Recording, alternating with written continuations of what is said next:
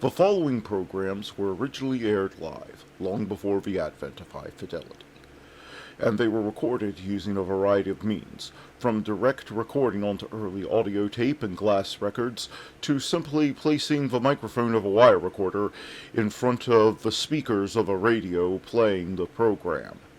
I hope, however, that any variance in audio quality will not take away from your pleasure in listening to these, some of the all-time favorite shows.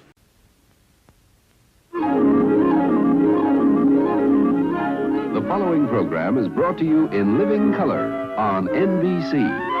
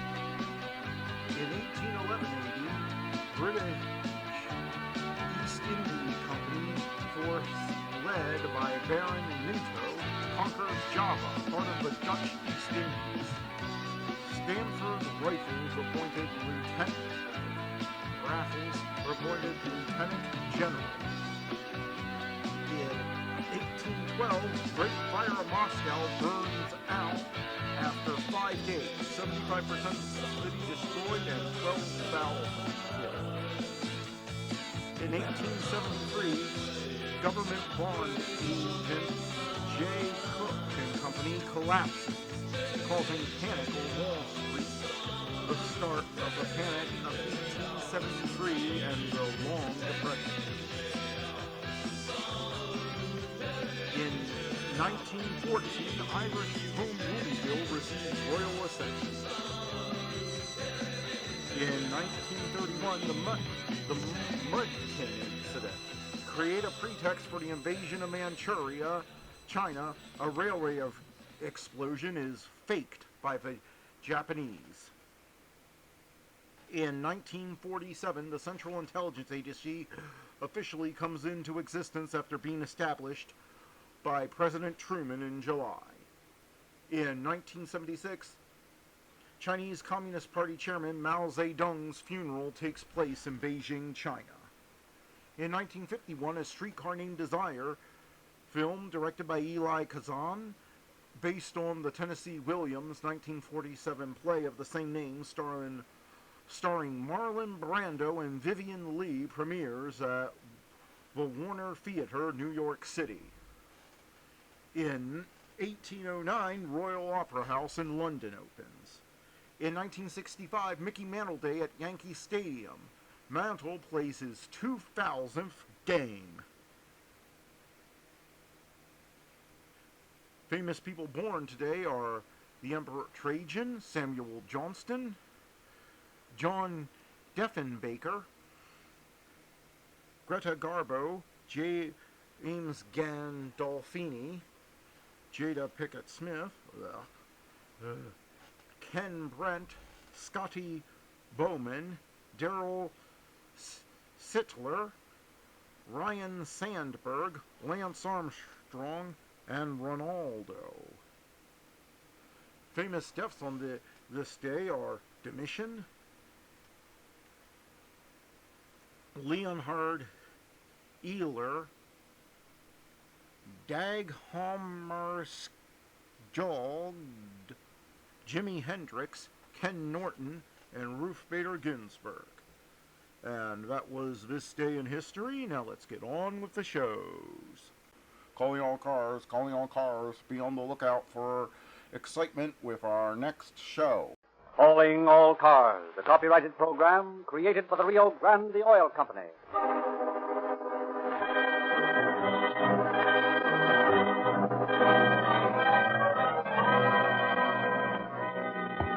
Los Angeles Police calling all cars. Attention all cars, broadcast 5.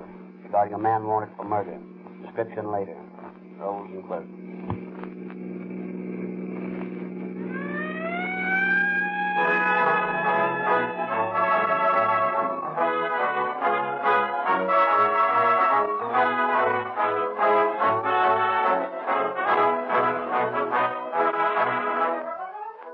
For several years, you have been hearing the statement that more police and emergency cars are powered with Rio Grande crack wherever it is sold than any other gasoline.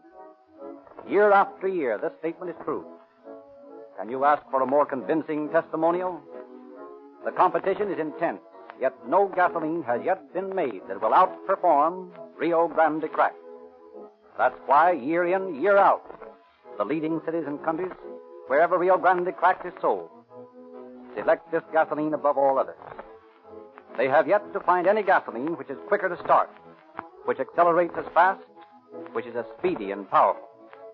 If Rio Grande cracked gasoline performs so superbly in these emergency cars, obviously it will give better performance in your car, too. If you are one of the many who think all gasolines are much alike, we challenge you to try a tank full of police car performance. Hundreds of thousands of motorists have accepted this challenge and have discovered that Rio Grande cracked has remarkable features which other gasolines lack. You can expect unusual performance from your car when you change to Rio Grande cracked gasoline. And now is the time to change.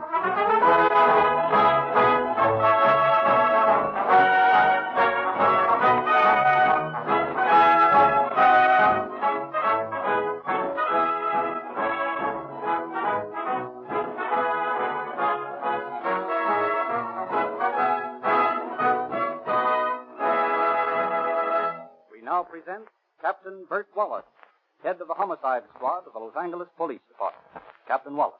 Good evening, friends. I doubt if the respectable citizens listening to this broadcast have any idea of the brutal methods used by lawbreakers in their illegal extortion of money. During the Prohibition era, some mighty tough characters developed among the bootleggers, and the cold-blooded shooting and torture you will hear on this program are typical of their heartless and brazen methods. It is a tribute to the efficiency of your police that practically all of these cold-blooded killers of the bootlegger era have been tracked down and are now paying the penalty for defying society. It still amazes me that modern racketeers continue to think they can get away with it, when the record shows so plainly that every one of these tough guys is eventually caught by the police and punished. Our policemen, on their daily rounds, are in constant danger of being shot and killed. But as you will soon hear, the crook who attacks a police officer can never escape. Every law enforcement officer in the land joins in the hunt, and we always get our man.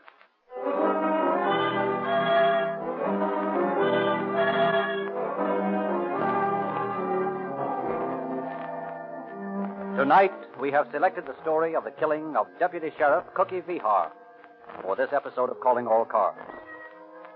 The story goes back to the middle of November 1932 for its beginning.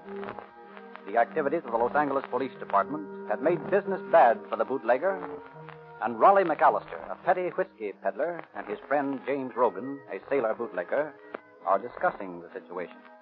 I tell you, Jim, it's getting tougher and tougher. Yeah, I know, Mac. The feds are clamping down so you can't get it in off the boat, and Davis's gang down at City Hall slap you down when you try to sell the stuff you make yourself. Yeah, it's tough, all right. You got another drink there? Yeah, here.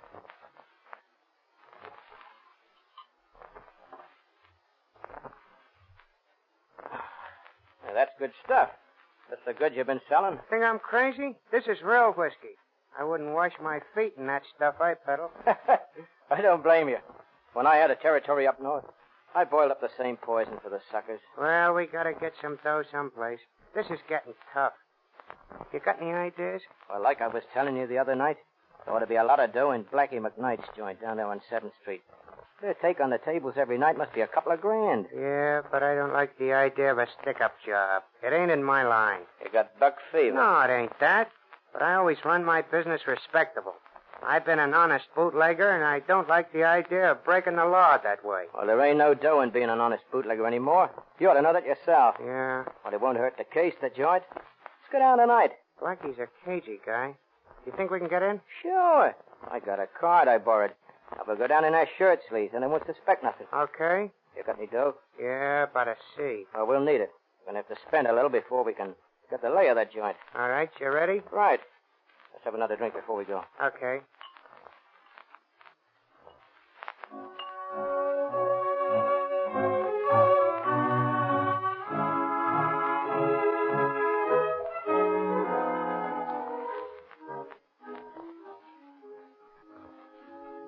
Sorry, boys, I can't let you in. We got a card, ain't we? Yeah, you got a card. And it's got your signature on it, ain't it? Yeah, that's just it. I never saw you boys in my life. I never made out this card to you. Look here, we got a card and we're coming in. No, you're not. Not until I make sure you're on the up and up. This card's made out to Tom Walsh. You him? No, I'm not. He's a friend of mine. You call him up and tell him Jim Rogan's down here. He'll tell you I'm okay. All right. You guys will have to wait outside, though. Okay. You're right. He sure is a cagey guy. He's got a lot of cash in this joint and he ain't taking any chances. Ever been here before? No. But I got an idea it'll be a cinch to knock over. Looks like there's only one way out, and this is it. Looks that way. This guy got a great big mob hanging around? Not that I know of. I understand there's just himself and a couple of dealers and a bartender.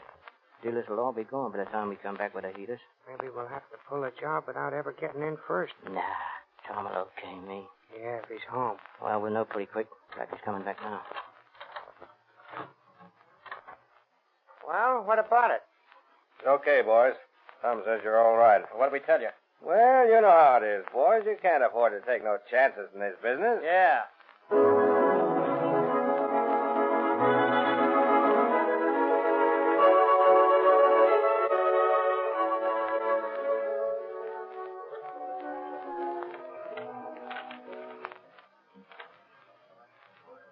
A blackjack. Sure is a cold deck you got there, mister. Pipe down. Come on, let's get out of here. Oh, might as well. He's got all my dough. Listen, Steph, we'll come back in a while and take it from him. It's a soft spot to stick up. Yeah? I'll get that dough I lost and a lot more. Sure you will. Don't shoot off your face now. We'll talk later with a pair of gats. Okay, let's go. Well, tough luck, boys. Yeah. You'll do better next time. Yeah, I think we will.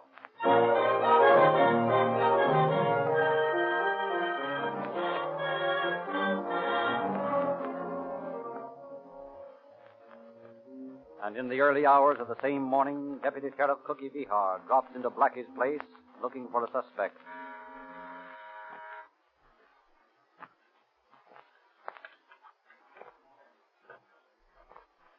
Hello, Cookie. Oh, Blackie? Come to make a pinch, Cookie? No, not this time, Blackie. Just looking for a guy, that's all. Oh. Nobody here now, Cookie, except Mike the bartender and one of the girls. Yeah? Well, I think he'll come in anyway. Okay, Cookie.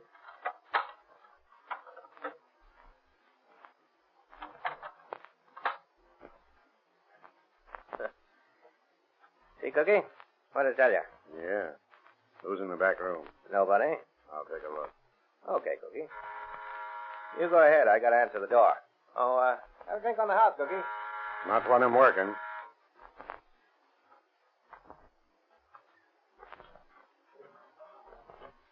Oh.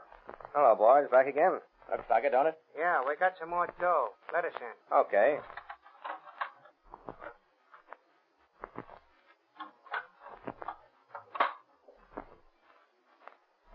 We came back to get back the dough we lost. Where's the blackjack game? Game's all over for tonight. Yeah? Yeah. Well, we came back for the dough. You lost it, didn't you? No, we had it lifted off us by your crooked card. What are you welching about? You lost the dough, and that's that. Yeah? Well, we're getting that dough back. Now, put up your hands. Hey, what's going on in here? You too, Mr. Reach. Now, all of you, over to the side. Now, come on, you behind the bar. All right. Now, sit down on the floor. Me too? No, you can sit on the beach. There you are, over there. Now, all of you, take off your shoes. Hey, you better watch what you're pulling, fella. Cookie here's a deputy sheriff. Yeah? Well, that's just dandy. How do you like looking at the wrong end of a cat, mister? Don't worry me none when there's a yellow rat on the other end. Yeah, you better watch your lip or I'll put a slug to it. Hey, where you going? I'm getting out. I don't want to get mixed up in nothing. Yeah, you're staying right here until this little party's over. Ouch! You're hurting my arm. Oh, go on, get out. Now, Blackie, my boy, where'd you keep the dough? There ain't no dough here. We come back for that dough we lost. Yeah? And any more that's hanging around? Well, there ain't any here. Come on, Blackie, come clean. Listen, boys. I don't know nothing about the dough. I just work here. Oh. You're lying, Blackie. Hey, don't do that. Here's another. Oh, Now, where's that dough? listen, I tell you, God's honest truth, I ain't got no dough. Got those matches, Mac? Yeah. Here they are. Hold up his feet, Mac. Maybe these will make you talk, Blackie, huh? Oh, boys, now look. Don't do that. Please, boys. Stop your wiggling. Oh. All right, Jim. Hold his feet up. Now, how about it, Blackie? Where's the dough? I tell you, I ain't got that. No! Oh, You sure about that, pal? no, I ain't got it. Where is it? Oh, oh, oh. My partner's got it. Heidi's got it. Oh, let him go. Please let him go. You're killing him. He'll live, the rat. Dodge. What's the matter, Jim? And he's burned my finger. Come on, Blackie, you're lying. Where's the dough, Blackie? No! Come on, you mugs, let up. He doesn't know where Oh, it is. shut up, Flatfoot. Your turn's next. Yeah? Yeah. Now, come on, Blackie. Tell Papa where the dough is. Stop out, Jim. That dick's got a gun. Why, that dirty rat pulling a rod on me. Oh, you killed Cookie. You killed him. Stop your yapping. Stop your yapping. He ain't dead yet, but he got my pal all right through the heart. Well, Mac, old boy, I guess you won't be needing this gat anymore where you're going. And I may find use for it. Hey, you. Who, me? Yeah, you. Call me a cab. Oh, all right. Now, no funny business. I said a cab and not the police. Well, how are your feet, Blackie? Don't burn it again, will you? I've been telling you the truth. I ain't got the dough. Okay, Blackie. I got more important business now. I got to get myself out of here. The cab will be here in a minute. Thanks. Oh, you're wounded. Sure I am. What of it? Well, can I bandage it for you or something? No, you can't. I don't want any of your help. You realize that you shot a police officer? They'll be looking for you everywhere now. Oh, what of it? Keep your mouth shut and you'll be safe.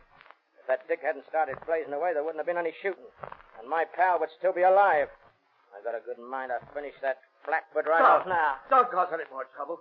Blackie, you're the scariest guy I ever knew of in this racket. Well, maybe I am, but don't bump off Cookie. He's a good guy. Okay, Blackie. Probably gonna bump off anyway, so I'll leave you here to watch it. Only, Blackie, if you love your life, keep your mouth shut. So long.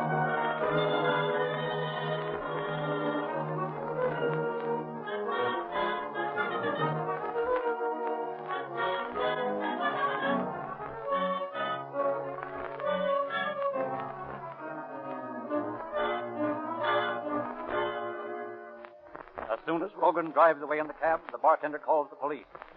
A few moments later, Detectives Con, Dapper, and Ryan of the homicide squad, arriving on the heels of the ambulance, are investigating the scene of the crime. Yeah, what's it look like to you, Doctor? Well, I doubt if he has a chance. Poor Cookie. Laughing right up to the last. He's a rough hombre, that Cookie. I'll do everything you can for him, Doctor. You can bet we will.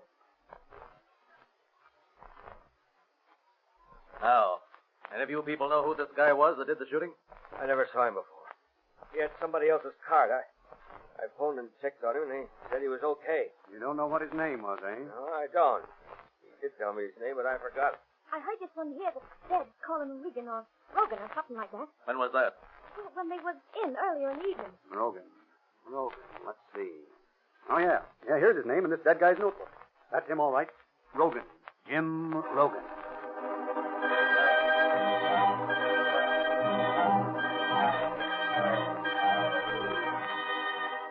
Los Angeles Police calling all cars. Attention all cars. Broadcast number 70. Be on the lookout for following described man wanted for robbery and attempt murder.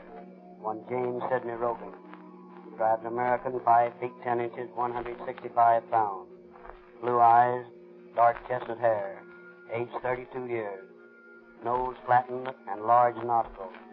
This man shot and seriously wounded Deputy Sheriff Payhar during a holdup on West 7th Street early this morning.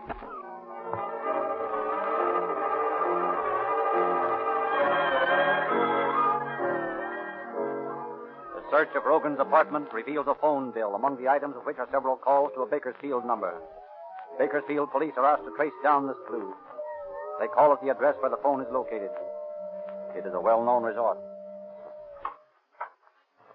Hello, Amy. Hello, Bert. What you doing down this way? Oh, just paying a call. Anything wrong, Bert? No, everything's okay. Come on, spill it. You never come down here unless there's some trouble. Any of your girls been getting any calls from L.A.? When? Oh, recently? I don't check on them that close. They got a lot of calls. Yeah, I know, Amy, but you might know if one of the girls got, say, 6 calls from L.A. in a month. Might. Well, then, what's her name? She ain't here anymore. Where is she? She left for L.A. yesterday on the bus. Yeah? Yeah. What was her name? Mabel's the name she went by here. Mabel what? Just Mabel. What'd she look like? Blonde. Young? Oh, 22 or 3. Where'd she go in L.A.? How should I know? Did she ever call L.A.? I don't know that either. Why not? It's a payphone, you dummy. Look for yourself. Yeah, that's right. Well, the phone company will have a record on that.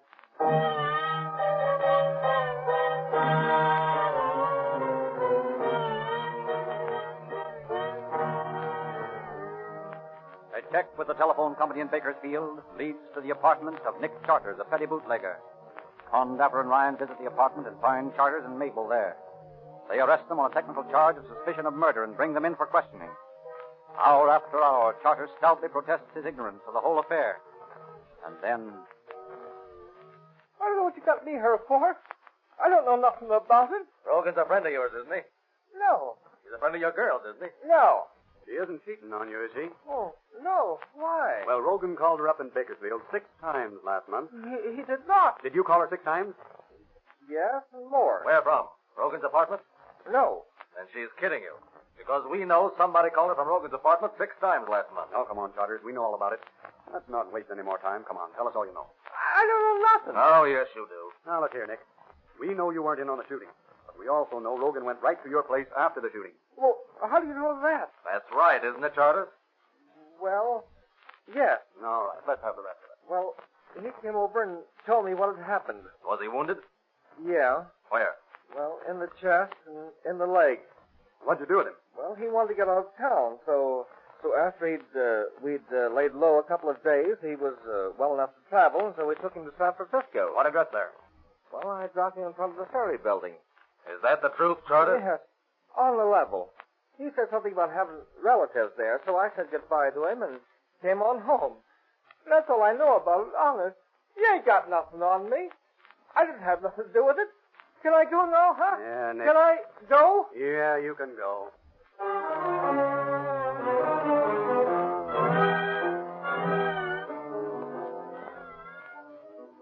And the trail ends at the ferry building in San Francisco. Although Rogan's relatives are watched by the San Francisco police, there is apparently no communication with Rogan. The earth seems to have swallowed him up. Descriptions of the killer are sent to police departments all over the world.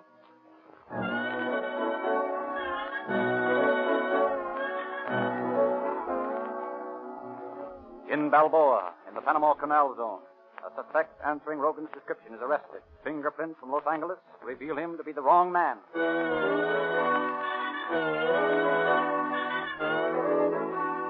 The Oregon State Police hold a suspect. A checkup reveals their man to have a missing finger. He is released.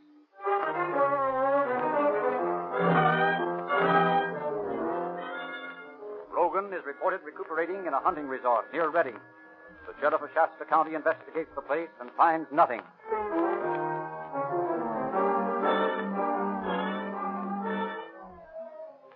A girlfriend of Rogan's is discovered in San Diego. She claims she hasn't seen Rogan in a year, but she admits if she did know where he was, she wouldn't tell for fear of what he would do to her.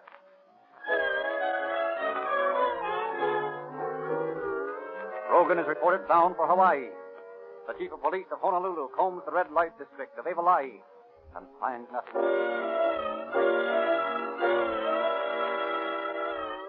So for months, the fruitless manhunt drags on. Clue after clue is followed, leading nowhere. Behar's brother officers of the sheriff's office raise a fund of $500 and offer it for Raven's capture. The detective magazines print Rogan's picture and description in their show-up departments. avid amateur detectives the nation over are on the lookout for the killer. Corinth, Mississippi.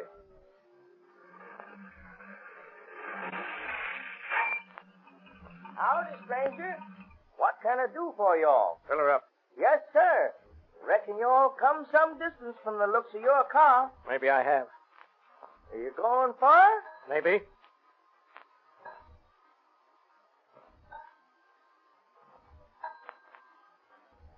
There you are. How much?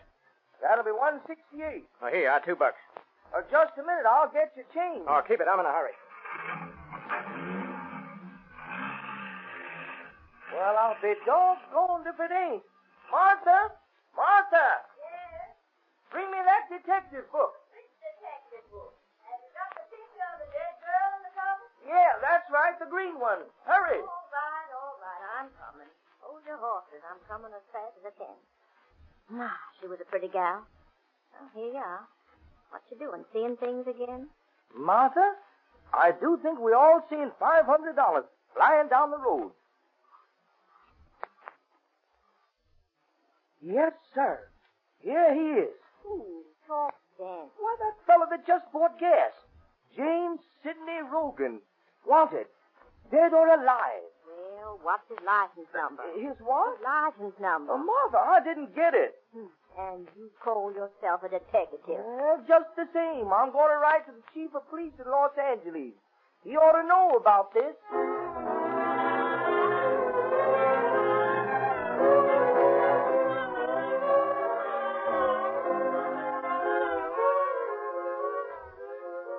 And in Milford, Connecticut, the editor of the local newspaper has a short order cook in a dining car under suspicion. Let me have a donut, too, huh? Coming up. Yeah. Thanks. Oh, say, you might give me some butter. Just put it on the coffee saucer there. Yeah, it's fine. Hey, you ain't been here long, have you? No, a couple weeks. Where'd you come from? Worked over in Jersey City. Yeah? Uh-huh. Yeah, ever been west? Oh, no further west than Newark. Huh. California's a great country, they tell me. Yeah, I guess it is. Sure is, from all I can hear. Oh, say, could I have some more coffee? Sure. Oh, sorry, I stuck my finger in that butter. Wait, I'll get it cleaned off. No, that's all right, that's all right. That's a silly habit I got when I was a kid, smearing butter around a saucer like that. I'll get you a clean one. No, this is fine. Say, you don't mind if I drink this over to the office, do you? We're going to press soon. I guess I better get back. It's okay with me. Just leave a dime deposit. Oh, yeah, sure. Yeah. There you are.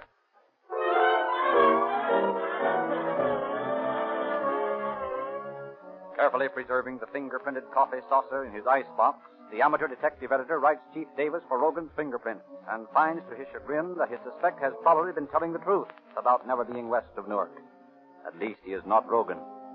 So months pass, and Rogan remains at large, and then one day Inspector Davidson of the homicide detail calls Condapper and Ryan into his office. Well, here's the letter I thought would interest you boys. Yeah, what's it about? Rogan. Well, let's see it. Say, listen to this. Do you really intend paying $500 reward for the information leading to the arrest of Rogan? Because if you do, I can tell you where to find him. Just write me, care of General Delivery, San Francisco. Probably another one of those nuts. Well, what did you do about it? Well, I wrote and told him the reward absolutely would be paid. And we'll see what comes of it.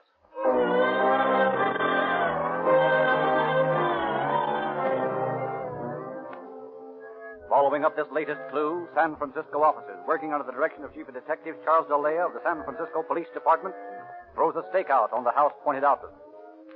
Seeing Rogan enter and leave the place several times, on the night of October 11th, 1933, they close in on the place. Open up. Well, we'll have to break it open. The men all posted around the house? Yeah. All right, let's tear down this thing.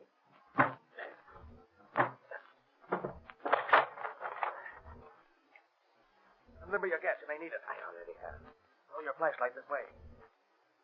Well, he's not in there. No, not in here. Now, wait a minute. Just heard a sound down the hall here. Look, the door's closed. All right, let's open it.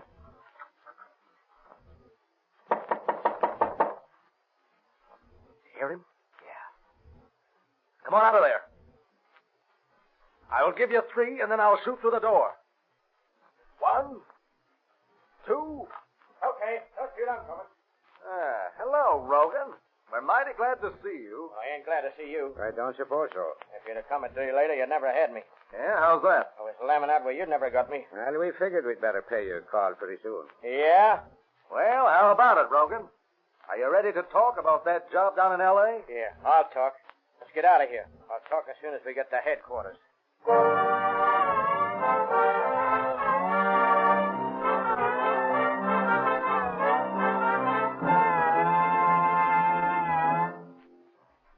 But an attorney was waiting for Rogan at headquarters, and on his advice, Rogan refused to talk. Lieutenant Ryan went to San Francisco a couple of days later and brought Rogan back to face trial. A speedy trial was scheduled and successfully prosecuted by Deputy District Attorneys Grant Cooper and George Stallman. Rogan's attorney tried to enter a plea of guilty to murder in the first degree in exchange for a life sentence, but the prosecution refused this move, and on December the 5th, Rogan was found guilty of murder in the first degree with no recommendation for clemency. On December the 15th, 1933, Rogan was given the death penalty by Judge Fletcher Boren. He was sent to San Quentin in February 1934 and fought his hanging. But on February the 8th, 1935, he was hanged by the neck until dead. Thank you, Captain Wallace.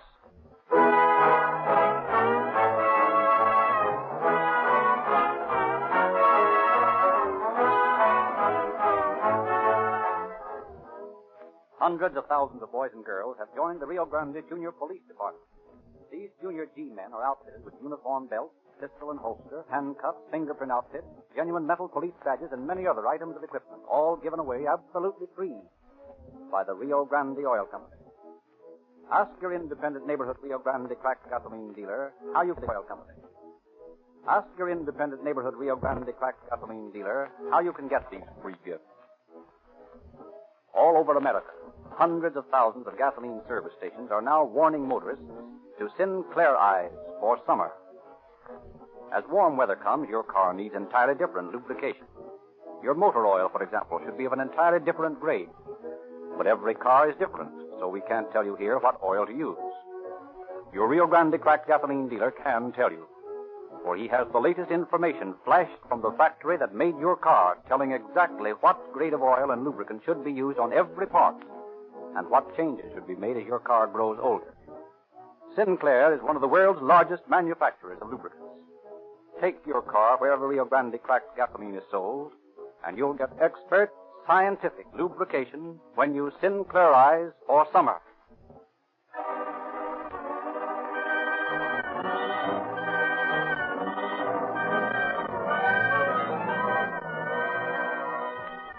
Los Angeles Police calling all cars. Attention all cars. Cancellation broadcast 5.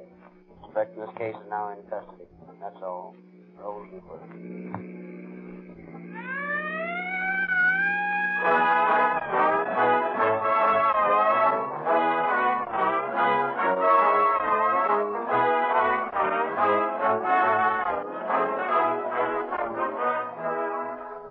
This is Frederick Lindsley bidding you good night for the Rio Grande Oil Company.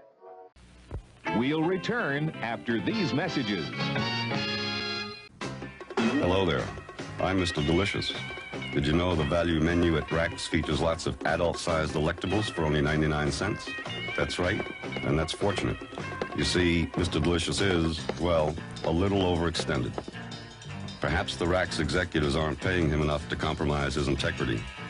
On the other hand, you can't eat integrity, but you certainly can eat a hearty roast beef sandwich for 99 cents. Tickety-dee.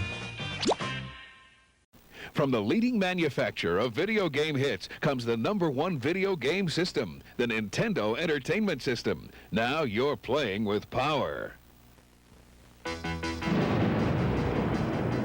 When you get hold of the Nintendo Entertainment System, when you master Rob, the video robot, and meet the challenge of Gyromite, when you shoot the light-sensing zapper,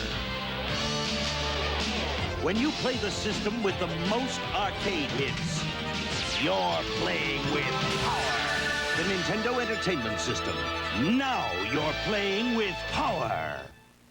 This is Speak and Spell. It teaches kids to spell. This is Calico's Talking Teacher. It also teaches kids to spell. This one's been around for a long time, and it speaks. Try it. Talking Teacher speaks too, and so clearly. The first letter of yes. Talking Teacher also helps your child learn math. Math? Yes, math and spelling, all at a surprisingly low price. When you make a better learning toy, it speaks for itself. Talking Teacher. Excellent. Broadway from the sound of music. And Bing Crosby is up next. Thank you, Durwood. Now that you and Gary have delighted the listeners, Rosie and I will do our very best to keep their spirits on the same high level. Oh, you're going to sing a song for us. Nope. You. Oh.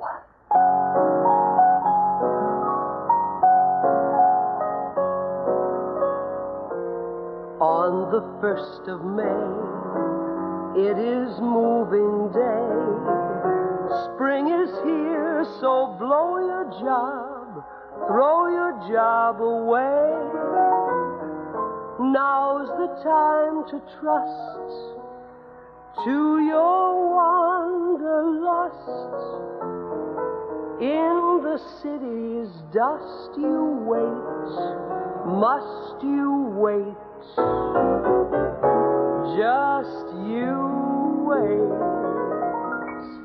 In a mountain greenery where God paints the scenery, just two crazy people together. While you love your lover, let blue skies be your coverlet. When it rains, we'll laugh at the weather. And if you're good, I'll search for wood so you can cook while I stand looking. Beans could get no keener reception in a beanery. Bless our mountain greenery home.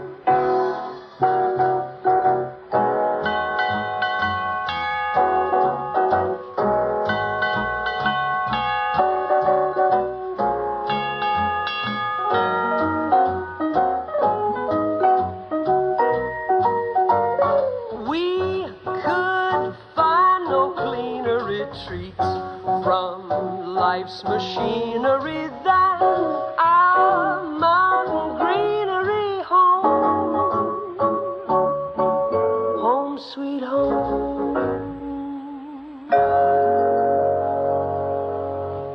Say, group, come in closer, will you? I want to tell you something that's going to fracture you. Have you heard about the twist? The dance has even been done in church? There's a little twist sect sprung up. Nothing like that. But a minister has danced the twist at a wedding rehearsal. Oh, well, now, Binger, I think that's rather undignified.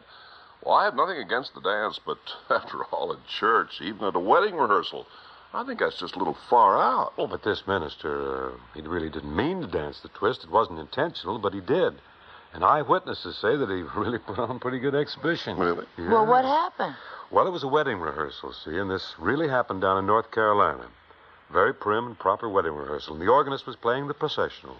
And about this time, the pastor of the church just fairly flew into a very wild dance with writhing, kicking, and twisting, and of course, everyone thought that the reverend was doing the twist, and he was. But as I say, it wasn't intentional. What came over him? Well, he just didn't do this twist for a second. He was really dancing. Finally, he just danced right out of the church. Matter of fact, flew right out the door, but he came back shortly to explain that a bee or a yellow jacket had climbed up his trouser leg and bit him. Get this, he was bitten 4 times during the processional. No wonder he danced the twist. Who wouldn't? They say that the father of the bride, who always was a bit worried, he's always the one during the wedding who has the whole burden of the thing, you know. They say that he was really flabbergasted. Matter of fact, when he saw the minister fly into this dance, he thumbed through the church manual trying to find out what this strange dance had to do with the ceremony. I wonder where this fitted in. He thought maybe it had been added, you know. He didn't know. But anyway, everything turned out all right, and the pastor of the church is doing nicely now. No bad effects from being stung 4 times. Of course, he's eating off the mantel. It must have been a lively affair while it lasted, though. Oh, it was. But the point I would like to make now is that if any of you, our listeners, are having trouble learning the twist, if you just can't seem to get the maneuvers, if you find it difficult to get into the swing of it, just get yourself a bee. Or a yellow jacket. Yeah, and then wham, instant twist. Yeah, you're off. You know, at that, if this twist rage continues, maybe bees or yellow jackets by mail could be a very commercial item. Yeah, they'd package up nicely, I think. We could call it a twist package. You'd have a brochure in there about how to do the twist, a few pointers, twist LP record. But the pièce de résistance, the important thing, would be the bee in a little plastic container. Live bee. Oh, that's really a honey of an idea. Oh, get out. Well, I couldn't help it. I'm sorry. Yeah, a lot of us just need a little push to get us to do things. Into these teenage activities and so forth, and a bee will give you the prod that's necessary. You'll be ringing and twisting. Oh, a good sharp bee will start you dancing, all right. Sure, it might be a little painful, but it only lasts a second, and you'll never forget how to dance by this bee method. Never. All you have to do is just think about that bee, and you'll fly into your dance at will. See, I suppose we ought to twist Buddy Cole's arm now and see if he'll lead us through some music, shall we? Send a bee over there to sting him, will it?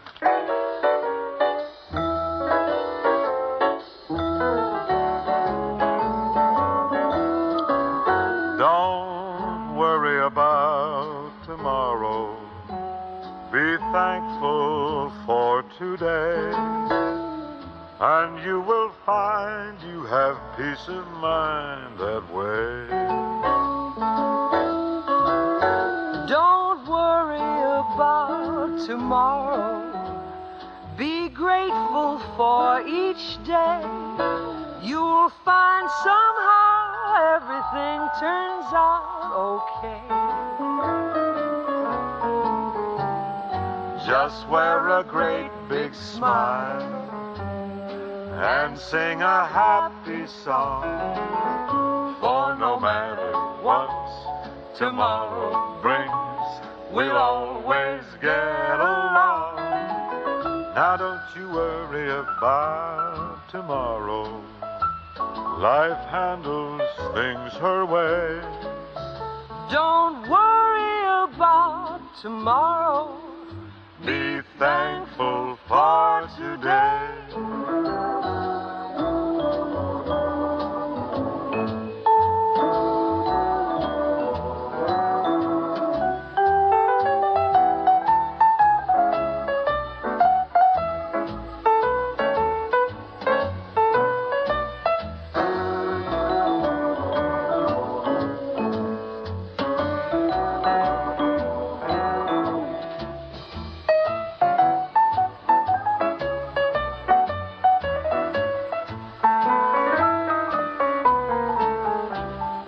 Just wear a great big smile and sing a happy song.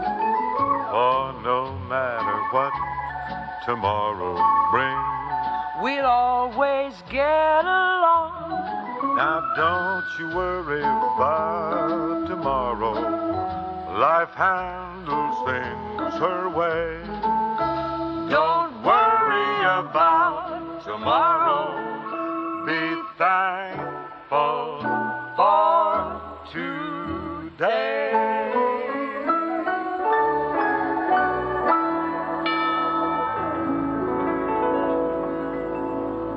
Now, Bing, how about doing a solo? Why, of course, Rosie. The microphone is yours. Not me, you.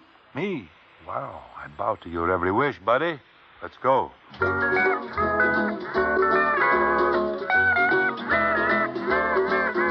He wore a mallow and a coconut hat. One was for this and the other for that. All the people shouted as he went by. The cockeyed mayor of Countercook. He was just a lazy Malahini Holly boy. But all the girls were crazy just to share his fishing pie. He wore a lei and he wore a smile, drank a gallon of oak to make life worthwhile. Then he made 'em laugh, made 'em cry. He was the cockeyed mayor of Countercook. The horse he rode was skinny, broken down old female. So he placed a green panini right under that horse's tail. Oh, he made her buck and he made her fly all over the island of Molokai. You could hear the Canis and Wahinis cheer. They gave him a lay of kicking in. Now you've heard my story about the mayor of Kaunakakai. All his fame and glory on the island of Molokai. Oh, he wore a mallow and a coconut hat. For one was for this and the other for that. All the people shouted as he went by. The cockeyed mayor of Kaunakakai.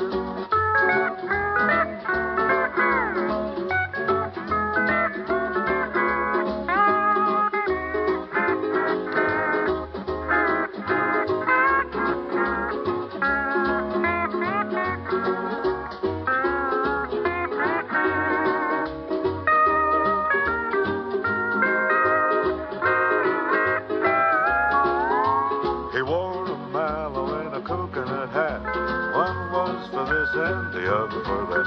All the people shouted as he went by. He was the cockeyed mayor, the swinging mayor of Kaunakakai. You ever wonder, Rosie, how a square dance caller might do a commercial? Well, that could be interesting, Bing. It do laugh in your wore-down shoes and get them repaired 2 by 2. Say, how's this one, Bing? Swing your partner in cat's paw soles. They wear far longer. Resist holes. Hold on. That's Roy okay Rogers for... will hate you.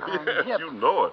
Well, that's okay for soles, but what about cat's paw heels? What about cat's paw heels? Well, what rhymes with soft, resilient, or microlight soles, lighter than leather, lighter than rubber? Don't worry, Ken. We'll still need announcers. Oh, you're darn tootin'. Nothing beats a straight pitch, like when I say, folks, go to the shoe repair displaying the famous cat's paw cat in the window. For over half a century, the sign of finest workmanship and materials. Look for cat's paw on new shoes, too. I don't know, Ken. Is all that better than look for the sign of the cat's paw cat? Have your shoes fixed where it's at. Oh, where it's at. What's wrong with that? Oh, where Rhymes it's with at. cat, doesn't it? Bad grammar, Beautiful. though. It's awful. It just... Beautiful iambic pentameter. Go for it. Goodbye.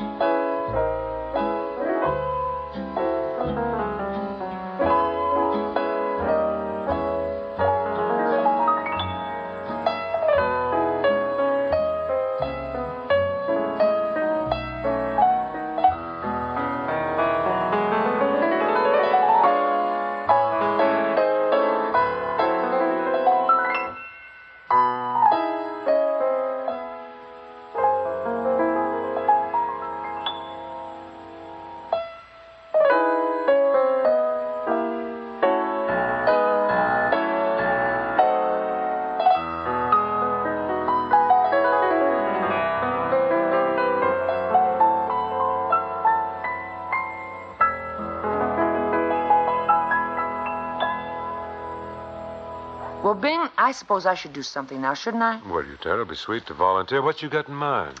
I'd like to sing I Should Say It Was May. This is a Buddy Cole arrangement of a Nick Clooney song. Nick Clooney, huh?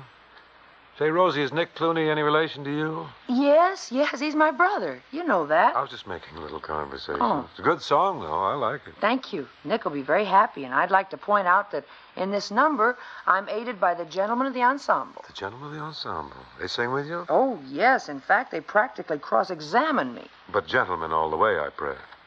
When did you see him? When did you meet him? When did you fall in love? When did you see him? When did you meet him? When did you fall in love? I should say it was May. Yes, I think it was May. Or it might have been June. Yes, it could have been June. And you so head over heels, you can't remember the time. Oh, of course I remember. Pretty day in September. You were passing right by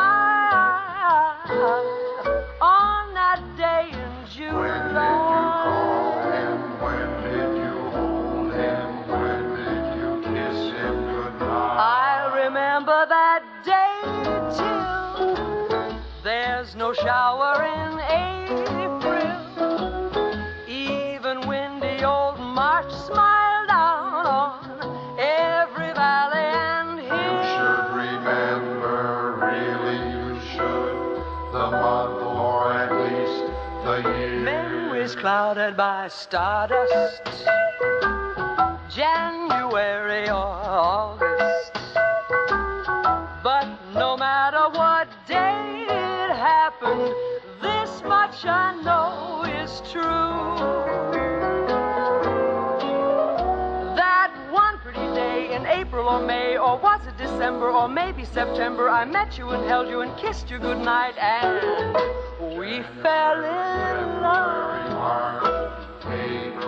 We fell in love. July, August, September, October, November, December. We fell in love.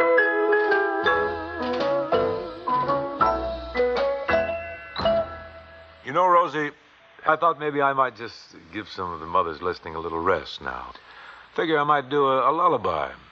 Put all the kids to sleep for a few minutes. You think you can do it? I can try. Well, go ahead and good luck.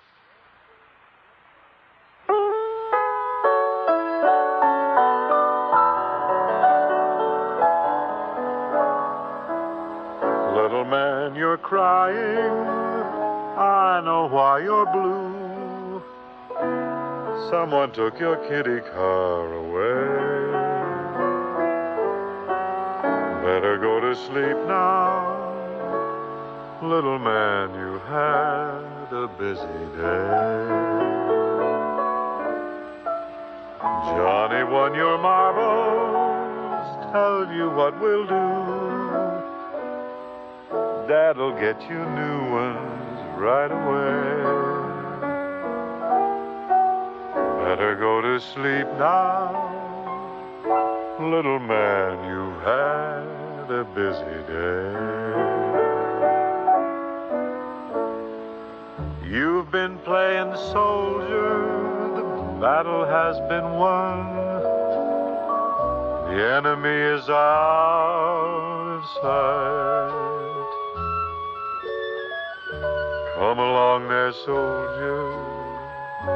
Put away your gun. The war is over for tonight. Time to stop your scheming. Time your day was through. Can't you hear the bugle softly say? Time you should be dreaming. Little man, you've had a busy day.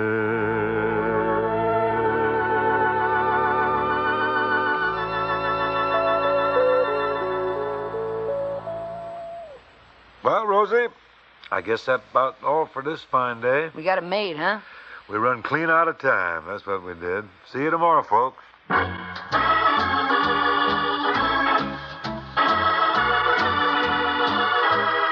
It takes two to tango. Takes three to make a triangle.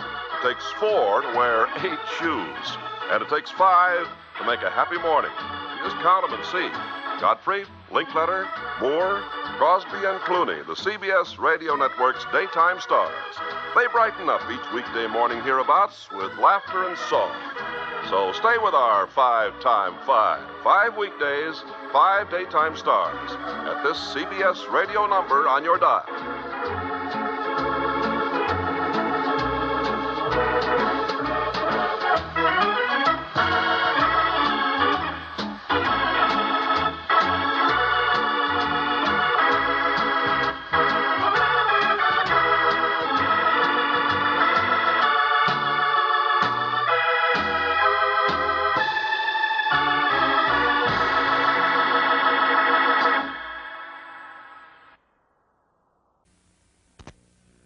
ABC All-Star Saturday continues after these messages. Well, hello. Mr. D again. Our subject, Value Express combos at the Racks drive-thru. These tasty delights are priced in low, even dollar amounts, so there's no change. That's just grand, because Mr. Delicious just had some rather delicate surgery. If there's no change, he doesn't have to squirm so much to put it back in his pocket, now does he? He just grabs his combo and drives ever so slowly over the speed bump. Tickety-dee.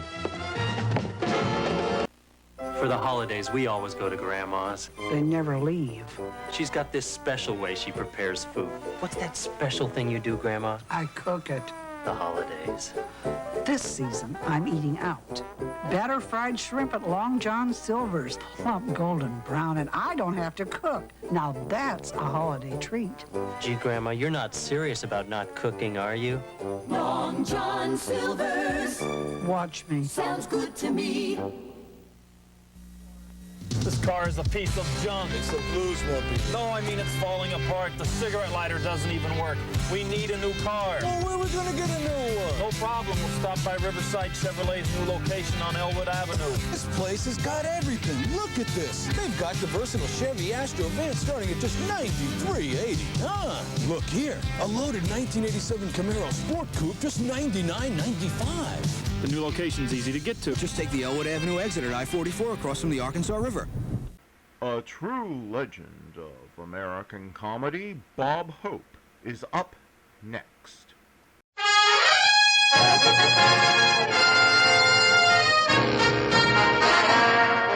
The American Dairy Association, the nation's dairy farmers, presents the Bob Hope Show, transcribed direct from Hollywood with Les Brown and his band of renown. For the American Dairy Association, whose dairy farmers produce the world's finest family of delicious, healthful foods, yours truly, Bill Goodwin. Our guest star, Jerry Colonna. Our singing star, Margaret Whiting. And here he is, Bob Hope.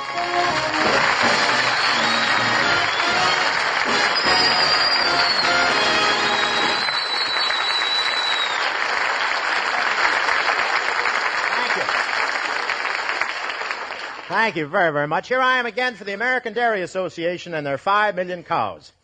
You know, really, I consider myself the luckiest person in show business. Who else has 5 million sponsors who are very happy, very contented, and give milk, too? Now, just yesterday, the American Dairy Association took a group picture of all of their employees. It's easy to spot me. I'm the one who's standing on his hind legs. But I'm so happy to be doing this show. You know, a lot of work goes into these shows, getting the guest stars, conferences with the writers, commercials, rehearsals.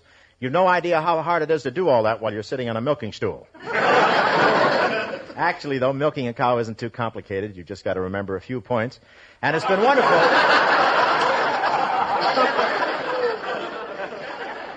But it's been a wonderful season working for the American Dairy Association and their 5 million cows. They made me feel like one of the family. You know, the head of the American Dairy Association says there's no drink like fresh milk, and he practices what he preaches. In his office, instead of a water cooler, he has a cow sitting in the corner. And it's very easy to get a drink. You just walk up, say, eeny, meeny, miny, mo, and hold out paper cup under mo.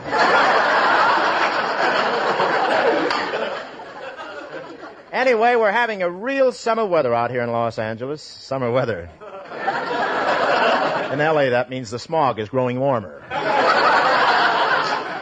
Smog is a haze that we have out here that makes everything look like early television. In fact, it's getting so bad now they may film Dragnet somewhere else. Sergeant Frieday's been searching for 3 days, and he still hasn't found last week's crook. I saw him sneaking down the street yesterday, and the crook was following him. And I want to tell you that everybody in the country and the world is thrilled about the new Salk anti-polio vaccine. It's a wonderful thing. And I understand they're now working on a vaccine that's even more amazing. It's guaranteed to make Mary Olanza sing. Now, I hear Mario's coming out with a new album. It's called Lanza Doesn't Sing Again. It's on a long-playing pizza. There are a lot of theories as to why Lanza didn't go on in Las Vegas. Some people say he overdid his dieting and his tonsils disappeared. But I happen to know the real inside story. Actually, Lanza didn't quit. Godfrey fired him.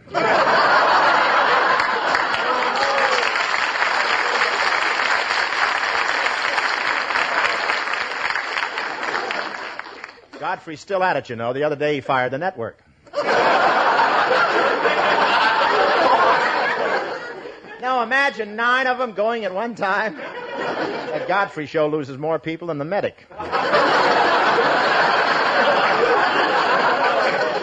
He's coming out with an entirely new show next week. It's called Arthur Godfrey and the Survivors. And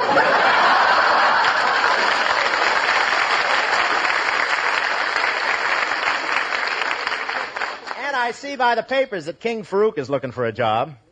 At first I couldn't believe it. How can he find time with all his hobbies?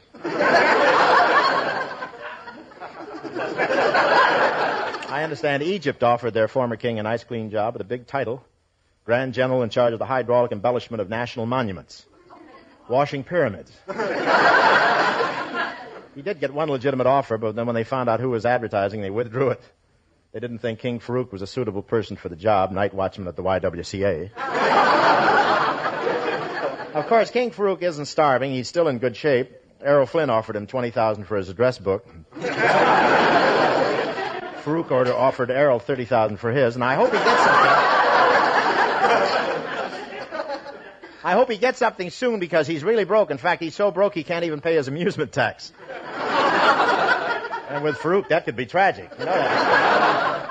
Of course, out here, nobody's interested in working in television or radio or the movies anymore. Everybody wants to get into that new medium, Las Vegas. Oh, I want to tell you, it's really fabulous. They're paying such huge salaries, you can earn enough working a week on the stage to spend 20 minutes at the roulette table. And the big hotels will do anything to get movie names down there. They offered David Niven $50,000 in his own suite, but he couldn't take it. He's married. And they offered Clark Gable $50,000 in his own bungalow, Sinatra $50,000 in his own iron lung, Lassie $50,000 in a private tree. I've just had an offer to go to Las Vegas myself. Can you imagine a hotel being able to offer a comedian $60,000 a week? Well, can you imagine them offering me $30,000 a week? $5,000? Well, anyway, the bus fare's guaranteed.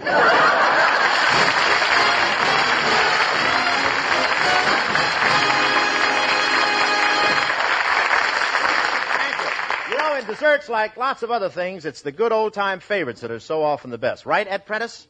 It certainly is, Bob. Now take old-fashioned strawberry shortcake, for instance. You just can't beat the marvelous combination of fresh, juicy strawberries, tender shortcake biscuits, and pure, wholesome cream. Of course, you can use Bisquick to save time, and for extra goodness mixed with cream. While the shortcakes are hot, be sure to spread on lots of golden butter to brighten the flavor. Then add the crushed strawberries, and finally the mellow goodness of real cream. Now there is truly a magnificent dessert. Old-fashioned strawberry shortcake. And it's the real cream that makes the difference.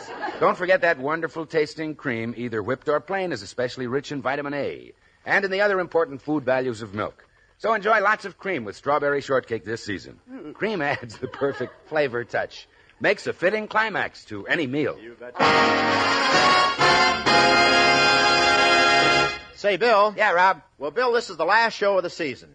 You and the rest of the cast have done a great job, so I want to really show my appreciation. Oh, now, Bob, you don't have to go overboard. I don't have to go overboard? Well, of course not. Now, how are you thinking of showing your appreciation, Rob? By saying thank you. Gee, you didn't even dip your little Tootsie in, did you? Don't jump to conclusions, White Fang. As a matter of fact, I have some nice presents for everyone in the cast. Really? What'd you get? Well, Les Brown and his musicians have done a wonderful job all season, and they went up to Greenland with me, so I got them $100 money clips. Well, gee, really, Bob? Yep, each money clip is guaranteed to hold $100. If you fold it right. And I've got a nice present for you, Bill. Yeah. A week with all expenses at a hotel just outside of Las Vegas. Oh, gee, that's swell, Bob. Which one is it? The Desert Inn, Thunderbird, Sands, Sahara, New Frontier? No, this is a little further outside Las Vegas than any of those, Bill. It's called the Yucca Flats Motel.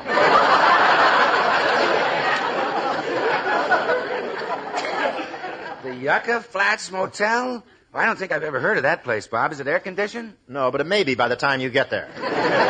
You'll love it. The lobby is very exciting. You never know who's going to blow in. Hi, fellas. What's going on? Oh, we've just been discussing the fact that it's the end of the season, Maggie, our last show. Well, what about it? Well, what about it? Don't you feel any sentiment about the sponsor or toward us, our wonderful sponsor? Well, Bob, of course I do.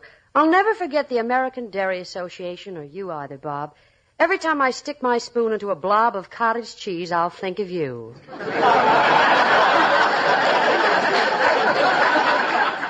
Thanks a heap. So this is your last radio show till fall. That's right, Maggie, but I'm still on television. I'm doing a TV show next Tuesday night over the NBC network with a lot of wonderful guests. Lloyd Nolan, the lovely French singing star, Lean Reynaud, Mary Olanza's agent, John Foster Dulles, Chiang Kai-shek. And as a special added attraction, Winnie Ruth Judd, if she can get away. Well, after the TV shows, I suppose you'll take a vacation, huh? Yeah, well, my plans haven't quite crystallized yet, Bill. I can't decide whether to go motoring through Italy with Tyrone Power, or yachting in the Mediterranean with Ava Gardner, or grouse shooting in Scotland with Princess Margaret. Well, how'd you spend last summer, Bob? Slugging gophers in Death Valley with Gabby Hayes. You know, the jackpot prize on Break the Bank isn't what it used to be. I'll get it. Hello? Hello? Hello? Hello? Hello? Hello? Hello? That's what I like about this show, sparkling dialogue. Well, it's Professor Colonna. Well,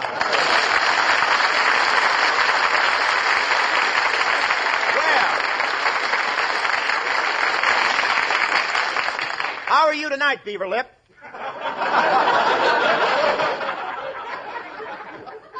In the pink.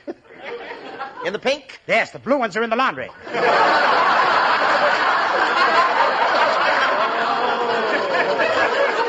It's a revival meeting, yes, sir. Hold the phone a minute, Hope. Come here, honey. Oh, Professor. Sit on my knee. Put your arms around my neck. What's going on there, Colonna? I'm conducting a scientific investigation. Oh, Professor. A scientific investigation? What are you trying to find out? What Lola wants. Lola, you're living in a fool's paradise. Okay, if I use your guest towels. Professor, you ought to be here tonight as a special occasion. It is? That's right. I'm going off the air. You're going off the air? Yeah. What's the matter? How you going to breathe? Colonna, you're out of your mind. Yes, and I'm glad. It was getting kind of stuffy in there. Well, what are you going to do till we return in the fall, Professor? Oh, I'm starting my own program, Hope. Your own program? Who's on it? Oh, just me and Gina Lollobrigida, Zsa Zsa Gabor, Lana Turner, Marilyn Monroe. Going to be a warm summer. Hey, Colonna, you're doing a show with Gina Lollobrigida and Zsa Zsa Gabor and Lana Turner and Marilyn Monroe? That's right. Can I ask you a question? Sorry, old chap, but the answer is no. No? We've got all the help we need. Well, that figures. Well, it sounds like a good show, Colonna. Who's the sponsor? Don't know. What type of program is it? I don't know. What time are you on the air? Don't know. Professor, you're doing a show with Gina and Marilyn and Lana and Zsa Zsa. You don't know anything about it? How can that be? I don't ask questions. I just have fun. There we go. Oh, I love it. Thanks for the memories. Say, Colonna, don't let everyone know you come from a family of morons. Okay, Pop. Look, Professor, I won't be seeing you for a while. This is goodbye. Well, I'll miss you, old pal. The sun in the sky won't shine with the same brightness while you're gone. The flowers in the fields will bow their pretty heads. The birds in the trees will sing a sad refrain. The dew of the morning will seem like tears. Even the winds of the desert will be stilled. Farewell, dear friend. Farewell. What a beautiful sentiment. Professor, I never knew you felt this way about me. I don't. I'm just moving my lips. That was a tape recording. So long, Hope. So long, Broomhead. Just for that, I won't throw any food in his cage tonight. Here she is, Margaret Whiting, backed up by Les Brown and his gypsies, doing whatever Lola wants. Come in, Maggie.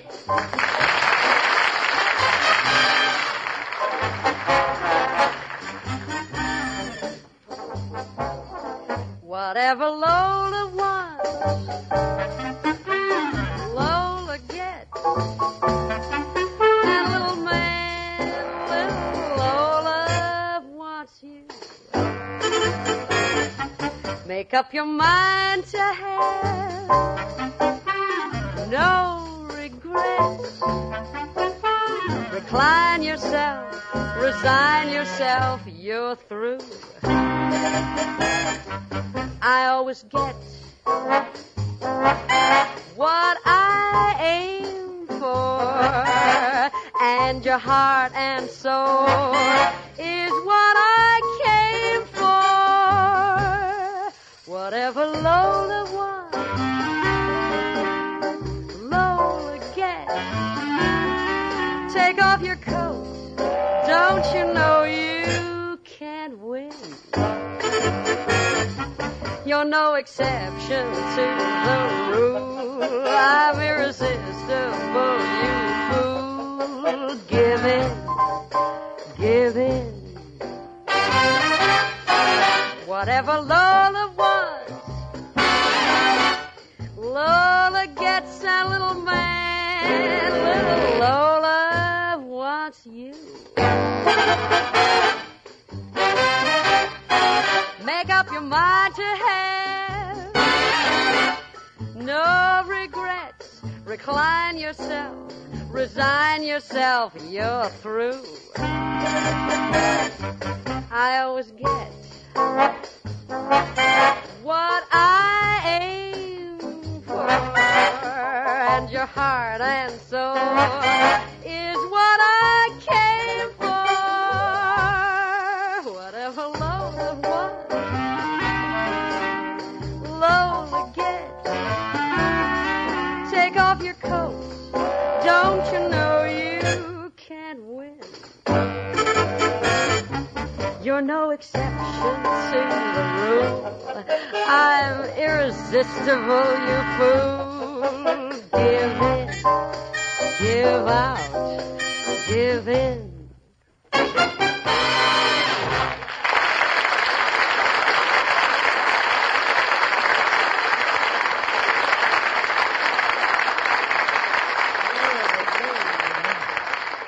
Find out what that kid wants. We'll send the Will Wrights for it. Ed Prentice, you were talking about cream with fresh strawberries a moment ago.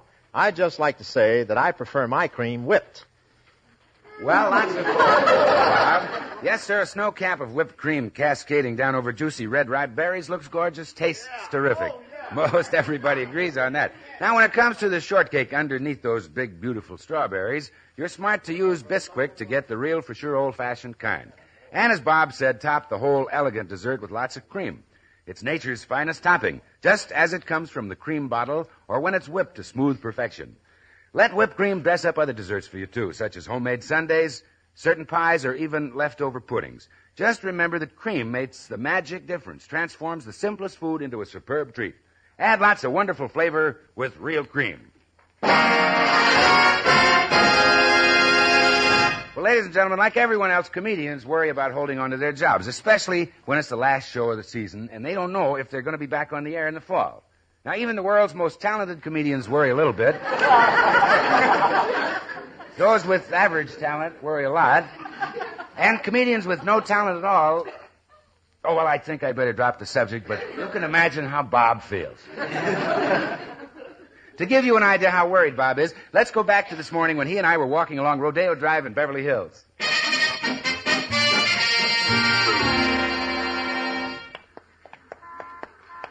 Come on, Bill. Gee, Bob, what are we doing in this ritzy shopping section? Well, you know, I haven't heard from NBC whether I'm going to be back in the air in the fall, so I thought I'd buy the president of the network a little gift. You know, sort of a reminder. A present. A token. The secret word for tonight is bribe. Down, Steinway head. Don't ever faint. When you're in the May Company, Bill, those teeth look like an ivory escalator. What kind of a gift were you looking for, Rob? Well, the president of NBC, Pat Weaver, is a great outdoors man, so I thought he's a mountain boy, and ever since he was a kid, he's loved the woods. Oh, he loves the woods, huh? Yeah, killed him a bar when he was only 3. Well, sir, in that case, why don't you give him your Davy Crockett coonskin cap? I can't. I loaned it to Crosby. He's going formal tonight. Well, if you want a gift for an outdoor man, Rob, let's go in this store right here, the Beverly Hills Sporting Goods Shop. Okay. Ooh, gee, what a ritzy place. Hey, this is a very fine shop, Bill. Jeff Chandler wouldn't think of buying his poison arrows anywhere else. I wonder if they have anything so crude as a clerk around here. Well, I'll ask that man over there in the cutaway coat and striped trousers. Pardon me. What can I do for you?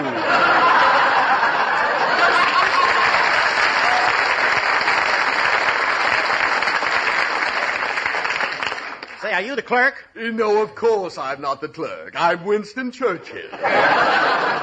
Now that I've retired from number 10 Downing Street, I'm spending the twilight of my career dusting out the holes in these bowling balls. What can I do for you? Well, for one thing, you can stop getting such big laughs. No, what I want to tell you is, I want to get some sporting equipment. What kind? Well, I'm not quite sure. Let's see. Do you think some golf clubs would be nice for a man who's a little overweight and needs some exercise? Oh, they'd be just dandy. Step right over here and I'll show you a set, Chubby. Chubby? I haven't got an ounce of fat on me. I'm 170 pounds of solid flab. You just step this way, please. Bob, are you sure that Pat Weaver likes golf? You know, I've heard he does a lot of fishing. He does it well, doesn't he? Say, yeah, that's me. That's an idea. Say, clerk, I'm buying a gift for a friend, and he's quite a fisherman. What would you suggest? Well, how about this fine aluminum fishing rod for $500? No, that's too much. Well, we have a glass fishing rod for $300. Or a steel rod for $200. Look, what can I get for about $10?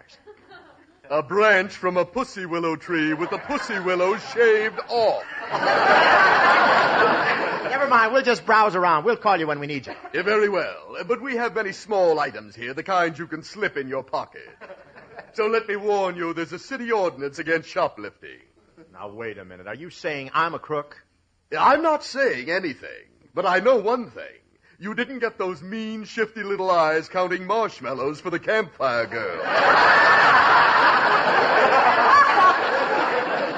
Quiet, or I'll pull the string and your eyelashes will fall off. Oh, come on, Rob. Let's look at this fishing tackle. There's some wonderful trout flies here. Yes, that one you're looking at happens to be a Royal Coachman trout fly.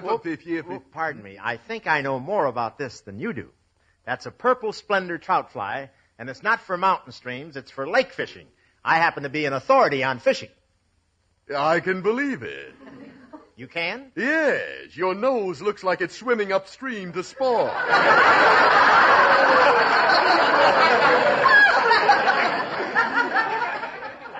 That does it. Come on, Bill. We'll take our business somewhere else. Who wants their stuff anyway? We have several items on sale at reduced prices. Well, you can keep it. I wouldn't take anything from this store if you were giving it away. You've insulted me, you've questioned my honesty, and you've ridiculed me. I'll never come in this store again as long as I live. Well, what an outburst. Sensitive little flower, wasn't he? Oh, you're back again. What is it this time? Would you please validate my parking ticket?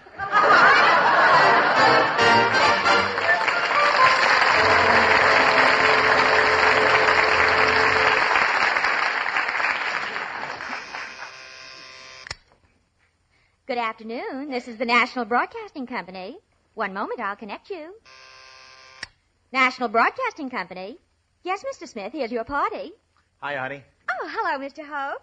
What can I do for you? Well, I'd like to see the president of the network. The president? Yes, the end of the season. I haven't heard that I'm going to be back in the air in the fall. Oh, you don't have to worry, Mr. Hope. The big boss says you're the funniest comedian NBC ever had.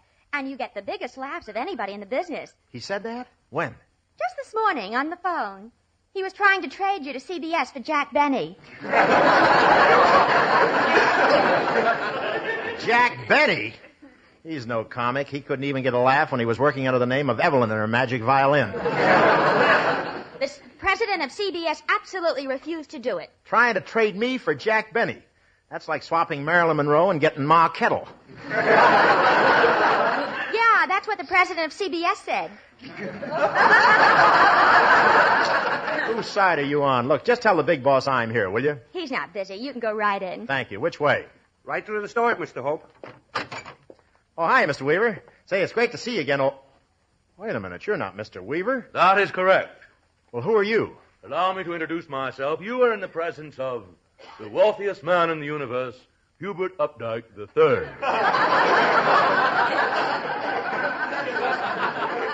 Well, you could have remained seated in your chair. Why do you stand up when you say your name? Out of respect.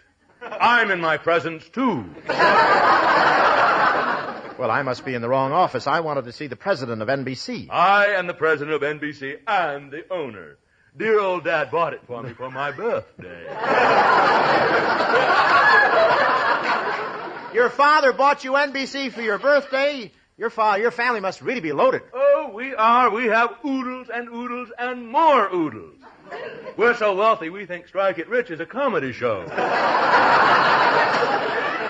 Well, I'm very happy to meet you, Mr. Updike. I have a present for you, too. Yes? Well, what is it? This bag of golf clubs. Oh, what a shame. I already have some. Mater bought me a set of 4 golf clubs for Christmas. Only 4 clubs? Oh, they're beautiful ones. 3 of them have swimming pools.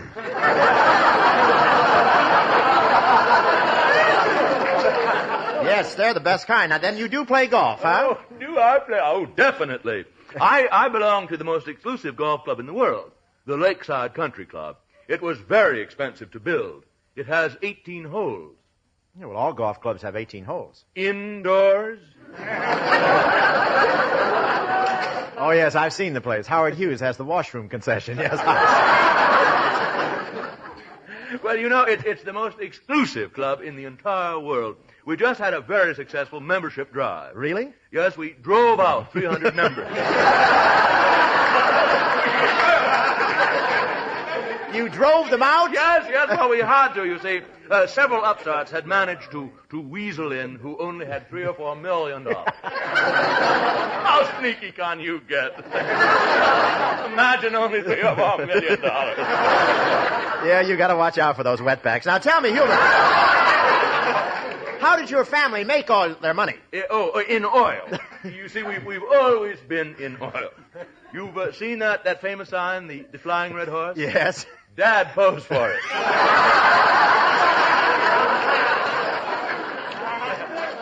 Dear old Dad is still digging for oil, but he's getting very, very discouraged. He's getting discouraged? Why? Well, he keeps striking uranium.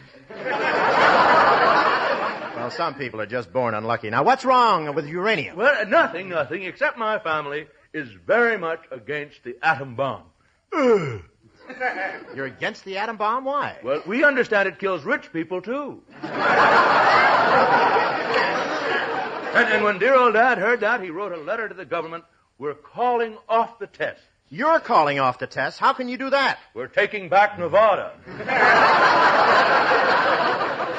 Well, this has been very interesting, Hubert, and I'm glad you're the new owner of the network. I'll just leave these golf clubs, and I hope you'll keep me in mind when you need a comedian. No. I'm afraid you're too late. I've just hired a comedian. In fact, he's in the next office now. You've hired a comedian? Who is he? Oh, he's a very funny chap with bulging eyes, a high voice, and a big black mustache. Big black mustache? You don't mean... Oh, no, it can't be.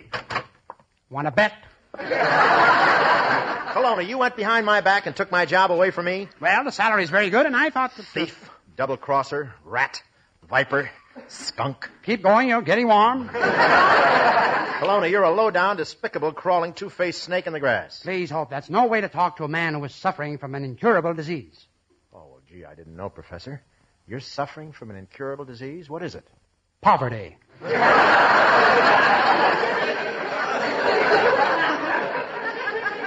Well, that does it, you double-crosser. I'm going to teach you a lesson. Put up your hand. No. Let's settle this like gentlemen. There is no need for fisticuffs. I'll flip this coin, and the job goes to the winner. Call it. Heads. Tails. Egad, it went out the window. There it is, way down there on the sidewalk. Oh, did it come up heads or tails, Kelowna? I can't see. Is it heads or tails? Lean out the window a little further, Hope. Yeah, well, I still can't see it. Lean out a little further. A little further. Just a teensy-winsy bit further. Whoops. What do you know? He came up tails.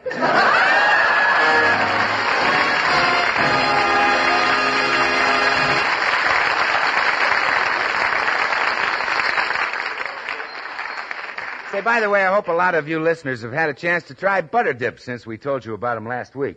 This brand new hot bread recipe created by Betty Crocker appears in May Ladies' Home Journal. Butter dips are easier than biscuits, better than rolls. They're dipped in real butter, baked in real butter. So make it a point to try this crispy, good hot bread right away. Golden brown butter dips. They're grand for guests, and even more than your guests, your family deserves real butter.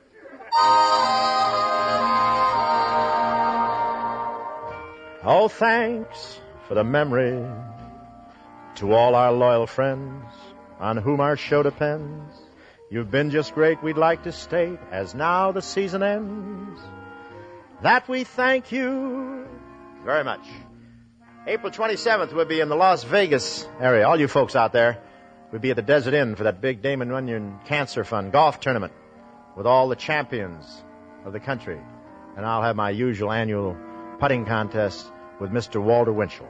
I give him a handicap of 2 holes as usual. That's on April 27th. And May the 4th, we'll be in Albuquerque with a lot of stars for the Arthritis and Rheumatism Fund. And you folks around the Tucson area, be there May the 7th, a big show for the Mental Health Hospital. And ladies and gentlemen, this is our last radio show for the season. I want to extend my sincere thanks to the American Dairy Association and the dairy farmers for making it all possible. My sincere thanks, too, to you at home for tuning us in every Thursday evening. It's been a wonderful association with a lot of grand people who've worked very hard to bring you these weekly sessions, like our writers Norman Sullivan and Charles Lee, announcer Bill Goodwin, producer Jack Hope, engineers Johnny Pollock and Johnny Teal, sound man Parker Cannell, script girl Annie Wizen, NBC's Homer Welsh, and last but not least, our own Maggie Whiting and Les Brown and the band. Thanks from all of us for the memory of a grand season, and good night. The American Dairy Association, the nation's dairy farmers, have brought you the Bob Hope Show. An NBC Radio Network production written by Norman Sullivan and Charles Lee, transcribed direct from Hollywood, California. Remember, never outgrow your need for milk.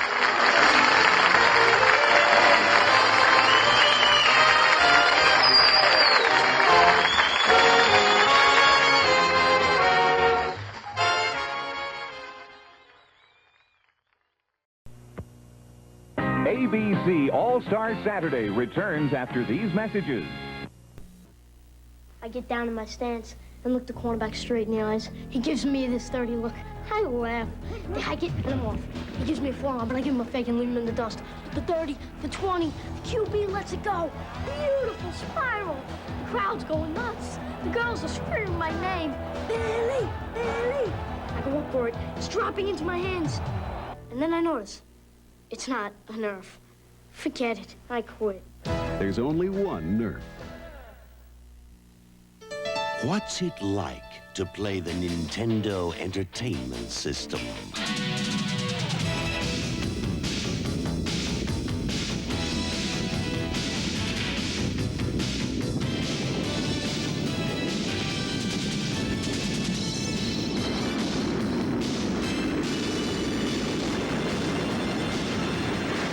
Nintendo Entertainment System. Now you're playing with power. Now, Hordak reveals the most gruesome trap ever. The Horde Slime Pit. The what? The Slime Pit. Now, Spike-Core, you're my slave, not the slime. Yes, my slime will overpower you. I've been slimed. No one escapes the evil Horde Slime Pit. Yes. The Evil Horde Slime Pit from the Masters of the Universe. You put it together. Action figures each sold separately from Mattel. True crime stories of the LAPD are up next with Jack Webb's Dragnet.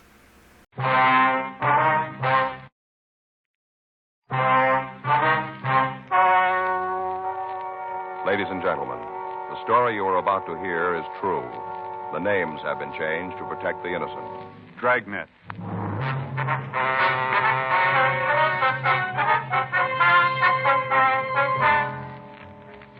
a detective sergeant. You're assigned to homicide detail. On the way back to the office, you receive a call. It's about an attempted suicide. You're in the immediate vicinity. Your job? Check it out.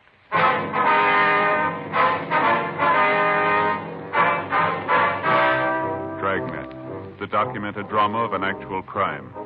For the next 30 minutes, in cooperation with the Los Angeles Police Department, you will travel step by step on the side of the law through an actual case transcribed from official police files. From beginning to end, from crime to punishment, Dragnet is the story of your police force in action. It was Tuesday, March 24th. It was windy in Los Angeles. We were working the night watch out of homicide detail. My partner's Frank Smith. The boss is Captain Lorman. My name's Friday. We were answering an ambulance follow-up, attempted suicide. It was 11:52 p.m. when we got to 2296 Whitworth Drive. Front door. The place is sure lit up. Yeah. Better try it again, huh? Yeah. You the police? Yes, ma'am. This is Frank Smith. My name's Friday. Come on in. Thank you. He's in there at the study. Who is he? Colonel Hamlin. Are you Mrs. Hamlin? Yes. Door's locked. Oh. Hamlin. Hamlin.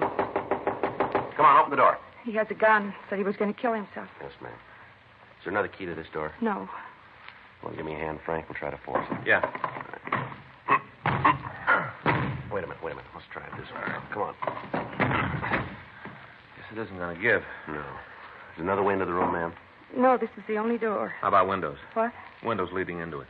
Yes, off the front porch. Came in here drunk, caused a scene. Down this way? Yes. Just the window here? Yes, miss. Can you see anything? No, let me have your flashlight. Yeah, here you go.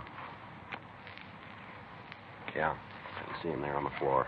Can't you do something? He might still be alive. Well, the screen's locked. You got something to cut it with? Just a minute. Try these keys.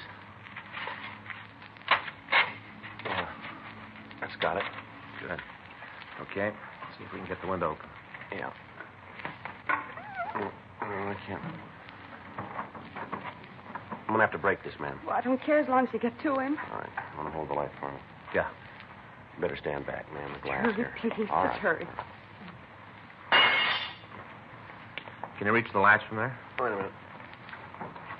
Yeah, I think so. Yeah, I got it. I'll give you a hand in. All right. Can you see if he's still alive? Just a minute. We'll have to get into the room first, ma'am. Watch your step there, Joe. Yeah. All right, come on. I'll give you a hand. All right. Thanks.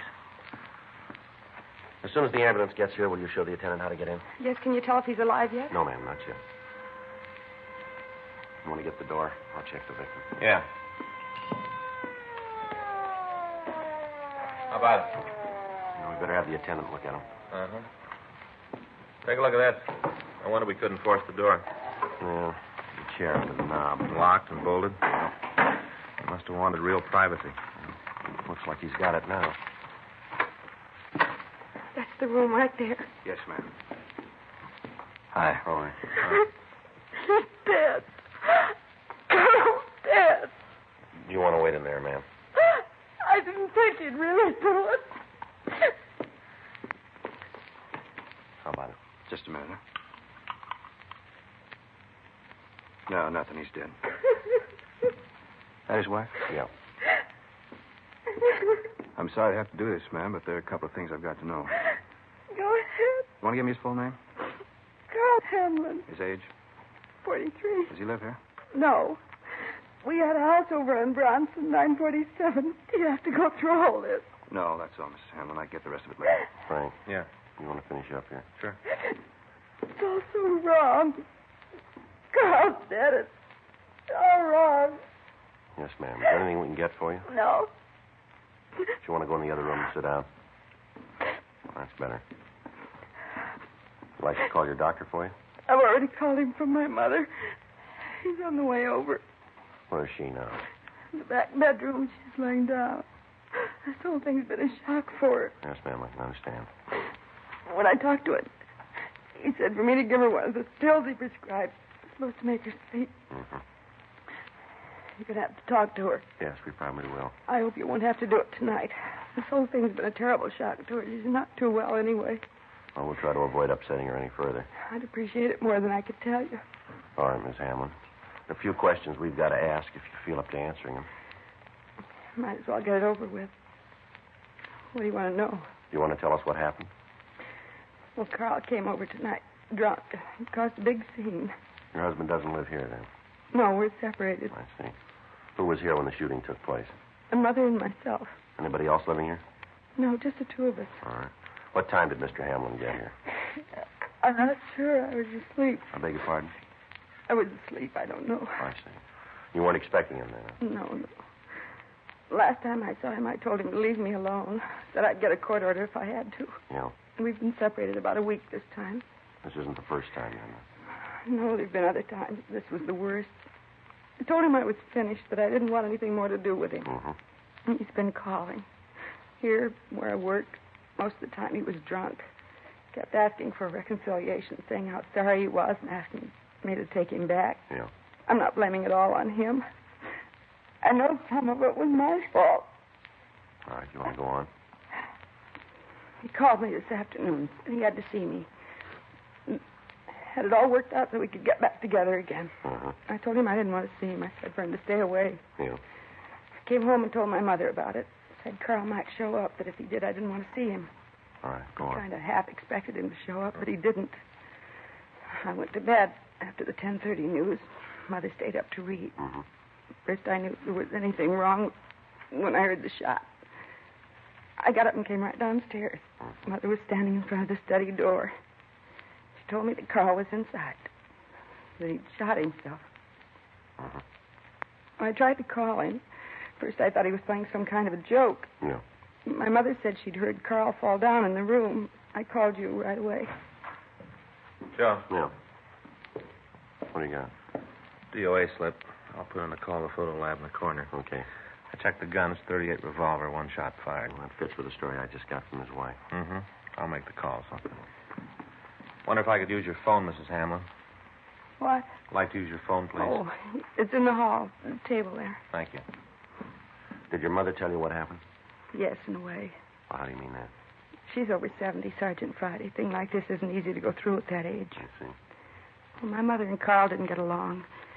He always said that she caused the trouble between us. Told me a couple of times that if she'd keep her nose out of our business, we might be able to get along. Uh-huh. Wonder if it'd be possible for us to talk to her. You have to. Yes, ma'am, we do. I'll go see. All right, thank you. Crew's on the way, Joe. Going to be more policemen out here? Yes, ma'am. We'll try to make it as brief as possible. I'd appreciate it. We'll do everything we can. I'll go get my mother. Thank you. She gave you the story? As much as she knew. What do you mean? Well, she says she wasn't in the room at the time. Her mother saw it happen. Oh. Did you turn anything in the other room? Mm-mm. As soon as we get a statement from her mother and the coroner gets here, we can shove off. Yeah. You can sit over here, Mother.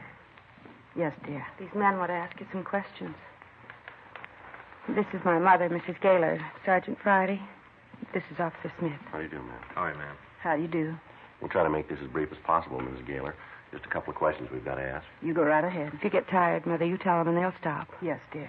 Now, what time did your son-in-law get here tonight? I'm not sure. I think it was about 11:30. Uh-huh. Nora told me Mr. Hamlin might be coming over. But that time of night, you'd hardly expect anybody to come calling, would you? No, ma'am. He did. He always was doing something no one else did. I think he just sat around and tried to figure things to do that was different. Mm-hmm. Like tonight. Came in drunk, yelled about how he wanted to have a showdown. I didn't know what he was talking about. Mm-hmm. Started to yell at me. Told me how the split up was my fault. Started to curse at me. Mm-hmm. I'm 73, Mr. Friday. I've seen a lot of things.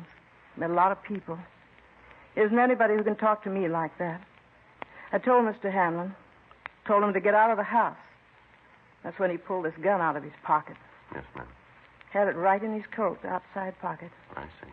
I told him. I said, Mr. Hamlin, you just stop this foolishness and get out of here. That's what I said to him. Yes, ma'am. He just looked at me and said, yeah, you'd like that, wouldn't you? Those are the exact words. Then he told me how he was going to kill himself to show me. Mm-hmm. I thought it was some kind of dramatics. Mr. Hamlin was that kind, you know, always play acting around. Yes, ma'am. Not this time. Next thing I know, he run into the study and locked the door. After that, there was a shot, and I heard him fall down. Right then's when Nora came into the room. All right, Miss Gaylor. I think we have all the information we need now. Okay if I go to bed then? Yes, ma'am. Go right ahead. Good night, then. You want to help me, dear? Yes, Mother. I'll be right with you. I'll be waiting up for you. Mr. Friday, Yes, ma'am. anything more you want to know about Mr. Hamlin, I'll tell you. No, I don't think there'll be anything else, ma'am. If there is, I'll tell you. All right. Thank you, Miss Gaylor. I'll be in my room, Nora. All right, Mother. I'll be right there. It's taking this a lot better than I thought she would. Mm-hmm. Miss Hamlin, Yes. did your husband ever talk about suicide before? Yes, several times. Just this last week, I thought he was being dramatic again. I didn't pay much attention to him.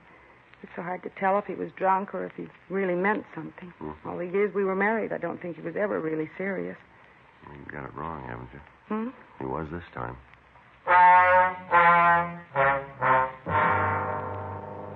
1:14 a.m. The photographer got to the house and took pictures of the room. The coroner removed the body to the county morgue, and at 2:37 a.m., Frank and I left the house.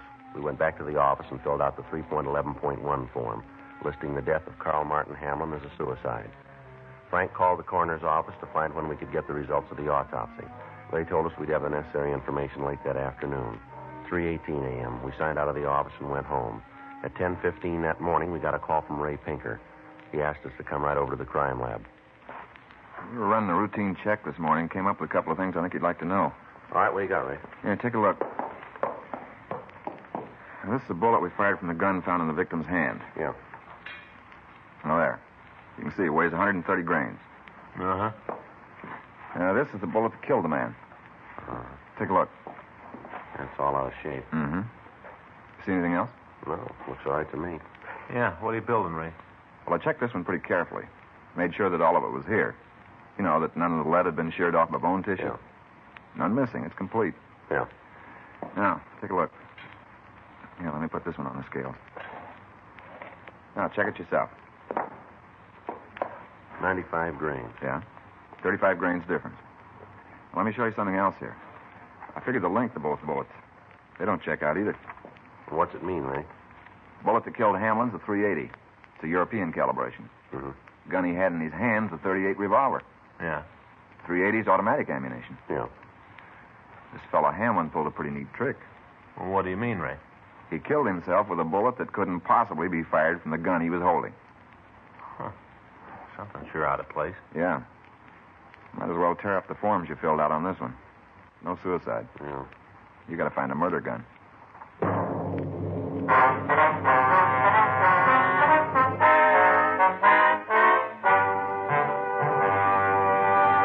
You are listening to Dragnet, the authentic story of your police force in action.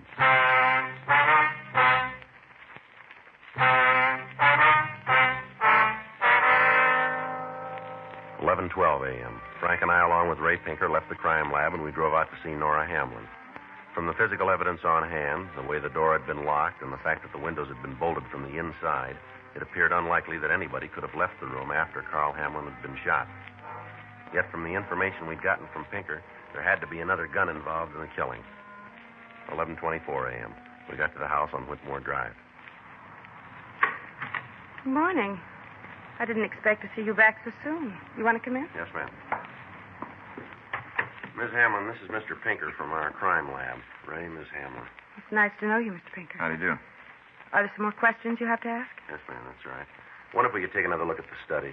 Oh, sure. Didn't the men who were here last night get what they needed? Well, we'd just like to check it again with Mr. Pinker here. Uh-huh.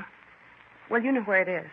How's your mother feeling this morning? She had a good sleep. The doctor gave her a sedative. She's still in bed. We'll try not to disturb her.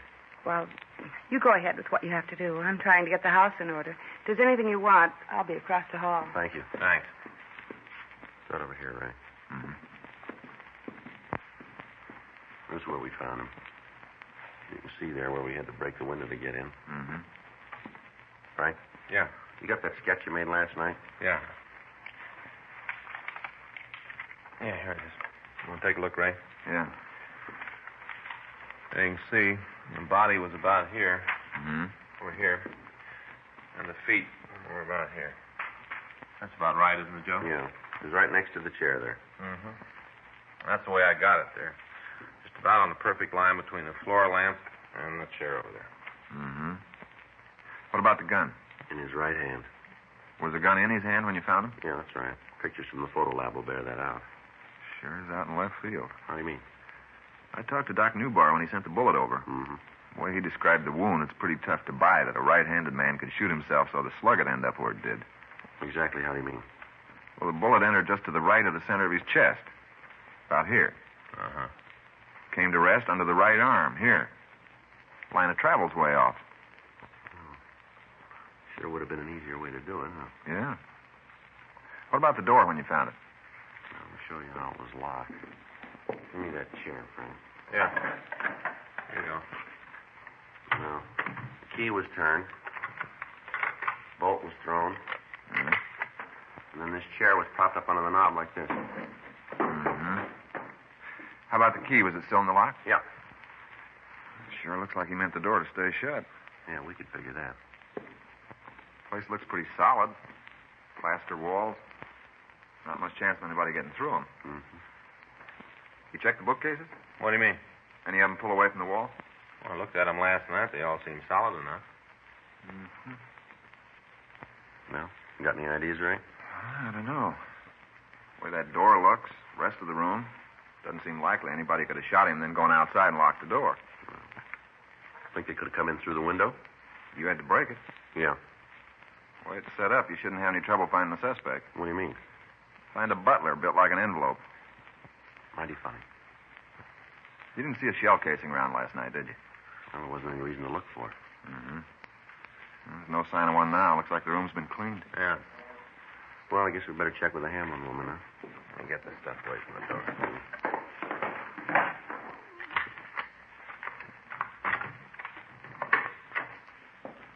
Miss Hamlin. Miss Hamlin? Oh, yes, just a minute. Something you want? Yes, ma'am. Has anybody been in the study since we left last night? I didn't know I wasn't supposed to. You didn't say anything about it. Well, did you clean the room? Yes, I told you. I was straightening up the house. I ran the vacuum in here. Did you see an empty shell casing? I don't know what you mean. Well, it looks like this, ma'am. See? The brass part on this bullet. No, I didn't see anything like that. Have you emptied your cleaner since you used it this morning? No. Wonder if we could see it. Sure. I don't understand what this is all about, but if you want to see the vacuum, I'll get it. If you want to tell me where it is, I'll get it for you. Oh, it's no trouble. In the closet here in the hall. Can I give you a hand with it? It's not heavy. You want the attachments, too? No, ma'am. Just the cleaner itself. All right. There it is. Mm-hmm. All right if we use a piece of this newspaper? Sure, go ahead. I guess you know what you're doing. This is the way you take the dust bag out? Yeah, just flip that little catch on the side there. Mm-hmm. If you'll tell me what you're looking for, I might be able to help. How about it, Ray? Yeah. Here it is. 380? Yeah. What's all that mean? Do you have another gun in the house, Miss Hamlin? No. You pretty sure about that? Yes. What makes you think there might be another one? Well, how many shots did you hear last night, Miss Hamlin? What do you mean? Well, just that. How many shots did you hear? One. You sure about that? Yes, why? We've got reason to believe that there were 2 shots fired. What difference does it make how many there were? Pretty big difference. Why is it important? My husband killed himself. Can't be sure how many I heard. 1, 2, 3, half a dozen. What difference does it make? Well, we'll try to explain it to you. Your husband was holding a .38 caliber revolver when we found him. But the bullet that killed him came from a .380 automatic. I don't know what you're talking about. What are you trying to say? Well, I think you'll understand this. Your husband didn't kill himself. You're not serious. Afraid we are, ma'am. This whole thing is ridiculous. The evidence makes it true. Who'd kill him? Who'd have a reason? We'd like to know that, too. What'd you get your mother, please? What do you want to talk to her about? What if you'd get her, please? I'm not going to have her dragged into anything. She's had enough trouble. There's no reason for you to make any more. Don't worry about it, Nora. Mother, you shouldn't be out of bed. I heard the talking. I've been listening. Haven't seen you before. You policeman, too? No, ma'am. I'm Ray Pinker. How do you do? Jessie Gaylor, Nora's mother. How are you? Now, what's all this about Mr. Hamlin not killing himself? That's right, Miss Gaylor. What makes you think it is? A lot of things. Do you have a gun in the house? You mean a pistol? That's right. Might. Why? Where is it? In the table there. Left-hand drawer. I'll get it. How about it? $3.80. That gun belong to you, Miss Gaylor? Yes. My husband had it. Mm-hmm. All this talk about Mr. Hamlin. If he didn't kill himself, who do you think did? Well, that's what we're trying to find out. Uh-huh. But you got somebody you're looking at, haven't you? Somebody you figure did it? This is your gun. Uh-huh.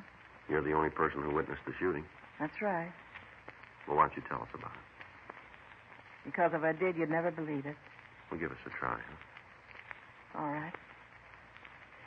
Mr. Hamlin came here last night, like I said. He was drunk. Came in and started yelling. I was sitting in that chair reading. He started to curse at me. Yeah. I didn't pay him no mind. Told him to go away. But Nora was through with him. He wouldn't go. Yes, ma'am. All of a sudden, he pulled out a gun and started waving it around. Said if I didn't get Nora, he'd kill himself. I thought it was just some more of his play acting. Yes, ma'am. I didn't pay any attention to him. Figured when he was through, he'd go away. I went back to the book. Made him madder than ever. Mm-hmm.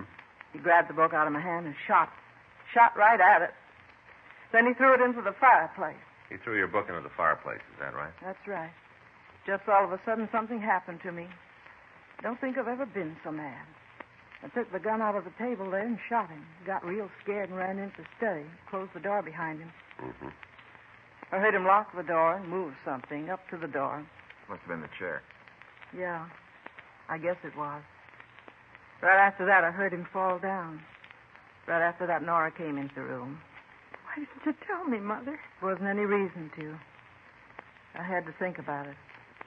But I'd done what I had to do. I was going to call you men this morning and tell you the truth. I really was.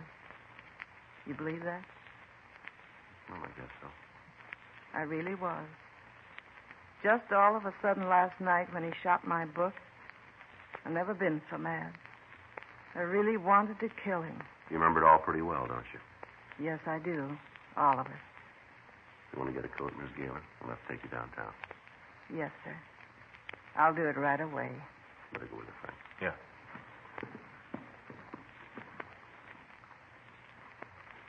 Is it going to be all right? We don't decide that, ma'am. But she told the truth. Isn't that going to make a difference? We'll put it down that way. You want to get that book, Ray? We're going to need it. Yeah. She didn't say a word about it. Yeah, I know. Story's still pretty hard to believe, isn't it? Here we are.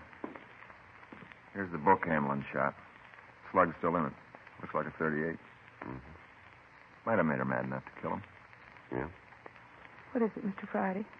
Holy Bible. The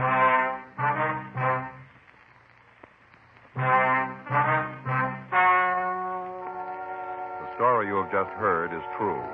The names were changed to protect the innocent. On July 14th, trial was held in Department 96, Superior Court of the State of California, in and for the County of Los Angeles.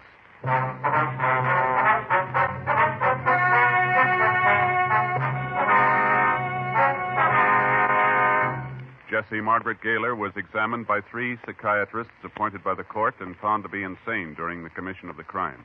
A sanity hearing was held, and she was made a ward of the state. She was placed in the state hospital at Mendocino for treatment. This week, a group of men are meeting in New Orleans for the 61st annual conference of the International Association of Chiefs of Police. Dragnet is pleased to extend its best wishes to our top law enforcement officers and to thank them for the protection they give our homes and families. May their convention be an outstanding success.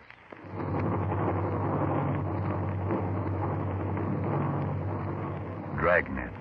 The story of your police force in action is a presentation of the United States Armed Forces Radio Service.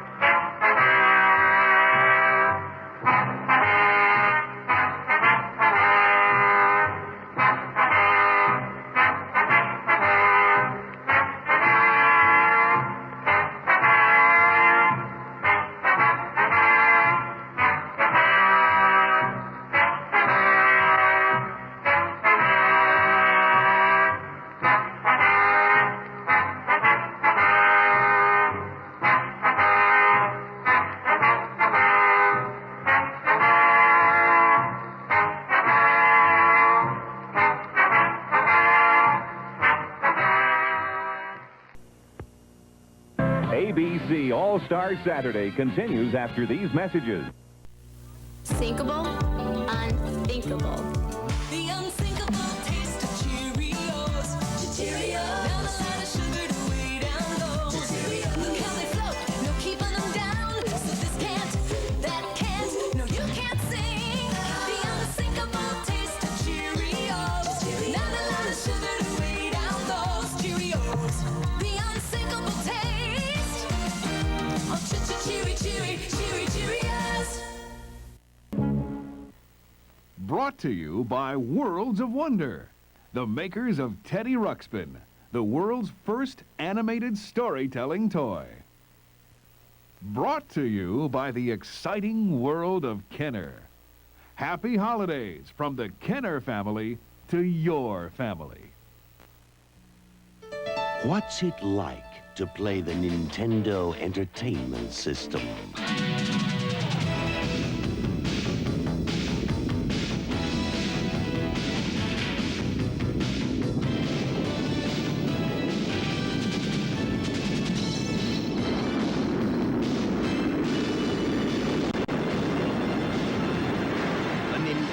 Entertainment System. Now you're playing with power. Hi, my name is Teddy Ruxpin. I want you to meet my friends.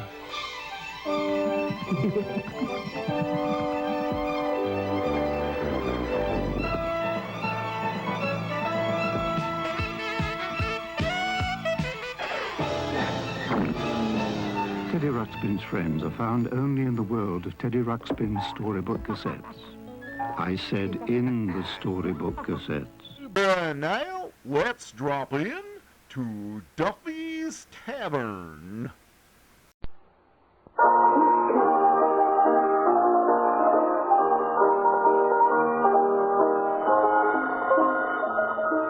Wednesday night, so we take you now to Duffy's Tavern, starring Archie himself, Ed Gardner.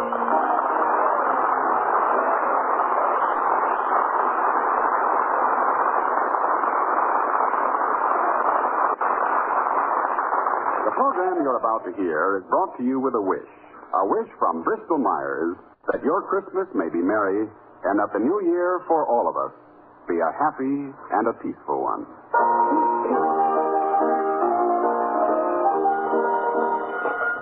Hello, Duffy's Tavern. Where do you like meat to eat? Archie the Ranger speaking. Duffy ain't here. Hello, Duffy. Huh? Look, please don't give me that Merry Christmas stuff. I sound like I got up on the wrong side of the floor this morning? Look, Duffy, I had one eggnog. Just happened that I hit some bad nutmeg.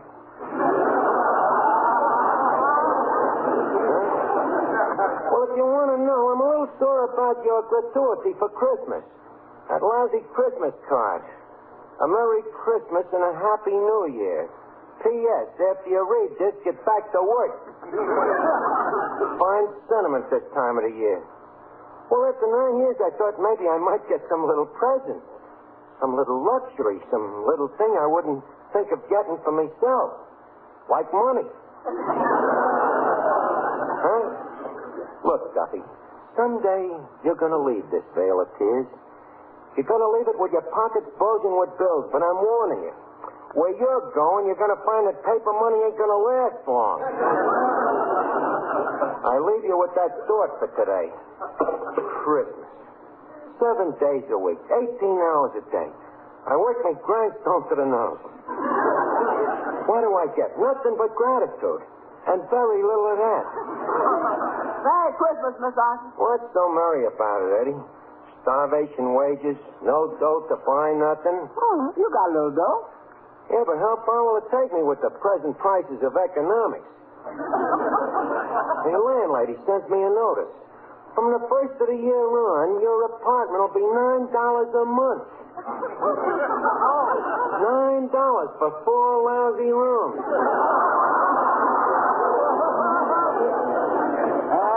Does that include bath? Who knows?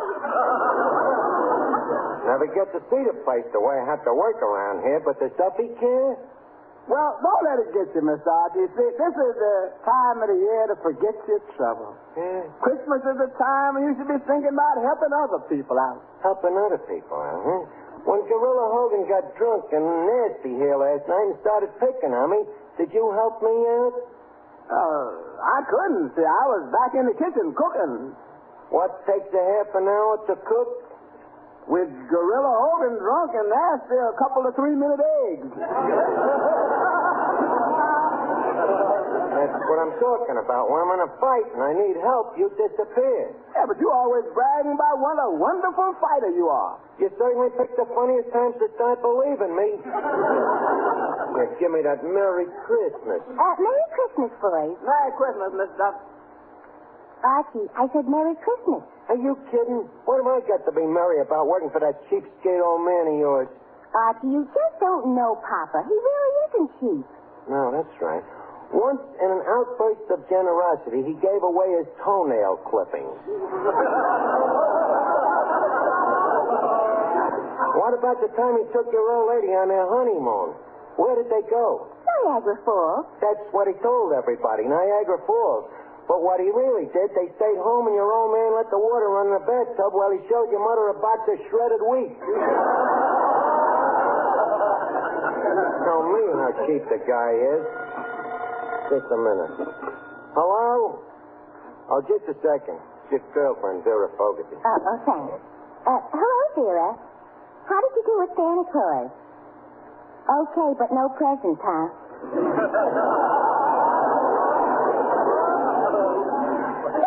You just can't have everything, Vera. What's on your mind? A dance? Where? At the Y? M or W? The YW, huh? Well, okay, Vera, I'll go. But this time you've got to lead. All right. Okay, I'll meet you at Kimmelbacher's. Come on, everybody. I got a heavy date. What are you going to do tonight, Archie? Me? I think I'll just spend a quiet evening standing around disappointing pickpockets.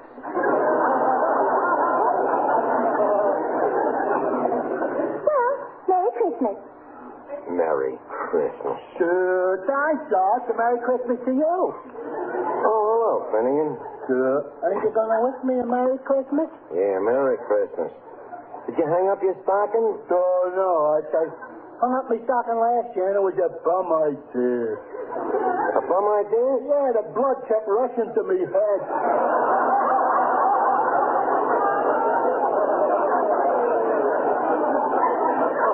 Finnegan, what I meant was, did you get any presents for Christmas? Oh, a few things, Doc. My mother gave me some building blocks, monogrammed, of course. And my sister gave me a bottle of bubble bath. Bubble bath? Yeah, and is that stuff a fake? What do you mean a fake? I sat in the tub and took 4 drinks of it, and I couldn't even blow a single bubble. Well, I just stopped in to say hello. I got to run along, Art. You got to run along? Where you going? I'm going over to sing Christmas carols. Oh, yeah? Where? At Water McGurk's. You going over, Art? No, I'm not. How come? Didn't invite me. Oh. Well, I'll be seeing you, Art. Finnegan, you mean you ain't going to spend Christmas with me like you usually do? Well, Art, I thought you was going to McGurk's too, so I accepted. Hey, you ain't sure, are you? No. Why should I be sore? Go ahead. Have a good time. Well, Merry Christmas, Art. Merry Christmas, Clifton. Fine Christmas. No bonus. Your friends walk out on you. The next guy that says Merry Christmas to me, I'm going to punch him right in the nose. What's the use? Eddie. Yeah? Eddie, turn on the radio, will you? Maybe it'll snap me out of this mood. Okay.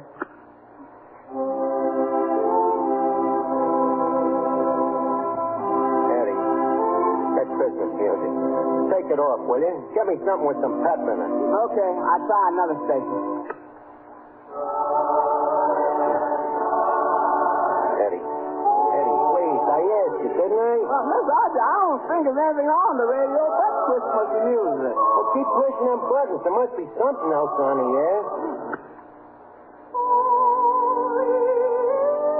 Eddie, what are you trying to do? Drive me nuts?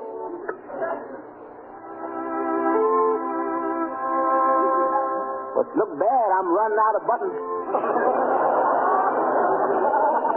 Okay, forget about it.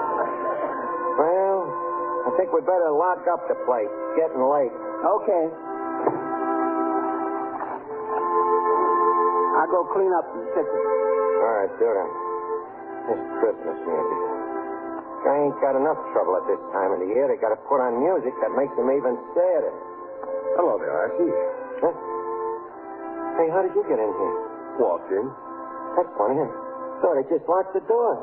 It was closing up. Oh, and maybe I'd better leave. Listen, you said Archie. How did you know my name? Oh, I've heard about you. Oh, well, I'm pretty well known around here. Will you have a little drink, bud? No, I don't think so. All right, it's on the house. On the house? Sure, it's Christmas Eve.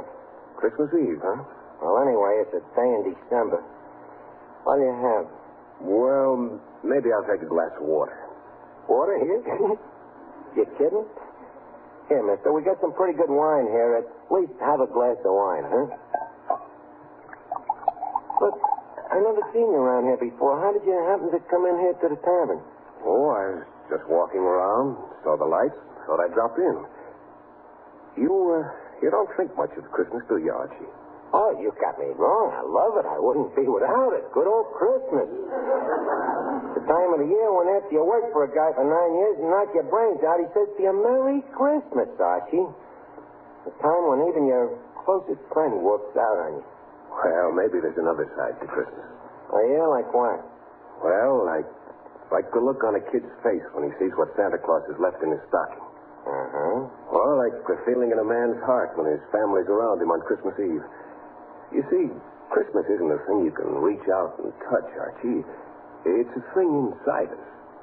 Look, bud, I can see you've been running around with a different class of people. Around this neighborhood, every guy is out for himself. Oh, I don't know. I think this neighborhood and the people are pretty much the same as most others. Hell, I know he's a stranger.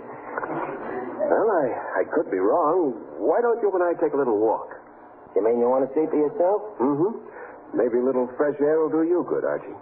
Fresh air? Are you inferring this joint is an incinerator? Well, no. Well, it is. Come on, let's go. Hey, Eddie, keep an eye on the joint, will you?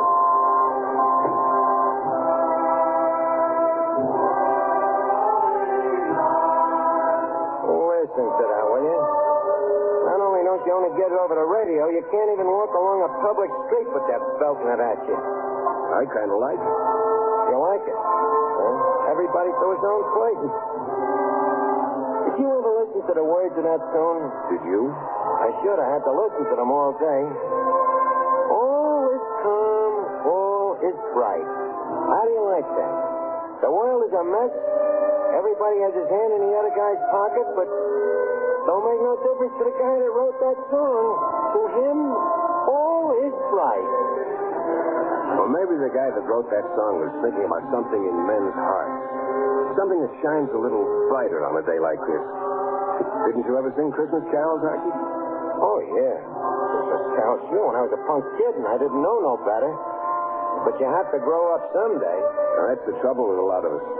Maybe we're not growing up. Maybe we're just losing track of things that matter. Like what? Oh, things like faith, tolerance, human kindness. That's nice. And where does one find them things? You don't find them, Archie. You give them. And it's a funny thing. The more you give, the more you have. Say, why don't we drop in over there? Huh? Across the street. Across the street? That's a church. Yeah, I know. Why don't we drop in for a second? Into a church? Why not? But I wouldn't know how to act. You, don't go to church, huh? Well, no, I'm not rapping it, you know. It's just that there's two types of guys when it comes to going to church. There's them that does and them that don't. I happen to be the type that don't. Well, now, why don't you just drop in with me for a second? Well, I guess if I go with somebody else, it won't count against me. funny thing, now, you know, to take a look at you, I wouldn't figure that you was the religious type. No? No, but that's what I say. You never can tell about people. Okay, let us go in.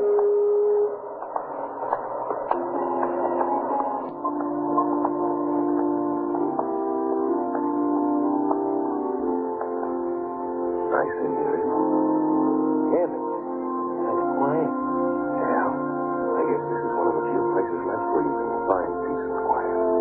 That's what I can't understand. People just come in here and they sit. And they sit, they don't do nothing. Oh, yes, they do. They pray, meditate. Some of them even come in here to keep warm. Can they do that just as well at home? Maybe some of them don't have a home. You see? That's what I've been trying to tell you. It's a pretty tough world. It'd be tougher if they didn't have a place like this to come to. Didn't you ever pray, Archie? Well, sure, when I was a kid. What was that prayer again? They learned us, Our Father who art in heaven, hallowed be thy name, well, you know the thing I mean. But, look, Mr. Please, leave it, get out of here. I'm beginning to get the heebie-jeebies. All right. Look, just a second, bud. What are you doing? Well, the sign says help the poor, don't it? I thought you believed in everybody helping themselves. Well, I do, but tonight maybe I'm a little superstitious. Or maybe it's just because it's Christmas. Look, mister, please, don't start with that peace on that stuff, will you? I told you I'd take you around, show you the neighborhood and what it's really like now. Your Christmas Please, paper. let's keep it that way. Get your Christmas edition here, paper. Just a minute, I want to pick up a paper. Get your paper. Yeah, from that crippled kid there. Nice kid, Jimmy Turner. Crippled, huh? Yeah, he ain't walked in years, but he's always got a smile for everybody, and I like to help him out once in a while. Paper, read all about it. Get your paper. Hiya, Jimmy. Hello, Archie. Merry Christmas. Merry Christmas, kid. Well, Jimmy, it's a little tough not being able to walk, isn't it? Oh, I ain't chicken. I can yell. That's all I need for this racket. What'd you get for Christmas, Jimmy? Nothing much. But it's okay. I got my Christmas present last summer. Last summer? Yeah. One of my customers took me up to the Yankee Stadium to see the Yanks play. You like the Yanks, Jimmy? Like 'em. You ever see that the Magee play ball? Oh, give me a paper, son. Okay, mister. Here you are. Latest edition. Thanks, kid. Merry Christmas. Merry Christmas, mister. You were talking about Joe DiMaggio, Jimmy. Oh, boy, what a ball player. That's the Magee's the greatest outfield in the world. And the way that guy can pull him. Jimmy, do you know who that was who bought the paper just now? Who? That was Joe DiMaggio. You're kidding. No, look at him. He just stopped there by that streetlight. Joe DiMaggio? Joe bought a paper for me and I didn't even recognize him? Well, wait a minute. Maybe I can get him to come back. Hey, DiMaggio. Hey, DiMaggio. Hey, you. You calling me? Yes. You know, you've got quite an admirer in that crippled newsboy over there. Me? Yeah. Now look. You're Joe DiMaggio. And if that kid could shake hands with you, it'd be the best Christmas present he ever got. Would you do it? Of course I will. Be glad to. Come on, let's go over to him. No, just a minute. Let him walk over to you. Oh, but, mister, I told you the kid can't walk. Well, let's find out, Archie. Oh, Jimmy. Joe DiMaggio wants to shake hands with you. Yeah, come on, Jimmy. Come on over and shake hands. But, gee, Joe, don't you see? I can't. Come on, Jimmy. Joe, I'm walking. Madge. You see what I'm doing to Madge? I'm walking.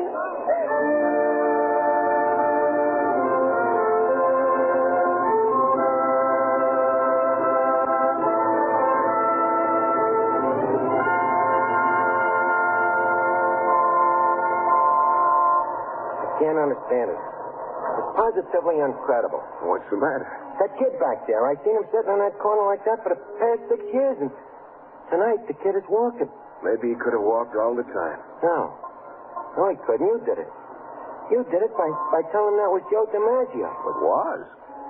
Now, look, you can fool a kid, but don't try to fool me. It couldn't have been DiMaggio. No? Certainly not. I just read in the papers this morning DiMaggio was spending Christmas with his family in San Francisco. Hey, look, this thing is getting a little weird. Nice town, San Francisco. Huh? Oh. I never been that far west. San Francisco your hometown? No. Where you from? I'm from the east. The east? What town? A small town called Bethlehem. Bethlehem, huh? Hey, you know anybody in Allentown? I might. A guy by the name of Lou Grant? Lou Grant? Does he run a bar and grill on Front Street? Yeah, that's the guy. Well, you sure get around, don't you? What are you, one of them traveling salesmen or something?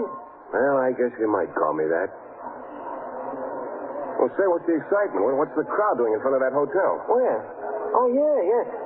Hey, lady, what's going on here? That man up there on the ledge. Where? Up there on the window ledge of the hotel. He says he's going to jump at midnight. Why? I don't know. I guess he's crazy. He says he never wants to see another Christmas. Well, as far as I'm concerned, you can hardly blame the guy. Hey, wait. There goes the chimes. Must be 11:45. Let me check my watch here.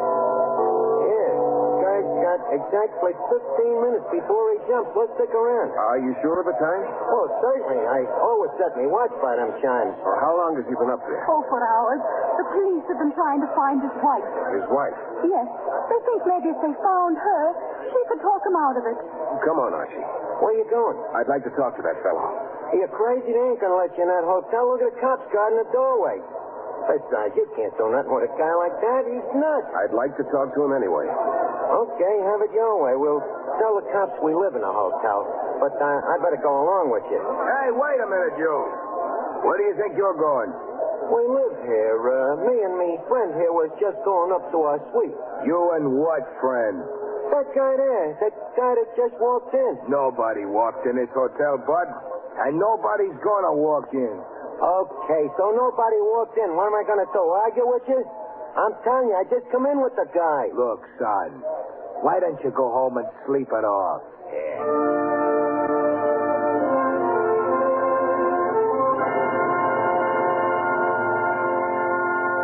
Listen, you. Don't come near and try to grab me. If you do, I'll jump. I'm not going to grab you. I just came to talk to you. To see if maybe I could change your mind. Too late to change my mind. As soon as those chimes ring, I'm jumping. I'm not afraid to die. Maybe you're afraid to live. A lot of people are. What have I got to live for? Well, what have any of us got to live for? Look at those people down there on the street, hundreds of them, waiting for a ray of hope, a sign of courage in this frightened world. What you're doing might extinguish the last spark of faith in many of their tired hearts. Their tired hearts. At least their wives are with them at Christmas. Come on, chimes, ring. Ring. Let's get it over with. Your wife means a lot to you, doesn't she? If she didn't, do you think I'd be up here? I haven't had one peaceful moment since she left me. Well, why did she leave you? Because I was a fool. But it's too late to think of that. Oh, why don't those chimes ring out and get it over with? What's slowing them up? Nothing's slowing them up. It's just that in these last moments, the seconds seem like years.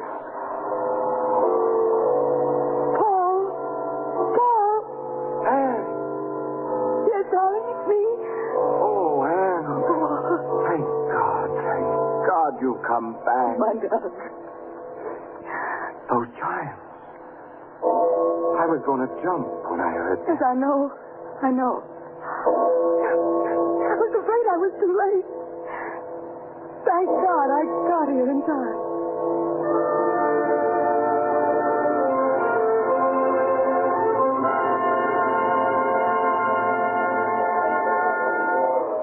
Hello, Archie. Glad I found you again. Hey, it's you. How did you do it, mister? How'd you stop that guy from jumping? Just talked to him till his wife came. She just got there in time. Yeah.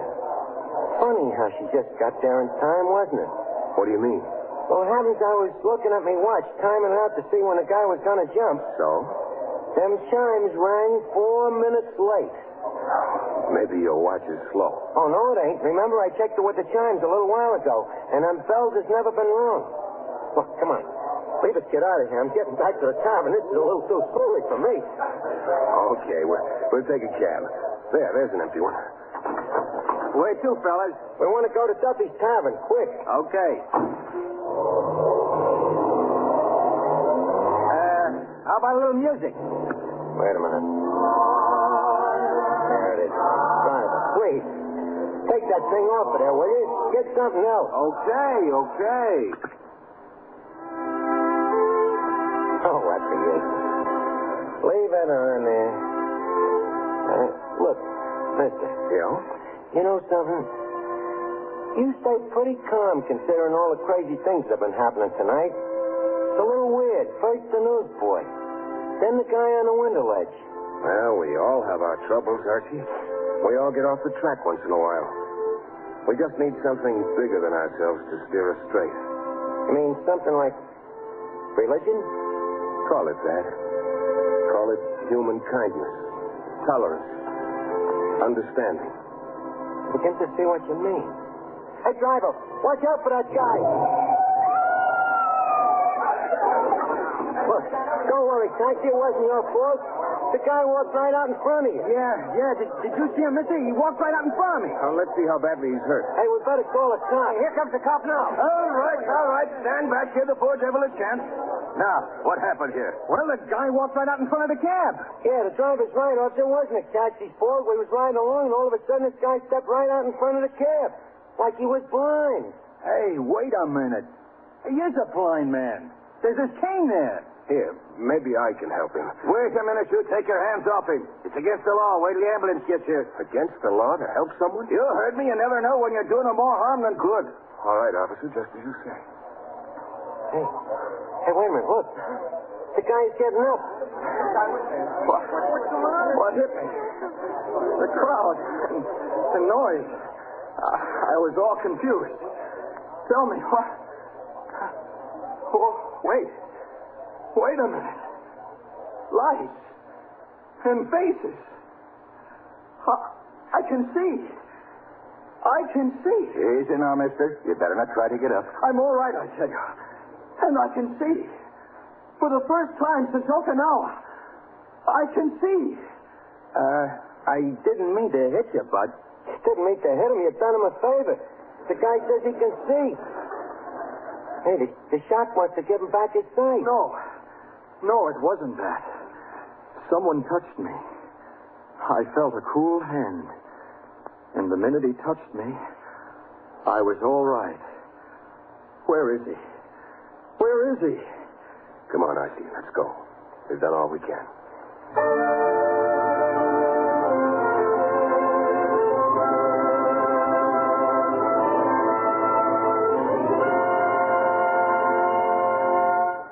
Well, it certainly is good to be back in the tavern again.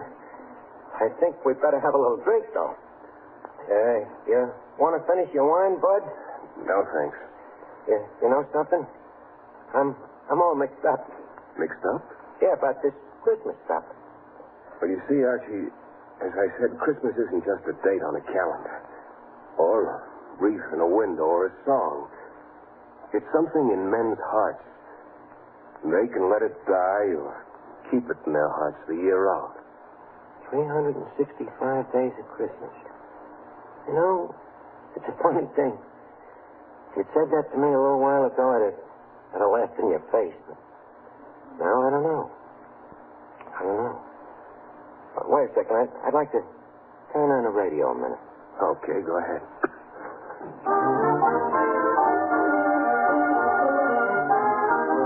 Hey, that's a good one. Wonder what happened to that silent night.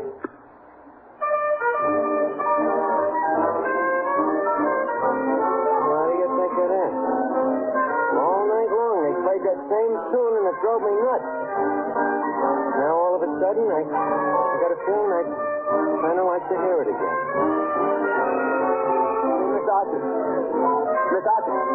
Mr. Austin. Huh? What is it, Eddie? I finally got you some dance music on the radio. Hey, I don't want no dance music. Turn it off, will you? I wish you'd make up your mind. Look, mister, until you walked in here today, Hey, Eddie, what happened to that guy I was talking to? Well, nobody talking to you. You're nuts. He was standing here at the bar. He came in with me. Mr. Archie, please, there's nobody here. No? Maybe it was all... Eddie, you sure that there was nobody here? No. Must have been seeing things. Maybe you're right. But wait a minute. This glass of wine here. The glass is half empty. Huh? Nothing, Eddie, nothing. Just leave me alone for a little while, will you? Huh? Okay. Good night, Miss Artie. Good night, Eddie. Eddie, Yeah. Merry Christmas. Oh, thanks, Miss Artie. Merry Christmas to you, sir. Good night. Good night. Christmas. Our Father, who art in heaven, hallowed be thy name. Thy kingdom come, thy will be done, on earth as it is in heaven.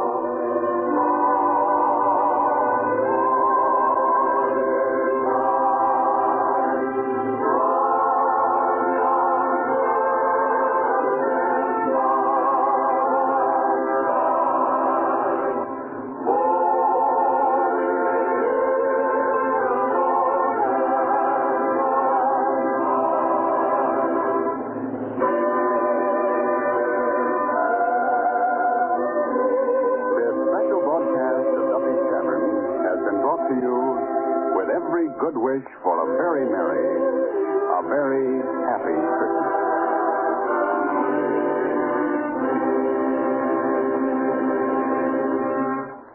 This is NBC, the National Broadcasting Company. We'll return after these messages. Bargain Furniture Warehouse, 8177 East 44th Street. No one can meet the savings. No one can beat the selection. True Bargain Furniture Warehouse, 1 block east of Memorial on 44th. Open Saturday and Sunday only. Open today from 8 until 6. 1 block east of Memorial on 44th. Fabulous name brand home furnishings. $1 million selection. Sale prices on every item. You can save 20, 30, up to 60% today. This holiday season, get the lemon lime soft drink with real juice. Get Slice. We got the juice, a burst of cheer. We got the taste for this time of year. We got the juice, we got the twist. We got what's Sprite and 7-Up and missed. 10% real juice. We got the juice, it's going fast. Slice, slice. We're stocking up to make it last. So nice. We got the juice. Happy holidays. Slice, slice. She's moving. It's Magic Muse Barbie. We girls love the spotlight. Right, Barbie? Magic Moves Barbie. Glittering gown with sparkle and shine. We turn and pose. Divine. Then move around that fabulous doll. Everywhere we move, we steal the show. We girls can do anything. Right, Barbie? Magic Moves Barbie doll comes with this 3-piece outfit and change-around stole. New from Mattel. Fasten your seatbelts. Classic Adventure is coming your way with the Air Adventures of Jimmy Allen up next. In testing out the new mysterious jet-propelled Army fighter, which some suspect may be controlled by atomic energy, Speed Robertson fell into an uncontrollable spin. He bailed out just before the ship crashed. Jimmy persuaded Captain Sweeney to make an immediate inspection. Out near the wingtip, underneath the fabric, a lead weight is found attached to the spar. It is the following morning, and Captain Sweeney is discussing the discovery with Mr. Russell, special investigator for the government. Jimmy, sent for by the captain, is on the way. This business has me running around in circles. First, parts of the ship's plans disappear one by one. Then Speed Robertson is seen around the factory at night with only a flimsy excuse to explain his presence. Then young Allen comes along with his wild story about this Major Moto. Finally, Robertson takes the ship up, gets into a spin, and has to take to his chute. Yes, I know it. You know, the longer you think about it, the more complicated it becomes. There's one thing that's got me stopped. What's that, Russell? Jimmy Allen's only a young kid, 17 years old. He's no engineer, and yet he seems to be the one that figured out this lead business. Isn't that what you told me? Yes, Jimmy came to me and started asking what would cause a ship to spin, that is, an uncontrollable spin. And then he asked if placing a lead weight somewhere in the ship would cause such a spin. I told him it could very easily, which is true. Then he told me about this mechanic, Flash Lewis, catching Major Moto, stealing small lead bars from the school supply room. It seems almost incredible to me, Captain Sweeney, that a kid young Allen's age would be able to hit the nail on the head. Yes, Jimmy's a bright kid, all right, but it does seem rather hard to believe. What are you getting at? Just this. You see these two fingers? Well, Jimmy Allen and Speed Robertson are just like that. That kid worships the ground Robertson walks on. Now do you begin to get my idea? Yeah, I do. You mean, maybe young Allen is doing what Speed Robertson has instructed him to do. Exactly. Now we're going on the assumption that some foreign nation wants the plans of this jet plane. So they'll have as good a ship as the United States. Right, that's the first premise. Fine. Now let's go on to the second. From the point of view of some foreign nation, it would be splendid to be able to duplicate the plane, but it would be infinitely better if they alone possessed the ship, wouldn't it? Yes, but that would be impossible. Let me ask you this question. If this ship persisted in going into uncontrollable spins, the government wouldn't accept it. Say, I begin to see what you're driving at. Let's say that Robertson has been hired to steal the plan of the ship.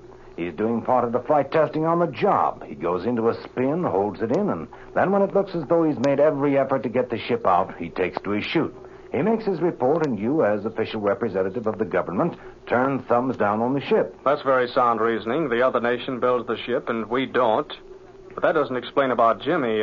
Where does he come in? That's the point I'm getting at. Jimmy does just what Robertson has told him to do. Robertson knows you're not going to refuse to accept the ship unless you have some very good reason. One based on something other than just his word. But, Russell, although your reasoning is sound, its net result would be the very opposite from your deduction. How so? Well, because if I thought Robertson's failure to recover from the spin was due to that lead weight, I would certainly have another ship constructed and go through the tests again. And that's just what I'm going to do. However, your statement of the case has clarified it in my mind. Another thing which you don't know, Captain Carver spun this ship the day before yesterday, and he had no difficulty in recovering. But here's Jimmy Allen now, and we'll question him further about this Major Moto and the lead business. Frankly, however, I'm convinced that young Allen is on the level. I guess you're right at that. Come in. Oh, good morning, Captain Sweeney. Oh, how do you do, Mr. Russell? You wanted me to come over, Captain? Yes, I did, Jimmy. Close the door and come in. Have a chair over there. Thank you, sir. Jimmy, Mr. Russell and I have just been talking about you, and, Tell me, Allen, how did you happen to figure this business out? Well, I guess it was more or less a matter of luck. But you see, I was talking to Flash Lewis, the chief mechanic over at the school one day, and he told me about a fellow that killed a pilot one time by putting a heavy weight in the tail. The ship went into a spin and never came out. And that was before the day of parachutes. I see. Well, then, let me ask you this. Do you think Major Moto stole lead from the school supply room, melted it down into a lump, and then put it in the wing of this plane? Well, now, I don't say that Major Moto did it, Mr. Russell. But it could have been somebody working with him. Perhaps Mike Jones or Shorty Mason. Now, let's see, Jimmy.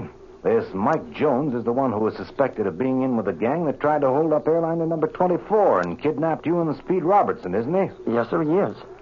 You know, that gang may have something to do with this.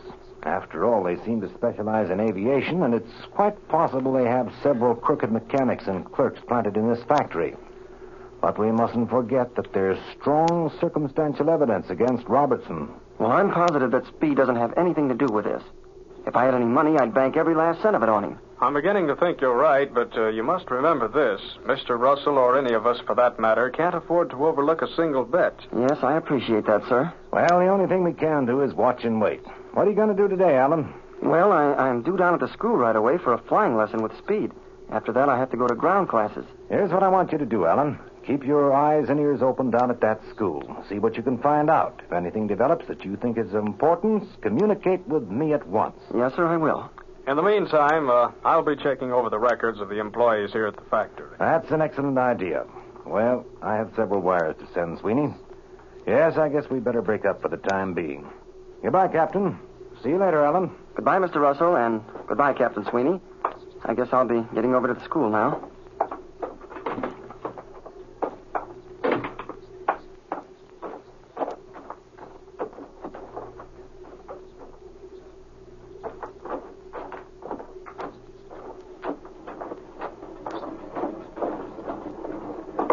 Say, you young scamp, where have you been? You know you kept me waiting for 10 minutes? Oh, I'm sorry, Speed. I was over to the airplane factory. Captain Sweeney wanted to see me. Oh, yeah. He was telling me that you were the one that gave him the idea about that lead weight. How in the world did you ever figure that out? Hey, not so loud. Someone might hear you. Now, what difference does that make, Jimmy? Well, you see, Speed, now keep this under your hat. I found out that Major Moto has been stealing lead bars out of the supply room. Jimmy, you'll be the death of me yet. So you think this Major Moto stuck some lead in the wing so as to bump me off, huh? Well, not you in particular, Speed. It wouldn't have made any difference who was flying the ship. He was just trying to fix it so the government wouldn't accept the plane. Well, Jimmy, you win the cellophane milk bottle. But come on, we got to get to work. Here, put on your chute and jump into that rear cockpit. Okay, Speed. This chute on here, I hope I get it on right. Still not used to these things. Better hop into that plane now and get all set, huh? All set, kid? Here I go. Now I'm ready to go, Speed. Shall I take her off? Yeah, you do all the takeoffs from now on, Jimmy. When you get up about 500 feet, turn west over the river and head for Parkville. You know where that practice landing field is down the river bottom, don't you? Oh, sure, I know where it is. Well, we'll go over there to make some landings. There's too many transport planes coming in and out at this time of the morning here. We'd only be able to shoot a landing once every half hour. Okay. Well, everything's clear. Shall I pour the gun to her? Let her rip, kid.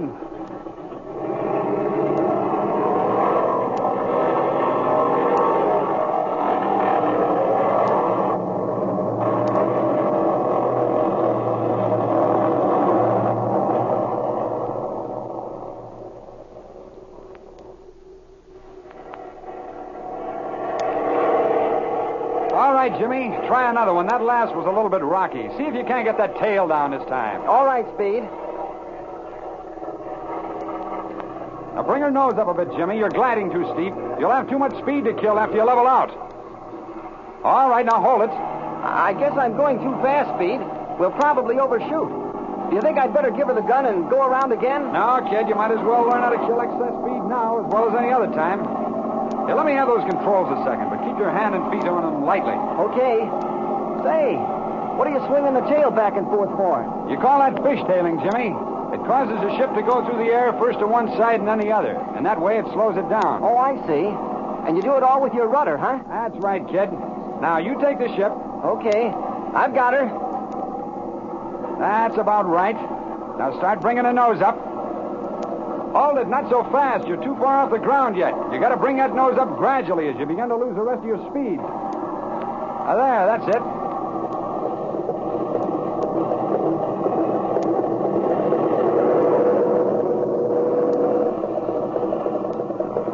Oh, gee, Speed, that wasn't very good, was it? No, it wasn't, Jimmy. It would have been perfect if the ground had been about 10 feet higher.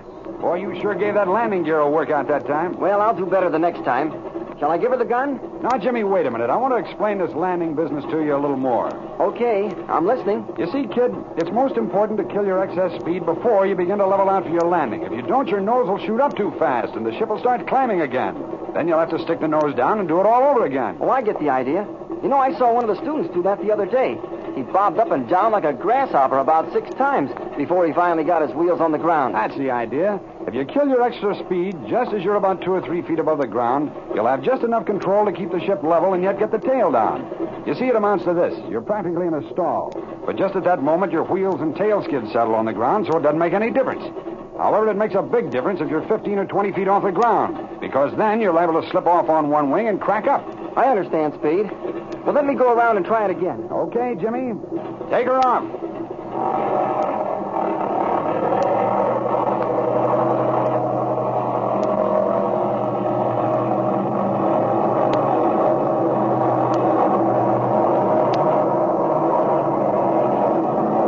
Say, Speed, look at that ship over there.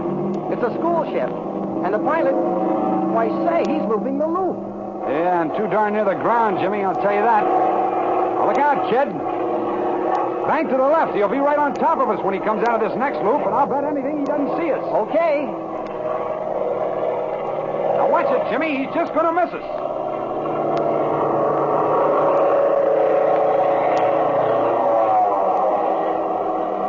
Speed, that's Major Moto.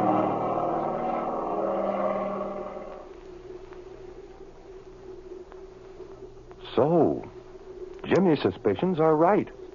Major Moto is not learning to fly. He's already an expert pilot. Don't miss the developments in Jimmy's next flying adventure. We'll return after these messages. I know the perfect way to get fruity tricks. Better hop to it. This is my best disguise ever. Ah, Bunny. But this bunny loves tricks.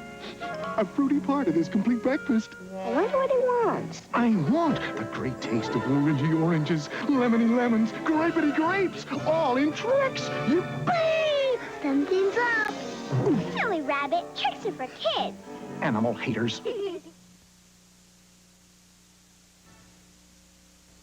Jacques, you'll ride shotgun in Volcano here. It sure lives up to its name, Matt. Tracker here. Assemble mask. Venom has struck again. Try and stop me, Tracker. Convert outlaw. Vehicles each sold separately with 2 figures. Batteries not included. Okay, Volcano, do your stuff. Fire! Mask, Wow! where illusion is the ultimate weapon. Mask, Volcano, and Outlaw. Each sold separately. New from Kenner. Everybody's got a little smile inside. Sneaks out every once in a while. Like when you're eating a Rolo, it's too hard to hide. 'Cause Rolo is a whole roll of smiles. Chewy caramel, rich milk chocolate. Rolo is a whole roll of smiles. 'Cause Rolo is a whole roll of smiles. Rolo is a whole roll of smiles. Hey, Matt, how about we check in with Fibber, Magee, and Molly next? That sounds good to me. The Johnson Wax Program with Fibber, Magee, and Molly.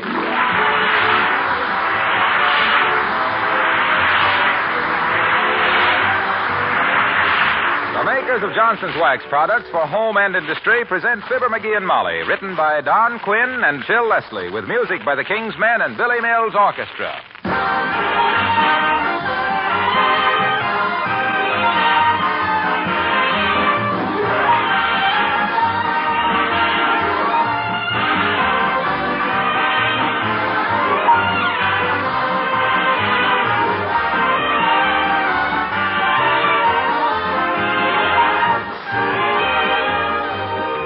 Remember the last time you walked down the shining hallway of a big modern office building or a hospital corridor? Did you stop to wonder how the floors in schools, hospitals, and public buildings are protected against the thousands of feet that tramp across them? How they're kept beautiful in spite of all that traffic? Well, if you were to look into the janitor's supply room in these buildings, you'd find Johnson's Wax polishes in a great many of them. Yes, those famous Johnson's Wax products are used in the maintenance of millions of square feet of such floors from coast to coast. Careful tests have proved the wax method to be best for beauty, best for economy, and labor saving. And in these fields, too, polishes that bear the Johnson label are given top ratings. If you have anything to do with the problem of maintaining the floors in schools, hospitals, churches, office, and public buildings, it will pay you to write to S.C. Johnson, Racine, Wisconsin, or Brantford, Canada, for full details.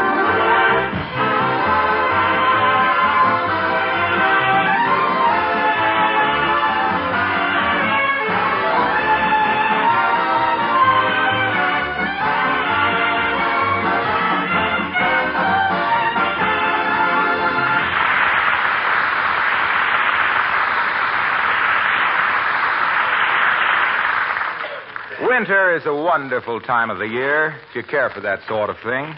Some people like to stay home by the fire. Others like to go out and skate for hours on end. They don't even care which end. And here at 79 Wistful Vista are 2 of our favorite winter sports, Fibber, Magee, and Molly.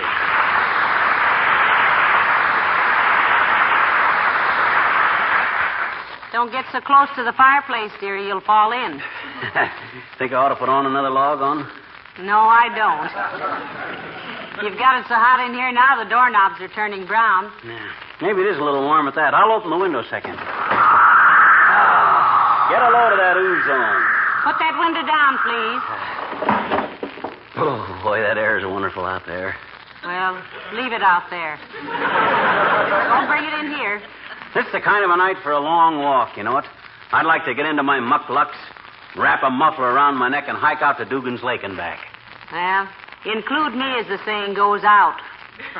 I'm very happy right here, with my glass of root beer, my new murder mystery, and my pan full of popcorn, if you'll pardon the vulgar expression. Yeah, but gee Yeah, whiz. you hitch up the dog sled and carry the serum to Alaska. Mommy stays home. Go on, mush. Yeah. Shucks, we may not have another night like this all winter. Clear, sharp, and beautiful. Makes your blood tingle. I can get the same effect by sitting on my foot for 20 minutes.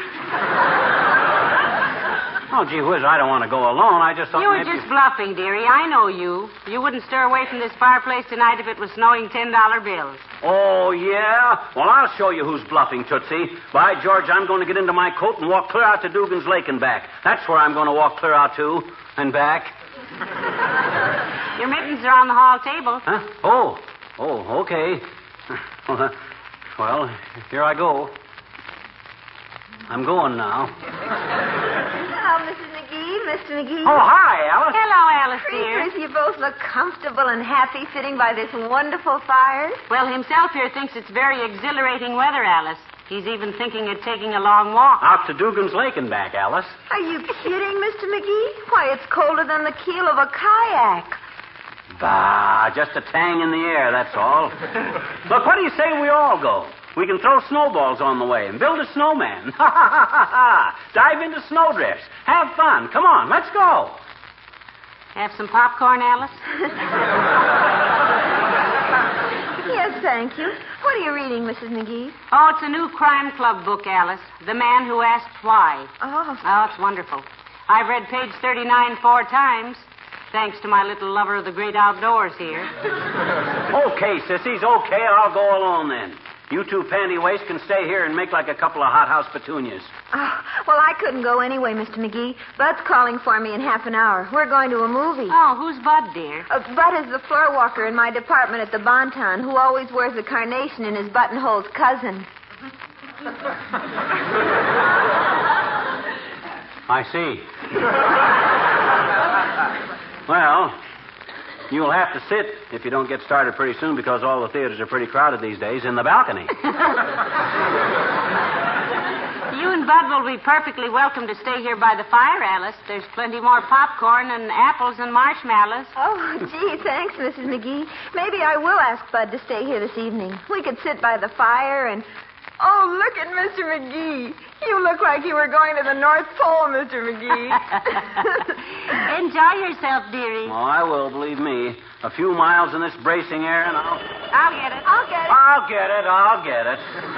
Wait till I take this overcoat off. You don't have to take your coat off to answer the phone. Maybe somebody wants me to stay home for something or other. Hello? Who? Oh, yeah, she's right here. For you, Alice. Oh, thanks, Miss McGee. Hello? Yes, this is Alice. What? No, that wasn't my father. That was the house that I rent a room in, Zoner. Yes. Well, look, Bud, how about if we stay right here tonight? The fireplace is... What? Fine. Goodbye, Bud. He says I talked him into it. Well, get going, McGee. Here's your coat and mittens. Huh? Oh, well, okay. Well, so long. Goodbye. Goodbye.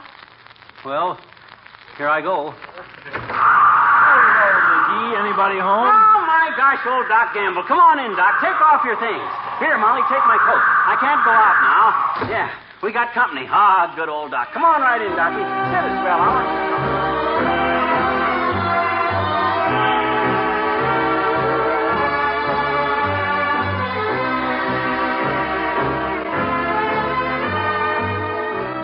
Well, this has all been very nice, but I don't want to upset any of your plans. I see little Bucklewart here is all dressed up to go out. Ah, forget it, Doc. Stick around. I'm just going out for a little stroll is all. Nothing important. A little stroll? In this blizzard? Why, your ears would drop off before you got to the corner. Not that wouldn't be a facial improvement. Yeah? He says he's going to walk out to Dugan's Lake and back, Doctor. Creepers, that's quite a hike. I rode out there once on the back of a fellow I knew at the airplane plant named Ozzie Simpson's motorcycle. And was it ever rugged? Oh, you said it. Oh, sure. You're all making a lot of fuss about a little walk in the crisp winter air. I like winter walking. I feel marvelous with the wind in my face, head up, chest out, swinging my arms with the frosty stars twinkling down. Oh, stop it, you little double-malted extrovert. Well, you hate winter weather as much as I do. Anytime I deliberately walk into a gale, it'll be Gail Patrick. Where are you going, Alice? Oh, I've got to go up and fix my hair, Doctor. My boyfriend is coming over. Have a nice walk, Mr. McGee. Thanks, kid. I will. Take off your things, boys, and relax. I guess McGee's in for the night. Why, of course he is. Ain't a fit night out for man nor beast. Not that McGee could be classified as either one. I never heard such a lot of silly nonsense about a little walk in the fresh air. Okay, go ahead, Deep Freeze. We'll give you a 10-minute start, and then we'll send out to St. Bernard's. What a switch that is. The dog's going to you.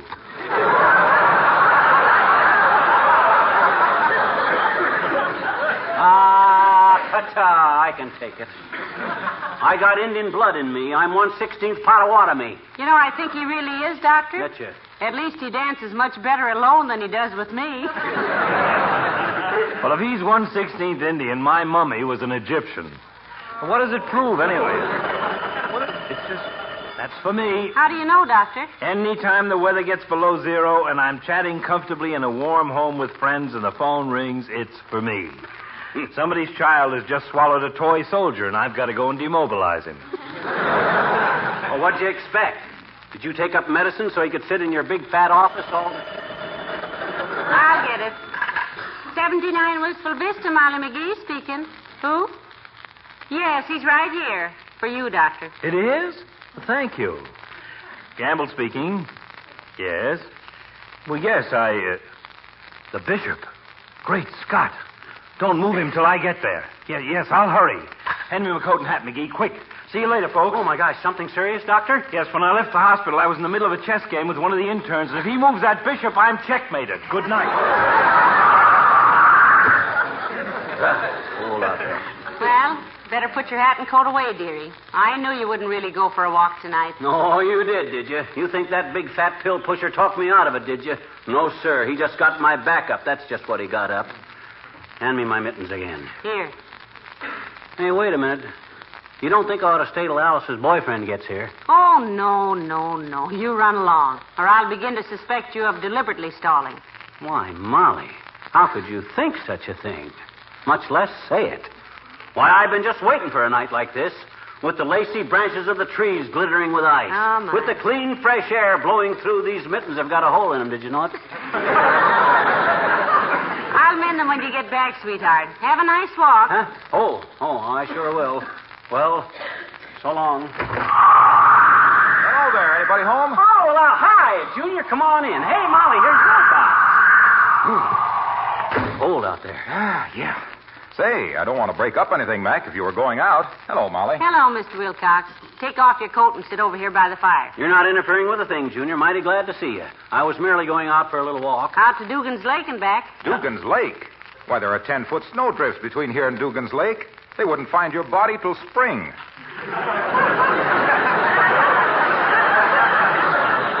Why, it's so cold out, General Grant's statue is flapping his arms.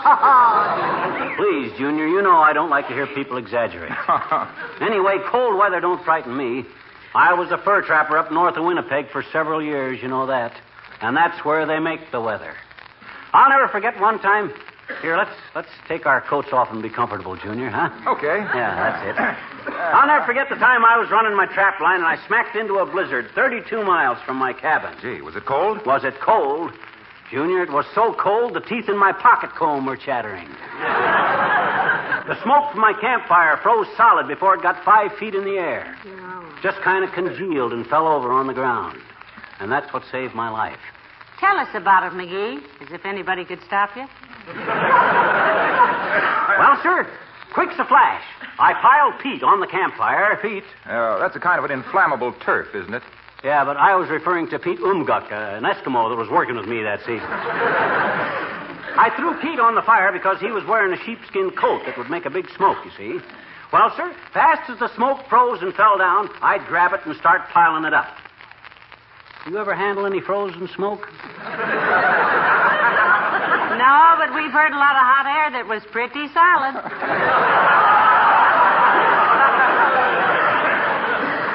Well, sir, frozen smoke is kind of like putty. Quite pleasant to work with. And in 15 minutes, I'd build us a little igloo out of that frozen smoke that Pete and I lived in for 10 days. And that darn near cost us our lives. Why, pal? Did you inhale part of the ceiling? No, but me and Pete was playing a game of Red Dog when the thaw come. All of a sudden, there we was, strangling and gasping and coughing. That frozen smoke had melted and was choking us to death. Holding my breath, I grabs Pete and hauls him out into the open air. Then I rushes back into that cloud of smoke. Oh, dear. What on earth for, dearie? I'd left my cigarette burning. Dangerous thing to do in the woods. Well, sir, that little experience taught me a valuable lesson, Junior. It did, eh? Yes, sir. From that day on, I never played another game of Red Dog with an Eskimo. Well, if you should trap a few seals on your way to Dugan's Lake tonight, dearie, Mother could use a nice new coat, you know. Hey, are you serious about taking a walk tonight, Mac? I never been seriouser in my life, Junior. There's nothing better for the inside of a man than the outside of a house, I always say. Remember, all our famous men have been great walkers. Oh, I don't know, dearie. You know, Christopher Columbus rode a boat. Paul Revere rode a horse. And Fred Allen rides Jack Benny. Yes, and don't forget that for a while walking met a great deal of opposition, too. What do you mean, opposition? Whom from? Housewives. Uh-oh. Oh, how do you like that? I ran into that with my big fat eyes wide open. Why can't I ever... Well, what I mean is, housewives used to complain about people walking over their kitchen linoleum, tracking it up with mud and snow and rain. But that was before they discovered Johnson's self-polishing glow coat. You're not whistling Dixie, Mr. Wilcox. Yes, you know that housewives now, they know that spilled things and foot tracks can be so easily and quickly wiped off a Johnson glow-coated linoleum. Why, now they welcome the milkman on a muddy day. Yeah, they do if he's got any butter, anyway. Otherwise, they might... In fact, you know, glow coat is one of the great labor-saving devices of the 20th century. No rubbing, no buffing. Just spread it around and let it dry. No fuss, no fume, no fret. No more popcorn? No. Now, McGee just ate the last handful, Mr. Wilcox. Can you wait till I pop some more? No, thank you. I've got to get along home. My wife promised me we were going to have crab Louie for dinner tonight. Oh, well, trot along, Waxy. Don't keep him waiting.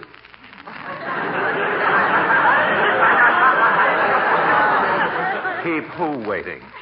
This crab Louie, whoever he is. Oh, okay, pal. Good night, Molly. Good night, Mr. Wilcox. Oh, it's cold out there. And now for your information, dearie. Crab Louie is a kind of a salad. How do you know? You ever meet him? Not a him, it's a dish. Made of crab meat. Oh, I see. Did he invent it? Who? This guy, Louie. Louie who? Don't search me. I never met him. He's a friend of Wilcox's. Well, we'll ask them to bring him over some night. Sure. What do we care if he's a crab? We'll jolly him up a bit. Well, I suppose I better be making some more popcorn. No, dearie, I'll make the popcorn. You go on and take your walk. That is, if you weren't just kidding about it all this time. What do you mean, kidding? When I say I'm going to do something, I'm going to do it. Come anything or high water. Where's my overshoes? Ah, here they are. Are you really going, McGee? You betcha. And save a little popcorn for me. I won't be gone more than 3 or 4 hours. Nothing like a brisk hike in the winter air to give a guy an appetite. Well, so long now. Goodbye, Pet.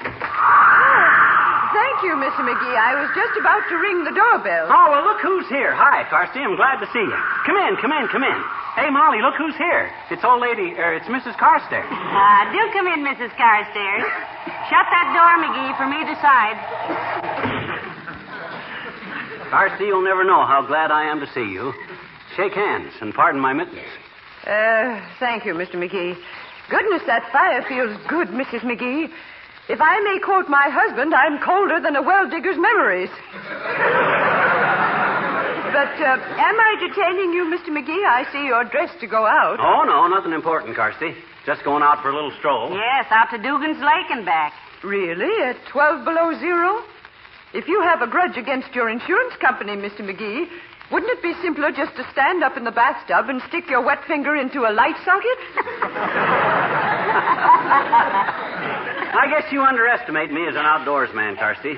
Did you know I was a fur trapper for several years up in the Saskatchewan country? Oh, dear. I'll never forget. One day I got caught in a terrific blizzard 32 miles from my cabin. Good heavens, Mr. Magee. Was it cold? Was it cold?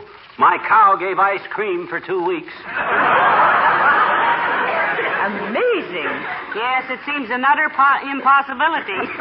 Anyway, Carsty, here I was, caught in this terrific blizzard. Even the smoke from my campfire froze before it got 5 feet into the air. Just kind of congealed and fell to the ground. And that's what saved my life. 'Cause quick's a flash, I piled Pete on the fire, and when I got him going good...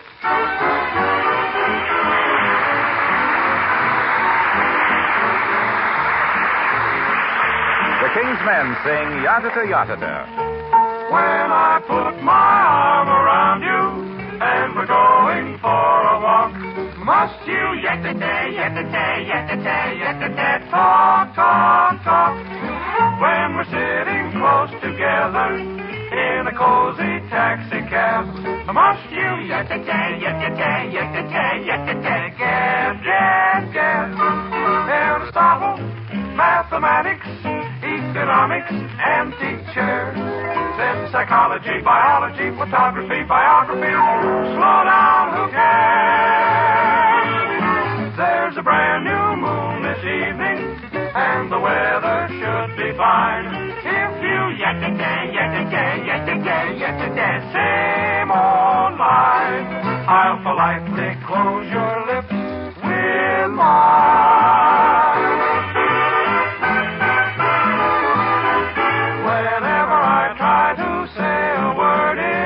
Gets past my throat. Here's a little sample conversation I heard. Pardon me if I quote.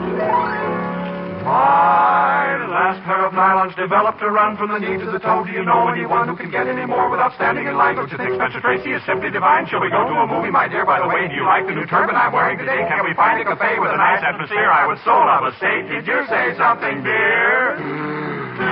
You do it every time. There's a brand new moon this evening, and the weather should be fine. If you yatata, yatata, yatata, yatata, same old line. Though I'd really love to pop you, I know the only way to stop you is to close your lips with mine.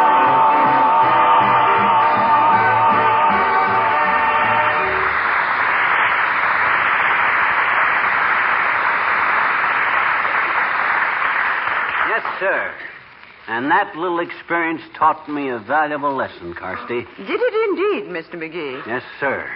From that day on, I never played Red Dog with an Eskimo.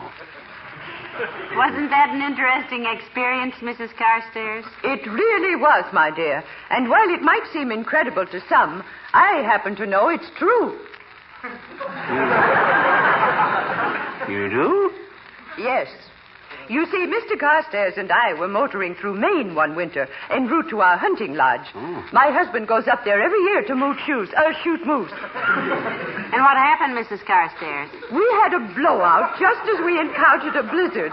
But my husband leaped out of the car, lit a cigar, and started blowing smoke rings, which froze almost instantly, of course. Oh, well, Nat. Finally, he blew one the exact size of our tires, mounted it on the rim, and we reached our hunting lodge in the nick of time.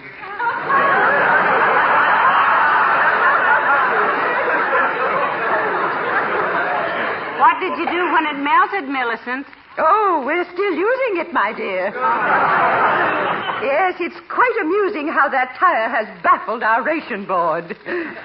And do you know, every cold winter day since that time, my husband has smoked rough-cut tobacco. What for, Carsty? He's trying to blow a smoke ring with a tread on it.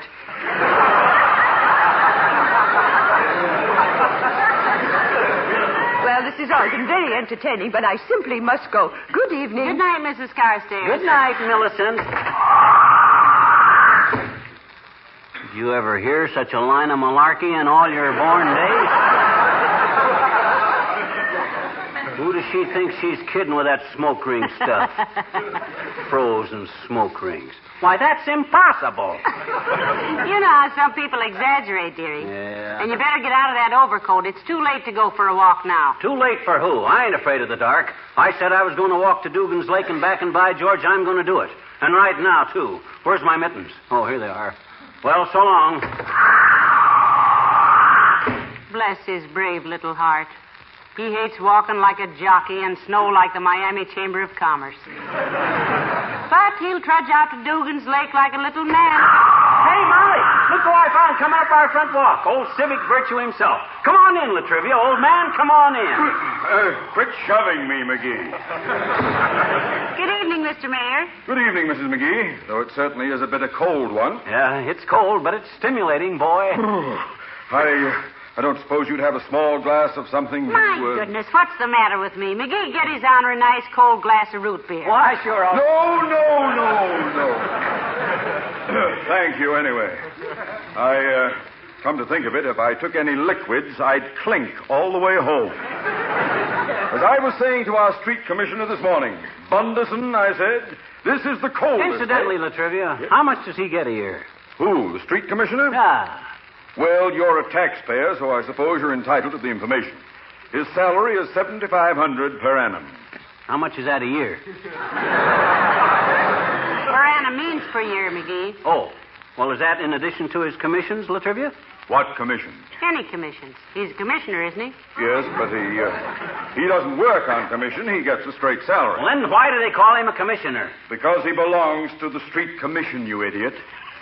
Oh, he belongs to the commission, but the commissions don't belong to him, huh? Is that your idea of fair play, Latrivia? Guy works all year long earning commissions, and the city says, no, you take your straight salary and like it. By George, I'm going to start an investigation, Latrivia, that'll stop... You go right ahead, Magee. I've been investigated by bigger dunderheads than you in my day, and if I... Now, there's no use flying into a rage, Mr. Mayor. No. I assure you the investigation will be fair and impartial. Certainly. All we want is a square deal for our public servants. Of course, but Man then earns a commission, he's entitled to get a commission. But he doesn't Plus get... his salary. But he's not entitled to a commission. As a member of the Common Council. What I mean to say is that the street... He's a member... We all in the... that is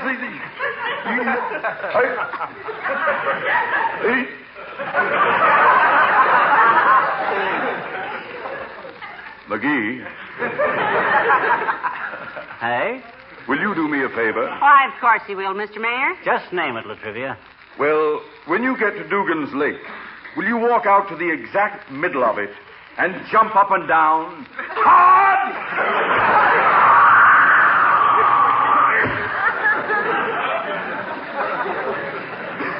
Now, there goes a very thoughtless guy. I don't suppose he ever stopped to think what might happen if I jumped up and down on the ice on Dugan's Lake. It's pretty thin out there in the middle. Fella could bust right through. Oh, well, he didn't know what he was saying, most likely. No. Look, dearie, if you're not going to Dugan's Lake, and I wouldn't blame you if you didn't. What do you mean if I'm not going? Certainly I'm going, and right away, too. I got my backup about this thing, by George. I'll hate myself in the morning if I don't go through with it now. So long, baby. Wait a minute. Here's your mittens. Huh? Oh, thanks. Well, so long. Enjoy yourself, darling. Okay. Heavenly days. I do believe he's really going. Well, now, where was I?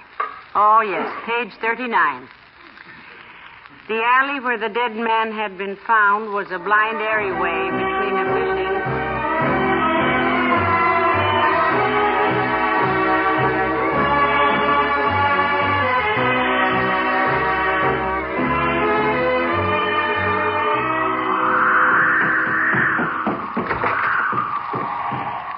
Hey, Molly, I'm home, safe and sound. What time is it? Oh, hello, dearie. It's just 10:30.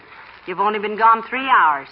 Did you enjoy your walk? Oh, it was marvelous. I'm pretty tired, but it was worth it. Did you ever see the moonlight on Lake Dugan in wintertime? Oh. I'm telling you, it's a spectacle. The stillness, the blue shadows of the trees on the dunes, Oh. the swoop of a night owl over the drifted snow. Ah, by George, Molly, it's an experience that I'll never forget. I'll get it, McGee. You must be completely worn out. Sit down and rest, sweet. 79 Wistful Vista, Molly McGee speaking. Yeah? Who? Oh, he did? Oh, well, thank you very much, I'm sure.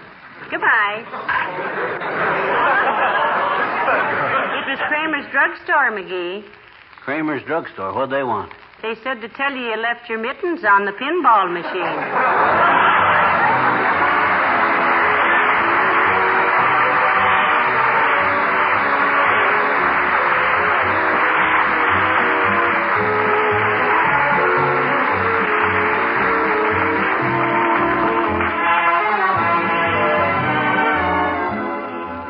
Ladies and gentlemen, one of America's favorite comedians comes back to the NBC airwaves tonight.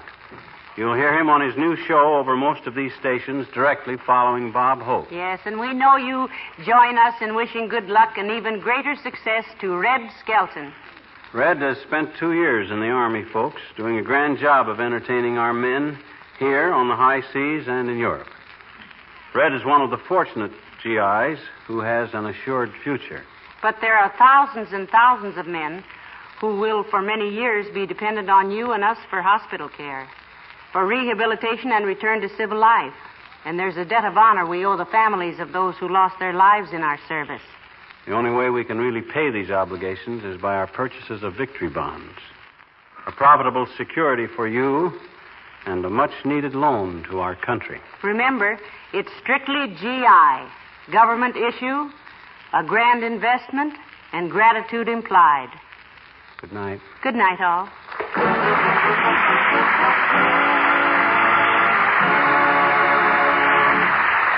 This is Harlow Wilcox speaking for the makers of Johnson's Wax Products for home and industry, inviting you all to be with us again next Tuesday night. Good night. This is the National Broadcasting Company.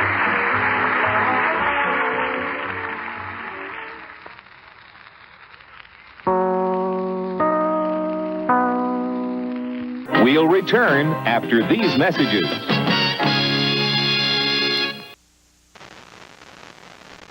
The big question about new Nerd cereal is, which side? Are you gonna eat first? Orange flavor on this side. Orange! Cherry flavor on this side. Cherry! So? Which side? Are you gonna eat first? They're both so delicious, I can't decide. New Nerd cereal is the fruity good part of your complete breakfast. Which side are you gonna eat first? Which side are you gonna eat first? Also available in grape and strawberry. Nerds. Here comes Marcy. I want you to meet her. Introducing the new Cabbage Patch Babies, the littlest Cabbage Patch Kids of all. With special clothes and blankets. Smells like baby powder. You can pose them like little babies, and they're soft and cuddly like little babies. Goodness, it's past your nap time. Cabbage Patch Kids babies with everything shown here, each sold separately from Coleco. I sure hope Jack Benny doesn't mind that Fred Allen is our next show.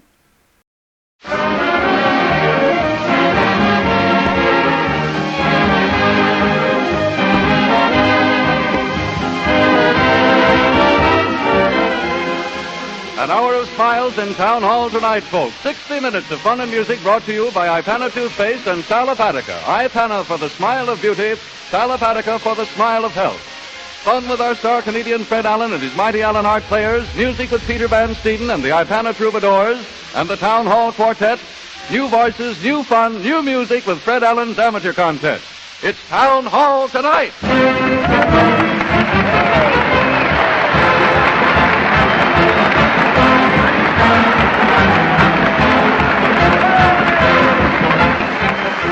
Here they come, folks. The streets are packed and the crowd forms in line ready to follow Fred Allen as he leads the weekly parade to the old town hall. Fred's directing the band with the drum major's baton, and the mighty Allen Art Players are swapping hisses with their fans.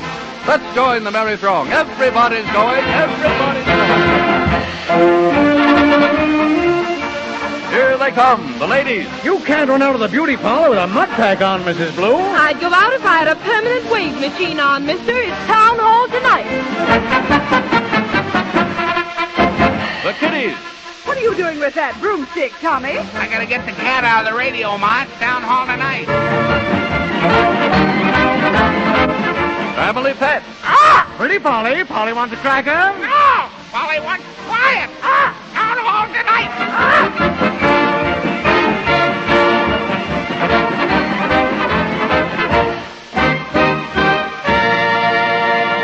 Here we are in front of the old town hall. There's Fred standing on the tailboard of an old wagon welcoming the crowd. Listen. Just break the news to Mother, folks, and tell Dad, your sister, and your brother that tonight's the night at the old town hall. Just park your buggies and follow the crowd. Hi there, Alan. Hello there, game warden. Expect to find any wild animals here at town hall? Well, there's bars on this here bicycle. Handlebars.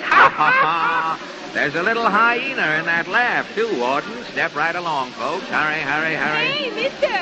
Are the Mighty Allen off players here tonight? Yes, lady, they're on the inside. Bring them tomatoes, Pa. This is the place, all right. Coming, Jenny. The fun is fast and the bombast is furious on the inside, folks. So hurry, We're all hurry, set hurry. over here, Fred. Okay, Harry. Tell Peter I'm opening with rock and roll. Righto, let her go, Peter. Rock and roll, roll and rock away. Up and down, round and round we sway really swell. In the cell, all the rolling rock and rhythm of the sea. Rock and roll and rock along. Life is sweet, beat it with a song while we dance.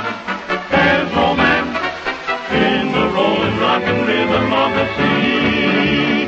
Tonight the moon hangs low.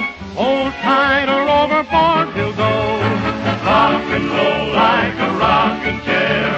Laugh and smile while we drown each care in the tide.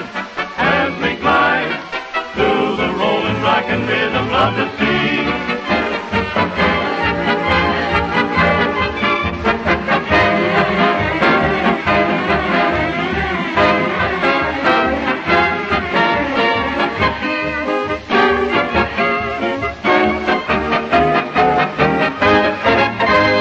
Presenting that hilarious hawker of humorous hanky-panky and anecdote, Fred Allen in person.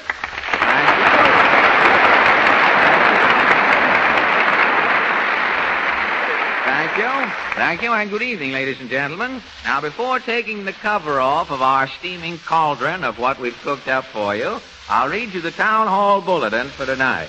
Hodge White at the corner store wants to warn you fellows who have been coming into the store on rainy nights recently to listen to the radio. Now, last week you sat on a barrel of flour and your raincoats dripped through and turned 10 pounds of good flour into dumplings. Now, Hodge says if you don't like the flour, you don't have to lump it. So much for local etiquette hints. And now for the town hall news. You know what an Arab wears when he poses for a snapshot, Harry? Yes, sir. His picture sheet, Fred, and yours is coming right down. Thank you. The baseball season is over, Harry, but we can certainly use a put-out right now. And I know the lights. Here they go.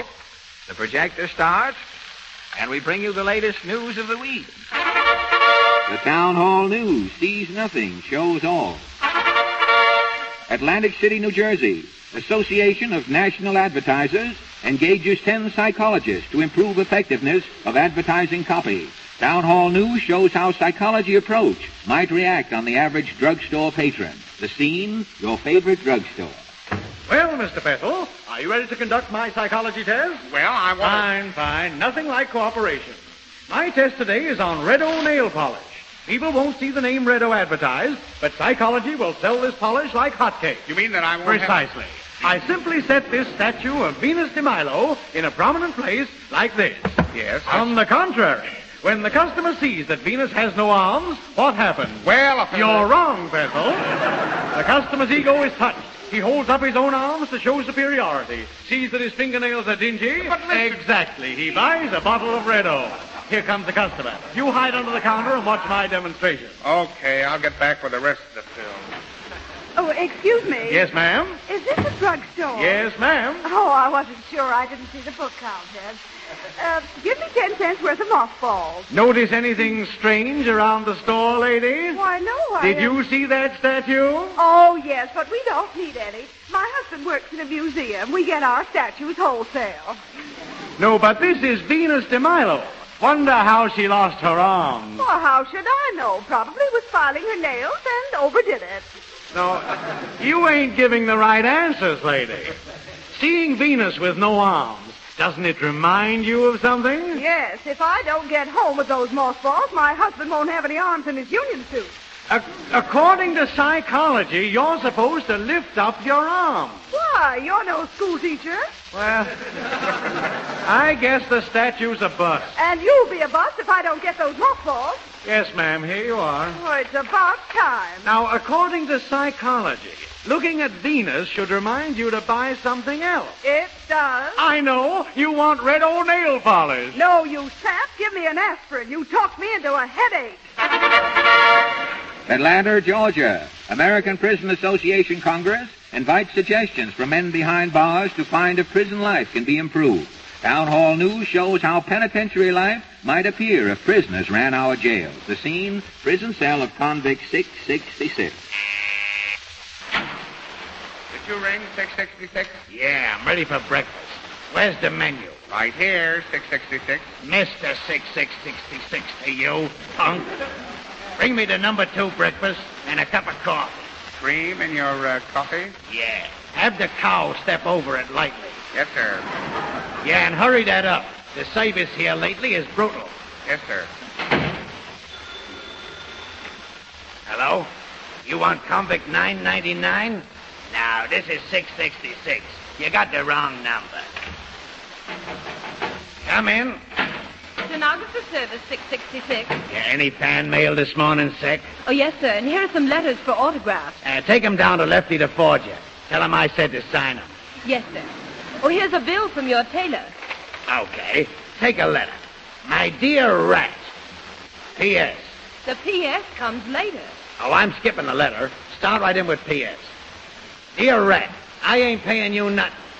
You sent me a traveling ensemble, and I ain't going no place. Sign it, Indignant Patron. Yes, sir. Excuse me, Mr. 666. There's a man to see you. Book agent. Who, that guy about the 5-foot shelf? Yes, sir. Well, tell him I ain't got enough room in here. A 5-foot shelf will stick 2 feet out in the hall. Yes, sir. Are you through with dictation? Any more letters? Just one from the district attorney. He wants to know if you're happy. Oh, a great guy, the D.A. Send him a postcard. What'll I say? Dear D.A., having a fine time. Wished you was here. Chicago, Illinois. Vice President of Associated Master Barbers of America says that because men customers fear them, women barbers will never be a success. Town Hall News gets interview with Mrs. Delsart Van Timken, Park Avenue matron who prefers male tonsorial artists. Confidentially, I have a heavy goatee. You see, my mother was frightened by one of those cough drop brothers. Women barbers can't keep a secret. If you had a goatee, you'd see the point. Town Hall News shows what would probably happen if women opened and operated their own barber shop. Can I get a shave here, lady? Oh, sure. I'm giving the baby a bottle. You're next. Oh, thanks. I'm looking for a barber. I'm the barber, mister. Give me your beret and get in the chair.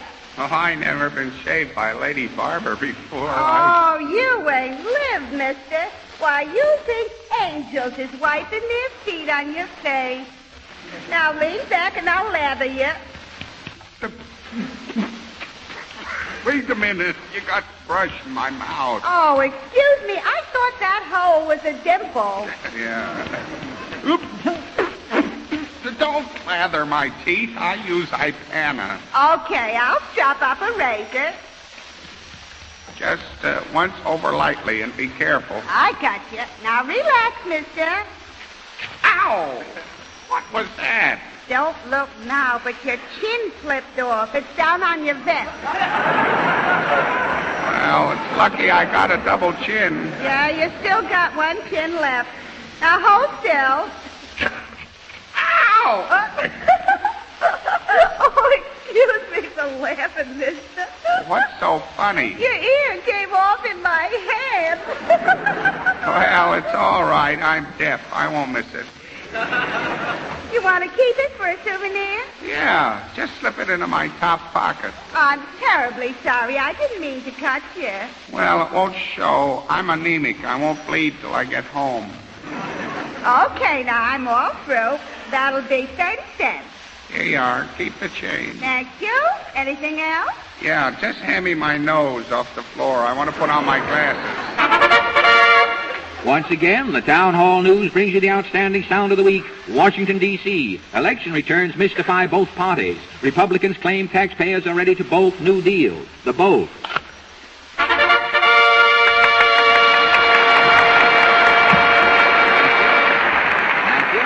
Wait a minute, boys. Harry Von Zell tells me there's still another picture in the projector there. Right you are, Fred. It's the morning weather report. Listen. Nice day. What do you mean, nice day? I wish I was home in bed. Now, if you started off the day feeling that way about things, dull and logy and not quite up to par, will you take my tip and do something? Listen, this is good, sound advice. Just like that, put 2 teaspoonsful of Salapatica in a glass of water and drink it when you get up in the morning. Because that dull, here today, gone tomorrow feeling is so often due to poisonous waste in the body. And when that is the case, there's usually another annoying condition present. Too much acid in your system. So correct both those conditions and you're okay. That's why I suggest Salapatica, because it's the mineral salt laxative that both rids your system of waste and combats acidity. So if you just try Salapatica, your weather report, rain or shine, will be lots different. For instance... Nice day. I'll say it is. Couldn't ask for better. Just be sure to keep a friendly bottle of Salapatica handy. And believe me, it will more than do its part to keep you in bubbling spirits, feeling fit, alert, and ready to go. Remember, Salapatica for the smile of health.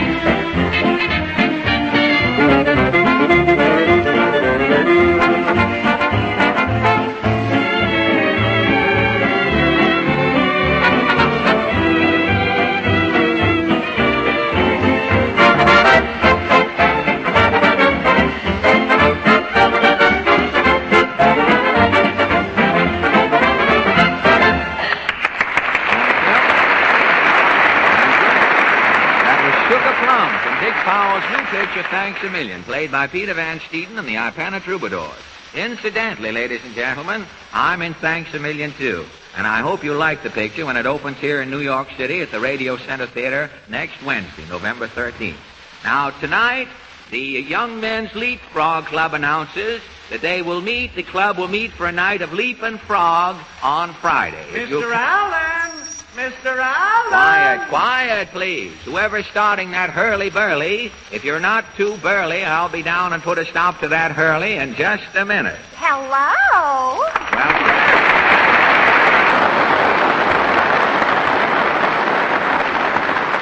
Well, sir, if it isn't Portland, what's the enlarged idea having someone else call Mr. Allen? Oh, I'm here incognito tonight, so I had to use somebody else's voice. You mean you're not yourself? Oh, I'm Portland, all right, but nobody's supposed to know.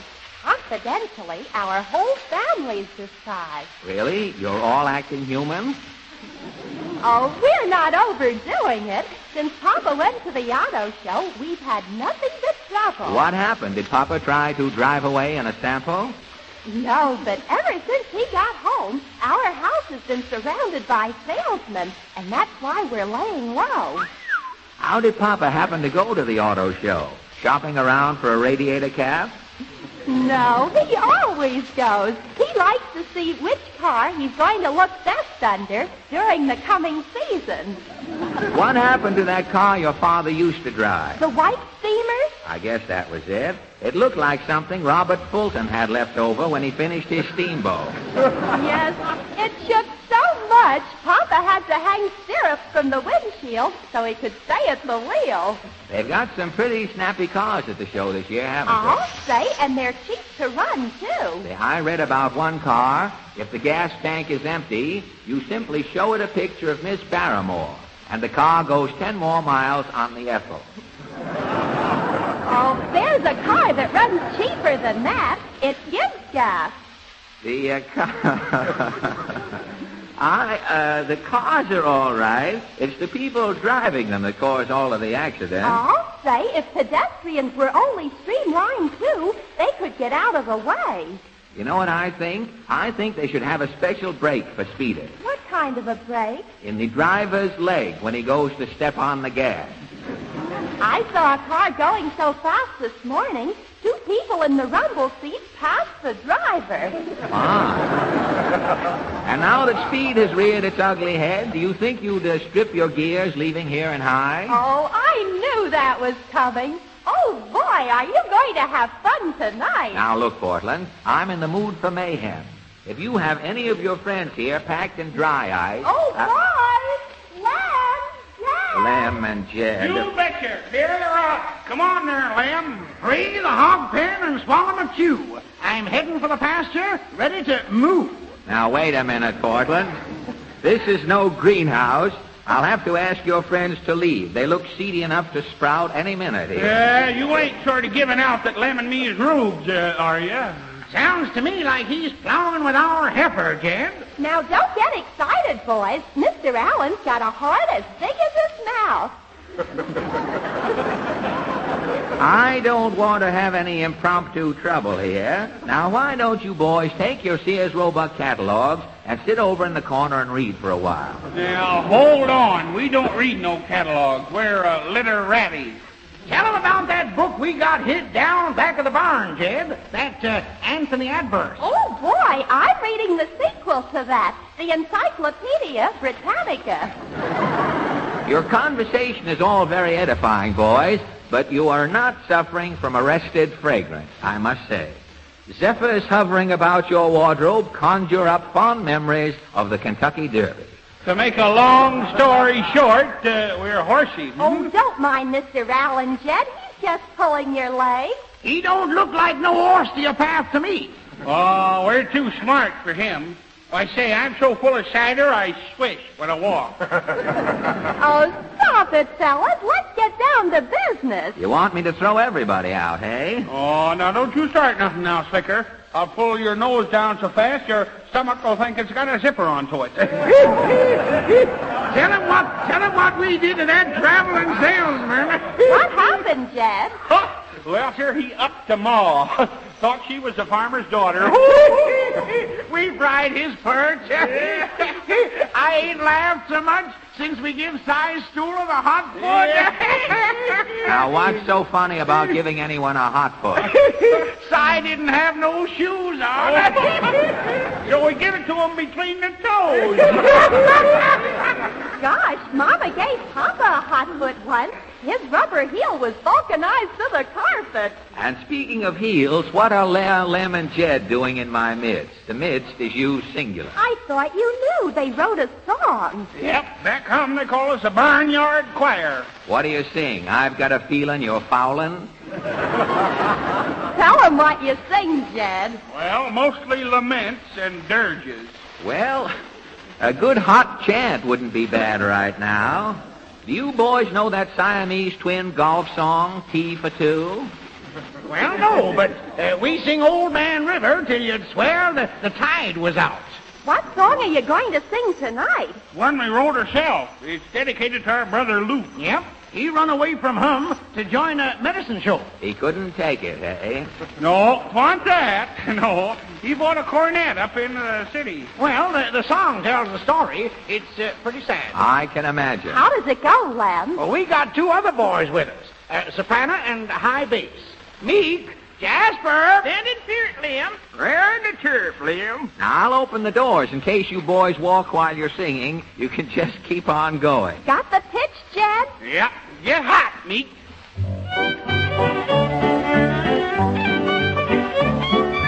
Let me tell you about a boy I know, raised on a farm in Ohio. He got tired of plowing corn, so he went into town and he bought him a horn. He got a big book that showed him how to play, and out behind the barn he sat all day. The cows went dry and the hens wouldn't lay when he played on his old cornet.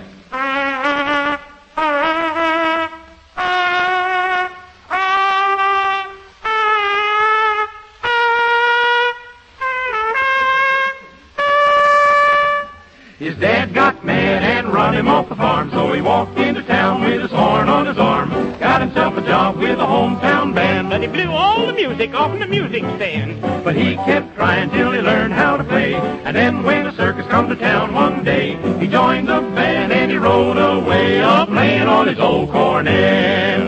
Aye, looky, folks. If you'll all gather in closely, we can all see it here.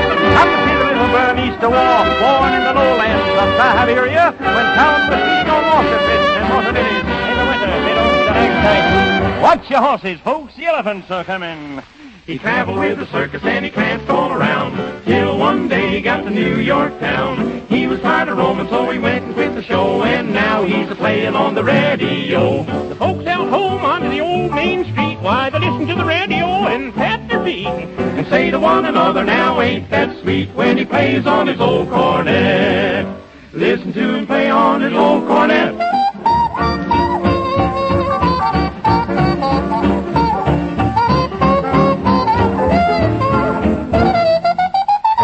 Yes, the folks out home on the old main street listen to the radio and pat their feet and say to one another, now ain't that sweet, when he plays on his old cornet.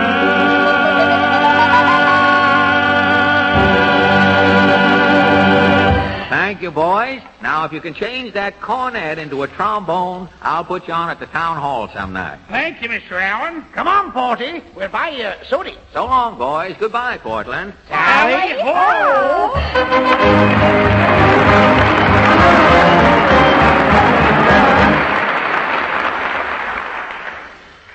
Town hall tonight? I beg your pardon. You want to vote for Fred Allen? Well, the amateurs haven't gone on yet. Town hall tonight, Mr. Von Zell, no, ma'am, he just stepped out for a moment. Can I help you? What's that? Your children won't clean their teeth. Well, what kind of toothpaste do you use? Oh, well, why don't you give them a toothpaste that tastes nice? Certainly I can. Ipana. Ipana. I-P-A-N-A. Oh, yes, ma'am, I use it all the time. My dentist recommended it to me. You just use Ipana toothpaste and notice the difference. Certainly, at any drugstore. It comes in the red and yellow striped tube. Not at all, ma'am. Just remember Ipana for the smile of beauty.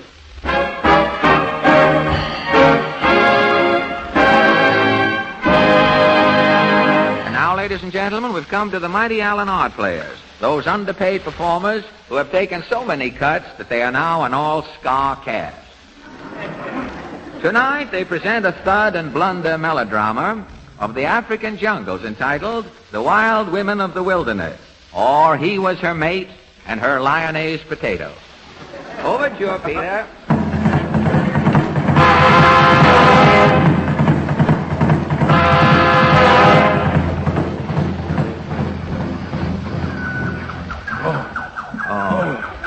Beastly going through this underbrush old thing, eh, what? Chin up, Lord Beagle, old fellow. Carry on, cheerio, pip-pip, and a salted stir. Oh, gad, Fitzallen, this ghastly jungle will be the death of us. Oh, I say, look. Look, there are wild boars in those bushes. Boars? Anybody we know, old bean? Oh, lack good day. I do wish we were back in old Piccadilly. Oh, stop grousing, Beagle. We're not turning back until we get some animals for His Majesty's museum. Gad, I'd give me right monocle to catch a pair of Abyssinian fife dogs. Oh, bah! You and your fife dogs. Those miserable curs that whistle instead of bark. But they're enormously valuable, Lord Beagle. Possibly. But this five-dog country is dangerous. Oh, a bevy of tuts. Natives train them. It's not the five dogs that worry me, Fitzy, but we're approaching the gimme-gimmes, that tribe of wild Amazon women. Wild women don't frighten me, Beagle. I've been around, you know. Stage door Johnny at Minsky's for 6 years. Night watchman at the YW, etc., etc., etc., etc., etc. Oh, I know, Fitzy, but these gimme-gimme women are cannibals. They'll boil us alive. They're man-haters. They're strong and... Hark! It's a fife dog. Right-ho! He's in excellent tone, too. After him, Beagle, we can sell him to Stokowski for the Philadelphia Symphony. Look out, Fitzy! Look! Through those bushes! A tribe of wild women! It's the gimme-gimmes! Chin up! Adam's apple at attention, stout fellow. The game is up, Fitzy! We're surrounded! Now, here, ladies, here! Stop it! Cease! This is pianissimo, I say. Surrender. No move, big boy. Gad, this is worse than a Vassar hazing. Now here, who's head of this sun-kissed junior league? Me, Chief. Me, boss. Catch a man, kill him. Me, Vice President. Catch a man, kill him. We're jolly well in for it, Fitzy. They're cannibals. A cottage beagle old bounder. They may be vegetarians for all we know. I have a way with women, too. Kill him.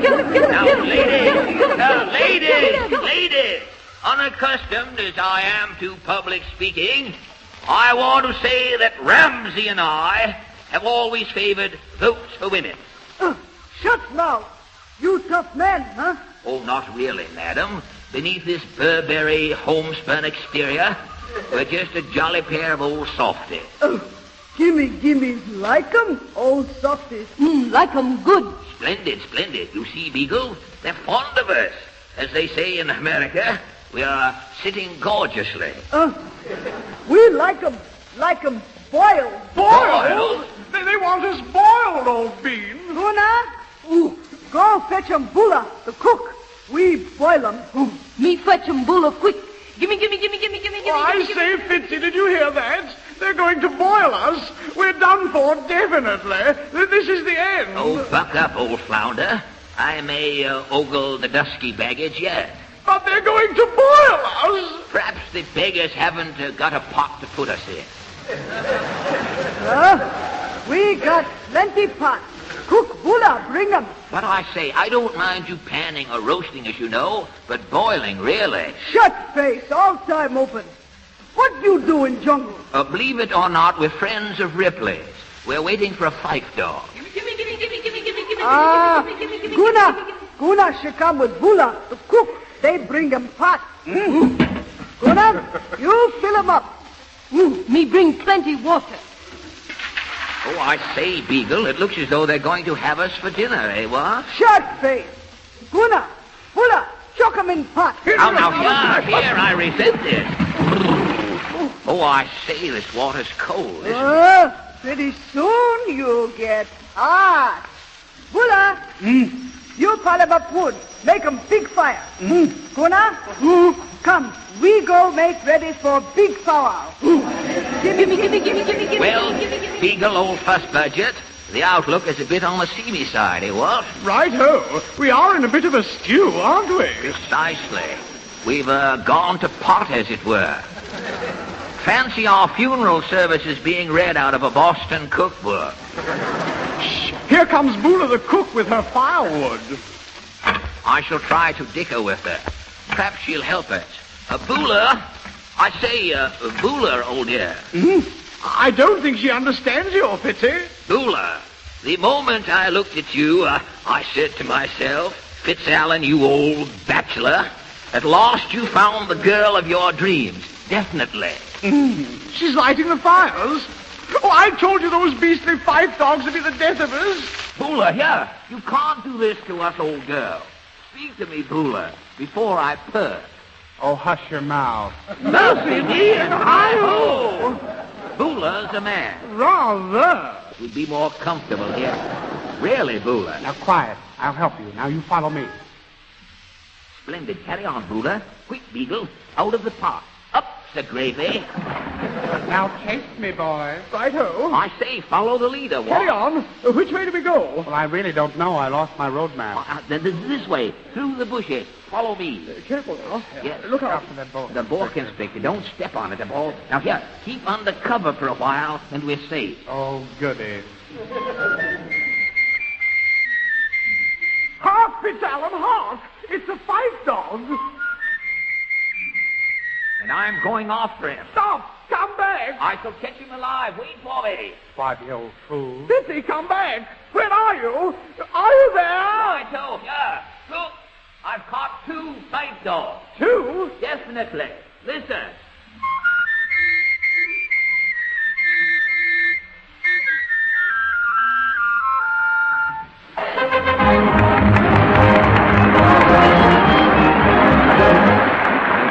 Tonight's group of amateurs are getting ready to come up here on the stage, and I'd have to be a mind reader. Oh, Mr. Allen, are you a mind reader? Well, I can tell you that a tall, handsome man is coming into your life. Oh, Mr. Allen, are you sure? Of course I'm sure. In fact, I'm insisting on it.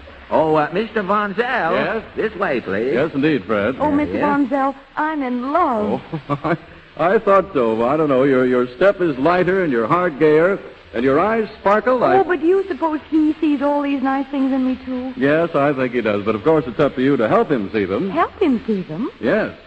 Take extra good care that everything about you is at its loveliest. Your hands, your hair, and especially your teeth. Make sure your gums are firm and healthy because, you see, teeth are seldom white and sparkling if your gums are soft and tender. They require care, too, exercise, or they become flabby.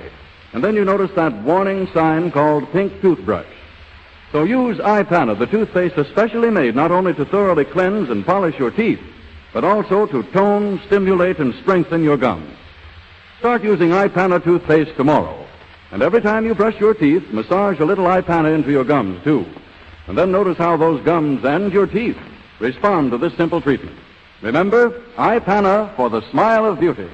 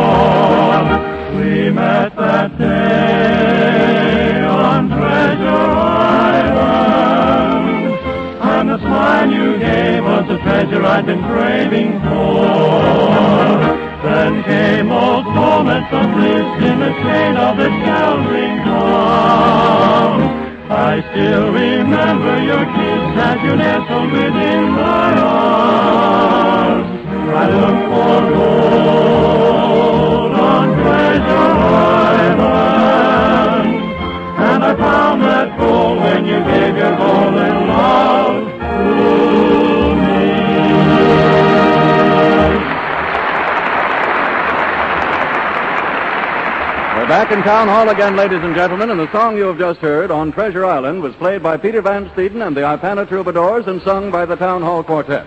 But here comes Fred, followed by a group of laughing amateurs ready for tonight's amateur contest.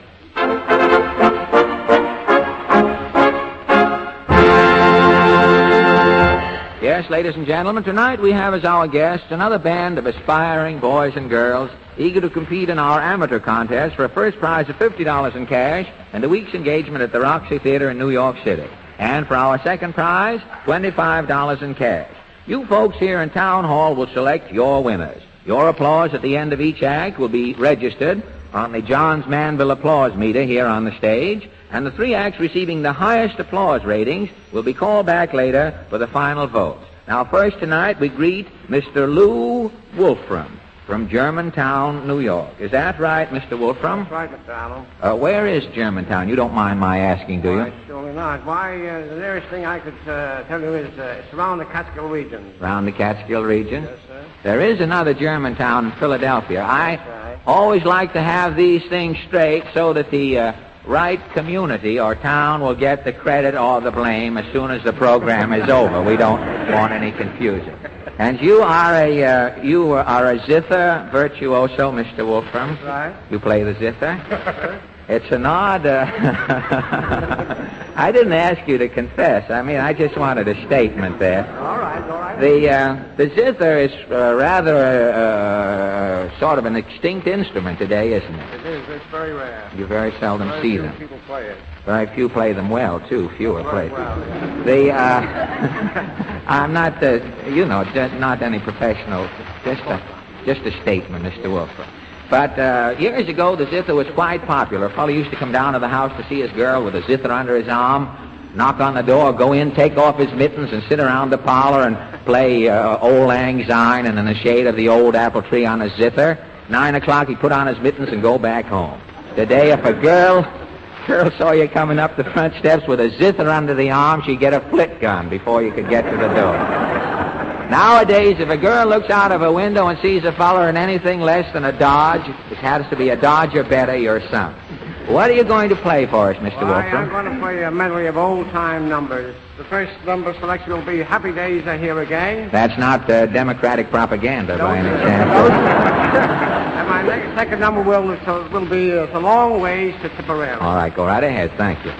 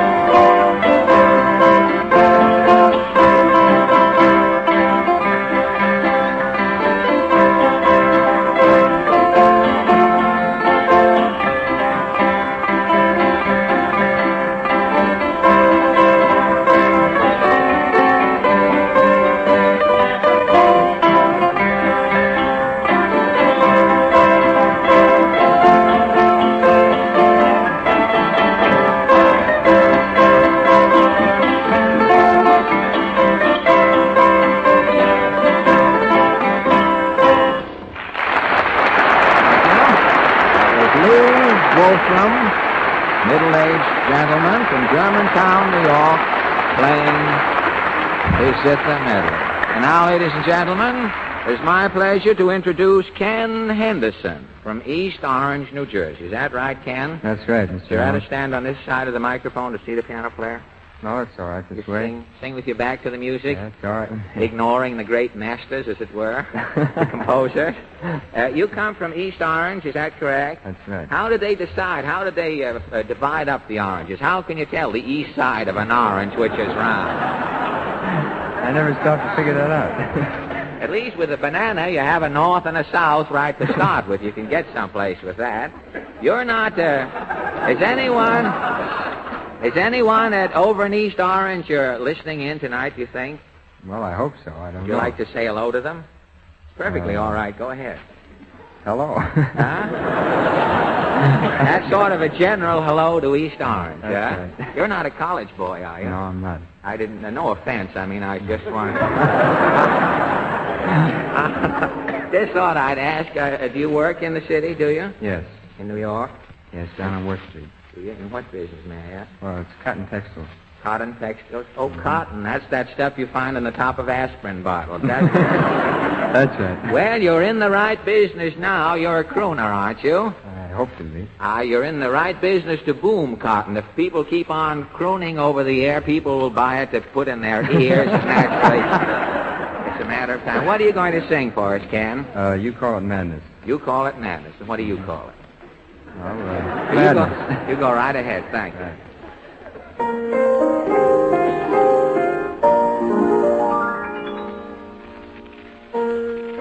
I can't forget the night I met you. That's all I'm dreaming of. And you called it madness. Oh, but I called it love. You made a promise to be faithful by all the stars above. And you called it madness. Oh, but I called it love. I keep repeating, my heart is beating for you constantly.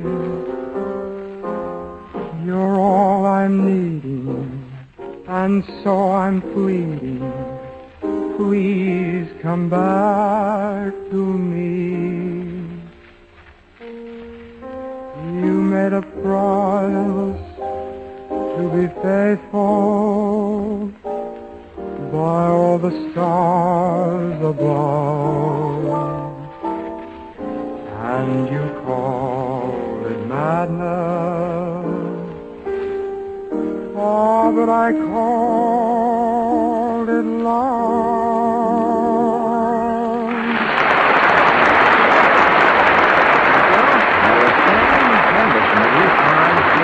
Thank you very much, man.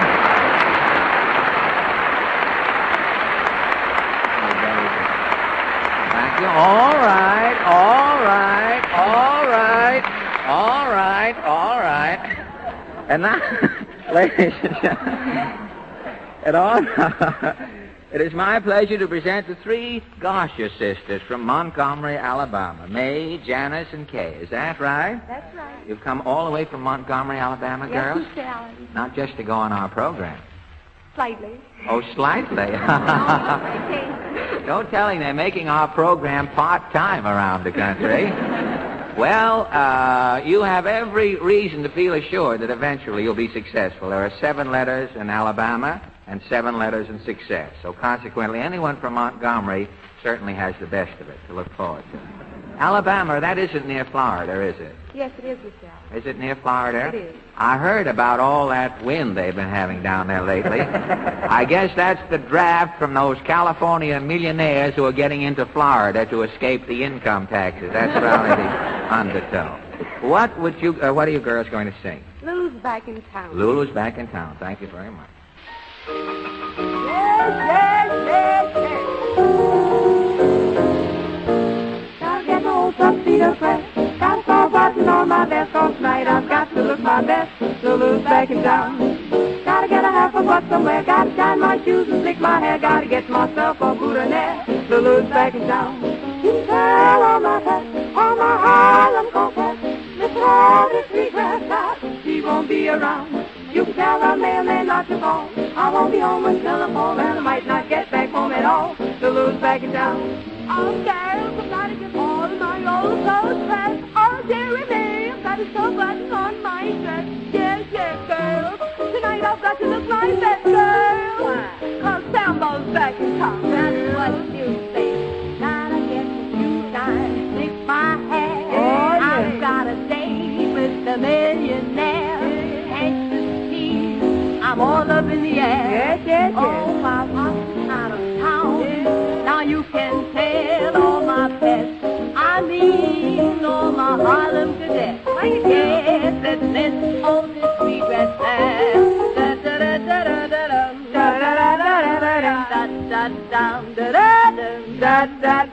You can tell the mailman not to call. I won't be home until the fall. And I might not get back. In fact, I'm on truck on back there. Why? Because Hambone's in town. Oh, dearie me, no. Sambo's in this town, girl. Ain't you heard? I'm out of town. Well, there's no need getting excited, girls, because Sambo, Hambone, and Ark ain't gonna do you a bit of good, because Lulu's back in town.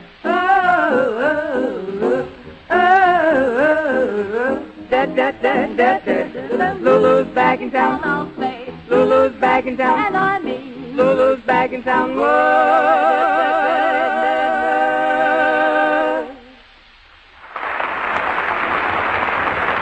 Just heard the three Garcia, Garcia sisters from Montgomery, Alabama. And now, ladies and gentlemen, from the Bronx, Miss Sylvia Robbins.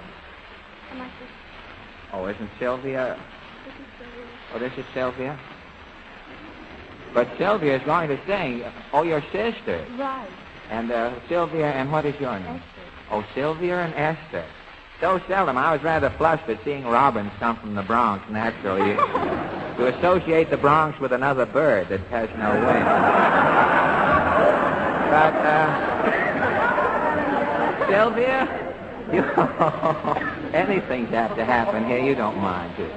You're going to sing, you sing, do you, Sylvia? Yes, I sing. How old are you? 16. 16. Have you been singing long? Oh, I've never taken lessons. This is my first appearance in public. Oh, is it really? It is. Well, I hope you're in good company here. You're 16 and your first appearance in public. Sweet 16 and never been hit.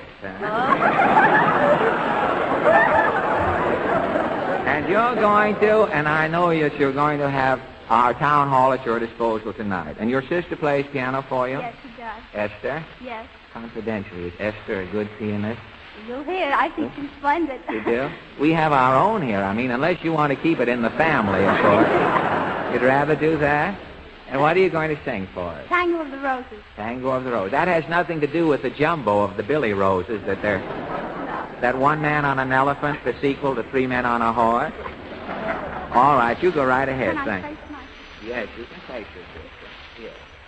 These, both this side and that side, these sides of the microphone are dead, and when I talk on this side, this is dead, too. This is perfectly all right. Oh, thank you.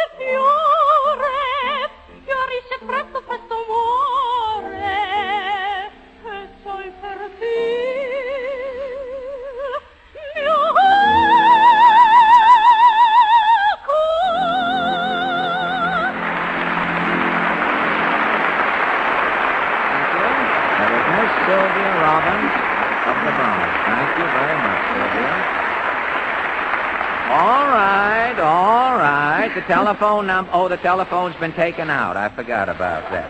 And now, ladies and gentlemen, Miss Gertrude Murray of Stamford, Connecticut. Miss Murray, you're from Stamford, aren't you? That's right. Stamford is the home of the Yale lock, isn't it? Yes, the best lock in the world. The best lock in the world? Mm-hmm. Well, we may as well get that in while we're at it. Not only that, we have many celebrities in Stamford, too, You have celebrities living there? Yeah. Or passing through? No, living there. You have to go through Stamford to get to a lot of places, I understand that, but... What celebrities are living there? Well, we have Gene Tunney. Gene the Tunney? fighter, of course, you know him. Oh, yes. I thought the longest he ever stayed any place was in Chicago one night with a man. He's in Stamford. Well, that's fine. And who else? And Lois Bennett, you know. Lois Bennett, I don't know, but And, of course, Attorney Cummings. Attorney Cummings? Mm-hmm, Attorney General. Well, you have quite a who's who, haven't you? I should say. It's better than having a why who. I know that I knew about Stamford. Some years ago, our front door lock was broken, and I had to get down to Stamford with our front door 2 or 3 years ago. That's how I knew about the lock.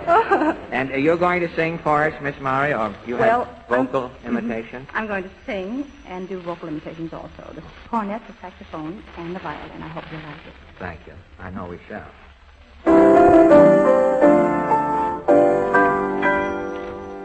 I'm in the mood for love simply because you're near me.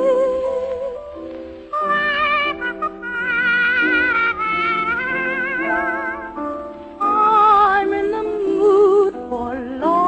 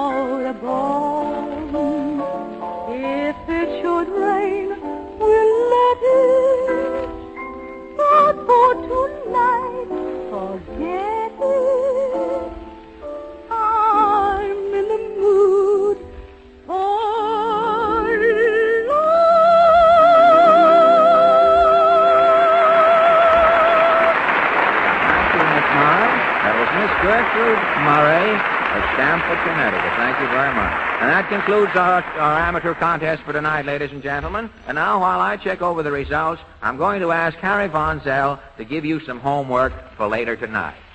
All right, Fred. It's just to remember 2 things, ladies and gentlemen. Sal Hepatica and Ipana. Those 2 products, make possible these Wednesday evenings in Town Hall with Fred Allen. So won't you just try them the very next time you need a new tube of toothpaste or the very next time you order a laxative from your druggist. Remember, Ipana toothpaste for the smile of beauty, and Sal Hepatica, the mineral salt laxative for the smile of health. Ipana, Sal Hepatica.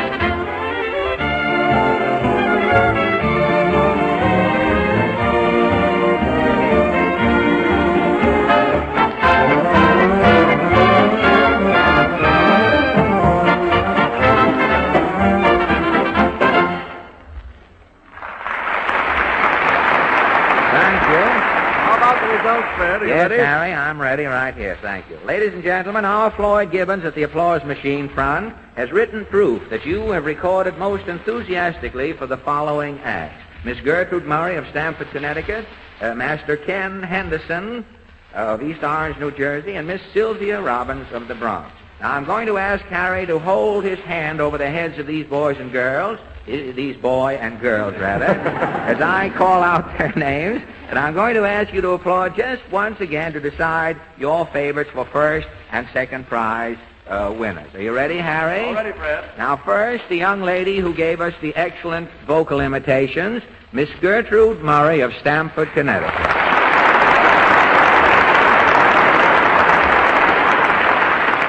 And next, the charming young gentleman from East Orange, New Jersey, who sang, crooned, You Call It Madness, Ken Henderson.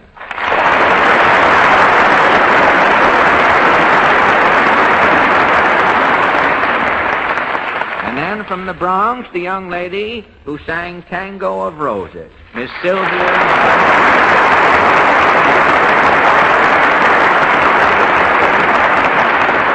What does the applause machine say, Harry? Just a minute, Fred. Coming right up. All right. Don't tell me that we're getting quicker than machines in our old age. I could have probably told you in half of the time. But I guess that's the trouble with decibels. We get so involved with the improvements going on. Perhaps it's gotten into fractions there. Right Thank you. The first prize...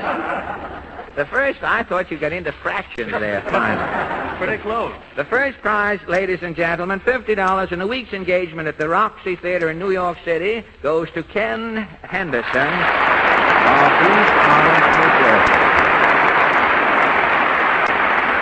The second prize, $25 in cash, goes to Miss Sylvia Robbins of the Bronx, who sang Tango of Roses. Congratulations, both of you. And to the ones who weren't so fortunate, I can only add better luck next time, and thank you all for coming.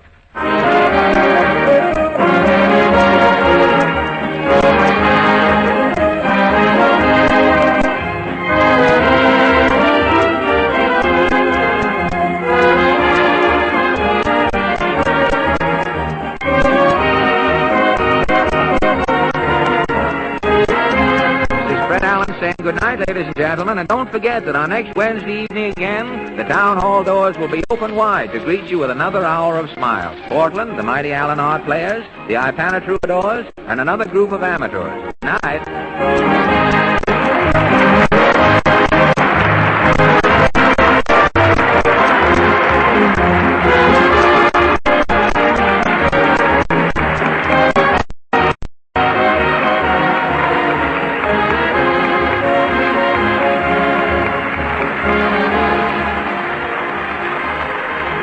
This is the National Broadcasting Company.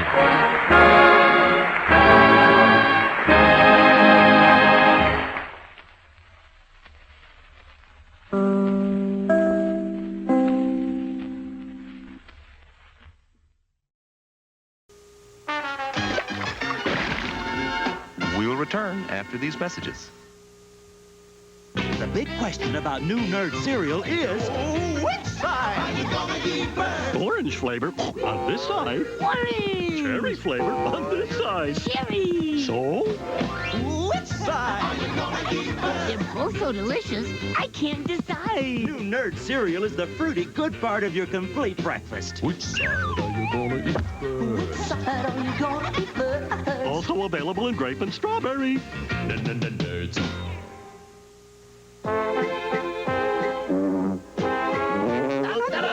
Great tune, Ronald. The McDonald's Happy Meal, guys. Hamburger, Soft drink, and fries. All regular size. I'll make a note of that. What do you put in your McDonald's Halloween pumpkins? Boopty and McBoo, matey. Carrots and McGoblin. Golden McPumpkin, partner. Now you can collect one of 3 different pumpkins with the purchase of every McDonald's Halloween Pumpkin Happy Meal. What you put in them is up to you. Now it is time to go back to Dodge City with Gunsmoke.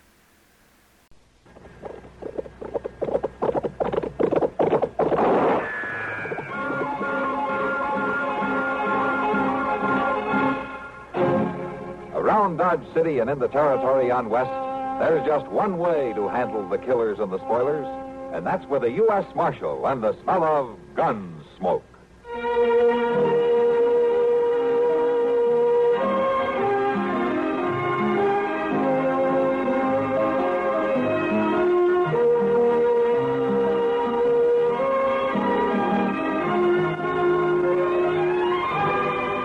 Gunsmoke, starring William Conrad. The story of the violence that moved west with young America. And the story of a man who moved with it. I'm that man. Matt Dillon, United States Marshal. The first man they look for and the last they want to meet. It's a chancy job, and it makes a man watchful. And a little lonely.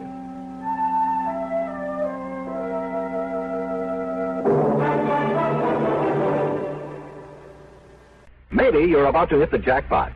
Maybe you're on the point of inheriting $500,000 or finding oil. Chances are, though, that none of these lovely things will happen. Chances are, if you want a bonanza in the future, you'll have to save it up. Now, there are a number of ways to do that. Some people stuff their mattresses, stash their cash behind a loose brick in the fireplace, or slip it under a floorboard. None of these methods make sense, because money so stored isn't making a cent for you. Not only that, it may get lost or stolen. Wouldn't you rather your savings made more money for you?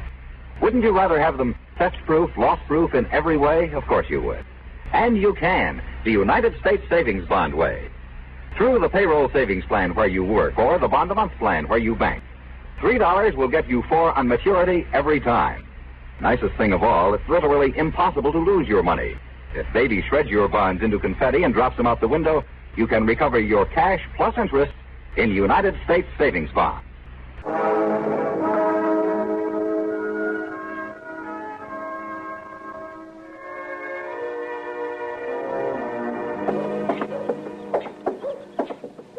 I just don't understand why you couldn't sleep, Mr. Dillon.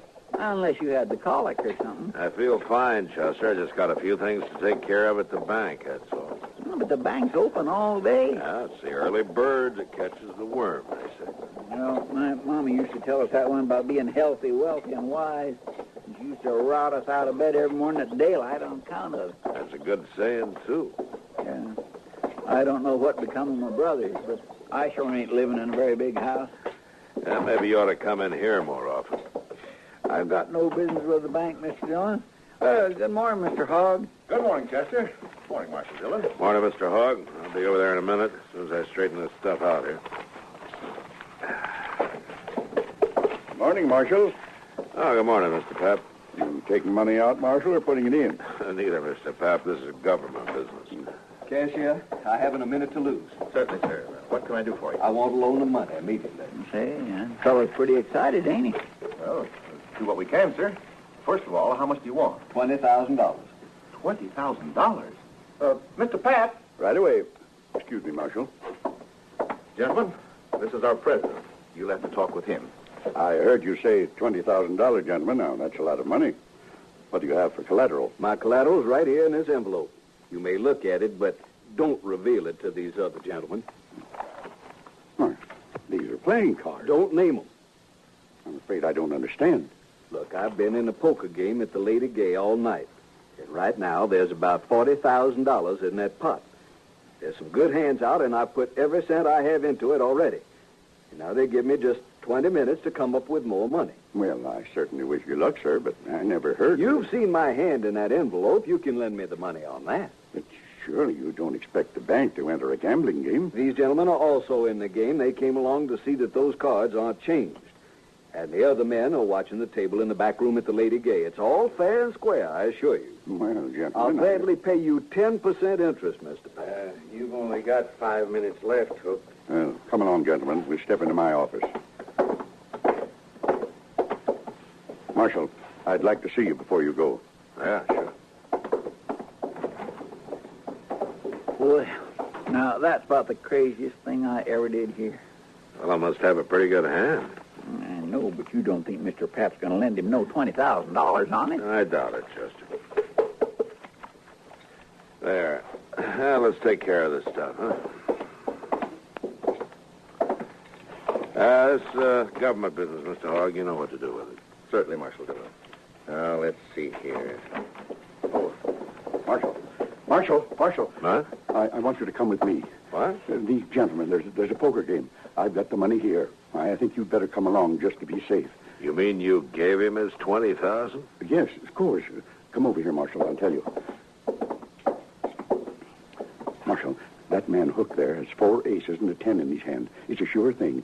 Why, the bank stands to make $2,000 on this loan, and it won't take but a few minutes. You run the bank, Mr. Pat, but are you sure that you ought to take a gamble with other people's money this way? But I can't lose. There's another chance in a million. But I want you to protect this money till I get it back here. Well, all right. I'll see nobody takes it at the point of a gun if you think that'll help. Yeah, come along, then. Hook's only got a few minutes to get back in the game.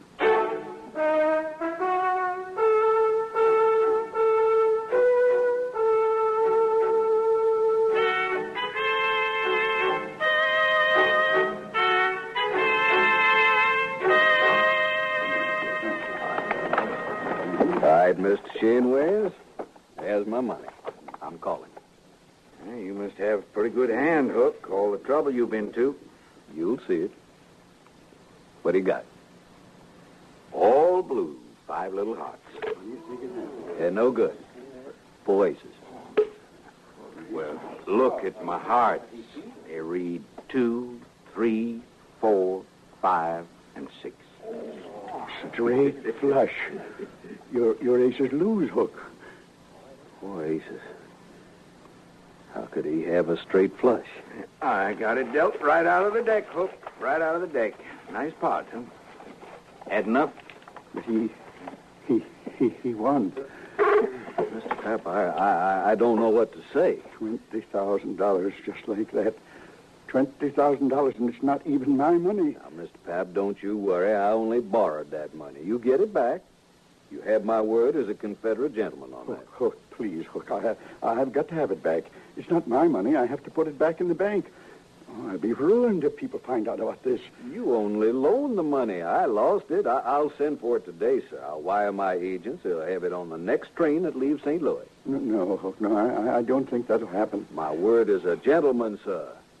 But you must be patient. No, I shouldn't have done it. I had no right to do it. Chester, go tell Doc I want to see him, huh? Sure.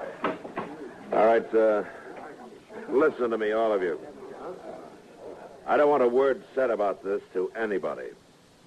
The bank is important to Dodge, and this could ruin it. Do you all understand? All right, then see to it or there'll be trouble for all of you.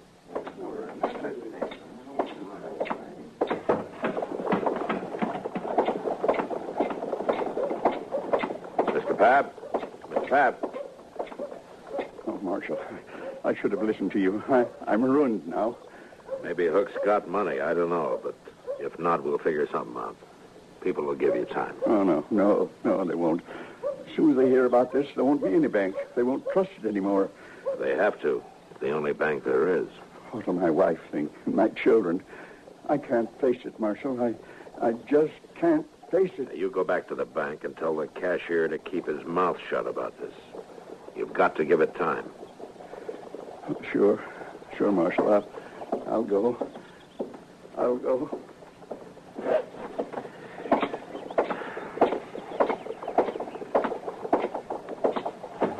Marshal, I'm sorry for that man, but he has no reason to worry. I'll send for the money once.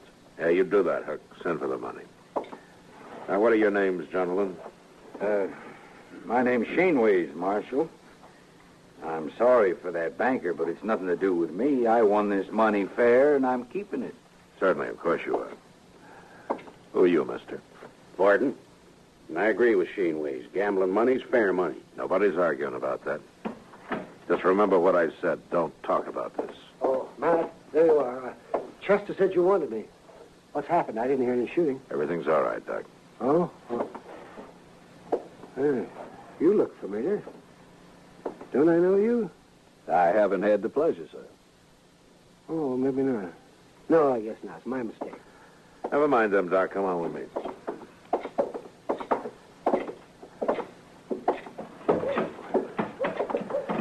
Doc, I want you to go over to the bank. Mr. Pap is pretty upset. See what you can do for him. Give him a bromide or something, huh? Oh, sure. Yes, maybe. What's wrong with him, anyway? He just lost $20,000 in a poker game. He what? He wasn't playing. He lent the money on the strength of what looked like a good hand. That man Hook came into the bank for it with the other two.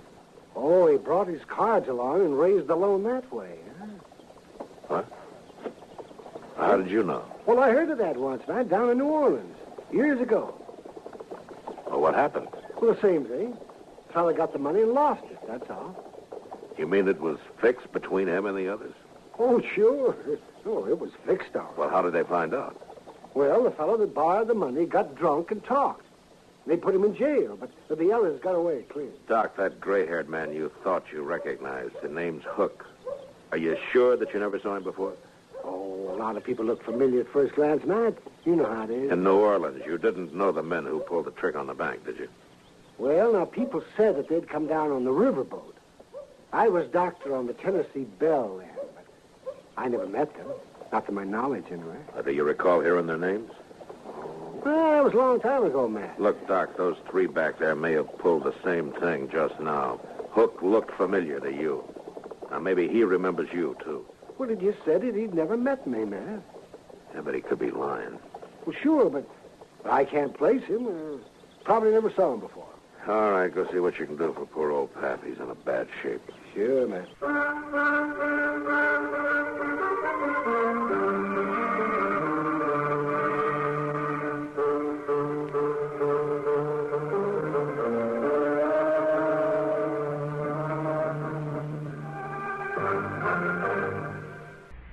Do you see speed laws and other regulations as restrictive? Well, that could be more infantile than believing one can prove his superiority by ignoring a stoplight. Unfortunately, too many drivers on the road subscribe to that kind of emotional outlook. The result is tragic. Almost 85% of all traffic accidents in America are caused by careless, childish driving. We hope sincerely that your attitudes are adult. We hope you know our traffic laws and the people who enforce them are there to help save your life.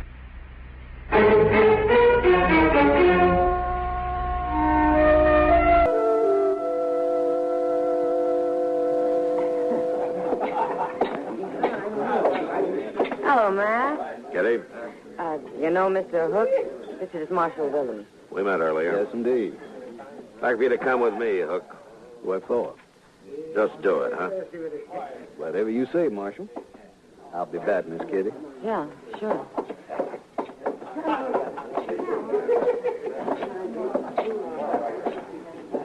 All right, Mr. Varden, Mr. Shaneways, you're coming with me. What? Now, is this an arrest? Now, what would I be arresting you for, Shaneways? Nothing. You got no reason. That's right. All right, come on, let's go. I haven't the slightest idea.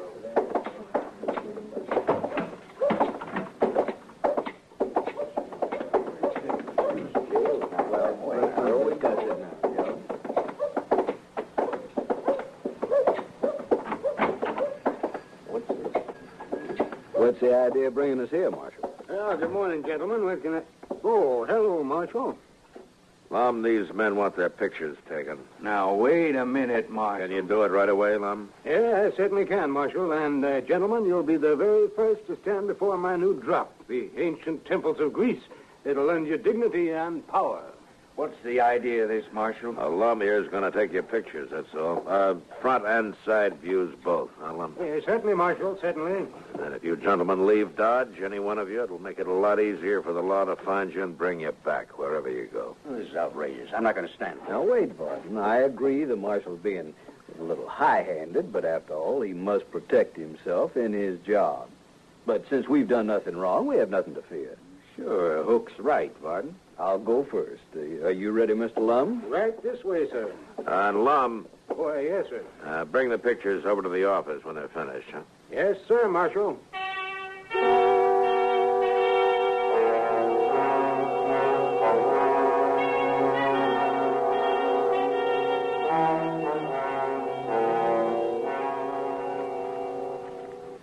Yeah, Lum's a pretty good photographer, Mr. Dillon. The others aren't bad. Lock them up in the safe, will you? Yes, sir. You reckon this'll keep them in Dodge? No, not if they really get scared, it won't. Well, they're guilty, all right, ain't they, Mr. Dillon? I can't prove a thing, Chester, one way or the other. Oh, hello, Doc. Well, what's the matter? Matt, bad news. What is it, Doc? Well, Mrs. Papp sent for me a little while ago. I just came from there. Yeah? Matt, he killed himself. Suicide. What? Pap? About an hour ago. Oh, that poor man. Well, how's Mrs. Papp taking it? Well, not a tear so far, but I suppose she'll break down later. A neighbor woman's there with her. Does she know why he did it? Yeah, it seems he told her all about it. And then he went out and shot himself. There's no stopping it now. The story will be all over town in no time. Yeah. Well, what are you going to do now, Matt? I don't know, Doc. I just don't know.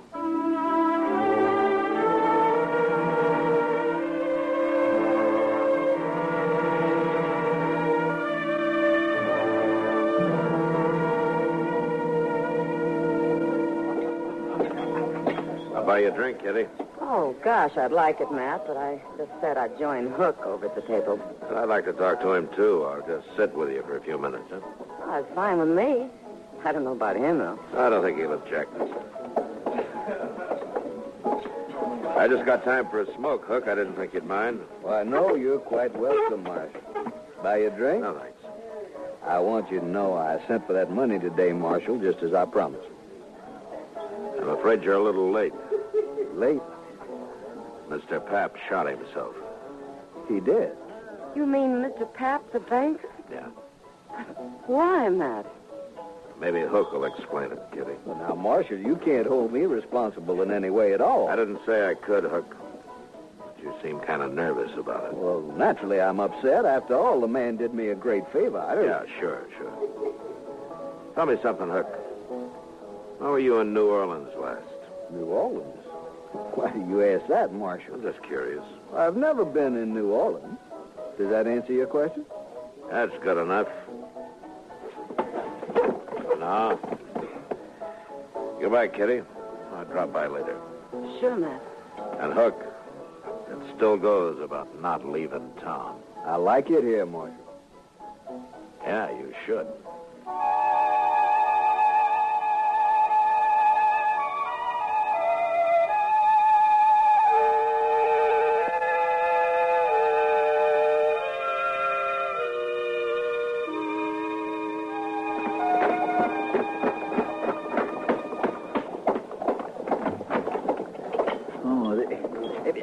I've been looking everywhere for you, Mr. Dillon.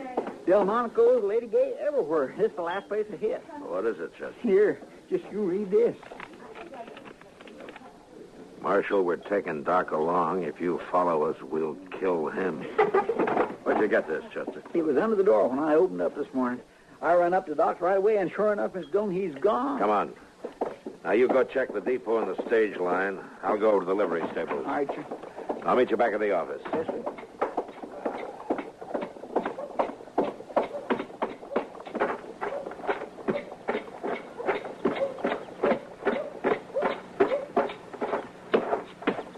Well, it's the marshal.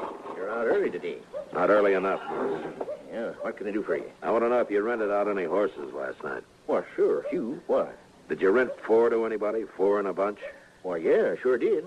They'll be back today, so they said. Who said? Oh, they're strangers to me. They paid me in advance, so they're Green Hornets. What time was this, Moss? Oh, it was late. Yeah, way after midnight it was.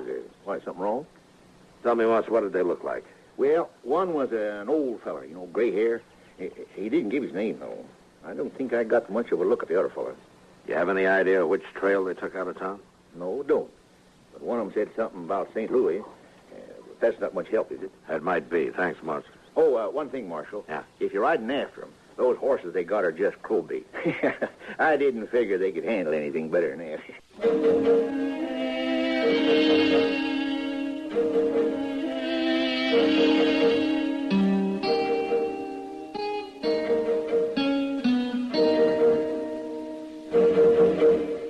Hi, this is Dennis James with a longtime favorite.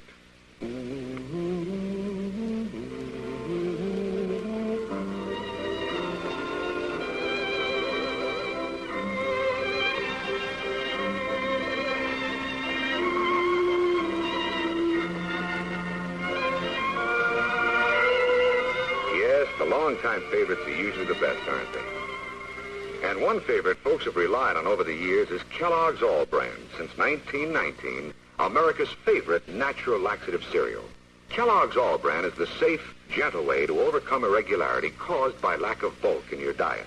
It tastes good, too, and it never gets mushy in milk. There's only one All Brand, Kellogg's All Brand.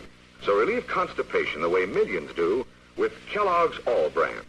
ALL-BRAN. Yes, you're so right to stay regular with Kellogg's All Brand. Try it, okay? Okay.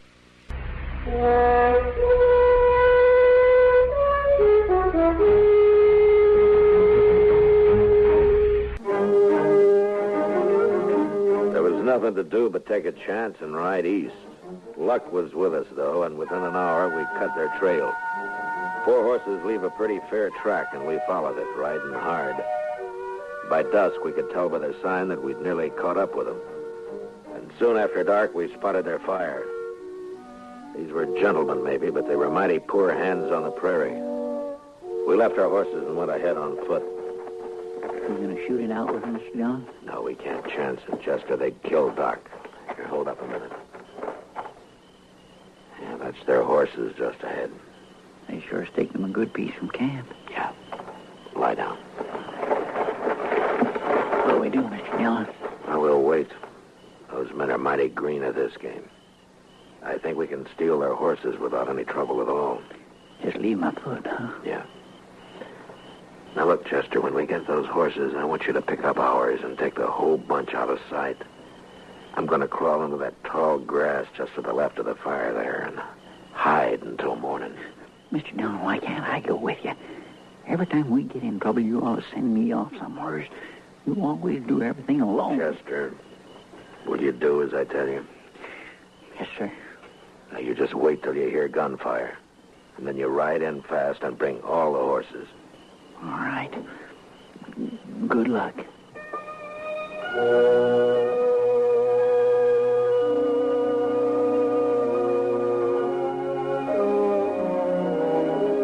By dawn next morning, I was half burrowed into the ground and covered by blue-stem grass not more than 30 feet from their camp. I could hear their talk all right, but I couldn't see them unless they were on their feet. Shaneways had already gone out after the horses, and pretty soon he was back. Slipped their ropes. That's what, every last one of them. What are we going to do now? You and Shaneways will go after them, that's what. I'll stay here and guard Doc. But hurry up, we got to get moving. Come on, Varden. We'll never find them. You can have this country, Doc. I don't know why you ever left that soft berth you had on the Tennessee Belle. Well, I didn't have to leave it. That's more than you can say about New Orleans. Any more of that talk, you'll get your throat slashed like a fat shoat, Doc. Spoken like a true gentleman, a Hook. Or whatever your name is. Doc, if you hadn't talked so much in the first place, you wouldn't be where you are now. Ah, you're a fool, Hook. I might have seen you somewhere, but I sure couldn't connect you with that New Orleans business. Anyway, you've given yourself away now. How? Don't you know there wasn't a thing the law could do until you ran? Well, you'd be caught sure now.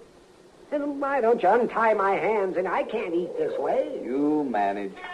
I let Doc and Hook wrangle on till I figured the other 2 men had walked about a half a mile from camp, and then I waited until Hook had his back to me. I stood up, slowly moved quietly forward. Doc saw me, almost spoiled the game, but he caught himself in time and then started another argument with Hook. Hook, untie my hands. I was about 15 feet away when Doc suddenly kicked the coffee pot off the fire and all over Hook's leg. Ah, ow. All right, don't move, Hook. Marshal. Here, I'll take your gun. Come on. Easy now, Marshal. Don't shoot. Now get Doc's hands untied and be quick about it. Yes. Get it off. I should take it easy. Oh, wow, that feels better. Hook, if I weren't a professional man, I'd punch you right in the eye. Never mind, Doc. Here, put his gun in your belt. Yes, I'm just mad enough I'd like to have an excuse to use it. Matt, so what do you... Well, you'll have them back here in no time. Where have they got the money, Doc? Well, in that saddlebag over there. See All right. that yellow one? Get it, will you? Yeah, sure.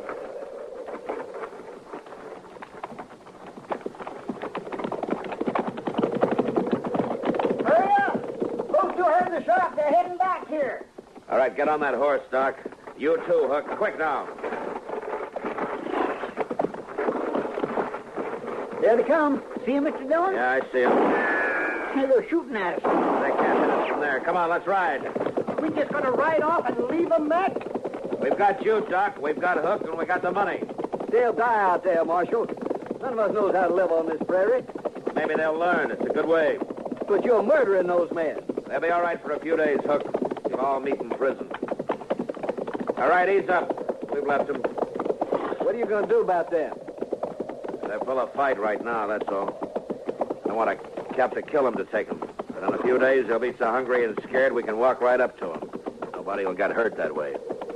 Neither them nor us. Mr. Dillon? Yeah, what is it, Chester? Mr. Dillon, later in a couple of days, let me come back and bring him in. Just me this time. Now, Chester, Please. Okay, Chester, you can do it. Alone. Thank you. All right, Hook. Ride a little faster there. We ain't got all day.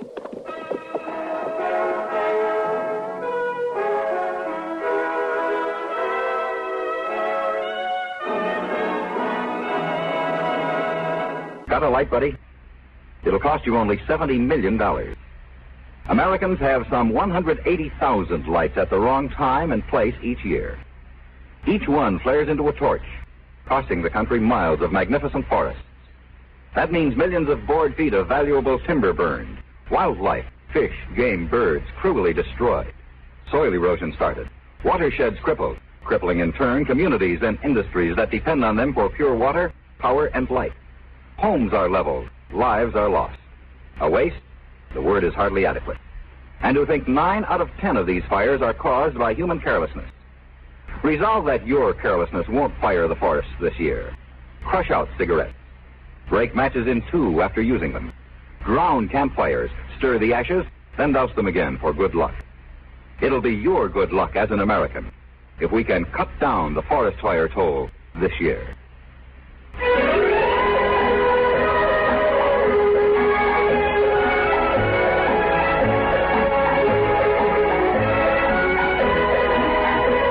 Gunsmoke.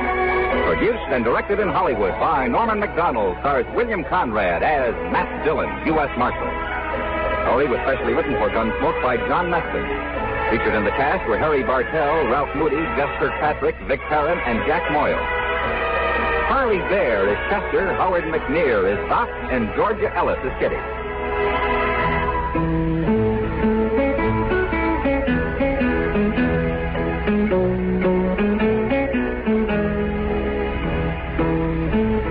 This is George Walsh inviting you to join us again next week when CBS Radio presents another story on Gunsmoke, on Gunsmoke, on Gunsmoke, on Gunsmoke, on Gunsmoke, on Gunsmoke, on. We will return after these messages. Oh, my best friend and an Oreo cookie. She loves the crunchy chocolate. I like the creamy middle. Been eating them this way since we were very little. We'll always be friends with Oreo. Friends are better when you pair them. Oreos are better when you share them. Oreo cookies. Share them. Nabisco. Every package of Kellogg's Raisin Bran has 2 scoops of raisins. I know that. But do you know that 2 scoops are enough to give a plump, juicy raisin to each captain of the Queen's Guard, all the girls on the Cranston High Cougarettes, and Boy Scout Troop 12? That's a lot. There'd still be enough tasty Kellogg raisins for an entire symphony orchestra. That's a crowd of raisins. Now you can share or keep that great taste all to yourself. Kellogg's Raisin Bran, part of this complete breakfast. There's a crowd of raisins in 2 scoops. Our next guest will give you the laughs. Just don't ask him to lend you money. It's Jack Benny coming up next. J-E-L-L-O. The Jell-O program brought to you by Jell-O and Jell-O Pudding, starring Jack Benny, with Mary Livingston, Phil Harris, Dennis Day, and yours truly, Don Wilson. The orchestra opens the program with The Romantic Guy I.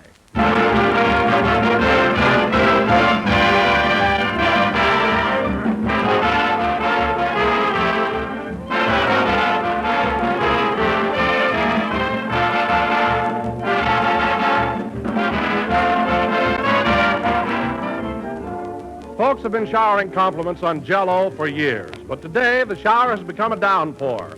Everywhere you go, you hear people praising the new Jell-O and its wonderful new locked-in flavor. They say it's richer, more delicious than they've ever believed any dessert could be, and they're right. Because today's Jell-O is different, made better than ever. Up until now, gelatin desserts constantly faded in flavor while waiting to be used.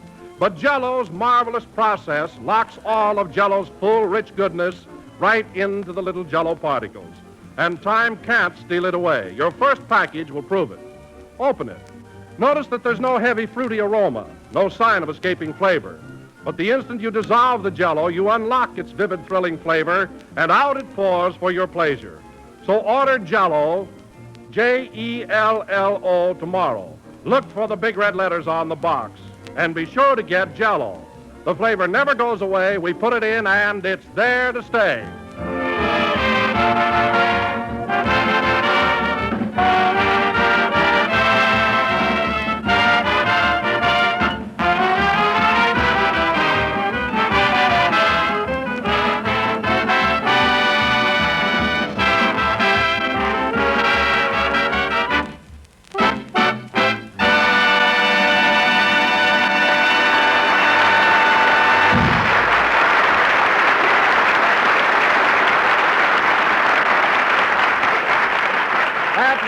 A romantic guy I played by the orchestra.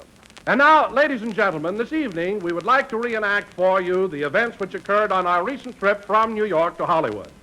As you all know, we did our last show from New York City, and the following day the whole Jell-O gang left for the coast. Jack had to check out of his hotel, the Swank Hampshire House on Central Park South, so he said he might be just a little late getting to the station. This way, Rochester. I got to stop at the desk for my bill. I'm moving as fast as I can, boss. This stuff's heavy. What do you mean, heavy? Those two suitcases are half empty. Yeah, but this trunk on my back is loaded. Oh, stop complaining. That trunk isn't so heavy. I wasn't bow-legged when I picked it up.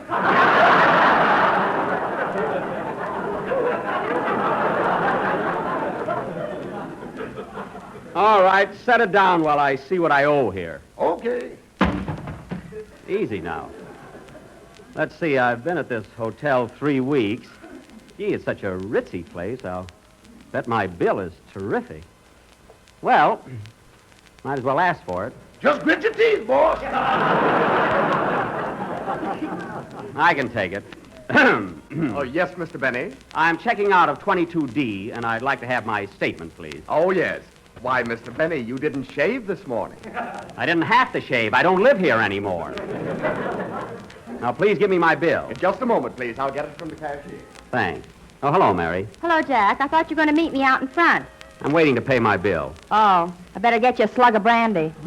Come back here. I don't need any brandy. Good morning, Miss Livingston. Morning, Rochester. Gee whiz, Jack, if you still got that old trunk, why don't you buy a new one? Mary, I keep that trunk for sentimental reasons. My father gave it to me on my 16th birthday. Well, at that, it held together better than you did. No, I don't know about that, sister.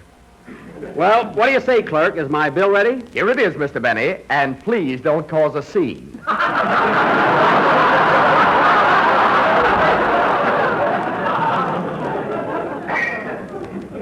Don't worry, I'm just going to go over it. Now, let's see. Room, $12.50 a day for 21 days. That's, Rochester, where's my adding machine? Where is it? I couldn't find it, boss. You must have left it at the Star Club.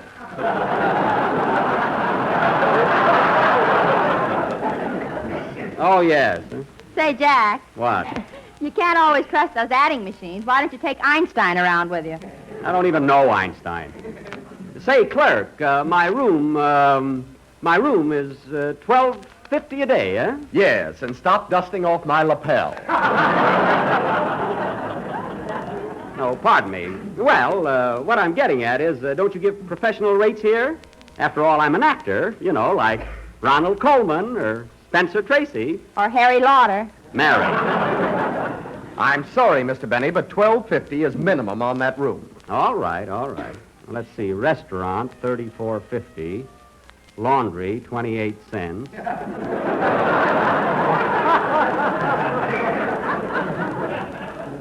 The newsstand. Hey, wait a minute. What's this item here? Newsstand, $15. That was the day you got that good write-up in PM. Oh, yes. Now, let's see. Oh, look what time it is, Jack. Word is write-up. It would have helped the gag a little bit, doesn't it? What is... Let's see. What? Look what time it is. Pay your bill. Let's get going. Mary, I'm not through checking all... Hey, what's this? $68 for phone calls to Birmingham, Alabama. I never called Birmingham. They're waiting for us at the station, boss.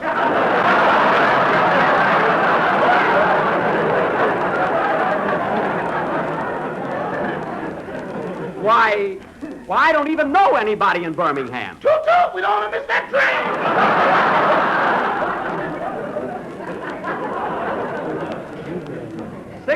$68? What is this? Come on, let's go, let's go.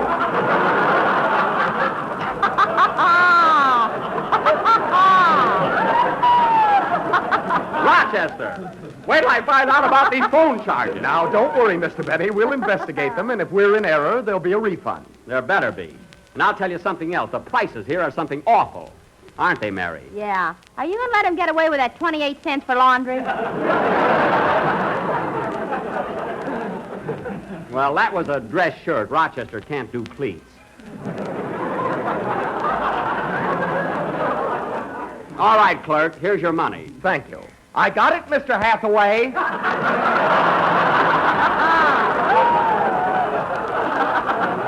All right, you got it. I can't figure it out. $68 for telephone calls to Birmingham, Alabama. Let's go, let's go.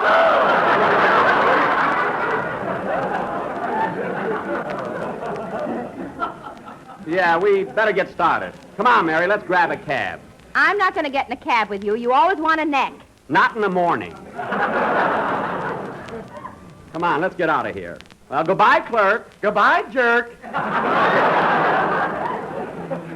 Fine, I've been in this hotel 3 weeks. You can't even pronounce my name right.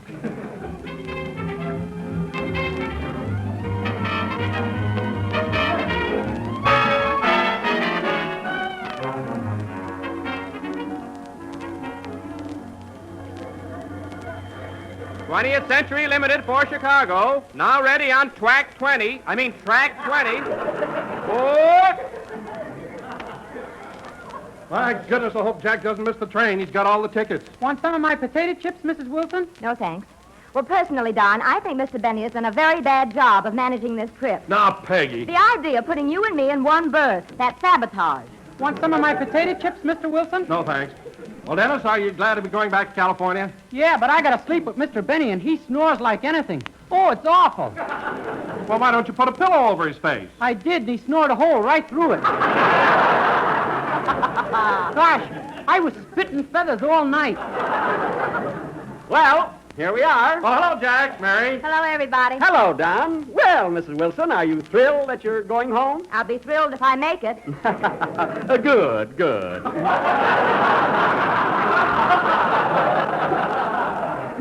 By the way, Mrs. Wilson, you notice I got you and Don a lower berth on the trip back. Hooray. I thought you'd be more comfortable that way. You see, a lower is wider than an upper. Well, Don is wider than a lower. What are you going to do about that?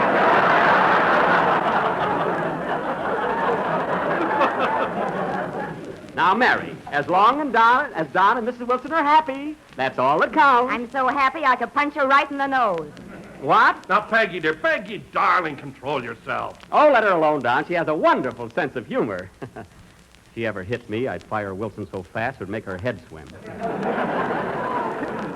Well, where's the rest of the gang? Where's Phil? Phil and Alice are on the train. She was just mobbed by autograph hunters. Oh, she was. Well, I can sympathize with her. I go through that all the time. Autographs. I'm sorry I forgot today, Mr. Benny. That's all right, kid. Well, I'll be darned. Here comes Jack Benny. Not now, Dennis. We got to catch a train.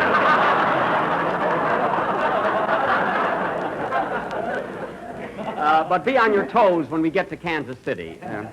Show Miss Fay something about autographs. Last call, 20th Century Limited for Chicago. Now ready on track 20. Track 20. Oh, nuts, I'm going home. Well, let's get on the train.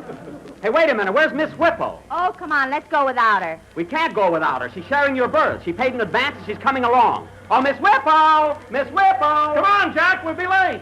Miss Whipple! Here I am, Mr. Benny. Well! Jeepers, she's wider than Wilson. Mary, it's only for 3 days. Come on, everybody. On the train, on the train. Now, Mary, don't blame me for this. In the picture she sent me, she looked very thin.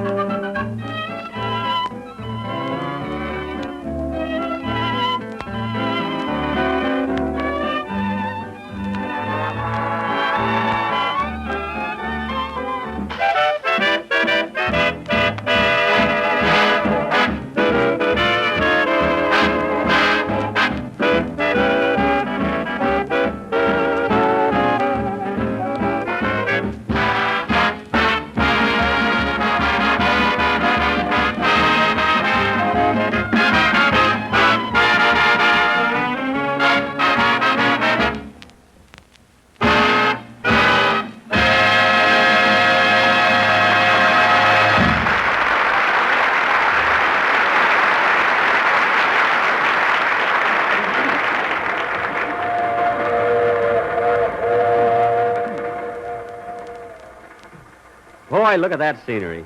Just think, Mary. Here we are only 2 days out of New York, and we're in New Mexico. Want an orange, Mary? What, again? No, thanks. Gee, look at those mountains. You know, Mary, that's where I'd like to live. Right in those mountains. Close to nature. Yeah, Away from all the hustle and bustle of the city. That's the life for me, Mary. yeah. The simple life. Gee, well, I'd live on beans. Beans and deer meat. Probably shoot the deer myself. And then someday, Mary, I'd be hiking through those mountains and I'd discover a gold mine. I knew you weren't living on those beans for nothing. No, there's no use talking to you. Look at the scenery, Dennis. Isn't it gorgeous? Oh, it's beautiful. Dennis, will you please stop yawning? Well, the way you snore, Mr. Benny, I haven't slept for 2 nights. Well, Dennis, what if I do snore? Sleep isn't so important. Thomas Edison never slept more than 5 hours a night. Yeah, but he was inventing something. I just got to lay there and listen.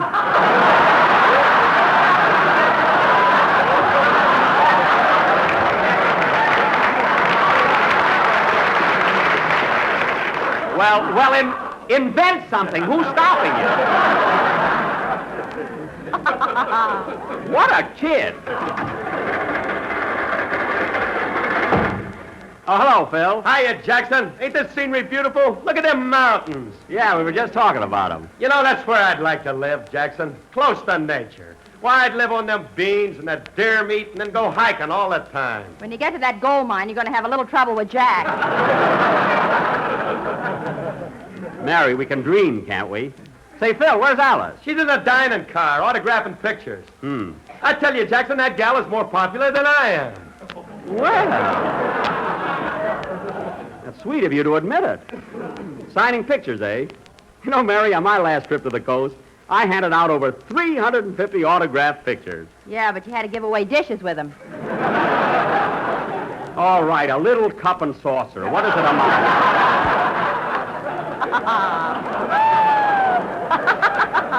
So inexpensive. Well, Phil, wake up, Dennis. Well, Phil, by this time tomorrow we'll be in sunny California. Are you glad? Yes, sir. I've had my vacation, and next Monday I'll be back in night school improving myself. Oh, you signed up again, eh? Yeah, I'm taking all new subjects this year, Jackson. Got geometry and chemistry and etiquette.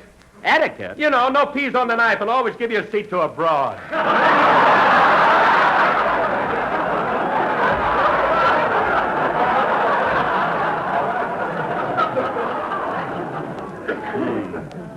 I'd give $1,000 if Emily Post was here. Or were here. Which is correct, Mary? Was or were? Oh, go shoot a deer. Well, Phil, etiquette is one subject you can use. Yeah, etiquette. Dennis, pull yourself together. All you do is yawn, yawn, yawn. And sit up straight. People will think you're drunk.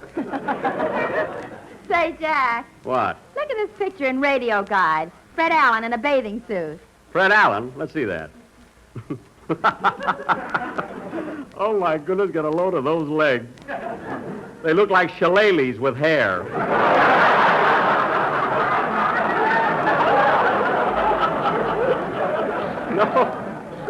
No kidding. Well, at that, Jackson, he don't look no worse than you do. What are you talking about? Look at me when I straighten up. Look, I got a very good figure. Well, you should have. You're still wearing that corset from Charlie's aunt. Well, Zanuck said I could keep it. Anyway, I don't even need it. You know, Jackson, I'm getting hungry. Me too. Dennis, peel me an orange. I can't. I'm too weak. All right, I'll do it myself. You want a nice, sweet, juicy California orange, Mary? Don't build them up. I want meat. Okay, let's go up the diner. Say, Phil, have you seen Don? Yeah, he's up in the other car ahead with Peggy. All right, come on, Mary. See you later, fellas. You know, Mary, I could kick myself for not bringing any pictures with me. Maybe I can... Whoops. Oh, hello, little boy. Hello. Say, mister, are you Jack Benny? Yep, that's me. Gee whiz. You know, Mr. Benny, I listen to your program all the time. Well, isn't he a cute little rascal, Larry? Yeah. Well, Sonny, what did you think of our first two broadcasts? Don't worry, you'll get rolling.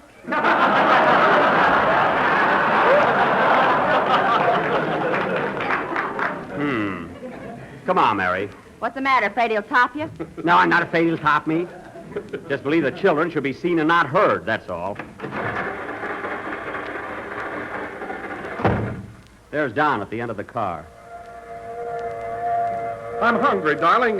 Let's go in the diner and get something to eat. No, Don, not until tomorrow. But I'm starved. You're not eating until we get home. Our berth is crowded enough the way it is.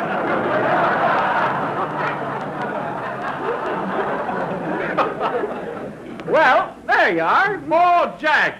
Jack, I've been working on my commercial for Sunday's show. Now, how does this strike you?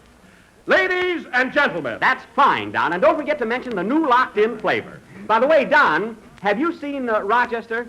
He's up in the next car talking to the porter. They're in drawing room D, I believe. Here with Don and Peg. Okay, see you later. Bum bing bum bum ba bing ba bum dum ding dum dum da ding da dum. What did that kid mean? I'll get rolling. Talking to the porter, eh? I warned Rochester about shooting dice. Let's see. Here's drawing room A. Here's B. C. I tell you, Sylvester, I had the most wonderful time in New York I ever had in my life. Is there much excitement in Harlem right now? Brother, there's been excitement in Harlem ever since the Dutch moved out. No wonder he couldn't do any work. I used to stay in those nightclubs so late I'd get sunburned going home. Say, that must have cost you a lot of that green stuff, Rochester. Where'd you get it all? Well, I don't exactly work for nothing. You know, Mr. Benny gives me $400 a week. $400? No, oranges. I cash them in at the market.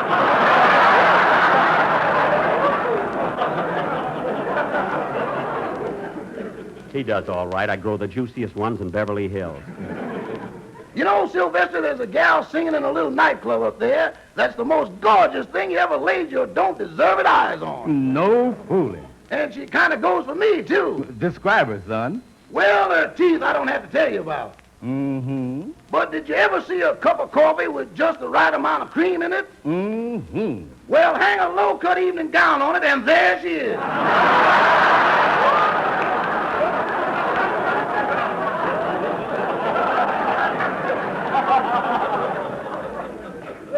That's all he thinks about.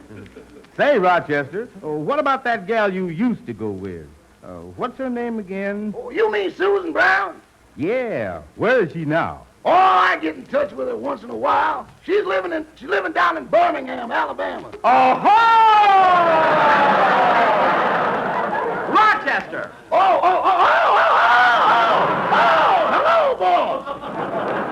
Don't hello me. Now, Rochester, you were standing right there in the hotel when the clerk told me about that $68 telephone charge. Oh, but boss. Now, you owe me that money, Rochester. It's coming out of your next month's oranges. I mean, salary. And the next time you pull anything like that when we're on the road, you'll stay home. See you later. Of course, I should have suspected something like that. Birmingham, Alabama.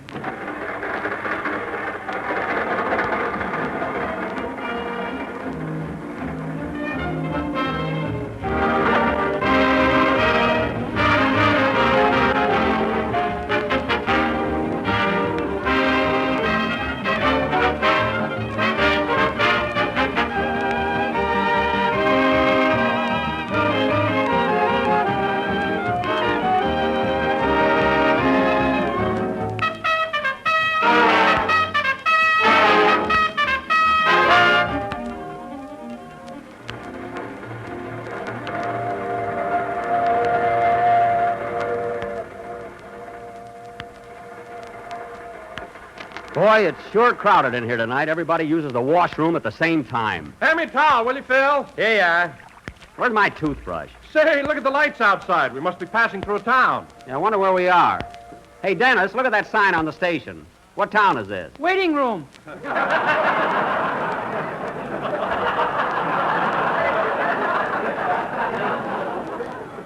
Oh, fine. Waiting room, New Mexico.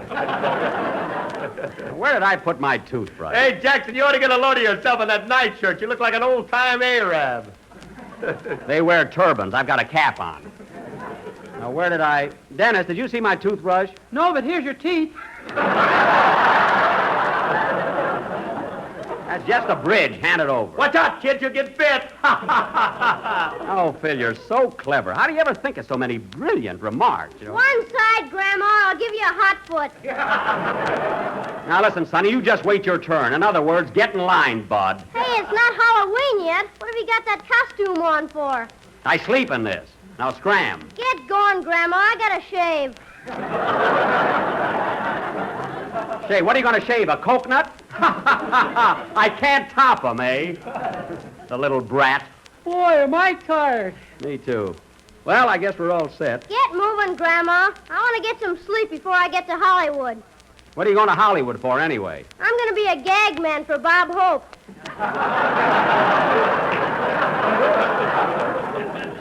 Oh, he's getting him young now, isn't he? Hand me my robe, Don. It's that green one with 7-Up on the back.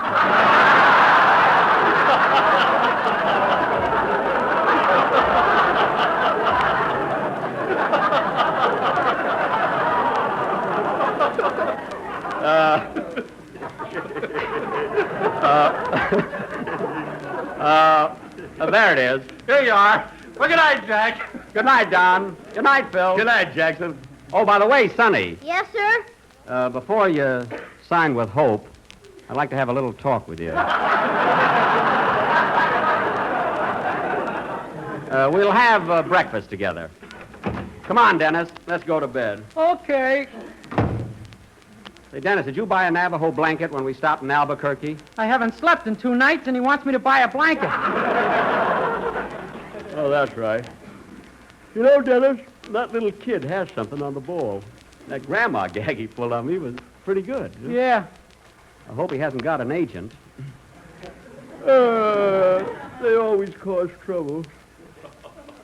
See, I think Mary and Miss Whipple are here in lower 5. Good night, Mary. Good night, Jack.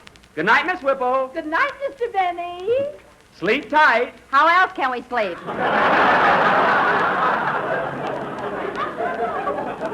Don't complain. It's the last night. Well, here's our berth, Dennis. Crawl in. Nothing doing. I get the outside tonight. You had the outside last night. Don't you remember? You fell out 4 times. Now get in there. Quiet. We're trying to sleep. Oh, pardon me. Now, get in there, kid, and stop making trouble. Okay. Gee whiz, Mr. Benny, there's no room here. Put the oranges in the hammock.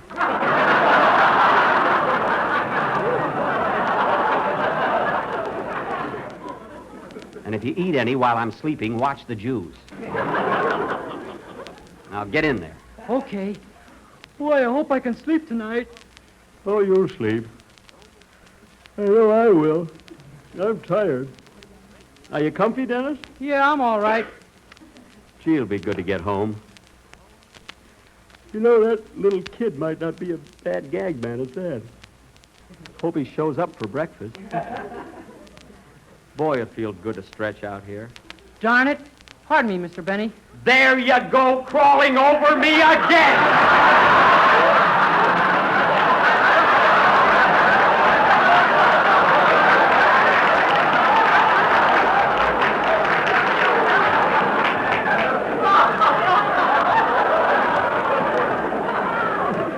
Get back there! Back! Now look, Dennis. If you can't sleep, I'll tell you a bedtime story. Now relax, close your eyes, and listen. Okay. Once upon a time, there was a poor little girl named Cinderella, and she went to a ball and married a prince. Now go to sleep.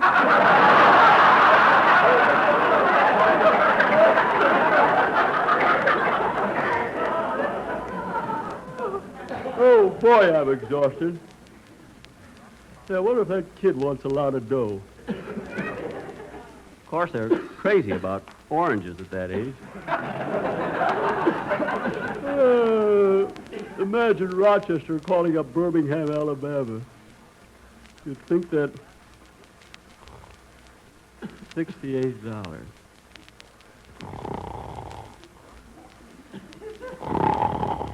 Well, here we go again.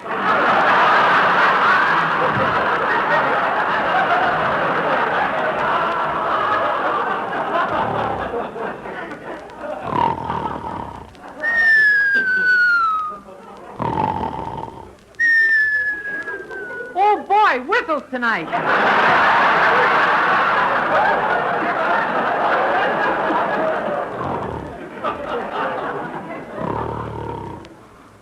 Well, I might as well start counting sheep. 1, 2, 3, 4. Oh, that's a police dog. 4, 5,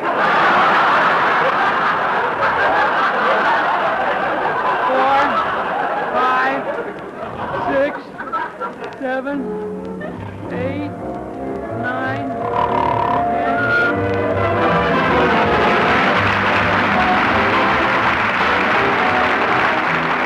Here's a dessert, friends, that's really something extra special. It's one of Jack's own favorites, a luscious combination of canned halve, peaches, and orange Jell-O. Just dissolve the orange Jell-O in hot water as you usually do, and then fill 6 wide sherbet glasses about 1/3 full and chill. And when the Jell-O is firm, place a marshmallow in the center of each glass and cover with the peach half, rounded side up. Pour the remaining Jell-O over the peaches and chill until firm. And there's a perfect dessert, a delight to the eye and a thrill to the taste. Tomorrow, get a can of peach halves and a package of orange Jell-O and make up this delicious treat. Golden, glistening peach halves embedded in rich orange Jell-O. Remember, Jell-O makes grand desserts like this even grander, because only Jell-O's new locked-in process gives you all the flavor, always. We're a little late, so good night, folks.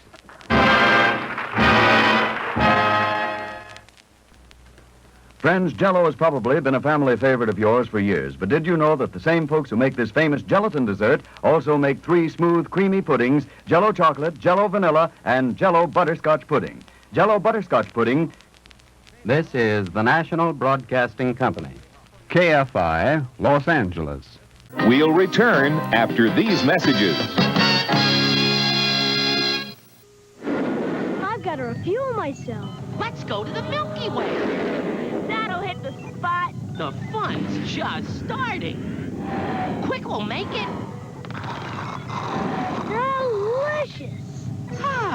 Quick really puts me in orbit. Nestle Quick, the taste that gets you going. You can get this free Legions of Power space capsule set by sending 1 UPC barcode from Nestle Quick. You can put it together. See specially marked packages for details while supplies last. I'm Captain O.G. Readmore, a reading kind of cat. Read a book like me, you'll soon agree that reading is where it's at. Here a ghost, there a ghost, everywhere some scary ghosts. It's showtime, folks. Today, call for the real. One of the all-time great directors, Cecil B. DeMille, hosts Lux Radio Theater, up next. Lux presents Hollywood. The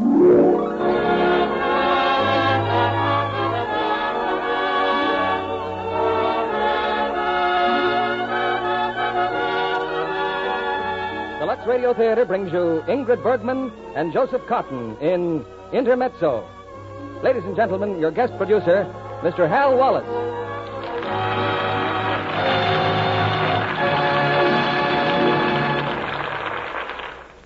Greetings from Hollywood, ladies and gentlemen. The theater is always sentimental about its landmarks, and certainly one of the milestones of the screen was Ingrid Bergman's first American appearance in the picture Intermezzo. Her performance gave us a foretaste of the charm and talent that won this year's Academy Award and established her as one of the outstanding actresses of modern times. Miss Bergman's on our stage tonight in the same exciting role that launched her Hollywood career. I had the privilege of producing two of Miss Bergman's pictures, and I've also had the privilege of working with her co-star in tonight's cast and watching his meteoric rise to stardom, Joseph Cotton. Earlier in this 10th anniversary season of our theater, we asked you to pick the plays and personalities you wanted most to hear. I'm divulging no surprises when I say that Mr. Cotton and Miss Bergman were strong favorites on your list. Our play, from David O. Selznick's Intermezzo, is, of course, a love story, but of a provocative and different pattern. A story of genius bound by two loyalties, divided by two loves. Incidentally, the Lux Radio Theater introduced Ingrid Bergman to the American radio audience when she first returned from Sweden several years ago.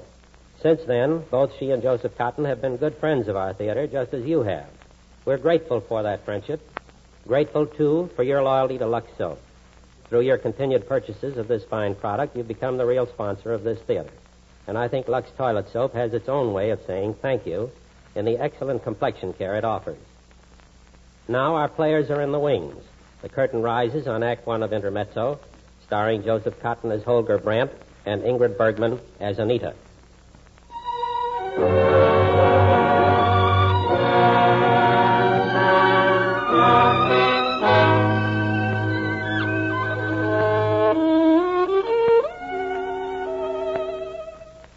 In New York City's famous Carnegie Hall, a violin recital nears its close.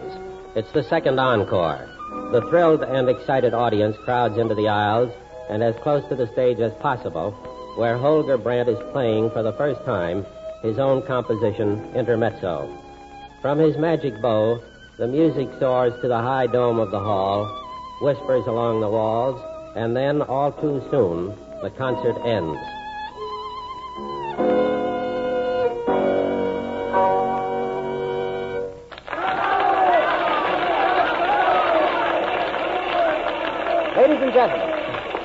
Ladies and gentlemen, first let me say how much I appreciate the reception you have given us here on our last concert in New York.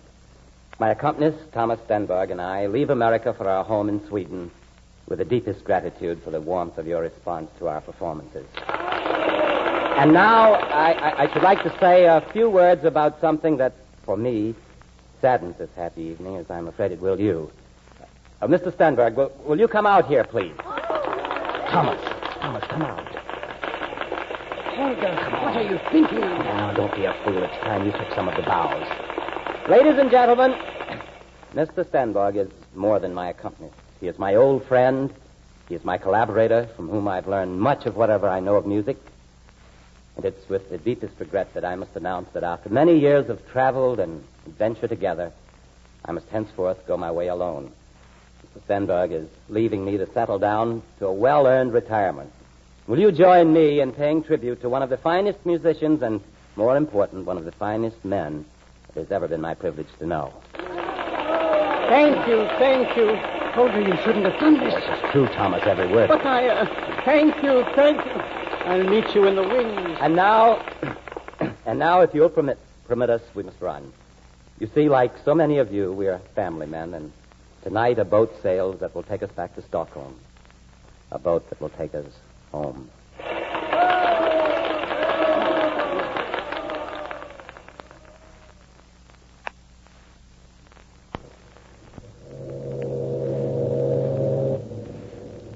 Thomas.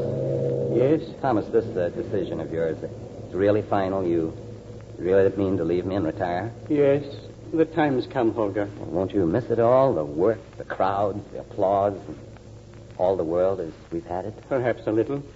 But there's a great difference between us, Holger. You're indispensable to the world and the world to you. Oh, let's have a drink. Your flame leaps, Holger, at every breath of life. Some of us glow a while and aren't too regretful when the spark dies down and allows us to rest. Well, there's one thing we always have in common, Thomas. Memories. Good memories. And the same old friends, Bach and Beethoven. Old Thomas, sitting by the fire with his slippers and his pipe. And my wife. Yes, of course, your wife. I shall be glad to see Margaret again, too, and the children. It seems years since I left them. You know, Thomas, you're right. The crowds, applause, they're like a drug, like a habit that gets a stranglehold on your life, and you can't break it except by total abstinence. Stay home, away from it all, and you'll find peace. I wish I could believe that with the same conviction I say it.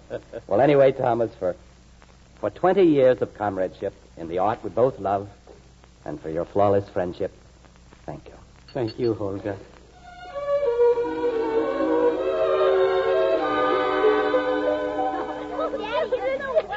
Come in, Holger. Emma wanders home at last.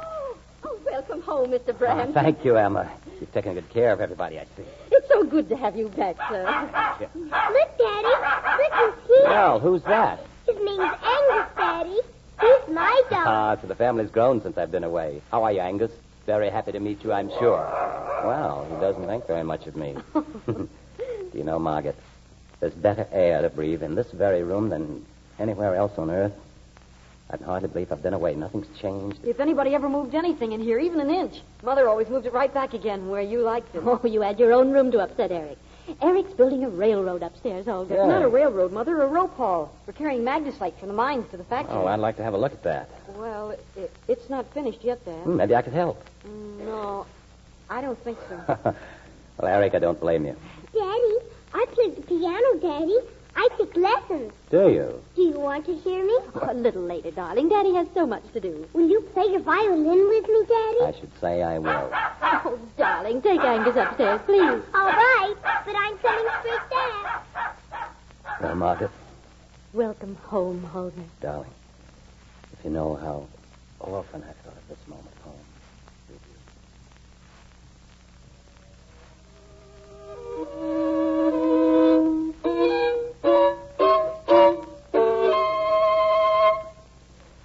There you are, young lady. What do you think of that? You played some wrong notes. I did nothing of the kind. Oh, yes, you did. It made me dizzy. Oh, you mean this? Yes, it's terrible. Those are called dissonant chords, darling. You'll learn to play them, too. No, I don't want to. And you'll just be a very old-fashioned musician. That's what I want to be. Good morning, Anne-Marie. Miss Hoffman. Oh, I hope I haven't interrupted anything. Not at all. Daddy, this is Miss Hoffman. She's my music teacher. How do you do? How do you do? I've been hearing a great deal about you, Miss Hoffman. There's one thing I know for certain. Yes? You've been teaching your pupil plenty of self-confidence. She's been correcting me. She says I play false. Oh, Anne-Marie. I wouldn't take that criticism too hard, Mr. Brand. Anne-Marie's very talented, but she may have been mistaken. Oh, let's hope so anyway. How long have you been teaching her? A little under a year. I hope it's been satisfactory. I'm hardly more than a pupil myself. Oh, with whom? Oh, with several teachers. But now that Mr. Stenberg has returned, I'm hoping he'll take you. Stenberg? Well, you couldn't find anyone better. I'll see that he does take you. You will? Oh, thank you, Mr. Brand. Not a bit. Now, run along, Anne-Marie. It must be time for your lesson. Yes, it is. Come, Anne-Marie. Bye, Daddy. Bye.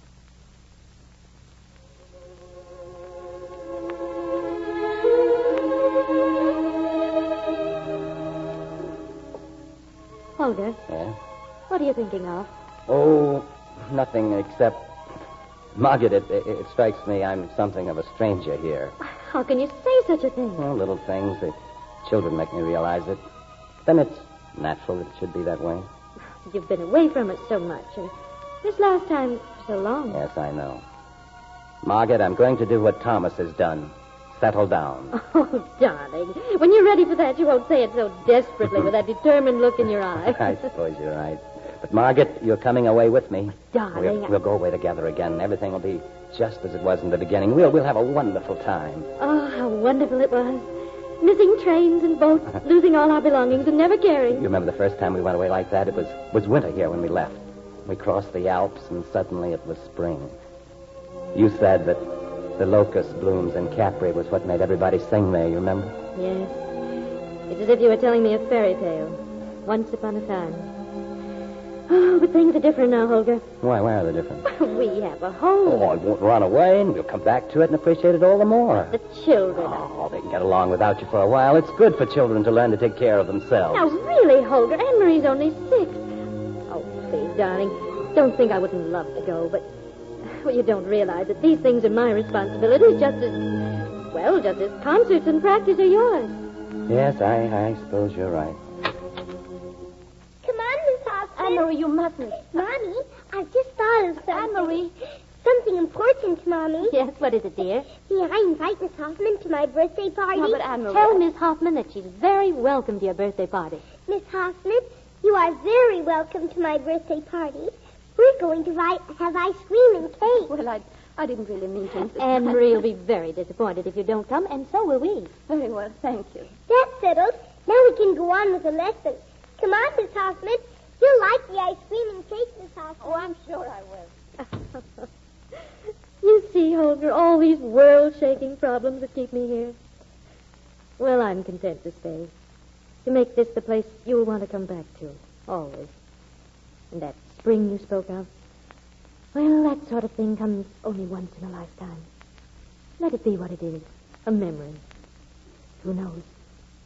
We might perhaps have another spring.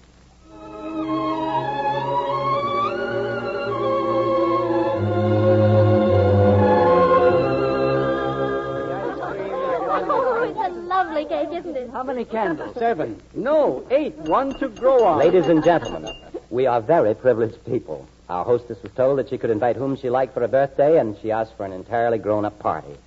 Her father and mother, whom I think she felt she couldn't very well leave out, her brother, the rising young engineer, her godfather, Uncle Thomas, her other godfather, Uncle Charles Mueller, my worthy business manager. Thank you. And her new friend and teacher, Miss Anita Hoffman, whom we are happy to welcome in the family circle. Ladies and gentlemen, I give you the health of our hostess with 70 times 7, Miss Anne-Marie Brandt. Happy birthday, darling. Thank you.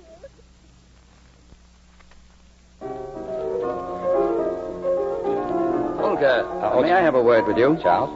Olga, Thomas is determined not to travel again. I told you that. So I've been very busy. I've been searching endlessly for a new accompanist. And I believe I've found one. Good. I want you to come to a piano recital with me next week. He's marvelous. Very well. This man is exactly the one you need. I heard him last... No, listen. What? Quiet. Can that be Miss Hoffman? I imagine so. She's good. I didn't realize she could play. Well, Holger, she's only a pupil. Wait till you hear this man I've found. Yes, of course. He's giving a recital Wednesday night. You'll come? Charles, no, quiet, please. But you'll come? Yes, quiet. I want to listen.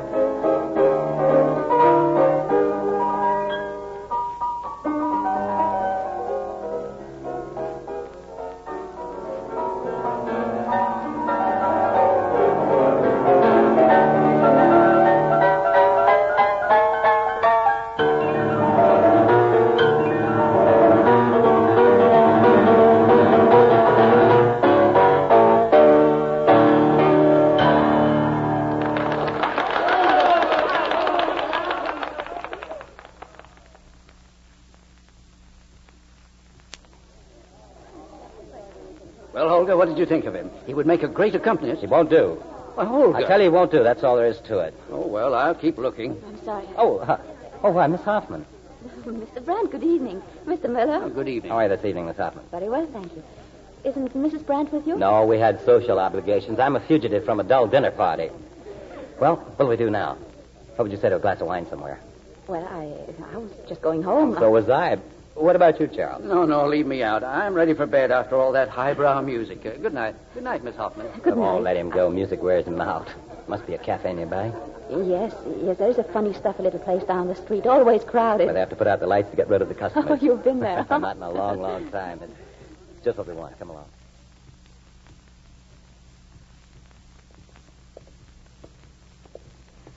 I adored the recital. You did like it, didn't you? Yes. You know that look in your eye of someone who's made a feast of music. How I envied that pianist. You'd like to do that, wouldn't you? Be on the concert stage. Oh, yes. Tell you yes. something. Tell you. I'd rather it had been you up there playing. Oh, you're not serious. I certainly Good heavens, I'm stupid. Why don't you accompany me?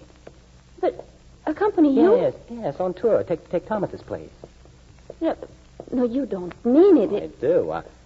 Why didn't I think of it the moment I heard you play? What are you thinking? What do you say? No, I couldn't do it, even if you meant it. Why couldn't you? No, Mr. Stenberg would never forgive me if I gave up my studies. Thomas would approve completely. He knows how desperately I need an accompanist, and he'd be delighted that you're taking his place. No, but please try to understand. Don't you think it's best for me to stay and work as hard as I can for a scholarship? A scholarship? In the Royal Academy, there is a chance. Oh, I didn't know. Yes, of course, you should stay and continue your studies. That you would even consider me. Yes, you're profoundly honored and very grateful. Oh, I am, really. I understand. We'll say no more about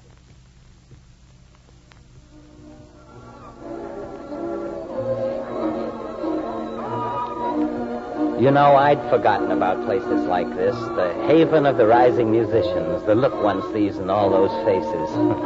Yet it seems scarcely any time at all since I sat here, with just such boys and girls remaking the whole world to suit ourselves, just as they're doing now. I'd like to have known you then. Probably wouldn't. I was poor and awkward, much too earnest, and worked too hard. And all in all, not a very fetching fellow. Oh, I don't believe it. Everyone here, each one of these boys and girls expects to set the world on fire. Perhaps one or two may do it. Perhaps it'll be you. Oh. Please don't laugh at what I'm going to say. Why should I? Oh, well, since I first began to care about music, it does seem so strange. Tell me what. I had only one idea. For years I saved every penny I could to be able to buy some kind of a seat in the concert hall whenever you played. It's nice of you to tell me that. Nice of you. Think of my being able to tell it to you. That's what I can't get over. Here I am talking to you as if you were an old friend. I am a friend. But just a little while ago, I looked at you from such a great distance, and now... You don't know how fantastic it seems to me to be here at this moment. Wait, no, now don't drink that, just ordinary wine. Wait. Waiter, a bottle of your very best vintage champagne. Yes, sir. Oh, champagne. For that state of mind described as being in awe of someone, there's no quicker corrective than a good champagne. 2 glasses, and in 20 minutes, strangers have shared a rich and happy past.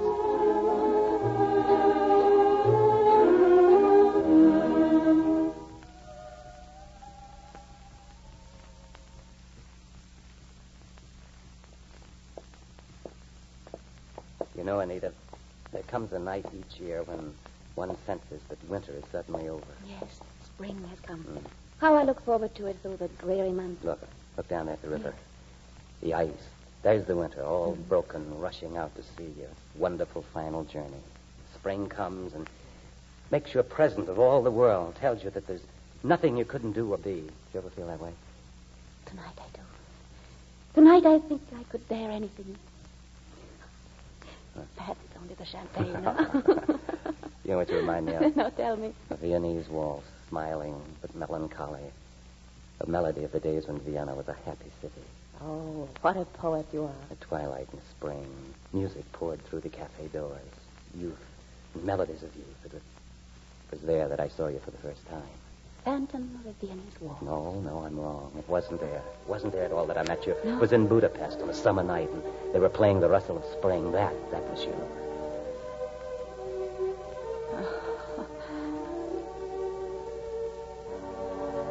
What are you thinking of? I'm listening. There's something coming. I don't know what. Spring, perhaps. Spring. Yes, perhaps.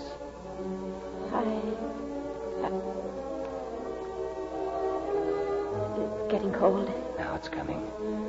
The spring storm. I must go home. Good night. And thank you. Anita.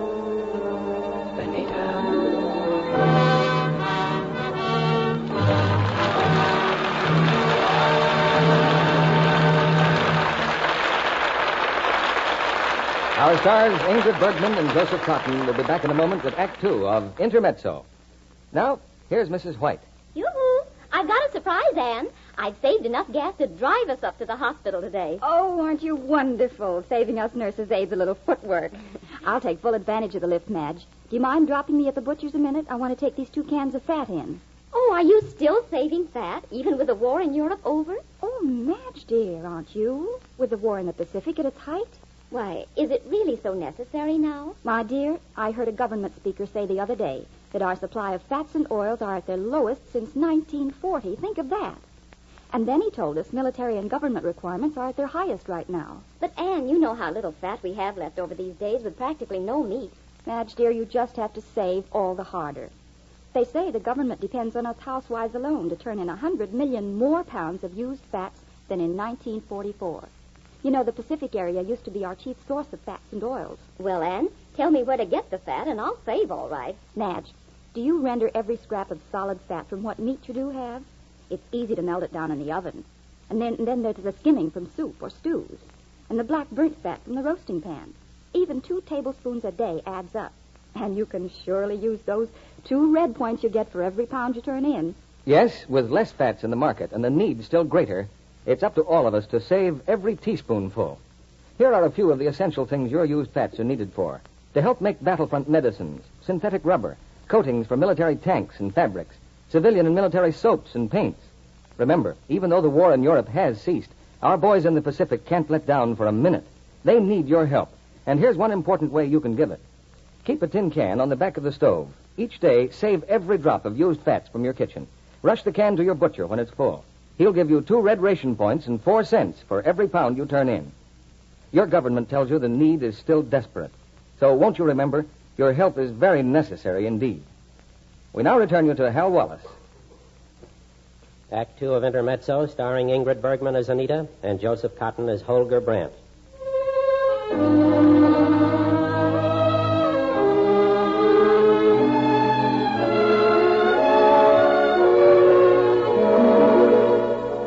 The weeks pass, and the friendship of Anita and Holger has turned into something far deeper. Now the spring has really come at last. In Thomas Stenborg's home, Anita sits at the piano. All the hopelessness of her love is expressed in the only way she knows, through music. Stenborg comes quietly into the room and stands behind her, a trace of worry on his face. Aren't you giving it too much importance? You were going at it as if it were the climax of a tremendous symphony. I wasn't conscious of it. Mrs. Stenberg, I'm thinking of going away. Are you really? For long? I've been invited to visit relatives in Denmark. I can stay as long as I wish. I see. They won't divert you too much. You'll be able to study? If I like. Well, don't talk as if that weren't important. You've applied for that scholarship, you know. Yes, of course. I'll try to study by myself. Little Anne-Marie will have to find someone else to teach her. Yes. And so, you are running away from it all, from him. I thought you must have known. Yes. Well, perhaps it's best that way. Life sometimes moves in strange ways to give us experience, and often this experience is gained only through our greatest mistakes. I thought I was going straight to my goal, thinking of nothing but my work, and now... Oh, I can't explain it to you. Don't try. Nothing is altogether dependable. Not the weather, destiny, nor ourselves. Will this be our last lesson? Yes. If you'll excuse me, I think I ought to go and see Mrs. Brandt. Certainly. Do that. Anita, you're waiting for me to say something very wise and helpful, but I'll say to you only what I say to myself when things seem too difficult. Courage, my friend. Courage.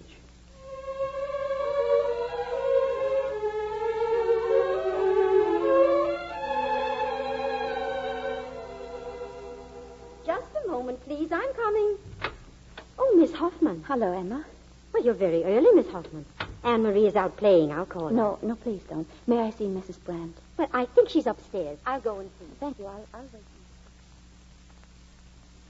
Oh, Emma said that you were... Oh. I'm sorry that I startled you. I didn't tell you to come in. I was admiring Mr. Brandt's violin. You show it far more reverence than he does, my dear. Please sit down. Thank you. Emma said you wanted to see me. I wanted to tell you that I can't go on giving lessons to Anne-Marie. Oh, why not? I have been called to Denmark. I have relatives there, and they've asked me. But your studies, Miss Hoffman. You work with Mr. Stenvold. It seems such a shame not to be able to continue. Yes, I know. I'm not happy about it, but... We were all very impressed the night you played for us here with my husband. But I'm afraid I have no choice, Mrs. Brandt. I'm sorry. Little Anne-Marie has come to mean very much to me. And you to her. I'm afraid she'll be very upset. Will you tell her for me, please? Of course, I'll explain. But goodbye, Mrs. Brandt. Goodbye, Miss Hoffman. I'm sure you're doing what's right. And I hope that all goes well with you. You've been very kind.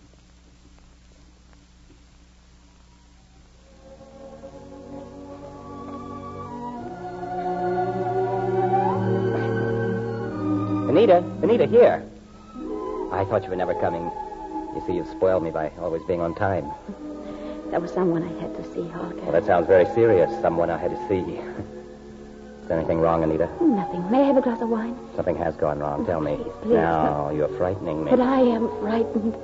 You must realize how I feel. It can't go on like this. It simply can't go on. Don't you see that? Why have you upset yourself now? Oh, all along I've been miserable, hating this kind of thing. Always meeting you like this in out-of-the-way places, little dark corners, sneaking about in fear of being seen. Well, it's not the way I'd like it to be. How else could we go on seeing each other? I'm ashamed, and I hate being ashamed. We've had a few hours of happiness, of friendship. They've been beautiful. Nothing to be ashamed of. Holger, look in the mirror there on the wall. How do we look to you? Don't be so dramatic. Well, you don't like it any more than I do. We look what we feel, two guilty people. Is it a crime for me to love you, Anita? Why did it have to be the way it is? If only we hadn't met. Do you really wish we hadn't? Yes, now I do. I haven't any right to be happy. The way I am happy when I'm with you. Oh, Anita. No, I can't listen. You'll go on justifying them. I know it. I am fighting to be sensible. Sensible is a word seldom used in love. Love isn't sensible. Holger, there are some things I can't bring myself to say. I know. I have a home. I have children. I'm a respected, responsible man. But as I sit here looking at you, I know only one thing. I do, too. We must end it. We've got to stop seeing each other. Can we? We must. We can't go on lying to ourselves and to people who trust us. It's impossible, unbearable. We just say goodbye and stop seeing each other. That's very simple, isn't it? We've got to find the strength for it. You're right. Goodbye, Anita. Oh, no. No, not here. Not sitting like this. No. Let's get out. Let's walk.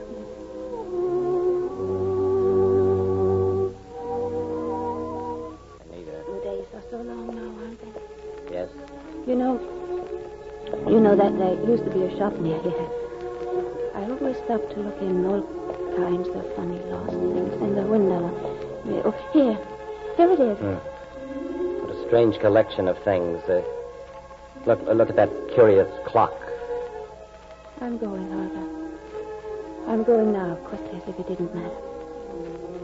Don't kiss me. Don't say anything. Don't turn around. No. Goodbye, Holger. Goodbye, Anita.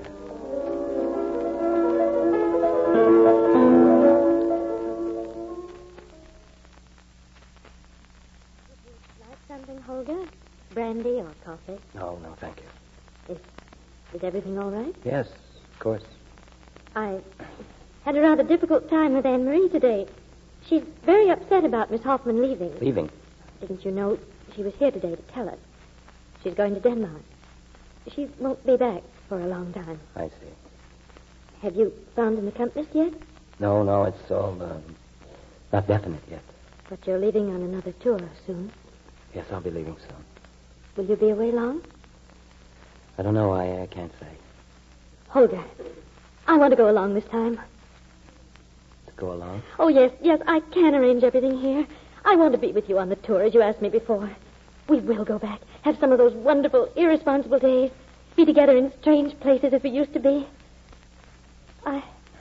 I still want something of life. I don't want to be left behind. Does that sound vain and frivolous coming from me? Oh, Holger, can't we do it? Wouldn't you like it? I see. You're answering me. You might just as well be saying it. I know what it is. Margaret, I must talk to No, you. no, never mind. Just forget what I said. Margaret, we must talk now. Listen to me. Hello, Dad. Hello, Mother. Oh, come in there. Did you ask him for me, Mother? No, I forgot. Eric wants to go and see a picture this evening, Holger. I've done all my lessons. Is it all right, Dad? It's a good movie. Certainly. Could you let me have some money? Here. Thanks. Margaret, I'm sorry more than I can say. Mother, something's wrong with Dad. Yes. What is it, Mother? You were talking when I came in. What's the matter? Eric, go upstairs, darling. There's nothing we can do. Nothing.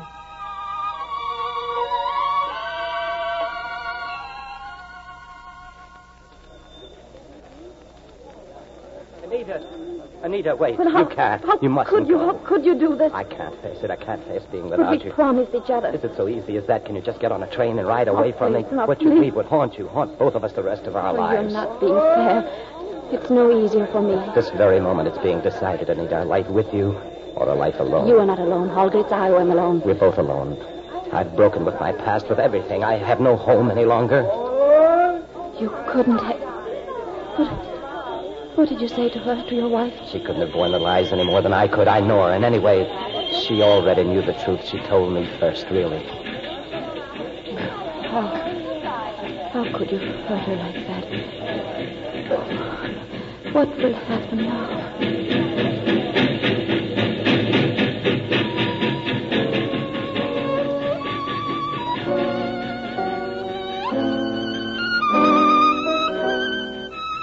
Albert Hall, London, May the 3rd. Holger Brandt, violinist, accompanist Anita Hoffman.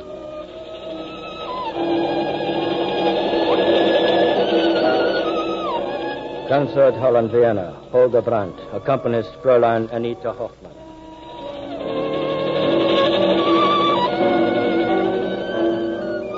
Conservatoire de Paris. Holger Brandt. Mademoiselle Anita Hoffman.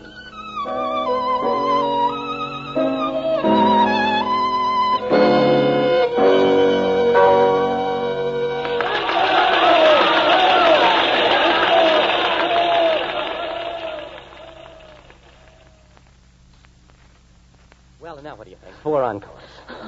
I think the audience told the truth. You played better than I've ever heard you play before. I wonder why.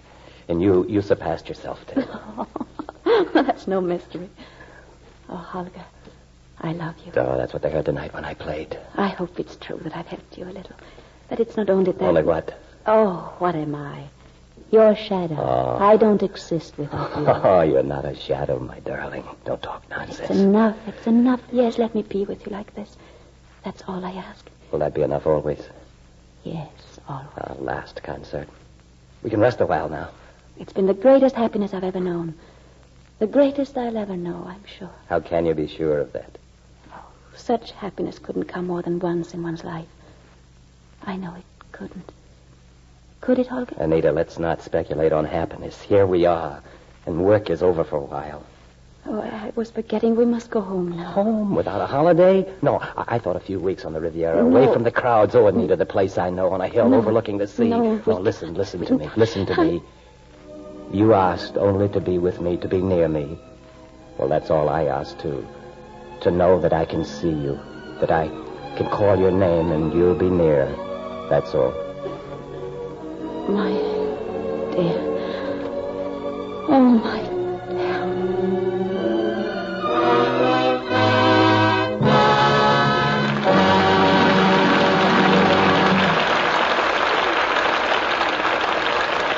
We pause now for station identification.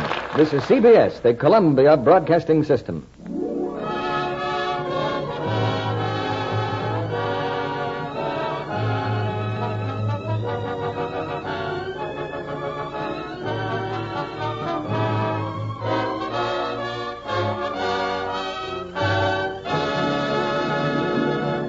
In In just a moment, Ingrid Bergman and Joseph Cotton will return in Act 3 of Intermezzo.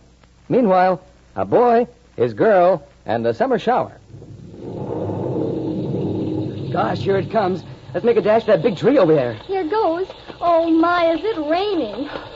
Oh, well, it's dry right here anyway. Goodness, I must be a sight. Look at my hair. I can wring the water out of it. Even my face is sopping. Oh, where's my handkerchief?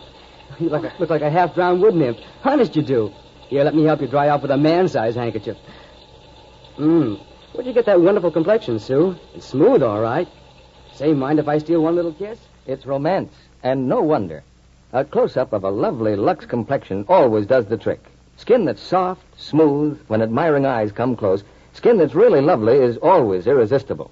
Famous screen stars know this. Here's what glamorous Lauren Bacall says. There's no charm more compelling than lovely, smooth skin. I never take chances with complexion beauty. I wouldn't dream of neglecting my daily active lather facials with Lux soap. Active lather facials with gentle Lux toilet soap. That's the care 9 out of 10 screen stars depend on because they've proved it works.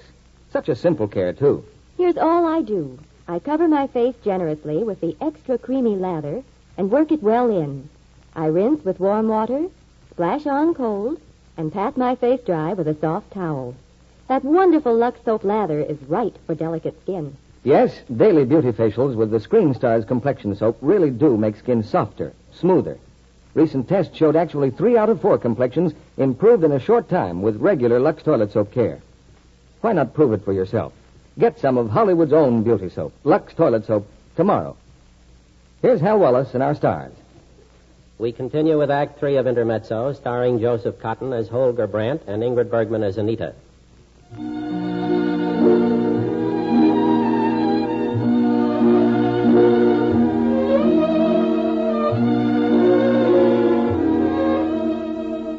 In a tiny town on the shore of the Mediterranean, a rustic inn overlooks the sea.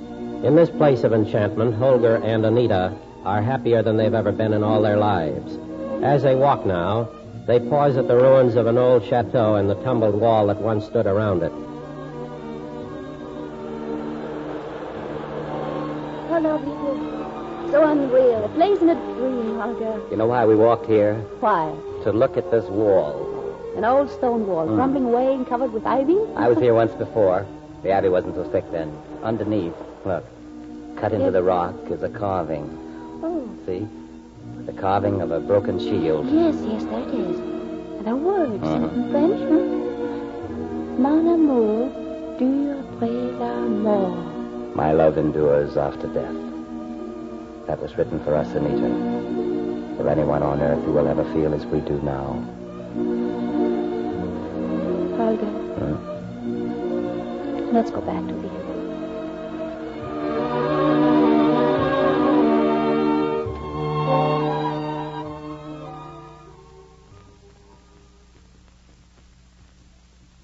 Mademoiselle? Yes? This letter, it was at the village. Thank you. I looked also for a piano. Yes. Alas, there is only a pipe organ with 5 pipes absent. Oh, good, good. I didn't want to play anyway. My dear Anita, the Royal Academy of Music has awarded you the Jenny Lind Scholarship for 1939. This is a great achievement. I hope you will not let anything interfere with the fulfillment of the bright future now within your reach. Faithfully, Thomas Stenberg. Holger! What's all the excitement? Look! Well, what is it? If it's an invitation, don't think I'll let you out of my sight, not for a single minute. Oh. Well? Oh. Aren't you going to tell me? No, not now. Anyway, it's nothing to get excited about. I'm starving. Dinner's ready, isn't Anita, is the letter important? No. Oh, you'd rather be mysterious? Well, I don't want to make you jealous. It's from Thomas. Oh, from Thomas, and filled with recriminations, I suppose. What do you have to say? Oh, he was just writing to me. Not about the weather. No. Oh, Holger, it's only that I was awarded the scholarship. Only? Were you going to hide that from me? Why? I don't want the scholarship now. I'm not taking it. I see. And what does Thomas advise? Oh, please, Holger. Let's forget it. It's so pleasant out here. What's that fragrance? Mimosa? Anita. Yes. Where is the letter? Let me read it. No, Holger. Let's pretend it never came. Look, Now, Anita, don't. There, it's all gone. That's how I feel about the letter. About any word or thought that could come between us. Anita.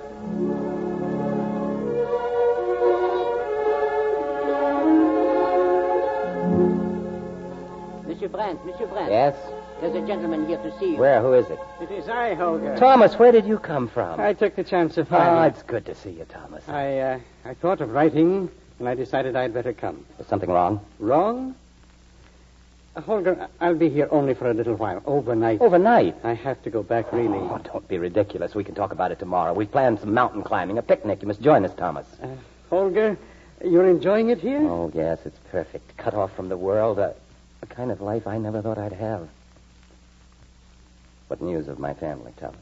That's what I've come about. Is it all well? Quite well. I have a message for you from Anne-Marie. Oh. She'd like you to bring her a camera when you come home. Yes, I will. Holger, I have some papers with me. Papers? Divorce papers. Oh, yeah.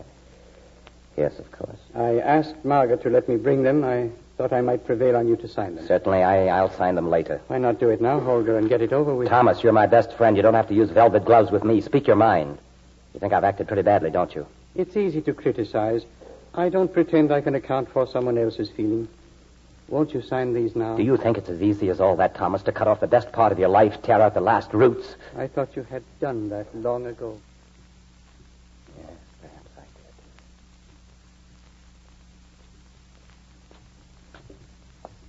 did. Holger, is that you?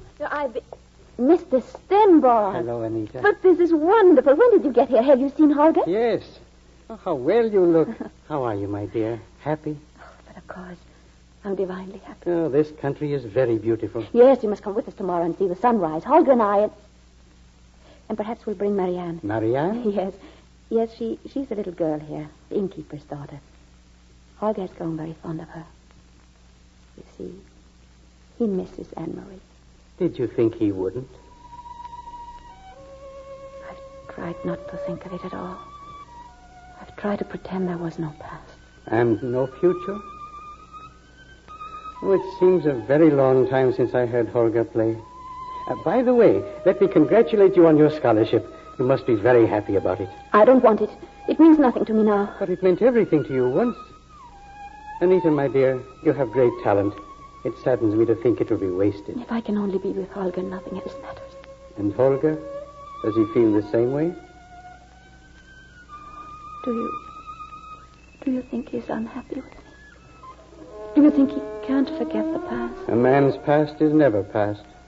His roots are deep in the things that have made him what he is. But he loves me. I know we can be happy. Do you?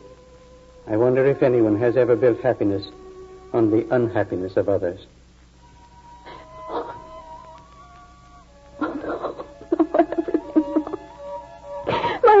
Everything. What shall I do? What shall I? That's not for me to say.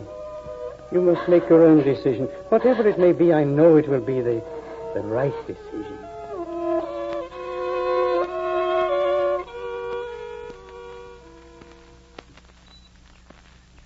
Anita, Thomas, hurry down here. Have you forgotten the picnic? Anita. In a moment, Holger. Mr. Stenberg, are you going on the picnic? Yes, I thought perhaps I'd better stay another day. No, you must help me. Of course, if I can. There's a train leaving here in an hour. My dear. When you and Holger come back, I shall be gone. You're sure it's best that way? You're not doing it only because of what I said. We both know where Holger belongs. I am... Well, say I've been an intermezzo in his life. Anita. You gave me a good word once. Courage. I'm trying to remember it. Anita, come along. Well, aren't you ready yet? Holger, I'm not coming. Not coming? Why not? No, I didn't sleep. I think I have a cold coming. I'll wait for you outside, Holger. Well, Anita, shall we postpone No, don't do that. You go without me, please. You're sure you're all right? Oh, quite sure, really. Go along. Well, I'll miss you, Anita. Au revoir, dear. Goodbye, Holger. You don't like my French? Holger, wait. What is it, darling? Oh, your hat. You know, you never wear that one properly. You fix it. Oh, yes. Now, Yes. am I perfect? Mm-hmm. Yes. Goodbye, Holger. Goodbye, darling.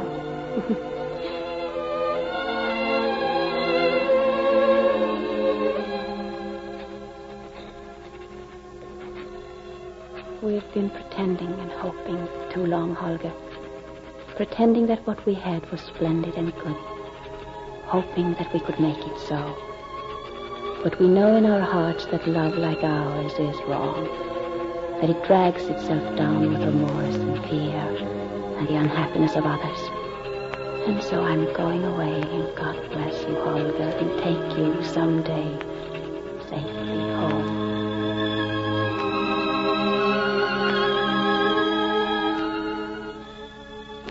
So I'm going away. God bless you, Holger, and take you someday safely home. You did this, Thomas. She's gone. Are you satisfied now? Holger. You knew it, didn't you? Why didn't you tell me? It was she who decided, she alone. Gone. You're not going after her, are you? No. Perhaps she was right when she said it. Only an intermezzo in my life. It's over. Then you'll come home with me? Home? Do you think I could crawl back to Margaret now just because I'm alone with nothing, nobody? I haven't a home, a wife, children. I haven't any right to them after what I've done to them. That's my punishment, Thomas, and I can't escape it.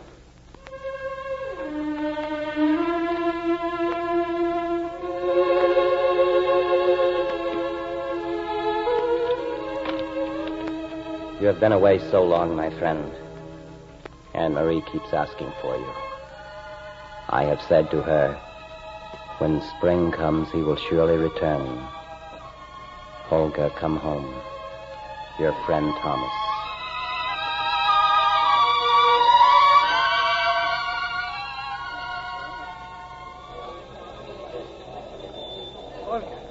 Holger. How are you, Thomas? I knew you'd come. I knew it. Come along, I'll get a cab. You must stay with me, of course. Thomas, wait. Please don't be offended. You see, I haven't come home to stay. I just wanted to see Anne-Marie. I brought the camera she wanted, and... Please, Thomas, let me go alone. If you wish it, Holger. Thank you. Goodbye. Thomas! Cab, sir? Oh, yes, there's a school on the Vauxhall Road. Take me there, please. Yes.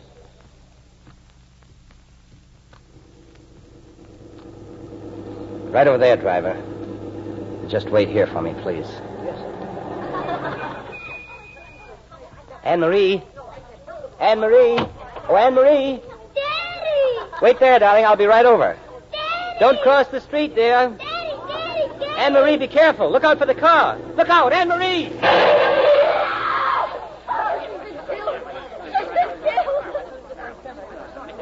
Let me through, please.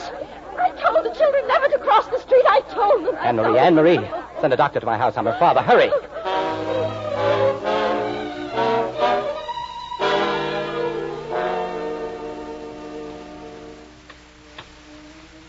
Margaret, tell me, how is she? What does the doctor say? She doesn't know. She's very badly hurt. She tried to run to me. I called, but Margaret, I had no right to come here. But may I stay for a while, just till we know? Yes. Well, there are so many things I must do. Oh, Anne-Marie, oh, God, please.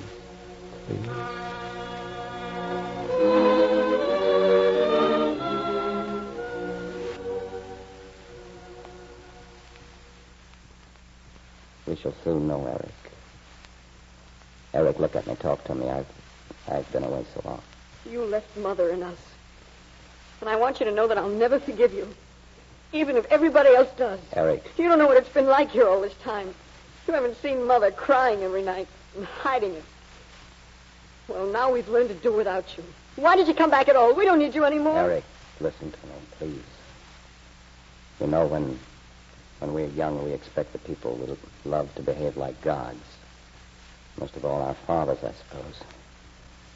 And then as we grow older, we learn that none of us are gods. That we're all human. Tragically human. And that we, all of us, make mistakes right up to the very end of our lives. You'll learn that one day, and when you do, you'll also know that what it is to forgive. Perhaps even your father. See, Eric, it's I who need you now. There, son. There, my boy. Mr. Brandt? Oh, doctor, tell me. Your little girl, she'll live, Mr. Brandt. She'll be all right. Oh, say it again, please. She will be well again in time. Thank you. Thank you. You'd better rest. The nurse will do everything. I'll be back at noon. She'll live, Eric. You'll have your sister again. Goodbye. Goodbye, my son.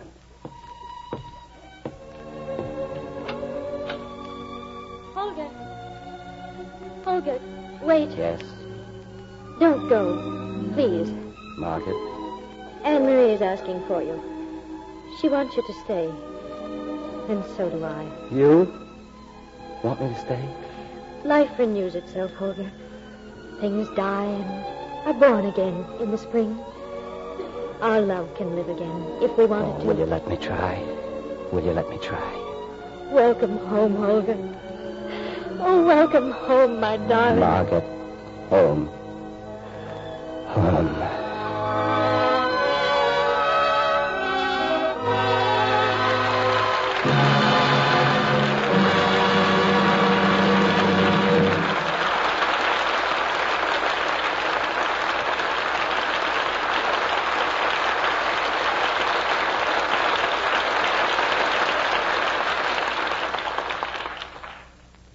That well-earned applause deserves a curtain call. And here are tonight's stars as they are in real life. Ingrid Bergman and Joseph Cotton. Well, you ought to take a bow, too, Hal. A producer whose pictures have won 27 Academy Awards. Plus being a 2-time winner of the Irving Thalberg Award. That's something. Well, thank you both, but I've been in the business a long time. Out of the 400 or so pictures that you've made, Hal, which would be your favorite? Well, it's hard to say, Joe. Right now, I'm interested in You Came Along, my latest production for Paramount. Plenty of moviegoers share that interest, Hal. I hear it's great. Tell me, Joe, how did Hal treat you when you were working for him? Well, pretty good, Ingrid, but we're from the same fraternity. Fraternity? Yes, he was a salesman once, like I was. That's right, Ingrid. Before I came to Hollywood, I used to sell electrical equipment. How does that help you to become a producer? It prepares you for the shocks. Did you ever sell anything, Ingrid? No. With that complexion, she's a walking salesman for Lux toilet soap. Oh, well, thank you, Hal. Well, she gives it some good material to work on. Tell us, Hal, what's scheduled for next week? Next Monday night, we bring you a favorite star in a new, exciting role, hailed by critics as his finest. Dick Powell in RKO's crime thriller, Murder, My Sweet. He's co-starred with Claire Trevor in the role she played so ably on the screen. With them, we have June Dupre and Mike Mazurki. As the relentless sleuth who uncovers the most exciting mystery in many moons, Dick Powell, I guarantee, will keep you rooted to your seat. Sounds like a thrilling evening, Hal. Good night. Good night. Good night, and many thanks for intermezzo.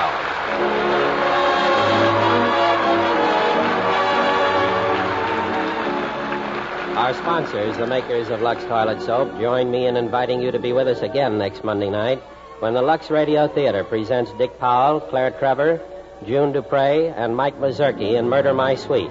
This is Hal Wallace saying good night from Hollywood.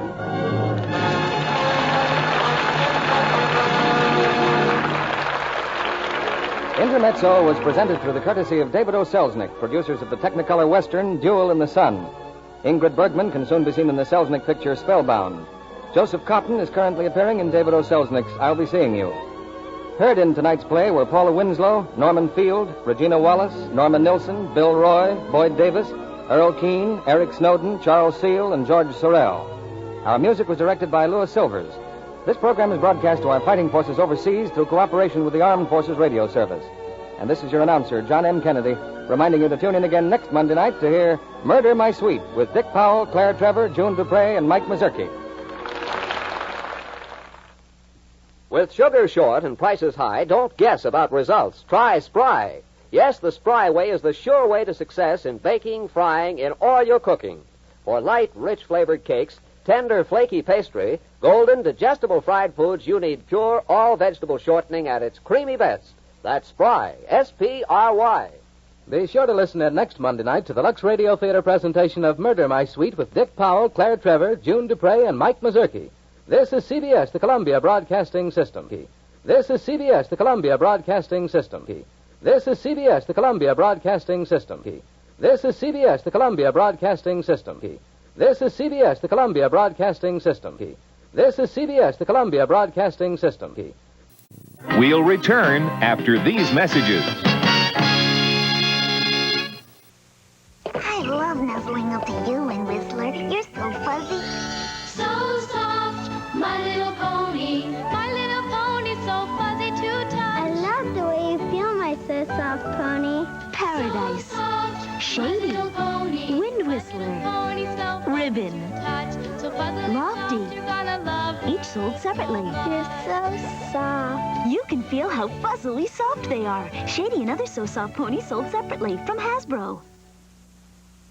Every package of Kellogg's Raisin Bran has 2 scoops of raisins. I know that. But do you know that 2 scoops are enough to give a plump, juicy raisin to each captain of the Queen's Guard, all the girls on the Cranston High Cougarettes, and Boy Scout Troop 12? That's a lot. There'd still be enough tasty Kellogg raisins for an entire symphony orchestra. That's a crowd of raisins. Now you can share or keep that great taste all to yourself. Kellogg's Raisin Bran, part of this complete breakfast. There's a crowd of raisins in 2 scoops. Done at last. Well, genius, how about some M&M's? Hi, kids. Wow. Where M&M's chocolate candies go, there's bound to be some fun, you know. It's a bright and colorful wonderland. All the world loves M&M's. Pure milk chocolate joy for everyone. M&M's chocolate candies. The milk chocolate melts in your mouth, not in your hand. See you later. The seedy side of fame comes to life with Broadway is My Beat up next. You know, someday I hope to make it on Broadway myself. Ow! Broadway's My Beat. From Times Square to Columbus Circle. The gaudiest, the most violent, the lonesomest mile in the world.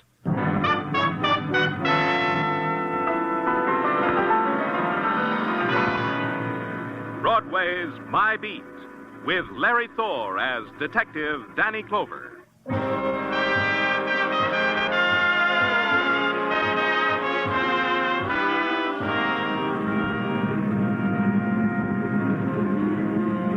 Broadway, where the nighttime explodes into the canyon streets like some passion, screaming to be rid of the day. And the night is a backdrop for a million fragments. Neon and roar and melting shapes and shocks and the clots of crowd. It's a fury that sweeps you up and holds you close, then throws you in the gutter of your own choice. It's Broadway, My Beat. At 2 o'clock in the a.m., Broadway is laughing itself to death. It's a time for doing either one of 2 things. You nod to the bartender for another one, or you buy the papers and go home. Me, I bought the papers, but I didn't go home. Back to headquarters and write out a report on a visiting convention delegate with a wayward buzzer. It had to be done. I owed it to the taxpayers, because the taxpayers had supplied me with a sergeant named Tartaglia. Them convention delegates never give up, do they, Danny? Nope, never do. You know, I never forget what happened 3 years ago, the time I went to a convention. Tell me later. Answer the phone. Yeah, Danny. Sergeant Tartaglia speaking. What? Wait a minute, I can't understand you, lady. Well, what? What is it?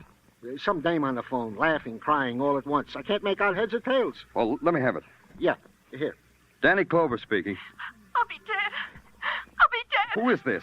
Dead. Oh, hurry, please. Please, hurry, please. Well, pull yourself together. I can't understand what you're trying to say. All right, I'm trying. You see, I'm trying. Well, sure you are. Now, talk to me. Tori Jones, that's my name. Tori Jones. Good. Talk slowly. Yes. Tell me where you live, Miss Jones. In the village. Greenwich Village, 1112 Bank Street. Please. Well, don't say it again, Miss Jones. I'll be right there.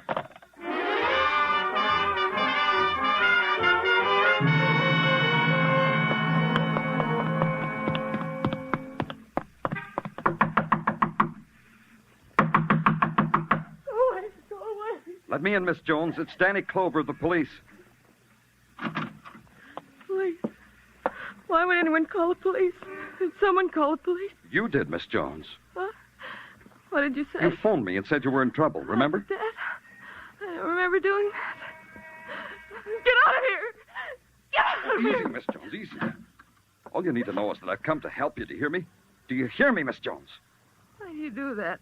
I didn't mean to be rough. I didn't mean that. I mean, why do you call me Miss Jones? Aren't you Tori Jones? No, I'm in there. The beautiful Tori Jones.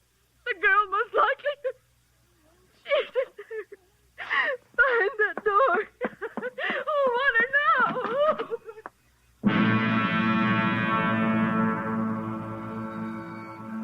Her body hung from a tarnished light fixture with all its bulbs blazing down on her golden hair. And the thing that held her suspended and moved her like a puppet in a slow waltz-like circle was a scarlet sash of silk wound once, twice, 3 times about her throat. A draft from an open window somewhere ruffled her dress, and it was a dance you watched, a slow, dignified, stately dance to the rhythm beat of horror. And on her face was the terrifying smirk of the violent dead. She's in there, isn't she? I didn't make it up. I didn't dream it. Tell me she's in there, policeman. When did you find her like that? A minute, a year, 100 years before you came. I just got home from a date, and he kissed me at the door. I went in and called to Tori. She didn't answer. And I went into the bedroom to see if she was asleep. She wasn't. She was like that. Like that, with that horrible smile. You live here, then? I'm her roommate. Tori's roommate. I'm the plain one, Beth Stafford, the plain one. Tori called me about 15 minutes before I got here. Was she with anyone? Pull yourself together. Was she with anyone tonight? Can you tell me that? I don't know. Leave me alone. I don't know. I think she had a date. Tori always had dates. Every night of her life was a date. Where's she from? Who are her people? I never asked her. All we knew about each other is what happened to us in this room. The phone calls, the meals, the screaming you hold in. Where did she work? At Sterling Incorporated. She was a dress model there. Sterling Incorporated, huh? Okay. I'll want you to stay here, Beth. You won't go away. All right. I could send a doctor. Do you want me to do that? I'll be all right. Just get rid of that. And I'll be all right. Mr. Clover, Yes? girls like Tori always end like that. Don't they? Don't they, Mr. Clover?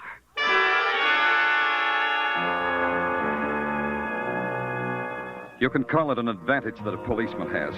He doesn't have to wake up from a nightmare and scream. He nuzzles the pillow and knows that the dream of a lovely girl hanging by silk from a light chandelier is only a projection of his workaday life. Yeah, it's quite an advantage. When he gets up the next morning, he gets dressed, has breakfast, and goes to work trying to find out who made him have a dream like that. And in the morning, the world of Sterling Incorporated, manufacturers of ladies' dresswear, was simply sterling efficient. The long lines of cutting tables, sewing machines, and the faces that went with them. Faces that wouldn't get weary until another hour or so. The face of the office force goes with the company's product. It sees your badge, bites its lip, announces you into the office of Lionel Conrad. He owns the joint. All of it, Mr. Clover. And just think, 20 years ago, I was peddling elastic bands on Broadway. Yeah, that's... Horatio stuff, eh? That's what you were going to say, Horatio. Still read the stuff. Finest literature a man can lay his hands on. Smoke, cigar? No, I just... But you won't refuse a gumdrop now, will you? Here, have one. Been eating them since I first read that Ned, the fun-loving rover boy, always nibbled them before a big game. Go ahead, have one. No, thanks. You wanted to see me about something, Mr. Clover? Yes, about Tori Jones. Tori Jones? Lovely name. Lovely model. Was.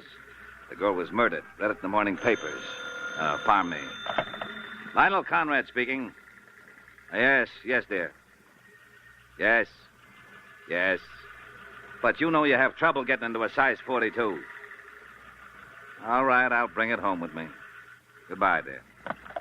My wife, Mr. Clover. We were talking about Tori Jones. I don't know anything about her, Mr. Clover, except she modeled our clothes. That's the extent of my information. Our designer sketches the dresses. We make them. Models like Tori model them. Well, I got my tip, Lionel. See you later. Second, Martin, I want you to meet... No time for a salesman. I'm late now. Who was the racket man? My shop manager, Martin Driscoll. Only he don't spend a lot of time in the shop. I gotta talk to him about that. It worries me. You got worries? Plenty. Somebody's stealing my designs, Mr. Clover. Somebody's stealing exclusives and peddling them to two-bit mass-production dressmakers. Yeah? How could that be done? I wish I knew. Ira makes the sketches. I okay them.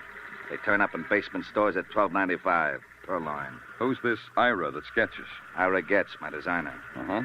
Where do I find him? In the village. That's where his studio is. You'll get the address from the girl at the desk. Will there be anything else, Mr. Clover? Nothing. Thanks a lot. For what? I don't know. Maybe a motive for murder?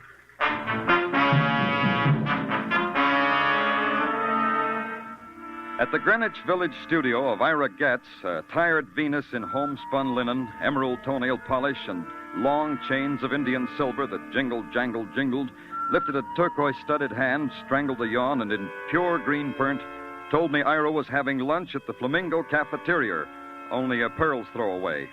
She fell asleep while she was talking, so all I had left was the Flamingo Cafeteria. The Flamingo, 7th Avenue's haughty answer to the left bank. The delicate poets eating chopped herring like it was snails and wine.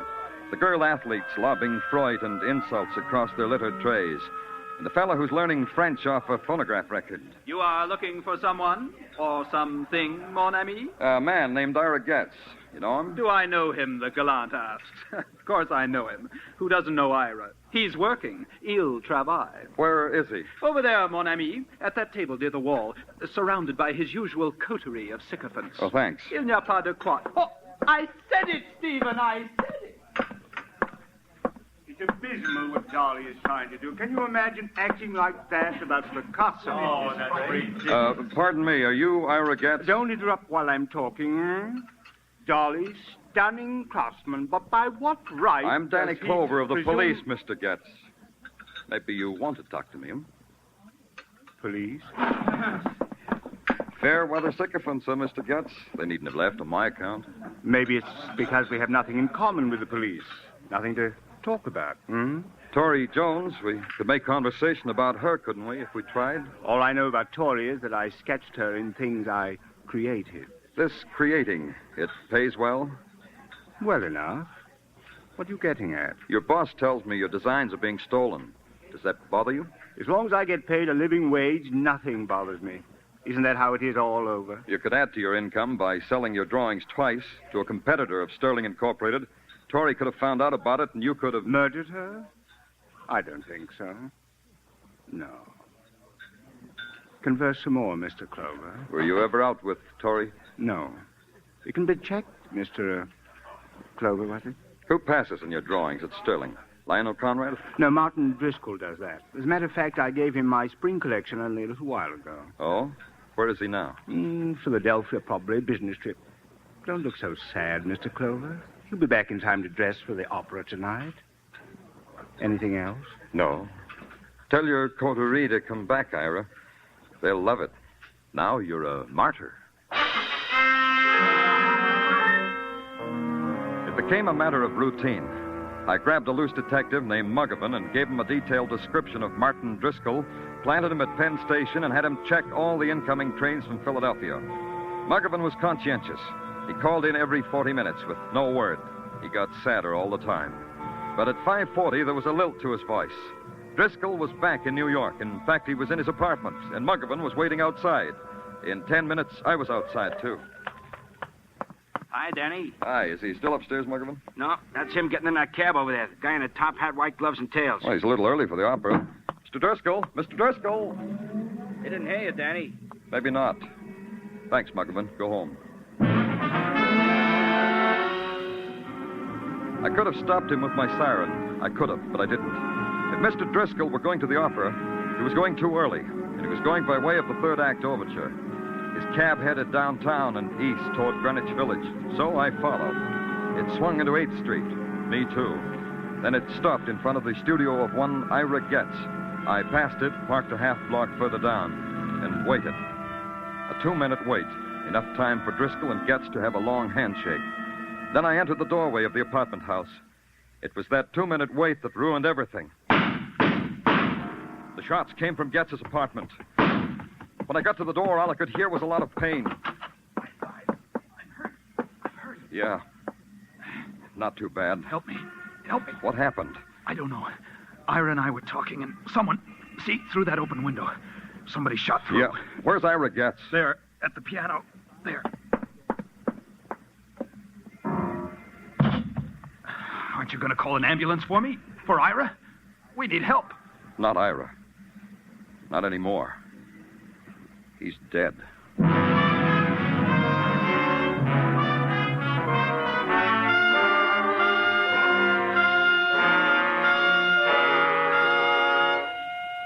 You are listening to Broadway's My Beat, starring Larry Thor as Detective Danny Clover.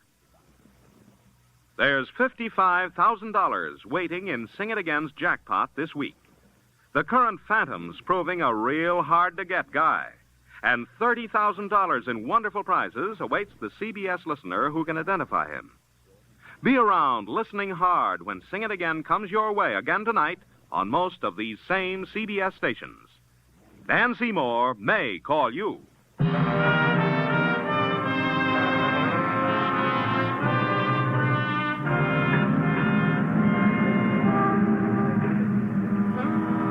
There's this about Broadway. It wants everything neat and in place. A word misspelled on a spectacular can stop traffic. A girl with a run in her nylons, likewise. The scream of the loudspeakers has to be adjusted, just so. And the deep, anguished weeping in a darkened doorway, not too much. Even death and violence have to meet Broadway standards. Broadway weighed the death by hanging of a golden girl named Tori Jones, balanced it against death by bullets of a designer named Ira Getz. Found they measured up and gave it its seal of approval. Artist and model murdered. Grade AA. The wounding of a man named Martin Driscoll, that was okay, too. Broadway waited outside the emergency hospital to see how it came out. I waited inside for the same reason. You're a lucky, lucky man, Mr. Driscoll. It's only a flesh wound. A little more to the left, you'd be a dead duck, as we say in the profession. Very amusing, Doctor. Now, this may hurt. Just grit your teeth or something. Brave fellow. Now we're almost at the finish line. A little washing, some bandages, a few kind words. Is it all right if I talk to Driscoll while you're doing all that, Dr. Sinsky? Oh, of course. It's all right with him. It's all right with me. Why did you go back to Getz instead of going to the opera, Mr. Driscoll? I should think you'd be more interested in who it was tried to murder me. Spunk. That's what Mr. Driscoll has, Danny. Spunk. Oh, he'll recover all right. He will. We all know you've been wounded, Mr. Driscoll, but answer the question anyway, huh? Why did you go back to Getz? Well, there was something about his drawings that needed correcting. You didn't have the drawings with you. No, but Getz would know what I was talking about. The mutual understanding of co-workers, Mr. Clover. Exactly what happened before the shots? I think I told you that. Tell me again. I rang Ira's bell. He came to the door. We talked about the drawings. I heard a shot, several shots.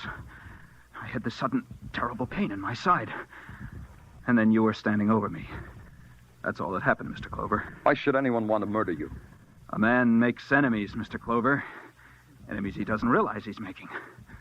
Some, I suppose, want to kill you. And Ira Getz. Why should someone want him dead? That I would hardly know, Mr. Clover.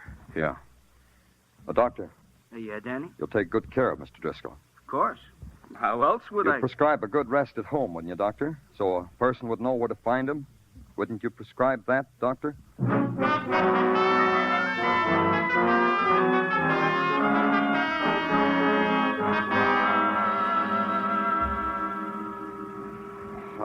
Confusing, huh, Tartaglia?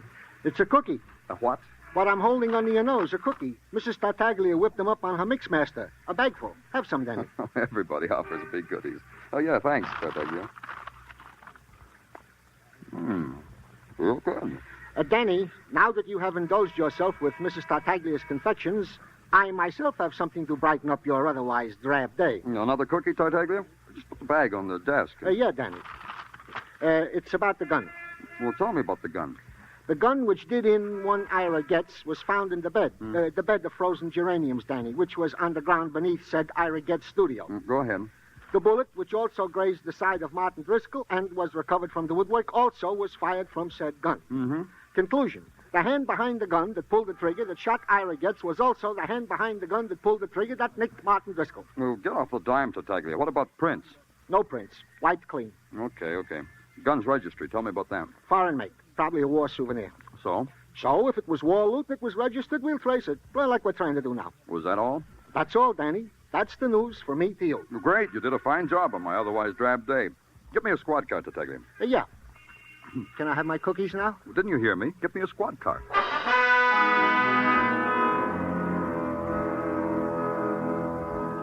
You drive slowly back to Greenwich Village. Slowly, because you want to think. But the images of violence dance in your brain, and you can't think. You breathe a sharp December wind, and it cuts a pain in your lungs, and it brings you back. And you know that violence walks the streets of the city. And the shape of violence is weird and grotesque. Stolen designs. A man lying near a piano and the blood flowing out of him. A girl with a scarlet sash deep in the flesh of her throat. And finally you're there to talk to a hysterical girl. And you hope the hysteria is gone because something has to make sense. It's good to have someone to talk to, Mr. Clover. I haven't talked to anyone since Tori. How are you, Beth? Are you all right? Sure, I'm all right. I want to ask you some questions, Beth. Try to answer them as simply as you can. Don't I always, Mr. Clover? I even did the night. What questions? You knew Tori maybe better than anyone else. It's the way I knew her, Mr. Clover. Who would want to kill her? I can tell you that. I wanted to kill her. Over and over. How many times I've wanted to do that, over and over. Why, Beth? Look at me, Mr. Clover. Look at me. Isn't it plain? Isn't it? Go on, Beth. Let it spill out, all of it. Everything I ever wanted, she had. It's like in the movies, isn't it? The Princess and the Ugly Duckling. Clothes, presents, men. Men who called for her, took her out, showed her a good time. What men, Beth? Oh, big men, important men. Like who? Like... I'm not going to keep it back any longer. I don't owe him anything. He never even looked at me. He called for Tori, and I might as well have been the rug or the floor. He never even looked at me. Who, Beth? Why, Lionel Conrad, president of Sterling Incorporated. Even the night Tori was... He hardly spoke. Conrad took Tori out the night she was murdered? Yes. It's all right if I tell you that, isn't it, Mr. Clover? I don't owe him anything now, do I? Where's your phone, Beth? Over there, under the doll. What'll they do to him, Mr. Clover? Sergeant Tartaglia speaking. Danny Tartaglia. Get Lionel Conrad. Bring him to my office, quick. Got that? Yeah, Danny. Lionel Conrad, your office. Quick. Got it.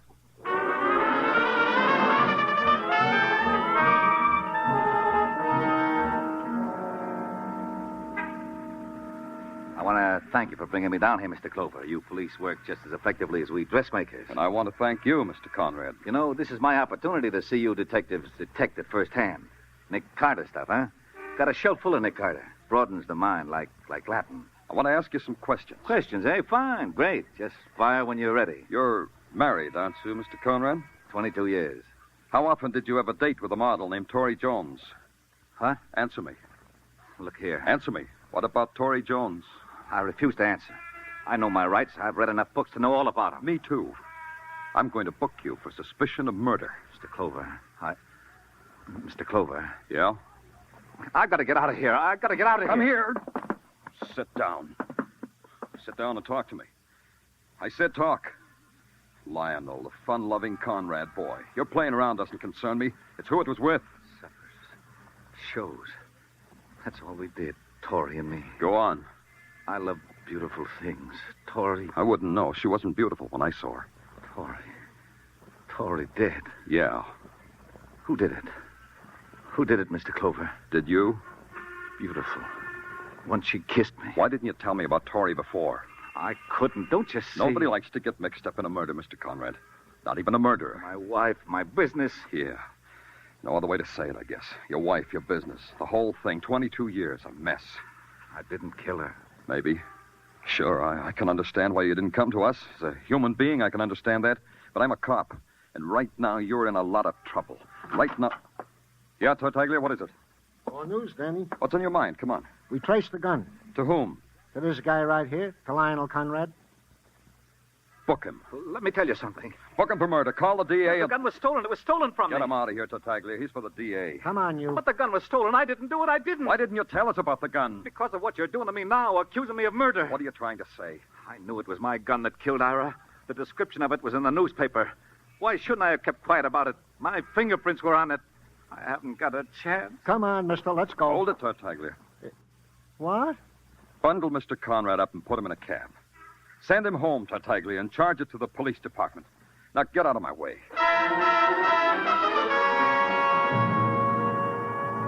I made a fast exit past Tartaglia's open mouth. Conrad had confessed that his prints were on the gun. His confession saved him. The gun had been wiped clean before the murder, because the killer didn't have time to do it after the murder. And that added up to my last call. When I got there, Detective Muggerman was being part of the street scene. He was heaving snowballs at a snowman. I brought him inside the apartment house where it was warm. Danny, I've been watching him all day like you told me. He just came in a little while ago. Yeah. Open up, Driscoll. He's in, okay. I saw him come in a little while ago. Yeah. Come on, Driscoll, open up. Who is it? Danny Clover, I want to talk to you. You've already talked to me. Go away. Come on, open it up before I break it down. Should I? Wait a minute. What about it, Driscoll? You seem anxious, Mr. Clover. Is it about that murder? About exactly that. Just a second. Hey, watch it, Muggavan. Yeah, he ain't playing. Me either. Driscoll. Maybe you got him, Danny. Let's go, Muggavan.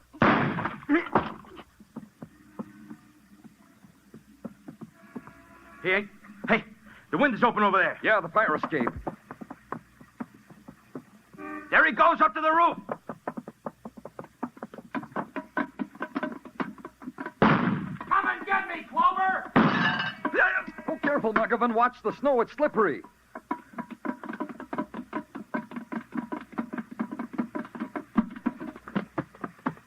There he goes, Danny, near the chimney. I missed him.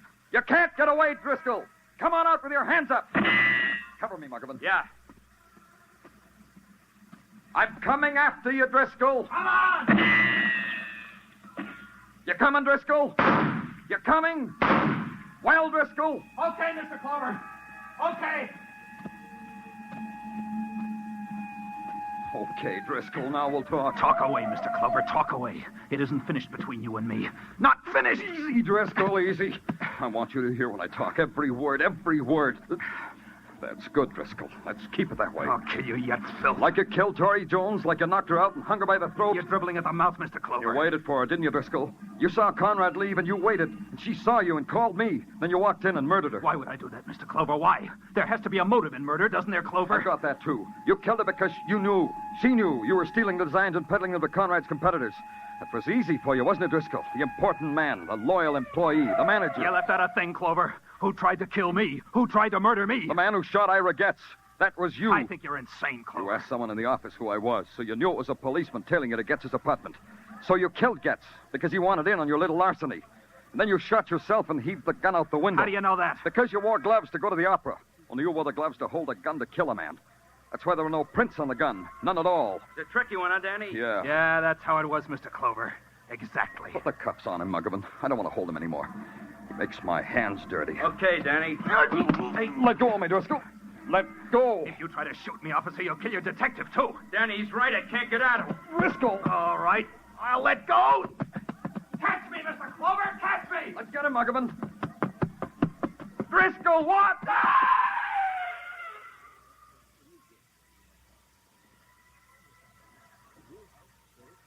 Danny, he slipped right over the edge. Snow. Yeah. Let's get off the roof, Muggavan.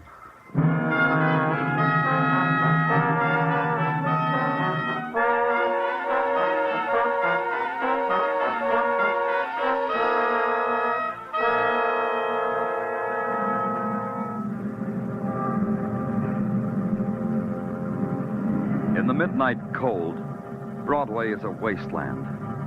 A wasteland that echoes with sounds you hear where there's only darkness, where there's no sun. People pass you and you touch. Then you look down and there are fingers of dust on your shoulder. It's phantom, but it's real. It's Broadway. The gaudiest, the most violent, the lonesomest mile in the world. Broadway, my beat.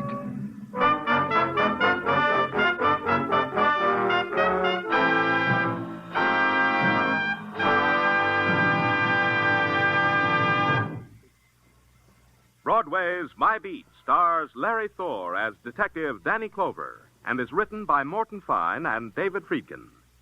The musical score was composed by Alexander Courage and conducted by Wilbur Hatch, and the program was produced and directed by Elliott Lewis. The cast tonight included Charles Calvert, Michael Ann Barrett, Virginia Gregg, Ed Begley, Elliott Reed, Jay Novello, and Jack Crucian.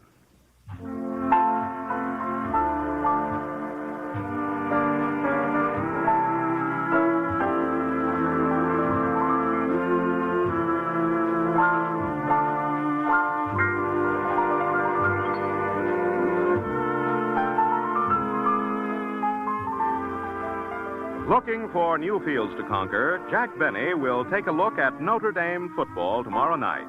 For Notre Dame's brilliant coach, Frank Leahy, will be Jack's guest. And who knows, Jack may end up as Nickelback next season. Mary, Dennis, Don, Phil, and Rochester will also be in the lineup. So don't miss Jack Benny's show with Frank Leahy as guest on all of these same CBS stations tomorrow night. Stay tuned now for Sing It Again, which follows immediately on most of these same CBS stations. The Sing It Again gang will be here with famous tuneful riddle songs that total up to $55,000 in prizes.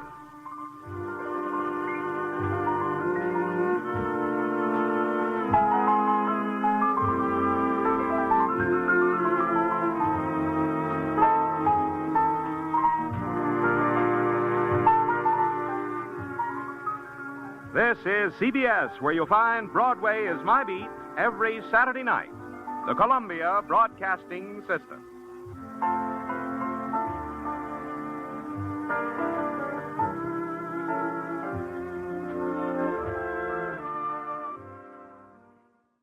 This has been a RadioClassics.com presentation.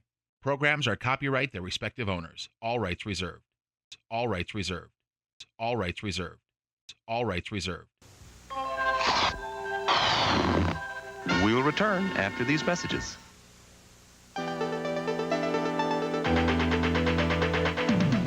Constructs. You build. Constructs. Power. Batteries not included. Constructs. You build. Constructs. Control. Constructs. Action. Constructs. Power Creations Constructs from Fisher-Price. Constructs. How'd you like to make friends with a very unusual rabbit? How do you do? Meet a crazy fox or a bungling bear. Introducing Uncle Remus, Brer Rabbit, Brer Fox, and Brer Bear in the happiest, slappiest, dashingest, crashingest, singingest, flingingest Disney animated classic of all. This holiday season, Walt Disney's Song of the South is back on the big screen.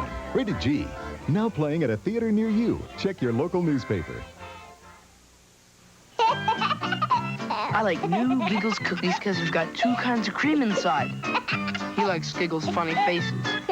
There's fudge and vanilla cream in each one.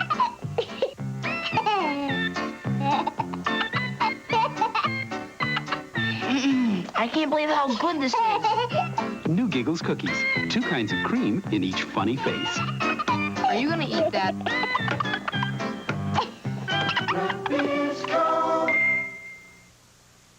Computers are coming your way. Computers? For paying bills? Mothers, too. Bah, humbug. Wow. Let me try it. What you doing, Tabby? My homework, a report called Dance to the Beat and Land on 4 Feet. Which side is up? Oh, I'm still working on it, Hacker. Besides, I'm going to be a star, not a writer. Even stars need to write. Use the computer. The computer? Sure. This is the word processing program that I use for my science report. Whoops. No problem. Change the XYZ to an ABC. With a cursor space, make a word erase. Let me try it. See your work improve? Make a sentence move. Cut it down to size you can edit or revise.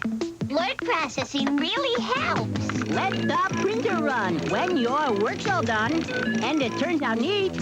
What a treat! My work's complete. See you soon. 2 of my personal favorites, George Burns and Gracie Allen, are up next in our lineup. It's Maxwell House Coffee Time, starring George Burns and Gracie Allen.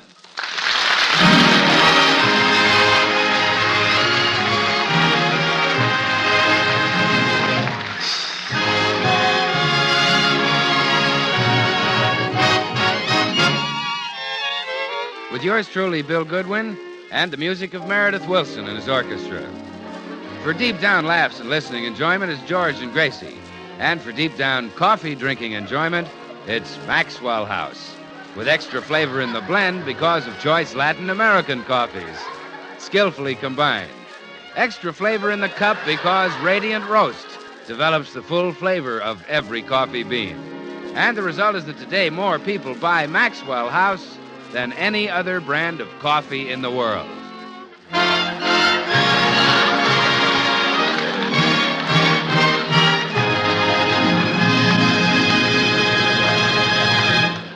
Well, as we look in at the Burns home today, the atmosphere is a little tense.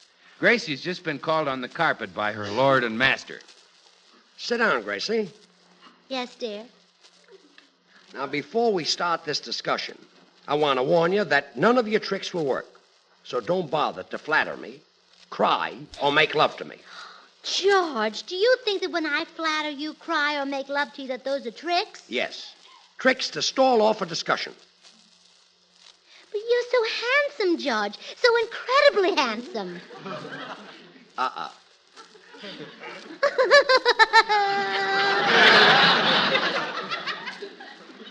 Kiss me, volcano lips.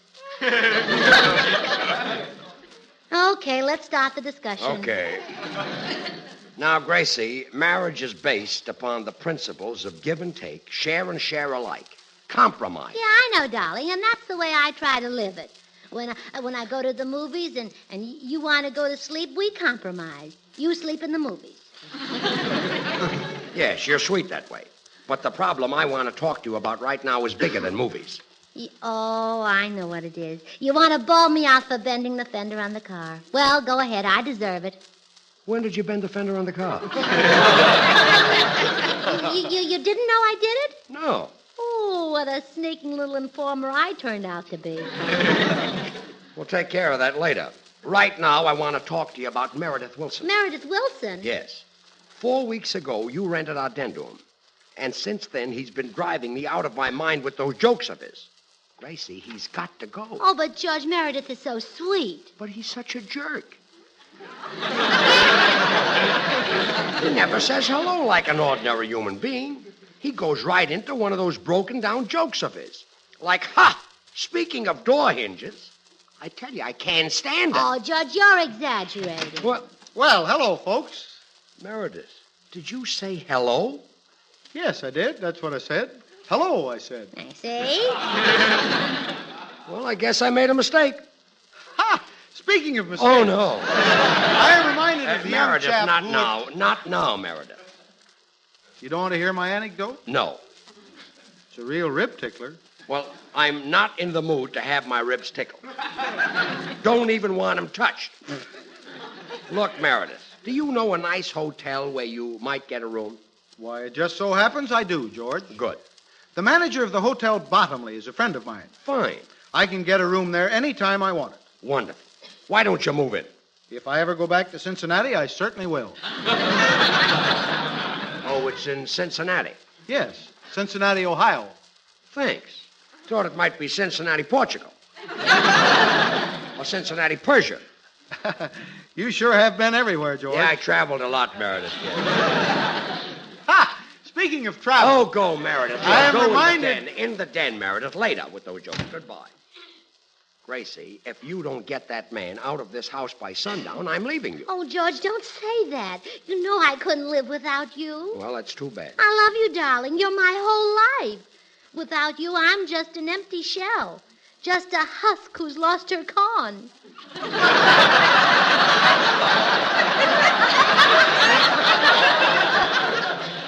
I can't help it. Oh, please, George, say you didn't mean it. Beat me, but don't leave me. I'm leaving.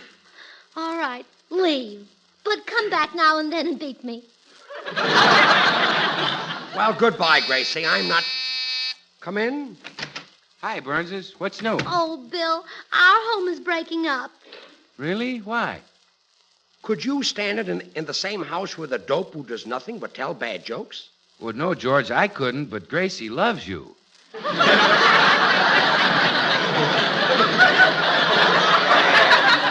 Really? Make an entrance once in a while.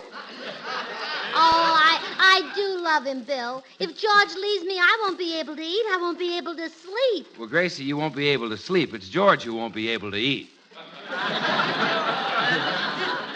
Look, funny man, I was talking about Meredith Wilson telling jokes, not me. And unless my wife gets him out of this house, I'm leaving. Gracie, I'll be in my room packing. And you know how to stop it. Oh, dear. Wish you hadn't teased him, Bill. George is so easily upset. Really? As heavy as he is around the base? Oh, Bill, be serious. Even if he doesn't leave, he might do something desperate. You know that violent temper of his. Oh, sure. Why, he might grab a butcher knife and run into the den while Meredith is asleep and carve "I hate you" on the wall. Yeah, the little man's a tiger. Yeah. Yeah. Well, I'll just have to make Meredith leave. Here goes. Meredith. Yes, Gracie? Meredith, that is, you... Well, you see, you've just got to... Yes, Gracie? Meredith, don't look at me like that with those big, wet, brown eyes. Oh, they look so frightened, like a cow who sees the farmer coming in with a milk pail and cold hands.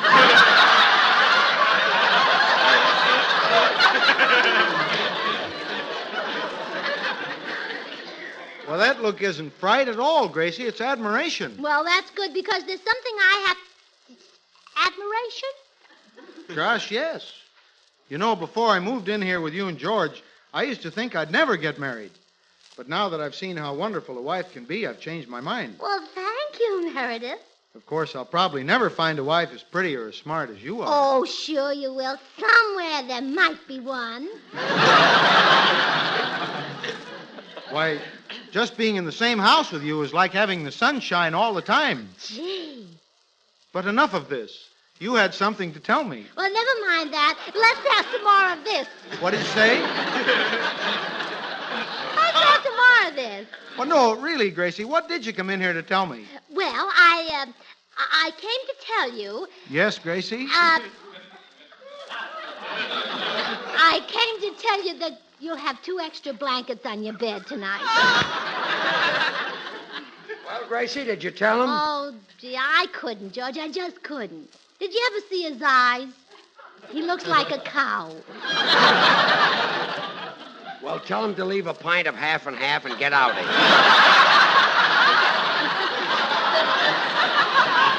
Well, I'll try again when I get back from the market. Oh, don't bother. I'll figure some way to get Meredith out of the den. But in the future, please remember that this is our house. And I don't want anybody in here but us. Yes, dear. But don't do anything rough to Meredith. Boy, I've come to think of him as one of the family. It's like you're his father and I'm his sister.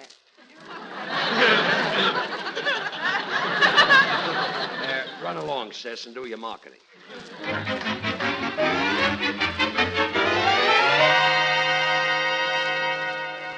Here's the rest of your groceries, Mrs. Burns. Want me to carry them to the car for you? Oh, no, thanks. I can manage. Goodbye. I'll see you. Oh! Oh, I'm sorry, ma'am. Oh, well, why don't you look where you... For Kay Kaiser.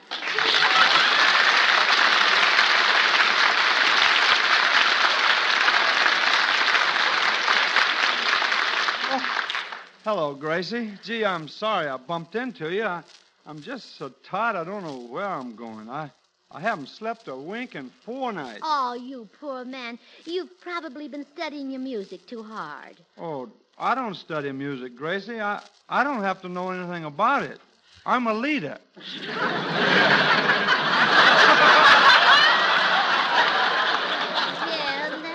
that's right. Well, what is the trouble then? Well, my wife, Georgia, has a bunch of girls staying at the house. You know, Powers girls she used to work with. All those women do is gab. I've just got to get one night's sleep. Well, have you tried to get a hotel room? Yeah, that isn't easy in this town. The earliest I can get one is Monday. Well, Monday isn't so bad. This is Monday, August 18th. Oh. 1948. Oh. I just got to get some sleep tonight. Say, Gracie, is there any chance that you and George might let me sleep at your house for just one? No, I couldn't possibly let you stay at our house. Well, I wouldn't be any trouble. I could sleep in the den. Oh, don't even say that. that word. Well, all right. Forget it. I'll find a park bench somewhere. It's just that I'll collapse if I don't get some sleep. Oh, okay. Don't look at me like that with those big, wet, brown eyes. Huh? Oh, dear, another Holstein. Well, all right, Kay, you can stay at our house tonight. Oh, bless you, Gracie. I knew a girl as sweet and pretty as you must have Southern hospitality in her heart. Oh, thank you. You know, down south, we don't turn any man away from our door. Why, we'd even give a dish of oatmeal to a hungry Republican. No spoon, of course. Well, you come over tonight and you can have the couch in the den. I'd give you the bed, but Meredith Wilson sleeps there. Oh, I know Meredith. Darn good musician. Oh, yes? You two can discuss music. Well, anyway, he can. You can just nod. Well, I don't plan to do much discussing. All I want is sleep. Well, whatever you want, you can have. I'll show you that we Californians know all about Southern hospitality. Thank you. I'll make you think you're back in the land of Robert E. Mason and Stonewall Dixon. Well, With the old folks strumming on their bayous and chitlins blooming in the yard. Well, don't go to any trouble, Gracie. All I want is sleep. Well, I'll be over about 9 o'clock. Goodbye. Goodbye. Oh, now I've done it. I've got Kay Kaiser in the den, too. Why did I have to meet a cow who wears glasses?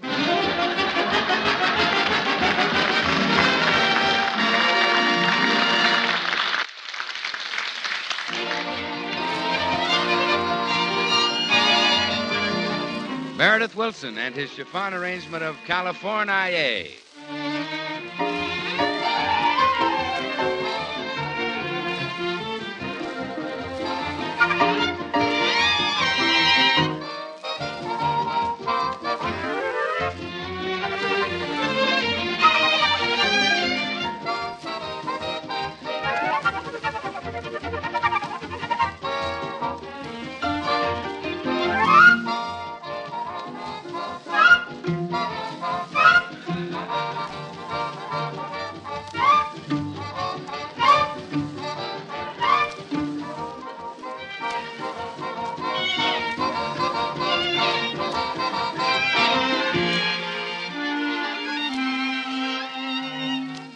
Say, Meredith, isn't that tune one of Jerome Kern's?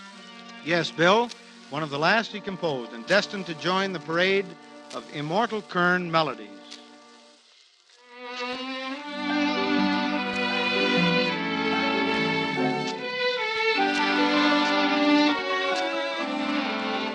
A beautiful melody picture in praise of California, which naturally brings to mind a lot of wonderful scenes. The redwoods, orange groves, beautiful old missions, contrast of desert, mountains, and sea, all a dramatic part of our American scene. And I can't help thinking, too, how, in its way, Maxwell House coffee is an important part of the American scene, for America is a nation of coffee lovers. And Maxwell House is bought and enjoyed by more people than any other brand. For Maxwell House is so full-flavored. You see, master craftsmen choose these choice Latin American coffees. Manizales for mellowness. Medellins for richness. Other choice Latin American coffees for vigor.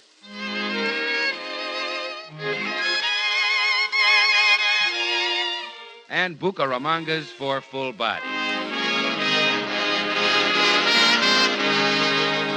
And then these fine coffees are so skillfully combined that the result is true harmony. Yes, the blend is so harmonious that more people just naturally say Maxwell House when buying coffee. It's dependably good to the last drop.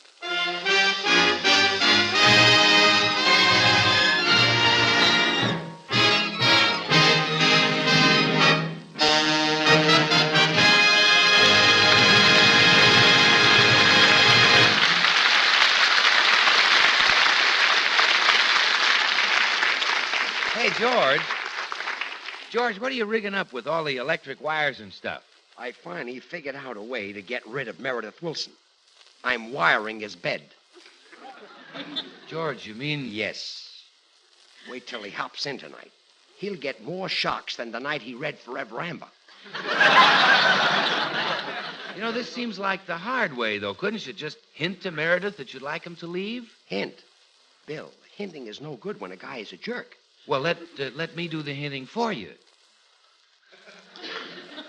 I don't know which way you meant that, but I'm still suspicious. Just help me rig up this booby trap before Gracie gets back. Okay. I'll run this wire out of the den window here, and then tonight, when Meredith is asleep, we'll give him the works. Well, why don't you let him stay, George? Maybe you'll get to like his jokes. Bill, I won't like his jokes if I live to be 100. Well, you might, and that's only a couple of days to wait. Let's get busy and wire the bed. Okay.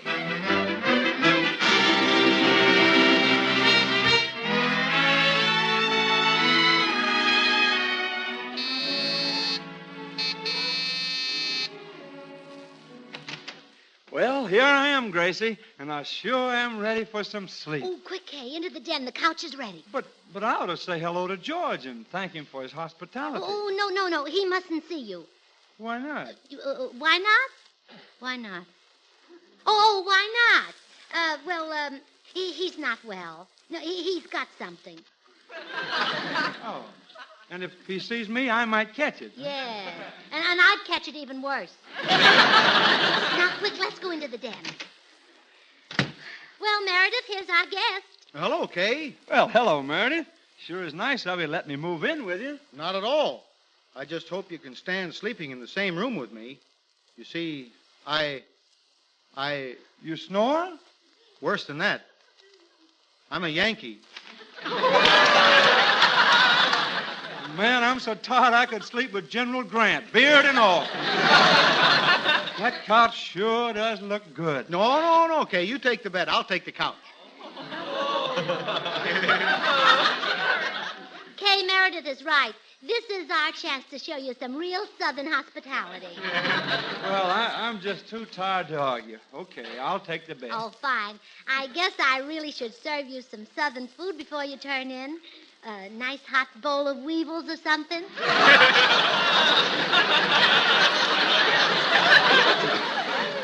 No. I very seldom eat weevils. Really, all I want is a little sleep. I haven't slept in 4 nights, you know. Oh, well, just as you wish. And now I'll go and fix you a mint julep. I wish you wouldn't go to any trouble. If I could just go to sleep. Oh, it's no trouble. This is Southern hospitality, Kay. Oh, I had to open my big accent. Well, I'll go get your julep while you climb into your pajamas or nightshirt or whatever you wear. I sleep in my birthday suit. Oh, well, put it on and zip it up. I'll go fix your julep. Oh, I'm so sleepy, I'm not even going to take off my clothes. Good night, Meredith. Good night, Kay.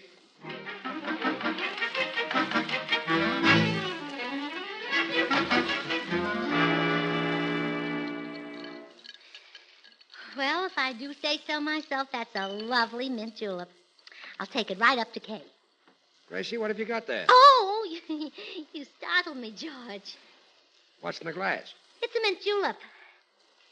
Mint julep? Who's it for? It's for me.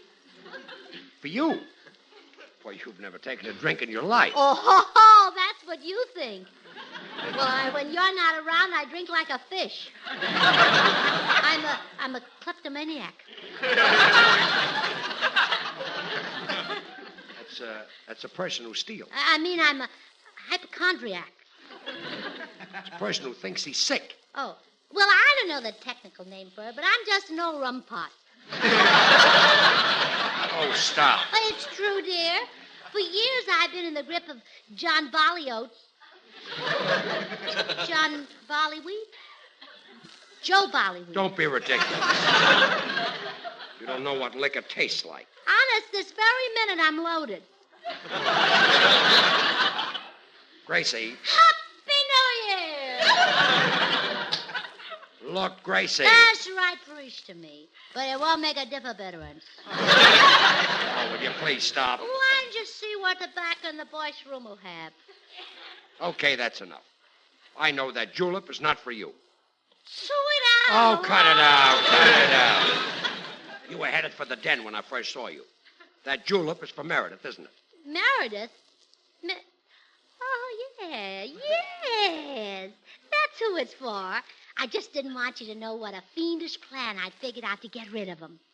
Giving him juleps will get rid of him? Well, sure, because I make such wonderful ones. He'll want more and more, and pretty soon he'll be in the grip of Joe Barley-Oats. Joe Barley Hay? Bill Barley Hay. Sam Newman, what difference does it? It won't get Meredith out of the house. Well, it might get him lost for a weekend. Well, go ahead, take him to julep if it'll make you happy. But I've got a plan that'll get him out anyway. Oh, thanks, dear. Well, Kay, here's your mint julep. Hey! Huh? I say, here's your mint julep. It'll help you sleep. Yes. When you came in, I was pacing the floor. Well, drink it down. Okay, anything to get some sleep. Bottoms up.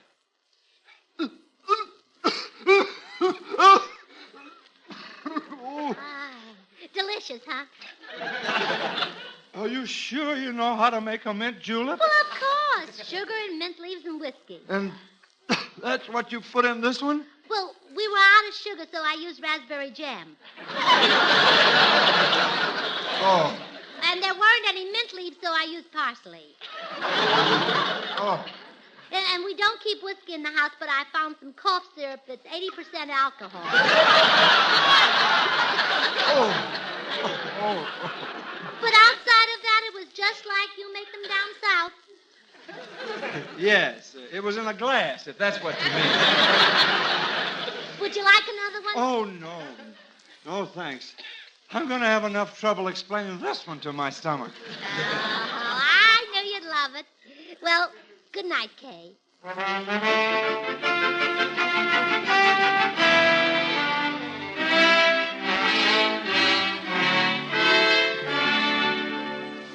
think Meredith is finally asleep, Bill.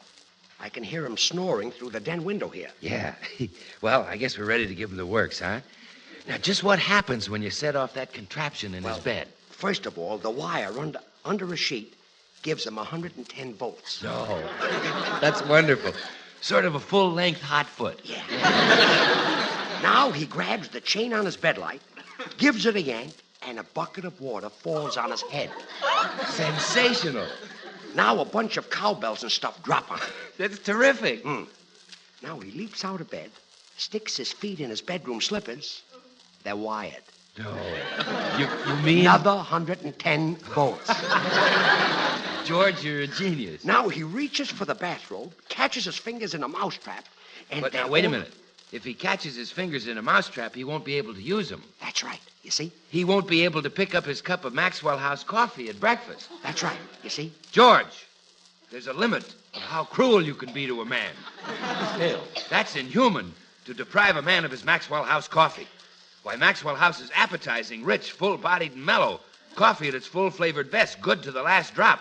And you want to fix poor Meredith so he can't drink it. Shame on you. You're a fiend. But you were perfectly willing to electrocute him and fracture a skull with buckets of ice water. All right, that's good, clean fun. But not to let a man drink Maxwell House coffee. Why, more people buy and enjoy Maxwell House than any other brand of coffee in the world. Now, Bill... Don't touch me, you monster. I don't want any more to do with this diabolical scheme. I'm going home. All right, go home. Shame on you. Oh, go home, go home. You dirty person. Oh, go. Out. I don't need him to set this thing off. I'll do it myself. Here goes. Oh! Where's that light?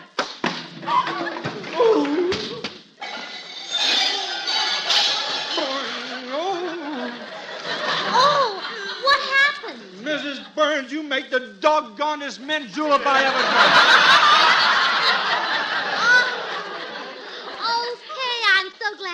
Why, I've kid? had many a julep in my day, but that's the first one that ever hit me after I was asleep. And I mean, it felt like a jolt of lightning ran up my back. I even heard bells. Oh, well, that's just part of my southern hospitality, Kay. I'll bet you really felt down south. You ain't kidding. I felt it clear down around Memphis. Well, I'll go fix you another one. Oh, no. No, please. Oh, all right. Well, whatever you say. Well, sleep tight. Thanks. I just did. You know, Kay, that julep must have been strong. I didn't even taste it, and I heard those bells. I'll tell you, man, she must have put a uranium in that thing. Well, I'm wringing wet. I'd better put on these bedroom slippers and see. What happened? That doggone julep just reached my feet. Hey, wait a minute. These slippers are wired. And there's wires in the bed, too. Somebody's trying to electrocute me. Sammy Kay. I'm getting out of here. Well, Gracie will be hurt if you turn down her southern hospitality. I don't mind southern hospitality, but I don't want to be southern fried. Kay, come back No, here. sir, I'm getting my white meat out of this skillet. Goodbye.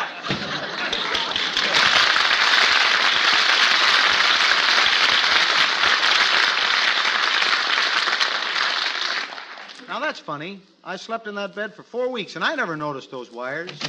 Well, I finally got rid of Meredith. You did? Yeah. Meredith! Yes, old man? Gracie, come here. What is it, dear? Gracie, if Meredith is still here, who is that guy I saw running out of the house? Oh, that must have been Kay Kaiser. Kay Kaiser? Yeah, he was sleeping in our den, too. Meredith Wilson and Kay Kaiser?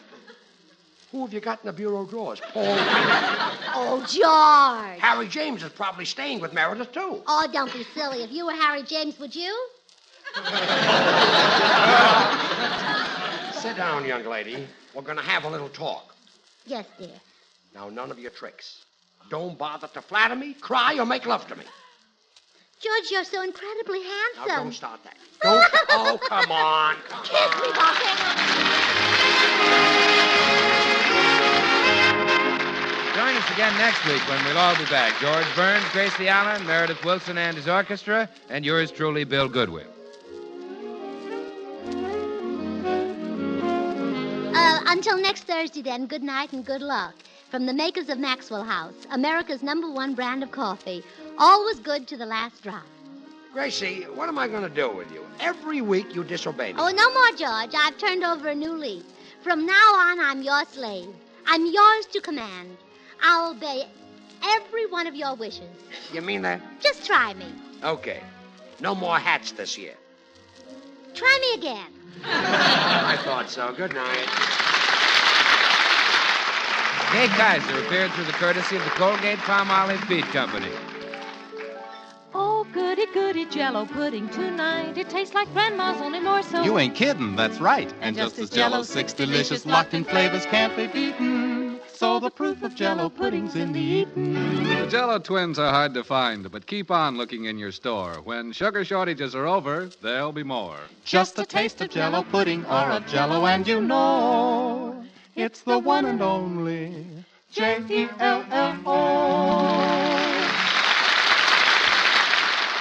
This is NBC, the National Broadcasting Company.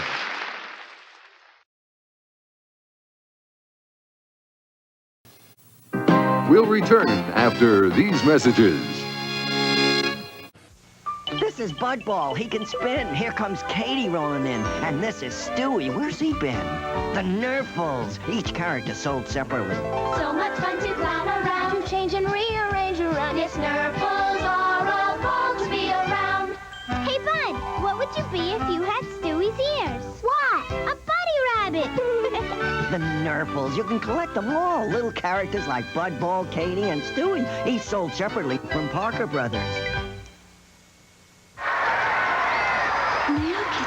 Hey, Milk It does a body. Milk It does a body good. Pass it on. It's one to grow on.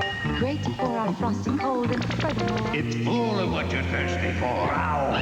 It is. makes you feel good because it tastes so great. It really does a body good. Pass it on. Milk it does.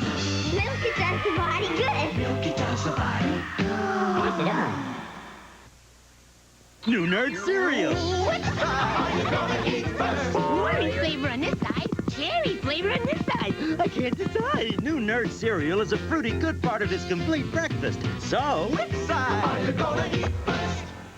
Now you can get 2 new Nerds candy flavors, Cherry Cola and Rainbow Nerds, in specially marked Nerd cereal. And you can send for a 2-sided Nerds bowl with a Nerd Gate. Nerd Gate! For 2 proofs of purchase and 50 cents. Details on specially marked Nerds.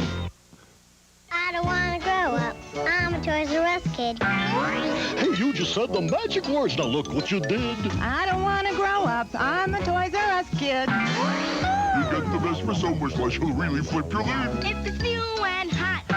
It's a toy they've got, and the prices are hard to beat. I don't want to grow up, because if I did... You couldn't be a Toys R Us kid. More games, more toys. It's the world's biggest toy store. Let's go. We belong together. Watch the Oprah Winfrey Show weekdays at 9.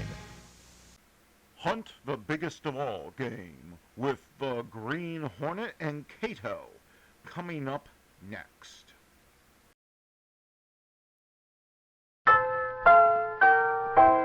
Say, want a brand new breakfast idea? Then get the Betty Crocker cereal tray, the Betty Crocker cereal tray. Yes, indeed. Try the brand new cereal assortment with 10 individual packages in all. 4 Wheaties, 4 Cheerios, 2 Kicks. All top favorites and all extra fresh. Yes, it's fun to take your pick from Wheaties, Cheerios, and Kicks. Get the Betty Crocker cereal tray, the Betty Crocker cereal tray. Get that tray today. And now the Betty Crocker cereal tray presents...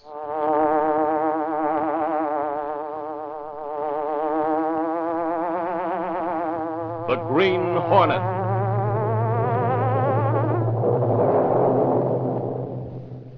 He hunts the biggest of all game, public enemies who try to destroy our America.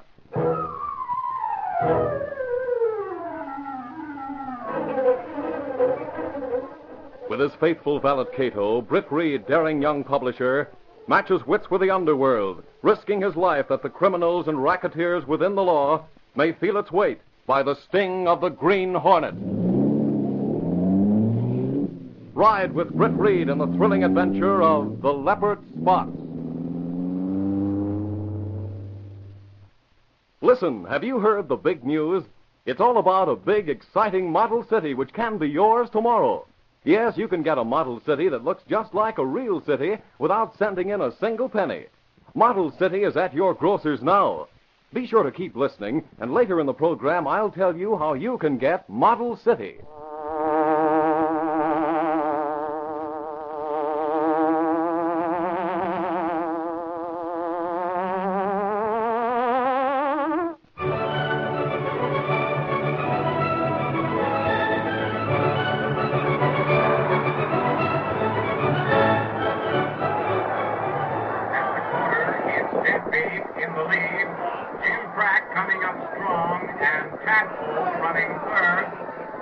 The racetrack was packed with enthusiastic lovers of fine horses.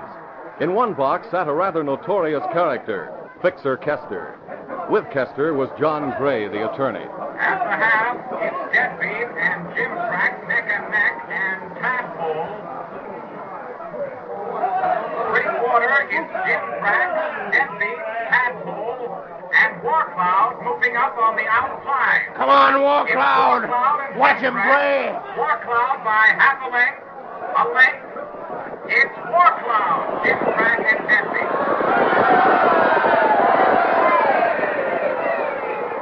The result is not official. Hold your ticket.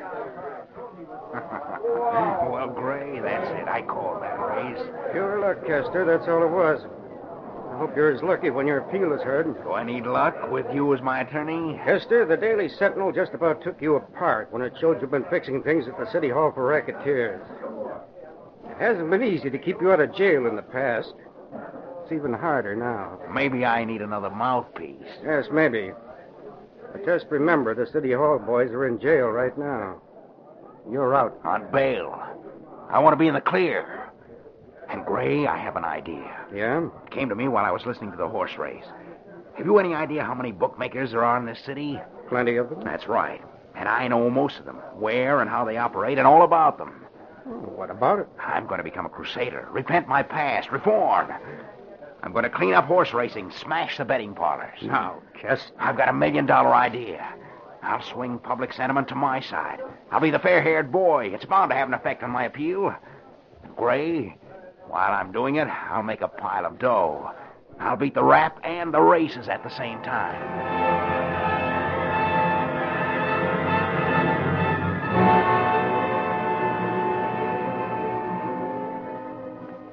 Michael Axford sat in the office of Britt Reed's secretary in the Daily Sentinel building.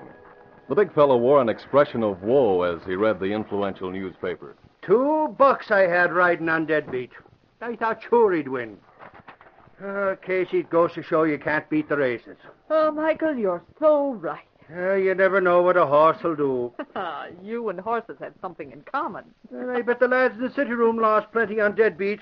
Lowry was sure he'd win, and so was Gunnigan. Oh, Michael, please forget the GGs and let me get to work. I have a lot of mail to go through. I don't see why Britt Reed can't read his own mail. By golly, I Hi, Casey. Hello, Axford. Hello, Lowry. Boss in? Well, he's in his office, Lowry, but he's busy. Yeah, Lowry, he's busy. All right, just send in word that I've got a story on Fixer Kester. Very well, but he didn't want to be disturbed. Oh, here he is now. I thought I heard voices out here. Hey, boss, wait till you hear about Fixer Kester. Now, what about him, Lowry? He's out on bail. What? I heard about it. He's appealing his case, isn't he? Yeah. Reed, if there's any justice at all, Kester should be put away for the rest of his life. During the last administration, that crook got away with everything but murder. He may have gotten away with murder, too. I know. Isn't he the one who served as a go-between for those racketeers in the trucking industry? Yes, Miss Case.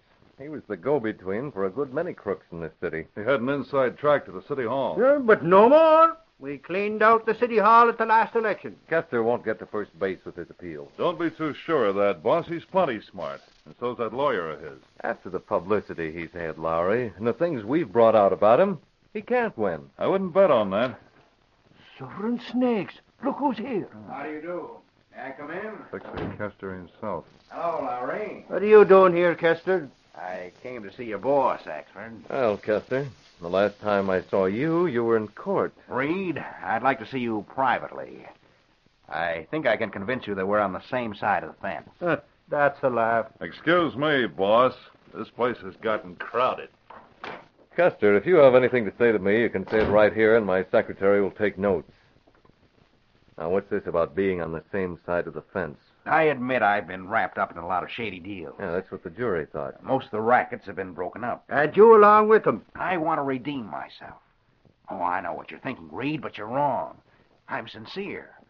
The Daily Sentinel is a crusading newspaper. That's why I came here. I've become a crusader. Yeah? It's true, Reed. There's one racket that's flourishing in this city, and I'm the man who can smash it. What's that? Gambling on the horses. There are bookmakers all over the city. They use back rooms and candy stores. They work from private homes and apartments. They're even making book and soda fountains near the high schools. And what are you going to do about it? Reed, I'm going to use the time I'm out on bail to smash the bookie joints. Indeed. I don't believe it. Do you think you can win enough goodwill to gain your freedom when your appeal is heard? Reed, I'm sincere. I know who the bookmakers are and how they operate. I'm going to help smash the gambling ring in this city. I'll need backing. Financial? No, the backing of your newspaper. How generous and public-spirited you are, Kester. Quite a reversal, isn't it? And how? I can't blame you for being suspicious. What'll you get out of it, Kester? I don't want anything out of it. Have you gone to the district attorney? No, but I intend to. I came here first. Kester, if the DA believes you, you can count on the backing of the Daily Sentinel. By golly, Kester, if you're on the level, you can count on help from me, too. Thanks. I'll be in my office the rest of the day, Kester. I'll be hoping to hear from the district attorney. Very well, Reed. I'm sure you will.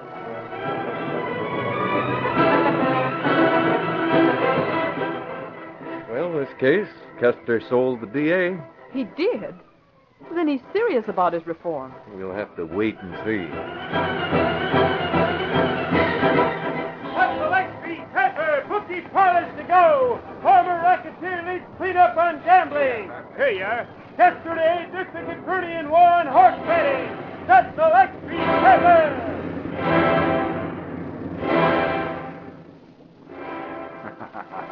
There, Gray, that's the story. How do you like it? Well, Kester, at least you've made the headlines in a different way. Former racketeer. Get that? Former racketeer. You're playing with fire. Like fun I am. I'm playing it safe. I know the boys that run the bookie parlors, and I'll help the DA get the goods on them. As fast as the present places are closed, I'll open new places with my own boys in charge. I'll own every place in town where a bet's taken on a horse. Well, then what? I'll fix some of the biggest races, and on those we'll clean up. Now, hold on, Kester. You can't fix horse races. I have plans. Don't worry. Well, even if you can fix a couple of races... When we know the favorite can't win, we simply pocket the cash that's bet on him. Bucket shot tactics, you see? I don't like it. You will. When you see my cleanup in the Island Handicap. The Island Handicap? Manitoba's a sure winner in that. Uh-huh. Only Manitoba won't win. Now, hold on, Kester. Skip Collins will probably be up on Manitoba. And he's the squarest jock that ever wore silks. You can't bribe Collins. You'll see. And in the meantime, I'm going to help the DA crusade against bookmakers.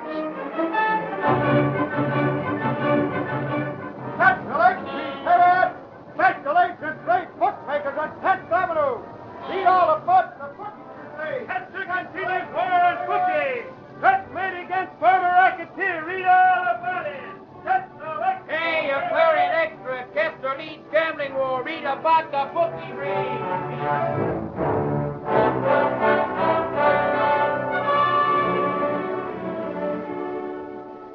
Confound it, Lowry. Axford, what's the matter with you two? Why can't you find out what Kester's up to? But I tell you, boss, he's keeping his word. He's closing up the bookies. And he's winning a lot of goodwill. Before we know it, he's going to beat the rap. I tell you, he's up to something. I don't know, boss. He's certainly a changed man. He's putting on an act, and it's nothing but a smokescreen. I don't know about that, Reed. He's even gone so far as to square himself with Skip Collins. Who? A young jockey, boss. The kid that's up on Manitoba in the Island Handicap on Saturday. A year ago, Kester tried to bribe the kid. Oh. Well, he's apologized, shook hands with Collins, even lined up a new job for Skip's sister. That was big of Kester. Well, Jeannie needed a break and a better job. She supported Skip ever since their parents were killed 4 years ago. Who's going to win the handicap? Manitoba with Collins up's the heavy favorite. Well, I want both of you to watch Kester closer than ever. I won't believe that a leopard can change his spots or a polecat his stripes. Moreover, I don't think Kester would go as far as this to influence the decision on his appeal. I tell you, that man's a crook, and that crook is up to something.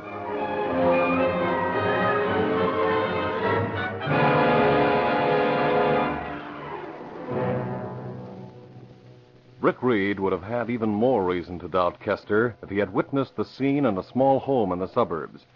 It was the home of Skip Collins, the jockey who was slated to ride the favorite on Saturday. When Skip came home, he saw a lean-faced man waiting on the front porch. Well, what do you want, mister? Business, laddie. Business. Very personal and private. See? Let's go inside the house. Gun? Yeah. Now we go in, huh? Come on.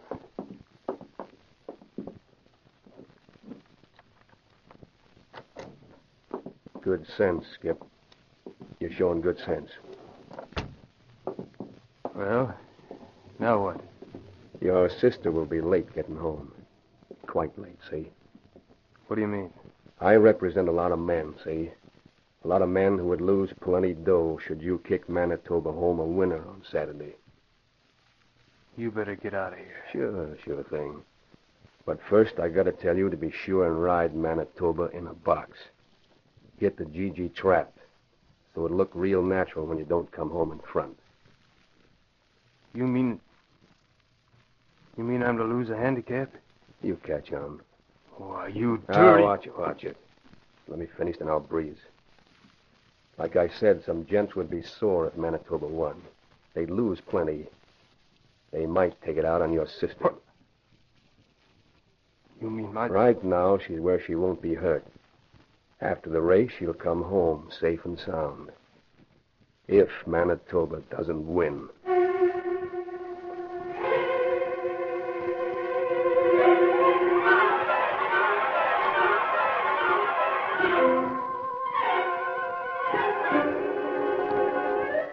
We'll continue our story in just a moment. Boys and girls, come in closer. Listen to this great new gift offer. You can get a swell-looking big model city. A model city that looks just like a real city.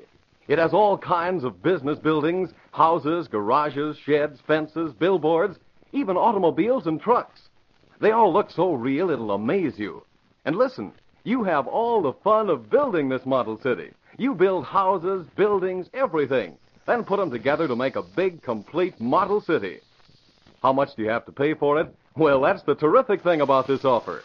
You don't have to send one single penny. No money, no box tops, no coupons, and no waiting. Model City is waiting for you right now, right in your nearest grocery store. All you have to do is buy the Betty Crocker cereal tray, that wonderful new assortment giving you 10 individual packages of Wheaties, Cheerios, and Kicks, all in one handy package. Model City comes right on the packages. You get it when you buy the Betty Crocker cereal tray. Just wait till you see Model City. Here's just one avenue. Look, there's a big service station with gasoline pump. Next, the ice cream store with a dentist's office upstairs. Then, Model City's bank, and a hotel, too, with coffee shop and restaurant. All this, plus different style houses. 2-story, 1-story, brick, shingle, modern, old-fashioned, all kinds of houses. In addition, there are automobiles, garages, fences, billboards, storage shed, awnings, and just about everything else you see in a real city. And Model City is easy to build, too. Many slots pre-cut, no pasting or gluing needed. You just have the fun of cutting out and assembling. Don't miss this great gift offer. Tomorrow, go to your grocer's. Get the Betty Crocker cereal tray, the assortment of Wheaties, Cheerios, and Kicks, 10 individual packages in all. Model City is right on the Betty Crocker cereal tray packages. Remember, when you get the Betty Crocker cereal tray, you get Model City. There's no waiting, no box tops, no money, no coupons to send in. Hurry, be one of the first to have Model City complete. Get the Betty Crocker cereal tray, and on it, get Model City tomorrow.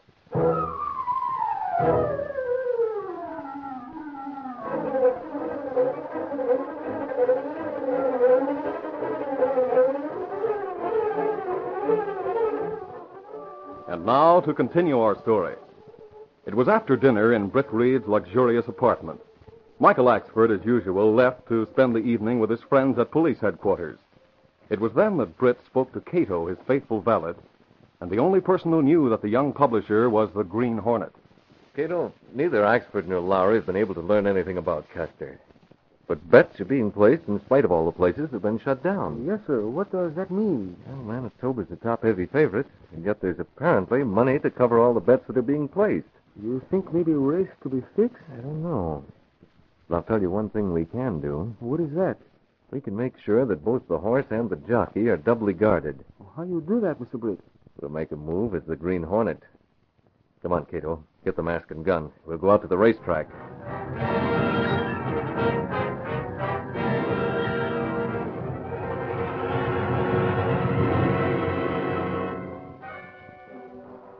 Manitoba, the top-heavy favorite, was never left alone. The man who slept in the stable with a high-strung horse was roused by the animal's uneasiness. What's the matter, baby? Steady there. I want to see... Hey, what the... There's a guard on duty. That mask! The Green Hornet! Confound you! Take that! Help! Help the Hornet! The Green Hornet's here! Yelling his head off. Hurry! Go on, drive!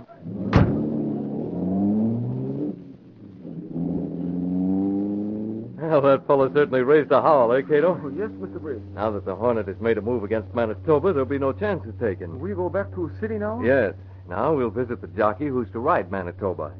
Our visit will guarantee a bodyguard for him between now and the time of the race.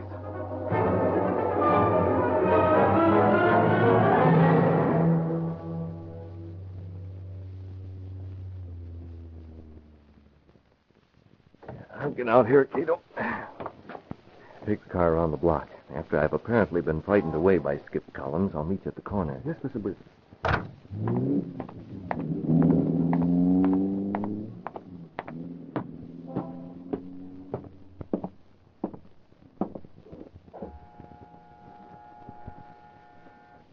hope young Collins is at home. Light in the house. I'll lead him into an argument, then make believe the gas gun fails when I try to shoot him. That'll do it. He'll howl to the police and... Well, Collins. Hello. Oh, you, huh? What's that? You fluffed the job at the track, didn't you? You don't seem surprised at this mask. Why should I be? I heard the radio announcement. The radio? Sure. You made a fool move. Didn't you know Manitoba had a guard? I'll step inside and get in there. I half expected you'd be coming to see me. You guys don't take any chances, do you? Guys? Who do you think's working with me? As if you didn't know. Sort of taken off my feet when I learned from the radio that the Hornet was mixed up in a handicap. What are the angles, Collins? Are you following orders on that race? What else can I do? I'll follow orders. But get this straight. After the handicap, I'm through. See, no more races for me. I'm throwing my whole career. Jeannie's worth it. Jeannie? Your sister? Yeah. I see. Where is your sister? How do I know? Collins, sit down. But I'm telling you... Sit down. You're going to listen to me, and you're going to get the surprise of your life. I'm here to make sure you ride that race to win. You what? I said to win. Someone is going to take it on the chin when Manitoba comes home in front. Yeah, and it'll be my sister. I want to know everything. Who told you to throw the race? Who told you about your sister? When did you last see her? What threats have been made? Where does Kester fit into the picture? Kester? A dirty double-crossing skunk. He made out to be a friend. He got my sister a new job. Then a guy named Bates comes here. Bates? Describe him. Yeah, now, wait. Wait, how do I know you're telling me the truth? How do I know Tell me everything, Collins. I've been trying to figure Kester's game. I think I've got it at last. Now talk. I want facts.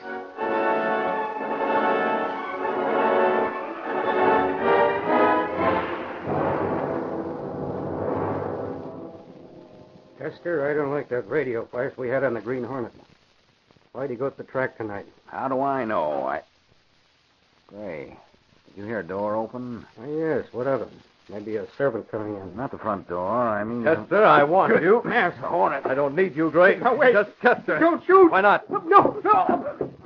Good Lord, you shot him. Just gas, Kester, but for you, there's something else. No, you don't hit me. Where's Dean Collins? I don't know what you're talking about. Liar. No, you... Kester, you'd better know what she is. I'm here to get that information, and you'll give it to me or else. No. Want some more? I... Where's the girl? I'll talk, but I... Where? She's in Lindhaven. Lindhaven? What's she doing there? I learned of a plot to capture her, so her brother could be made to throw the race. I sent her there. I told her to lie low until after the race, to stay in hiding. Thanks, Kester. And as for those punches you got, you can thank Bates for those. Bates? Where that double-crossing... So he is your man. That's what I wanted to know. Huh? You sent him to call on Collins. You're playing the handicap from Manitoba to lose. No. If that's to go on, we'll look around and see what we can find in this office of yours. Oh, but won't need you anymore. No, don't. Take it. No. You and Gray can sleep it off. If Custer was counting on Manitoba to lose, he has records somewhere. And I'm going to find them.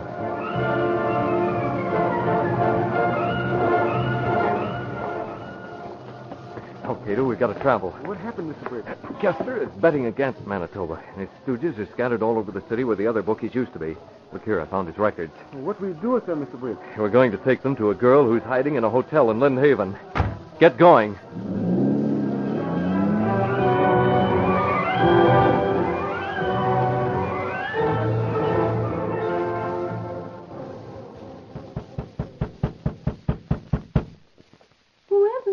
Please open the door quickly. I've come from Kester. Oh, just a moment.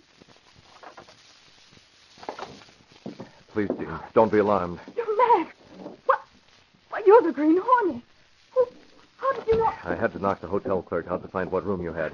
I've got to get out of here before he comes to. We've both got to get out. You said you came from Kester. Jean, believe what I tell you. Kester's a crook. No. He posed as a friend, won your confidence by getting you a job, then told you to hide here. Your brother thinks you've been abducted. He thinks he's got to lose tomorrow's handicap to save your life. I've heard about you. You're the Green Hornet. I don't believe a word you tell me. You've got to believe me. Here, examine these papers. Kester's men are scattered all over the city. They're taking bets on Manitoba. If Manitoba wins, those men will be back to the wall. I'm counting on your brother to kick Manitoba home in front. He's got to know that you're all right. Take these records, go to the police. They'll let your brother know that you're safe and protect you until the race is over. Look at these papers. I'm going to telephone your brother and tell him you're safe.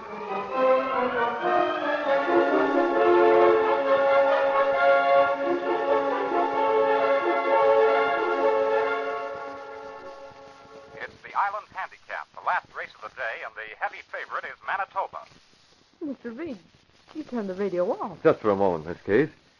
I've been wondering about Axford and Lowry. I thought they were coming in to listen to the race. Michael's still at police headquarters. He's been there all day. Hasn't he called in? Hasn't he reported at all? No, sir. Hey, boss, isn't it about time for the race to start? Yes, Lowry. I'll turn the radio on.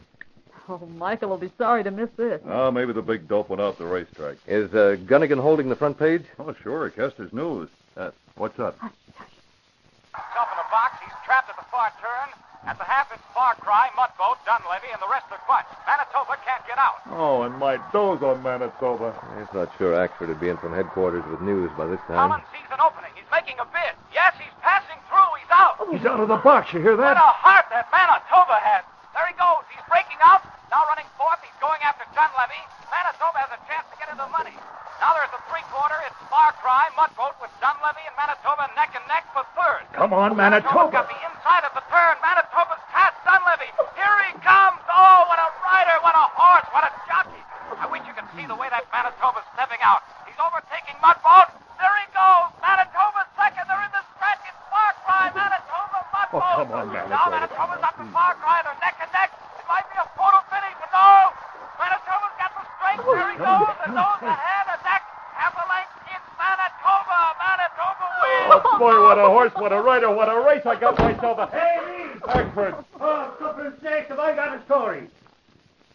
Yeah. Where have you been, Axford? I was at cops' headquarters, and who do you think was there? Who? Jeannie Collins, the sister of Skipper the jockey.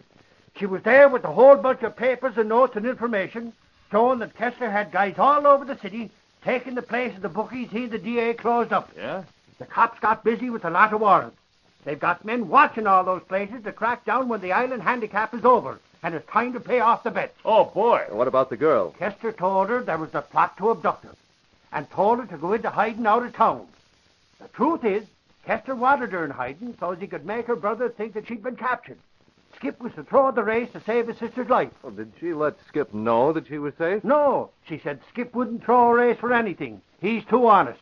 Hey, turn on the radio. Let's hear the race. Oh, we did. It's all over. And Manitoba won. Yeah? Oh, by golly, so Skip came through just like Jeannie said he would. By this time, I bet there's fireworks popping on all them bookie places. Well, I hope so. Reed, wait till you hear the best part of the story. Who do you think told Jeannie Collins that Kester was the crook? It was the Green Hornet.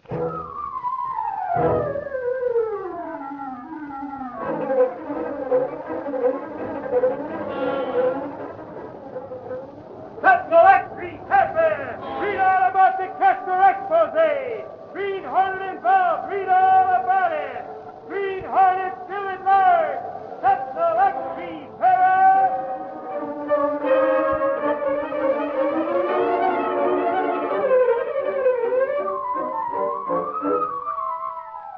Remember, get a model city that looks just like a real city without sending in a penny. To get it, get the Betty Crocker cereal tray, the assortment of Cheerios, Wheaties, and Kicks in individual packages. Right on the Betty Crocker cereal tray is Model City. Hurry, get the Betty Crocker cereal tray tomorrow, and Model City is yours without extra cost. You've been listening to The Green Hornet, brought to you by the Betty Crocker cereal tray, the cereal assortment of individual packages of Wheaties, Cheerios, and Kicks.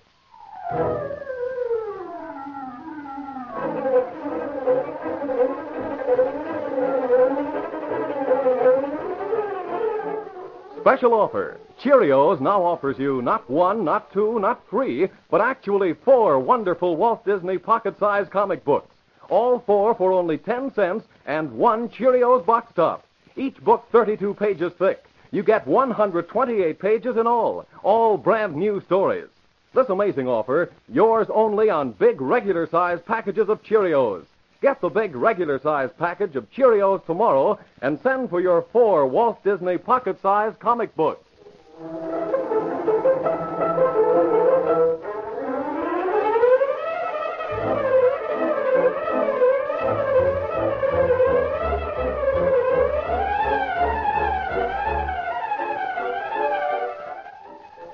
Be with us again next week at this same time when General Mills will again present The Green Hornet. This copyrighted feature originates in Detroit, and all characters, places, and incidents used are fictitious. Fred Foy speaking.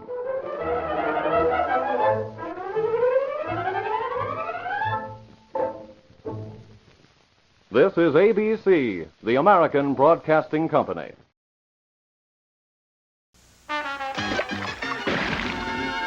We will return after these messages.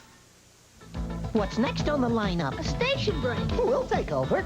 Have you DJ'd before? No. But we do a morning talk show all the time. Snap, it's the snappiest sound to do. Crackle, get you crackin', 'cause it's crispy through and through. There's no stopping once pop starts popping. Snap, crackin', pop, talking just to you. You've just heard Kellogg's Rice Krispies, the talking part of your complete breakfast.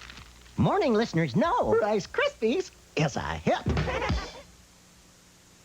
Those lonely pound puppies really need to be rescued. Pound puppy, I'm so glad to find you. Put that lonely puppy pound behind you. You need a name. I'll call you Freckles. Lots of pound puppies need your love. Ask for me, Petey. And when they're this lonely and this lovable, one more is always welcome. Come sharing all the cuddling, caring puppy love. Pound puppies. Each sold separately.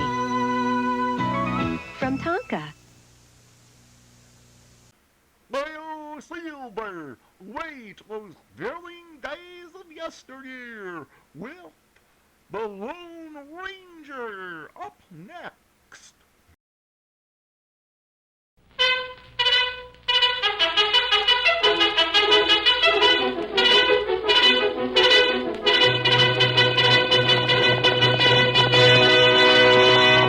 Hail, Silver! Away! A fiery horse with the speed of light, a cloud of dust, and a hearty hi-yo, Silver, the Lone Ranger.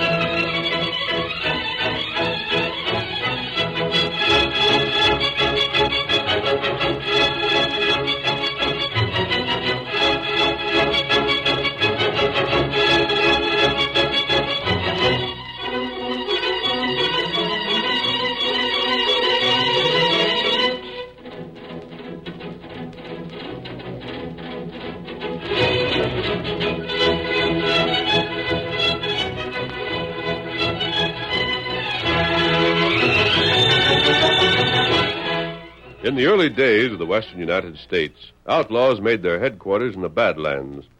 Ranchers and townspeople alike lived in fear of their sudden raids, and it was not until the masked rider of the plains started his great fight for justice that law and order were brought to the frontier.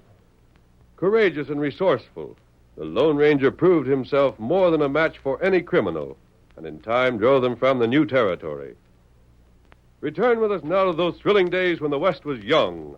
From out of the past come the thundering hoofbeats of the great horse Silver. The Lone Ranger rides again. Come on, Silver! We're heading for Millfield. Devil's waiting on the trail ahead. Hi-yo, Silver! Away!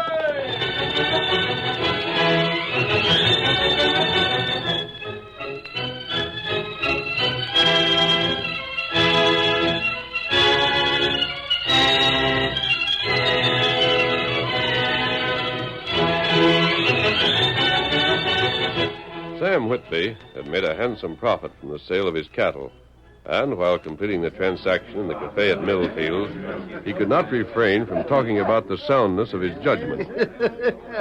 Count it out loud while you're paying me, Mr. Salters. Maybe when some of these smart gents see how much it comes to, they won't figure they're so doggone smart after all. Golly, I sure wish it had the nerve to hold my cattle. But whoever figured the market would go this high? Gosh, I sold at the bottom. And you all told me that if I held on, I'd lose my shirt. Go ahead, Mr. Salters. Count it. Well, if any of these gentlemen doubt that you did well, I'll be glad to inform them I'm paying you exactly $7,400. $7,000? Mm-hmm. And there it is, Sam. All of it in paper money, just as you asked for it. That satisfy you? Satisfy me? Mister, it plumb tickles me to pieces. 5,000 of that just stands for the difference between what I got by selling now and what I would have got if I'd sold before. And they called me loco. Well, who's loco now?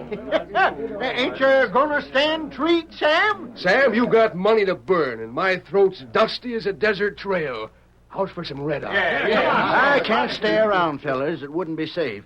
I got to take this cash to the banker so as he can deposit it for me in the morning. Now, don't get excited. 'Cause I ain't staying, it don't mean I ain't buying, does it? Barkeep! Hi, barkeep. What's your pleasure, Sam? You see this? Sure.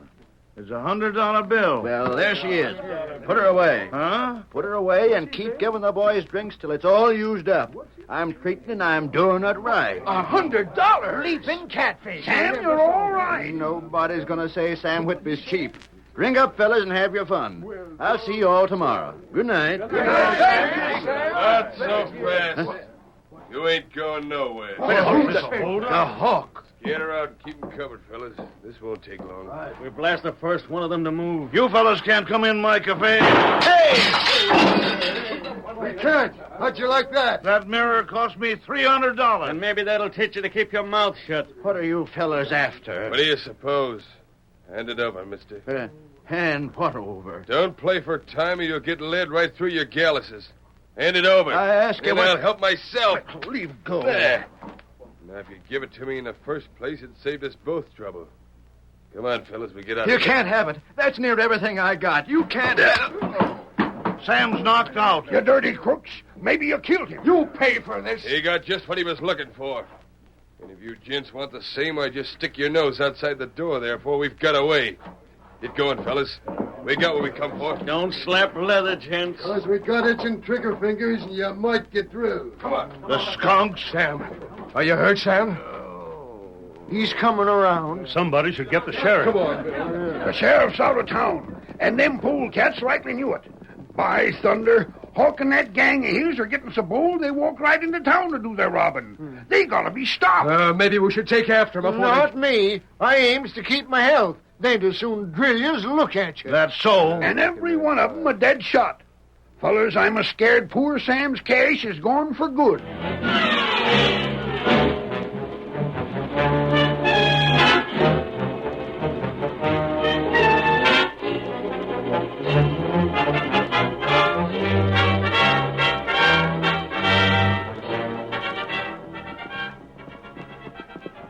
The following day, two horsemen, one masked and the other an Indian, directed their mounts toward a small ranch house and... We'll buy supplies here, Tonto, if they have any to spare. It'll save us a trip into town. That is, we'll try to buy supplies if anyone's home. The place looks deserted. There, feller. Where? Him on step. Yes, I see him. Come on, Get him Silver. up, Scout.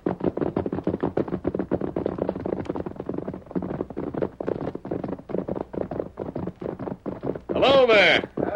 Oh, Silver. Oh, Scout. Oh. You're too late. Too late? Might just as well ride on. Some other crooks got it afore you. What are you talking about? Come to rob me, didn't you? Well, I'm just saving you the bother of climbing out of your saddle and holding me up. The Hawks got my cash. What's that? Sorry to disappoint you, stranger, but I reckon even crooks have to go without once in a while. You better drop back maybe in a year from now. I might have a stake again by then.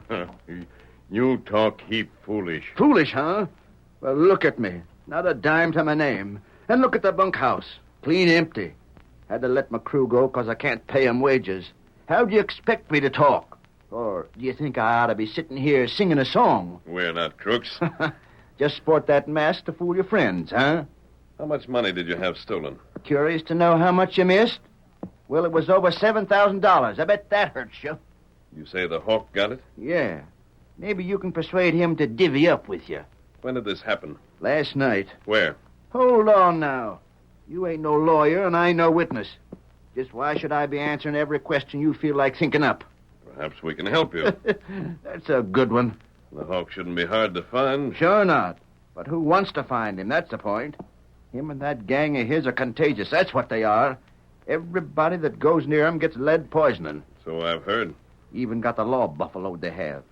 I bet you dollars to donuts you couldn't get the sheriff within 10 miles of the Hawk's hideout. I'm not the sheriff. You ain't. Well, I wasn't just sure. And I've got a pretty good idea just where the Hawk's hideout is. Back in the Red River country from all I've heard. Right. You sound like maybe you was a part of his. Not exactly. Well, we've passed the time of day, stranger, and we've exchanged what exciting gossip there is. Now, if you don't mind, I'd just as soon you rode along. Maybe you'd be different, but me... Well, losing $7,000 in cash don't make me feel much like company. I understand how you feel, Sam, and I don't blame you. We'll ride along. Adios. And don't be surprised if we meet again. Come on, Tonto. Get him up, Scout. Hail, Silver! Away! What was that he called his horse? And the engine. Oh, I'm the biggest idiot there ever was. That was the Lone Ranger, and I drove him away.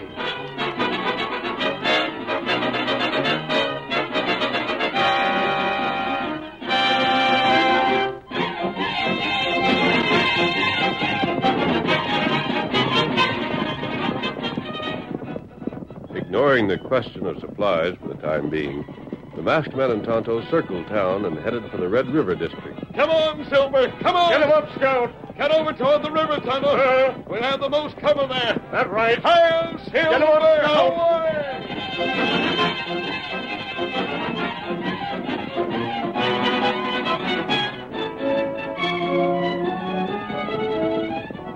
Reaching the bank of the river, their course led them into rough country. Gullies became chasms, and the ground was covered with treacherous boulders. Finally, the masked man drew Silver to a stop. Oh, Silver. Oh, Scout. Oh, fella. Why we stop? What's that between those rocks over there? Look just above them. It's smoke. And coming from just about the place we heard the Hawk use for a hideout. Ah. He's getting careless. He's had too much success. It's about time he was brought to justice. Not right. But what I'm interested in right now is getting back Sam's money. Ah. I'd rather make sure of that first than try to make a capture. The Hawk has at least a dozen men following him. Something went wrong, they and the money might both get away. What we do? We can take the horses a little closer without danger of being heard, I believe. Come on. Get him up, Scout. Come on, Silver. I have an idea, Kemosabe, but I want to look over the ground first. We'll ride as far as that clump of trees ahead of us and leave the horses there. Those trees will give them good cover. Then go on foot? Right. Come on, old fellow.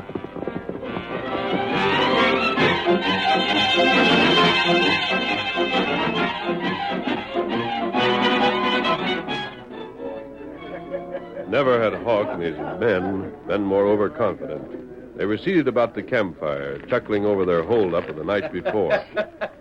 Did you see the big fella at the end of the bar? He was so scared he was green. Every time I waved my irons his way, I could see him getting sick. And then some fellas are scared to go against the law. But from all I've seen up to now, I'd a heap rather be against the law than for it. It's a heap safer. For just one reason. Yeah, Hawk? What's that? We're safe as long as you fellas follow my orders. They'll never give nobody a chance. Show 'em right off they stand to get drilled if they put up a fight. Kill a few fellas that ain't convinced easy, and the rest of them begin to get the idea. Like the time you blasted the stage driver, huh, Hawk? Yeah, that's the only time you can think of. Hey, Hawk. Yeah, Slash? Hey, when do we divide up Whitby's cash? Why not give everybody his share now? Because I know you fellas. Money in your pocket, and you'd be heading across the border and staying there till it's all spent. Nothing doing.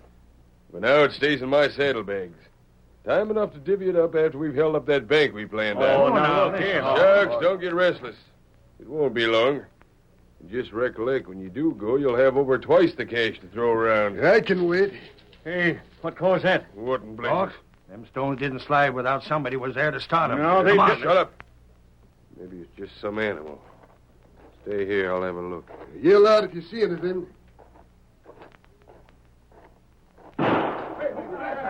There is somebody.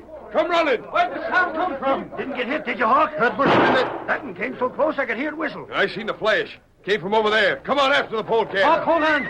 Hold on, we've been tricked. What's that? That masked fella back there at camp. He's into your saddlebag. Them shots was just to draw us away. Get away from there. He's got the cash. Shoot the polecat down. He's ducking into the brush with the cash and all. We can get him. He's afoot. Aim into the brush, fellas. Stay back! He's over that way. I'm warned you. Stay back! To blazes with him. Keep after him. Oh, my hand! He get you? He shot the gun right out of my hand. I'll fix him. I'll get him myself. Oh! My gosh, he done the same to Hawk. Hey, that's what I call real shooting. We'll have to rush him all at once. No. Hold on. What if he gets... Don't you see the way he went? He's trapped. Behind him's a canyon. He can't get down it. Yeah, but the river. If he tries to swim it, we can pick him off just as easy as hitting the side of a barn. And the only other way out is right past us. Take it easy, fellas. Why get hurt? If we can't do nothing else, we'll starve the polecat out.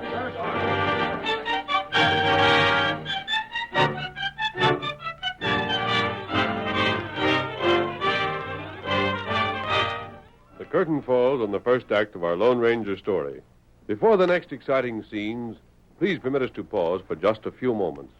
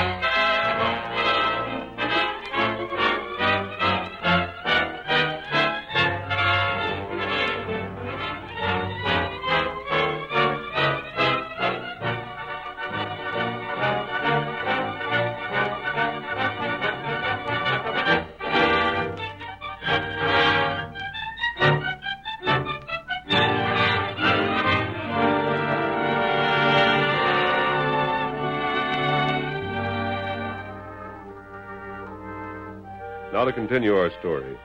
The masked man, threading his way through the brush, saw Tonto coming toward him. Tonto. They cut us off from the horses. We're trapped. Oh, that bad. Well, we have the cash. No way to get out with it, from what I can see. Let's have a look. Perhaps there's something we haven't noticed that'll give us a chance. Here's a clearing. The river's just beyond. Maybe feller follows. I doubt it. I gave them something to think about when I shot the gun from their hands.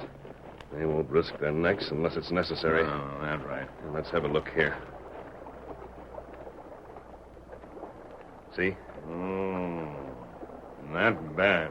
As soon as we got 10 feet out from the bank, we'd be in full view. If we reached the other side alive, it'd be a miracle. As for the canyon, that's out of the question. I've never been above it before, but I've ridden through it. I remember it well enough. A straight drop, lined by loose shale. Them get us. Not without a fight. Well, Let's get back to the brush again, Tonto. I think to climb that rise over there, we'll be in plain sight here. Might be best to head back for them without letting ourselves be seen or heard. Hope for the chance to break through them. Maybe we... What happened, Tonto? Twist your ankle? Oh, ankle, all right. Me step on log. Log cave in. It's rotted. It isn't as safe as it looks. Come on, Whit. What matter? Log. That log. Tonto, I'm not so sure we're trapped after all.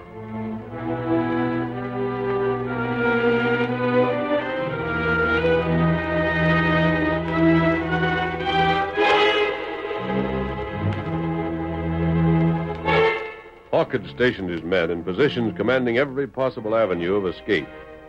They held these positions patiently enough for the first hour, but when they were well into the second, they began to get impatient. Slash! What in blazes do you think you're doing? Oh, just shooting at a bird sitting atop that there log floating over there in the river. What's the matter? Ain't we supposed to make no noise? Didn't you see how that masked man could shoot? Oh, shucks. You'll get your full head blown off one of these days. Why do you think I put you there?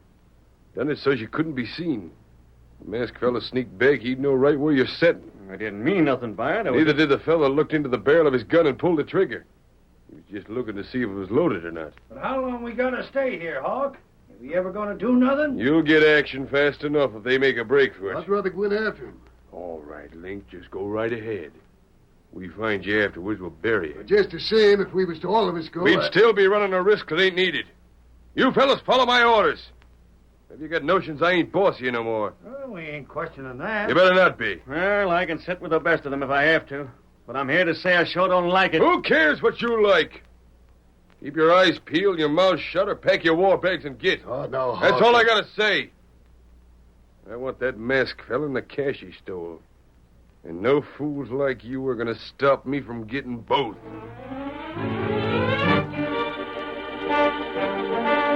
Ever since Sam Whitby had realized it was none other than the Lone Ranger he had ordered from his place, he'd blamed himself for the mistake. In the cafe at Millfield, he told his friends the whole story. And there I was talking smart to him and taking him for a crook. But maybe if I'd played my cards right, he would have helped me out. Fellas, I ought to be took outside and kicked from one end of Main Street to the other. Gosh, the Lone Ranger. You sure it was him, Sam? I'd stake my oath on it. Sat his saddle just as straight as any Texas Ranger ever seen. In fact, I've heard stories hinting he was one once. That ain't proof that He called the engine with him Tonto, didn't he? If you don't know Tonto's the handle of that engine part of his, then you don't know nothing. We could have called a redskin that just to fool you. Yeah, and I suppose you'll find horses like that and he was riding free for the asking. Huh. You never seen nothing like that horse. So big and powerful looking you couldn't hardly believe it at first. And with a look in his eye like he savvied every least thing was going on. A human look, that's what he had.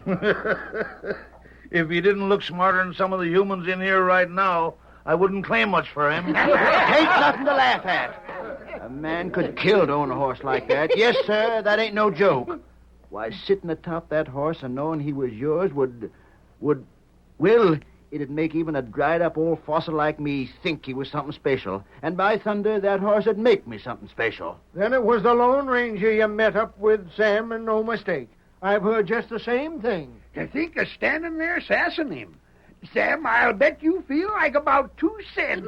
With holes plugged through him. Gosh, if he only had been willing to help you out. Not a chance after all I said. Well, didn't you say he mentioned something about seeing you again, Sam? Sure. And that's just what I'm scared of. Why would he be wanting to look me up a second time, less'n it was to get even for the sass I'd give him? No sirree, gents. I had my chance and threw it over. If I see him again, it'll be just my bad luck.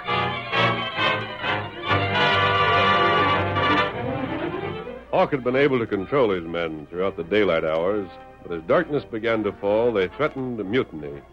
Slash, contrary to orders, left his post and confronted his leader. I'll come through. I've had all the weight, and I can stand and all I'm going to stand. If you don't like it, it can't be helped. And that's the way it is. You loco idiot. Yeah? Well, ask the other fellas if they don't feel the same. Maybe you're the boss, but we got some rights. You want to go in there after him? Well... After I pointed out how he might drill half of us before we got him? Shucks, I don't hanker to get drilled any more than the next fella. but neither do I feel like sitting like a bump on a log for about 24 hours. Why, She's right, Hawk. So you're talking up, too. As long as everybody's declaring itself, I might as well join in. Slash said just what I've been thinking. If I didn't have no more brains than you fellas, I'd have been hung 10 years ago. This ain't a case of hanging. It's a case of doing nothing with nothing to show for it. And besides, Hawk, after it's clear dark, how do we know we'll be able to see him if he makes a break for it? What if he swims to the river, huh? It ain't easy to see a man again in water at night. And you all say we should rush him, huh? Ain't there no better way? Yeah, there ought to be something we could do. You won't wait. You're scared to go after him. What do you want to do? Run away? Hand him that cash to keep? No. That'd never do. And what do you... Fellas, I got an idea. It'll work. I'll bet you anything it'll work. Huh? What's got into you? If there's anything worth hearing, let's have it. The brush. The underbrush runs almost to the river. Get matches and set it afire. How's the masked fella going to get away from that? He'll have to make a break for it and show himself where we can see him, or stay in that little clearing by the bank of the river. And when the brush is all burned away, he'll be in plain sight anyhow. Doggone. Why couldn't somebody have thought of that before? What do you think, Hawk? Sounds all right to me. Right. Get matches. Start the fire the whole way along here. All right. Wind's just right. The brush is dry and she'll blaze like kindling. Then when it's started, keep your hands on your guns and don't miss a trick. We're shooting them down on sight. All right. Come on, boys. The outlaws lost no time putting their scheme into effect. Matches were hastily lit and applied to the surrounding brush. The flames spread slowly at first, then more rapidly, burning always more fiercely until finally they made a roaring inferno, casting their glow far across the night-shadowed wilderness. When their work was done and the flames were racing toward the river, the outlaws waited tensely for the Lone Ranger to make his appearance. They stood with guns ready and... Don't give him no chance to surrender. Don't give him a chance to put up a fight. Link. Hi, Link. I'm right here. What do you want? You keep your eye on the river. He might still try to swim it. If he does, he's a goner. Slash. Yeah? The flames ain't so high on your side. That's likely where he'll make his break. Don't let him get by. Not if I have to empty both guns into him. Needn't worry about us over here none at all. Good. Gosh, look at that fire burning. I wouldn't be on the other side of it for twice the cash he stole from us. Keep watch, fellas. He's going to make a break. He'll have to be soon. Or he won't have no more hide left on him than a barbecued steer.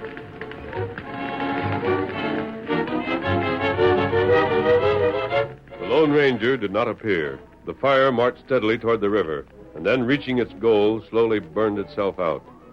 When the ground had cooled enough to be crossed, the puzzled outlaws began to search for the masked man. Doggone if that ain't a funny thing. I sure can't figure it. Maybe he was burnt. Who's going to stand still and let a fire get at him when he's got a chance to get away from it? Well, the smoke might have smothered him. Think if he got away, there's no one here to be blamed but you. Huh? Me? How do you figure that? He couldn't have got away except by the river. It was your job to watch the river. You wasn't watching like I told you. Oh, that's so no. Anybody... Well, doggone, I never took my eyes off the river, even for 1 second. You can't blame this on me. It ain't no more my fault than anybody else's. Well, so anyhow, whether he was burned or got away, we're out the cash. Yeah, if we'd gone right after him at the first... I didn't notice you so blame anxious to go after him at the first or any other time. Well, just the same, it was what we should have done. I say he couldn't have got away. It just ain't possible. Hey, maybe... Maybe what? The cliff where the canyon is. Why couldn't he have fixed a rope somehow and hung over the side? He could be there now. In the first place, he was afoot and never had no rope.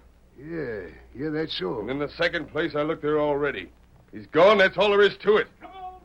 You hear that? Huh? Listen. What the? Horseman. Sounds like a posse. They must be close to our camp already. Come on. Run for it. They'll get us cut off just like we had the masked man. We'll never make it. There they are. You can see them. Stand where you are, you dirty crooks, or get what you got coming. What'll we do? Fight it out. But there are too many for us. Look there. The one in the lead. The hombre in the white horse. It's the masked man. Masked man? Up with your hands. I surrender. Don't shoot. We're doing the sheriff's work for him and taking you rattlers to jail. Round them up, fellas. Wait, hold on. You there. Well? We had you trapped. You couldn't have got away. But you did, and I'd like to know how. How it was done? You must have had wings. He had something better than wings. He had the sense to see a way out when he stumbled on it. Huh? Hulk, what Sam means is that Tonto stumbled on it. Stumbled? Exactly. He stumbled on a log. A log? What are you getting at? Tonto and I escaped by the river. There. Just as I told you, Link. It was your fault. You didn't keep watch. Oh, but Wait until I finished. We escaped by the river in broad daylight. Oh, you couldn't have. Under the log over which Tonto had stumbled. It had rotted, and we hollowed out the inside. We moved it into the river and got beneath it. There was an air space in which we could breathe. We were entirely concealed. Well, I'll be hog-tied. Once we thought we weren't going to make it. One of your men fired at the log. We thought you discovered our trick. Why, the log you mean must have been the one floating by when I fired at the bird perched on it. We couldn't tell why you'd fired. Anyway, we got beyond you, picked up our horses, and rode to town, bringing these men back with us. I wish I'd known you was under there. But you didn't, so there ain't much now that you can do about it. Excepting to come along peaceful and take your medicine. The more I think of how the masked fella fooled these fellas, the more I got to laugh. Yeah? Well, Sam, it looks to me like he fooled you, too. Huh? You was so doggone sure the masked fella was mad at you. And then he brought back your cash. Shucks, ain't a word of truth in it. Me think the masked fellow was put out by anything I said? Sure. Anybody fool enough to think that just don't know the Lone Ranger. Silver, away!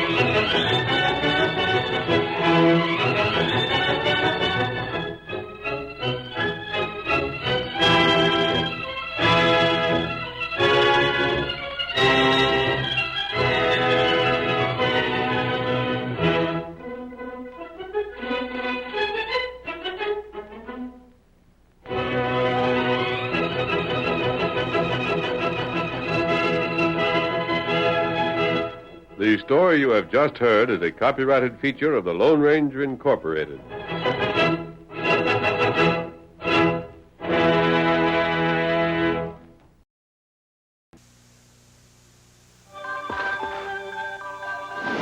We will return after these messages. This is Budball. He can spin. Here comes Katie rolling in. And this is Stewie. Where's he been? The Nerfles. Each character sold separately. So much fun to clown around, to change and rearrange around. Yes, Nerfles are a ball to be around. Hey, Bud, what would you be if you had Stewie's ears? What? A bunny rabbit. The Nerfles. You can collect them all. Little characters like Budball, Katie, and Stewie. Each sold separately from Parker Brothers. Alert! I'll find you, Jeffron. You can win a Legions of Power set in the Nestle Quick Legions of Power sweepstakes. The grand prize, the complete Legions of Power toy line, over 15,000 prizes in all. To enter, send a 3x5 card with your name and address to Legions of Power sweepstakes, P.O. Box 1091, New City, New York 10956. Not every child will win. Nothing can save you, Wardsack. Quick's ready. See specially marked packages for details.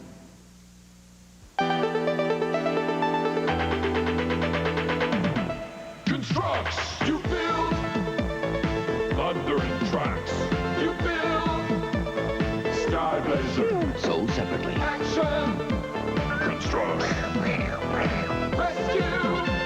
Constructs. Mission accomplished. Constructs. Constructs, Thundering Tracks, and Skyblazer. Each sold separately from Fisher-Price. Constructs. I'm Captain O.G. Reedmore. My motto's tried and true. Read a book today, I bet you'll say, oh, gee. I'll read more, too.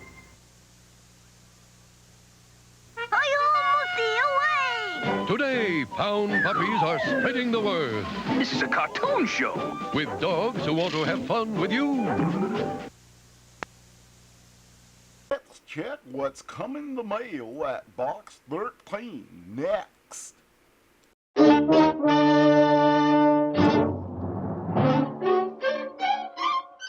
Box 13, with the star of Paramount Pictures, Alan Ladd, as Dan Holliday.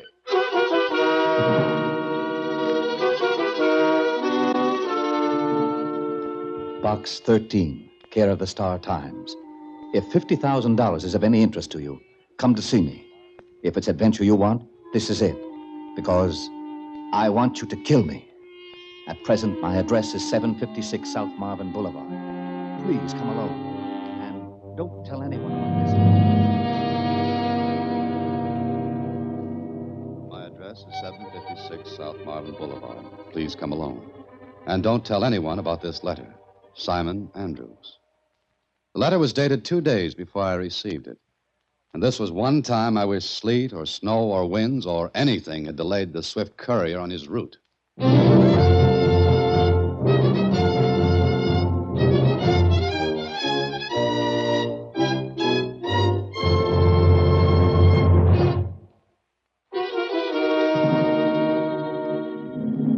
And now, back to Box 13 and Dan Holliday's latest adventure, Killer at Large.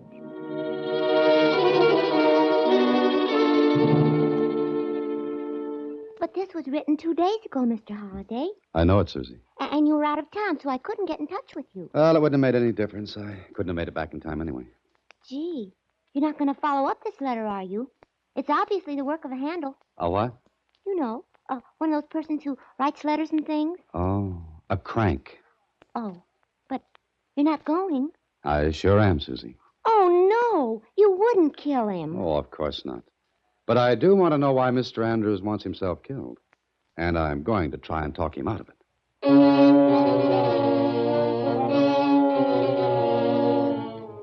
The fact that I hadn't received the letter for 2 days had me worried. A lot of things can happen in 2 days. So I went to the address of Mr. Simon Andrews. It was night. There wasn't a light in the big house. I walked up the front stairs, punched the doorbell, and heard it ring inside.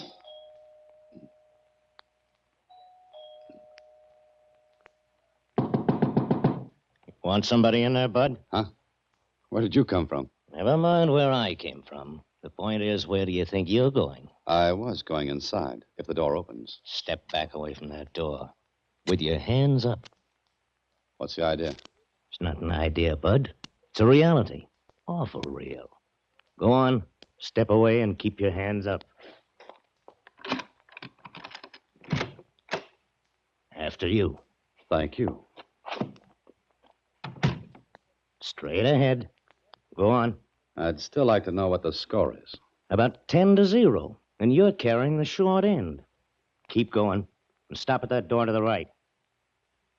Get away from it. Corley, what's this? This is something that I picked up on the front steps, Mr. Andrews. Bring him over here. Was it you who rang the bell? That's my usual way of getting into houses. Who are you? What do you want? You're Simon Andrews? Maybe I am. Maybe I'm not. I said, who are you? My name is Holliday, Dan Holliday. Well, that means nothing. What'll I do with him, Mr. Andrews? Wait a minute, Torling. Holliday, what did you want here? I came here to kill you. Hey! Watch him, Torling. Oh, at your own request, Mr. Andrews.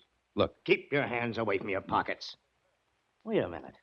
Let's see what you got in there. Go ahead. No gun. No knife. I don't understand. That makes 3 of us. A nice, cozy group. Here, I was going to give you this letter. I think you wrote it. Yes. I wrote this. And you're Box 13. Yes, I am. It's all right, Torling. Leave us alone. Huh? You sure it's all right? Yes, go on. Go back to your post. Oh, sure. I'll be right outside the window. Now, Mr. Andrews, what gives? I'm sorry, Holliday, but I'm afraid. Afraid of what? Of being killed. For a man who wanted to be killed, you're doing a lot of unnecessary work. Why didn't you come when you got the letter? I was out of town for a couple of days. Oh, Please, sit down. Would you like a drink? No, thanks. I'll have one. You mind? Go right ahead. It's your house. When I wrote that letter, I wanted to be killed. Why? Maybe I'm crazy. I don't know. But I was sick of living. Just sick of it. Can you understand that? Not yet. I like to see flowers and bees and birds. You're younger than I. Anyway, it was a kind of a morbid thrill, thinking that someone was after me, going to kill me. Did you really think I'd do it? I didn't know. I took the chance.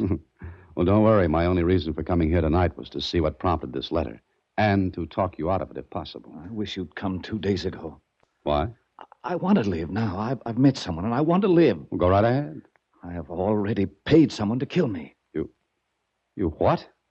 You're crazy. Not now. I was. You can't be serious. I am. I tell you, someone is going to kill me. Someone I paid $25,000 to do it. I don't know who, I don't know when or where, but he's going to kill me. You're a fool. Go to the police. I can't. Your life depends on it. I know, but I can't go. If I do, there'll be notoriety. I wouldn't have cared before, but I can't let that happen now. You know, I've met some strange people through my ad in the Star Times. But if you want the trophy, there'll be no argument. Put it on your mantle. Don't joke. I'm not. You've got yourself into this. Now get out. Maybe you can help. Sure, maybe you can. Oh, no, I'm sorry. Look, I'll pay you whatever you want. I can afford it. Oh, sure, if you can afford $25,000 to get yourself killed. You can pay more to stay alive. That's it. But not to me.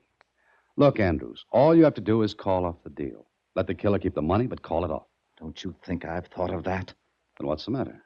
You didn't read this newspaper, did you? No, why? Look at the headline. Benny Franklin slain. Big shot of gambling syndicate killed in underworld slaying. So, who cries about this? Franklin was the man to whom I paid the money. I paid him to find someone to kill me.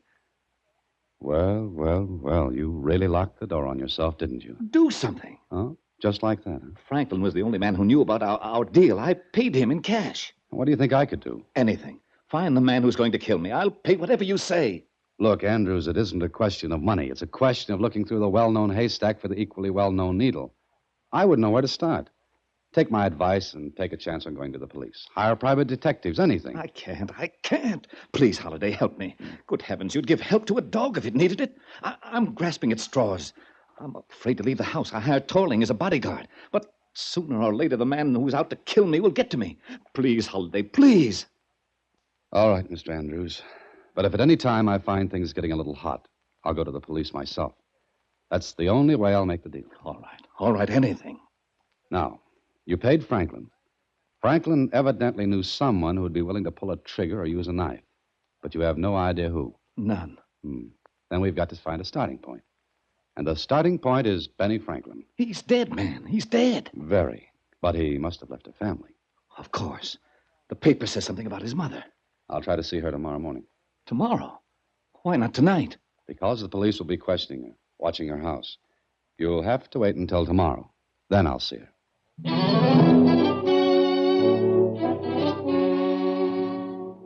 Well, I didn't like the setup. Andrews was a fool and obviously a psychopathic case. But he was in trouble. So the next morning, I saw Franklin's mother. I can't tell anybody anything else. I told all I knew. To the police? Yes, to the police 100 times. My boy's gone. What good is all this? I'm not the police, Mrs. Franklin. Then why do you want to know about Benny? Maybe I'm a friend of his. I don't know you. I never saw you before. Look, Benny once did me a favor. Call me a friend of his for that? I don't know your name. It's Holliday, Dan Holliday. Where did Benny know you? Well, let's not talk about that. What I want to know is, what did you tell the police? Everything I could. And what was that? What do you expect me to tell you? I don't know. Maybe who his friends were or weren't? He was killed. He was killed by somebody who hated him. There was a man named Scott. Scott? Did you ever see him? No. I told the police. Benny saw him often. He always went out to meet him. Why? I don't know. Was there anyone else? No one I knew. Benny never brought his friends here. No, I guess he wouldn't. Now, Mrs. Franklin, did your son recently come into, well, a pretty good sum of money? Money? He always had plenty of money. I never took any of it. I wouldn't touch any of it. No, of course not. But what did he tell you if he came in to, say, $25,000? No, he wouldn't tell me. Why are you asking that? I have my reasons, Mrs. Franklin. Maybe if we knew he had the money and if we could find out if he gave it to anyone, we might be able to learn who killed him. Don't you want to see his murderer caught? I don't know. He was your son? Yes. My son. I was ashamed of him for what he was, but I loved him. Yes, I know. But think, Mrs. Franklin, did he have that much money recently? No. No, I don't think he did. You're sure of that? When he had money, he spent it all at once. Then if he'd had as much as $25,000 recently, he'd have put on quite a show, huh? Yes. Yes. But what good is this? I don't know yet. And you can't tell me anything more about this Scott. Well, Benny went to meet him the night he was killed. All right, Mrs. Franklin, it's all for now. And thank you. What are you going to do? Look for a man named Scott who has suddenly come into $25,000.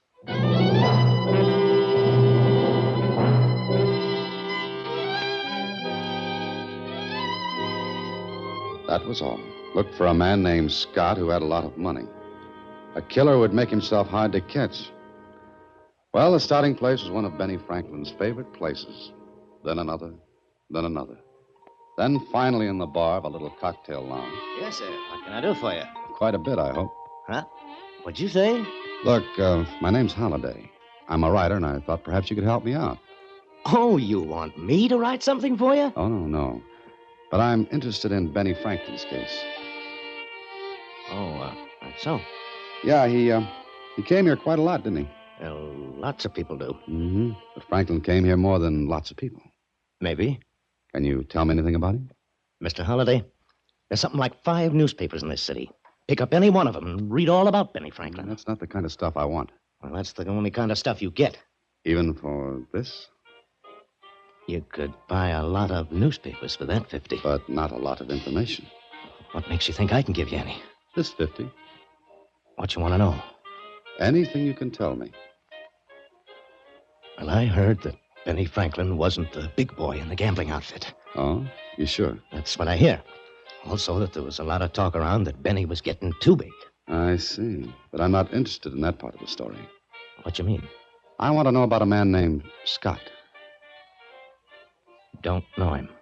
You never heard of him, huh? No. Who is he? Where is he? I don't know. I don't know nothing about that. Scott's a trigger man, isn't he? A killer. Does that make you hysterical? Well, yeah, kind of. But I'll tell you something, Mr. Holliday. Go ahead. You've got $75 to fill up. Sure. Well, you're looking for a guy named Scott. That's right. But you ain't gonna find him, ever. What? I'll tell you. And that's all I'll tell you. And then you leave here, Mr. Holliday. All right, go ahead. You ain't gonna find a guy named Scott because there just ain't a guy named Scott.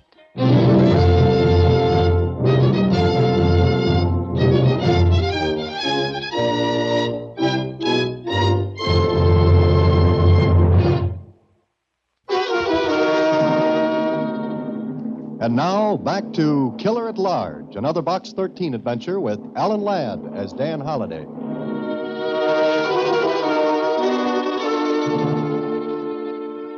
So there wasn't anyone named Scott.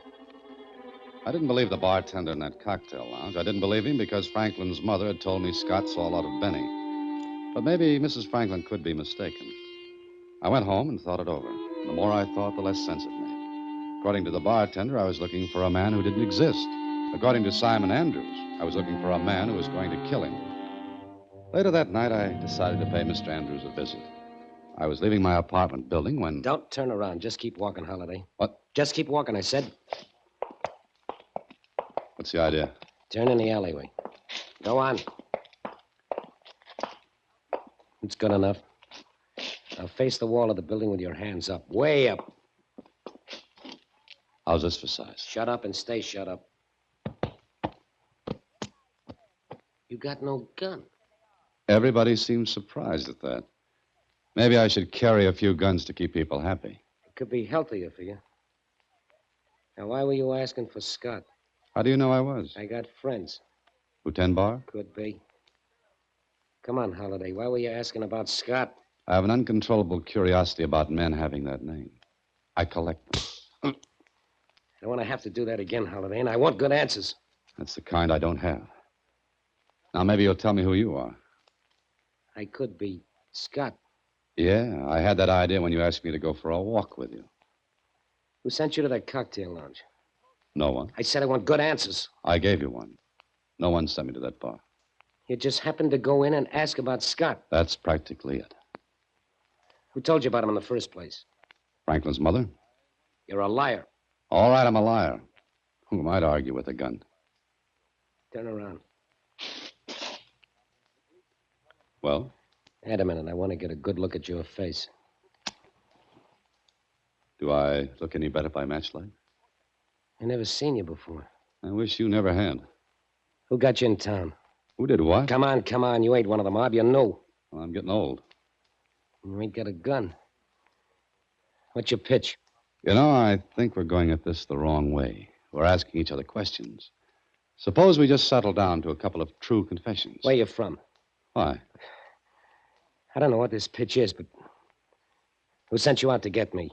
Get you? Yeah, you come in to put the finger on me. And I didn't come in here alone. Look behind you. What? Look. All right, stand still. Oh, don't. Please don't. My, what a big difference a gun makes, depending on who holds it. Now, who are you? My name is Nicky. Last name Scott? No. Would you like to be caressed with your own gun? No, please.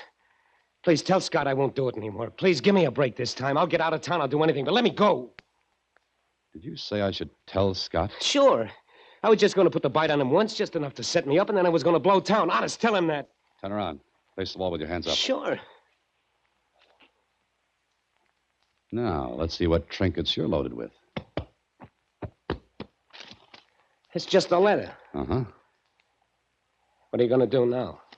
Well, since you invited me for a walk and I didn't really want to go, I think I'd better turn you over to the police. Oh, no, you won't. Stop, come back here. What's the matter? Nothing, ma'am, nothing at all. Just a friendly game of tag. What? And I'm it.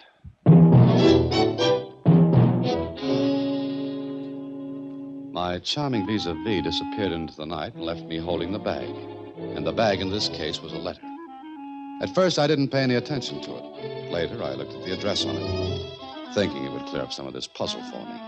And did it? Everything got worse. So I decided to go and see Mr. Simon Andrews.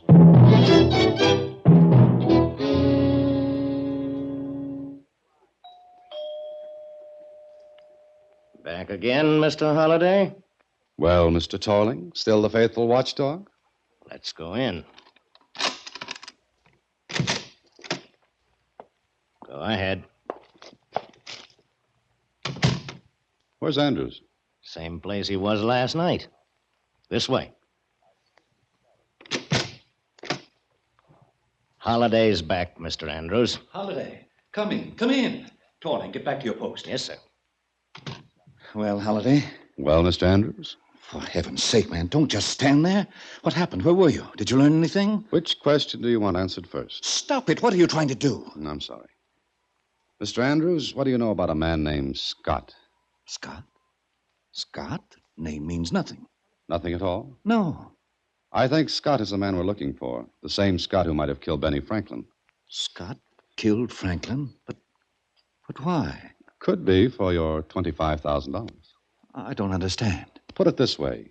You went to Franklin, hired a killer. Franklin got in touch with the invisible Mr. Scott. Maybe Franklin tried to hold out on Scott, and being a man of very, very short temper, Mr. Scott erased Franklin. Did you find him? I don't know. What do you know? Just a minute, Andrews. I'm in this game on a rain check. Don't shout at me or I'll go back to the bench. I'm sorry, Holliday, but you did learn something. Do you know a man about 30, medium height, dark hair and eyes, small mustache, little scar over his right eye? No, I don't. Well, he knows you, because he had a letter for you. Here. What's this? Like I said, it's a letter. But what's in it? I don't like to be trite about this, but you could open it, you know. Oh, of course.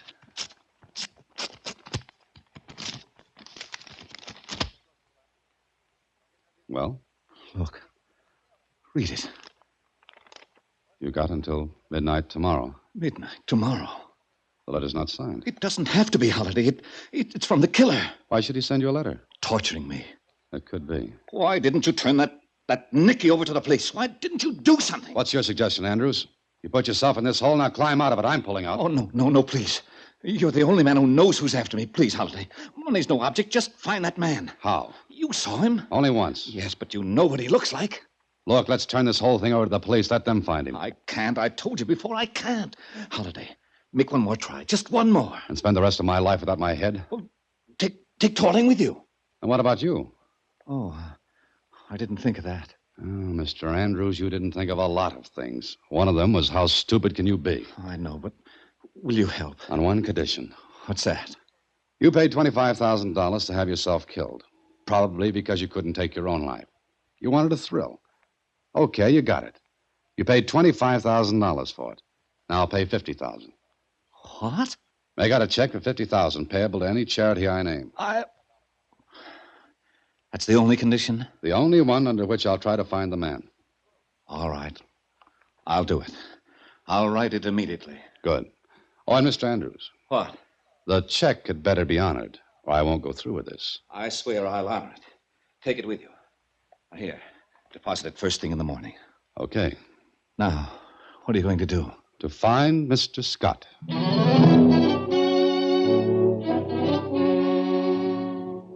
Find Mr. Scott. Oh, it sounded so easy.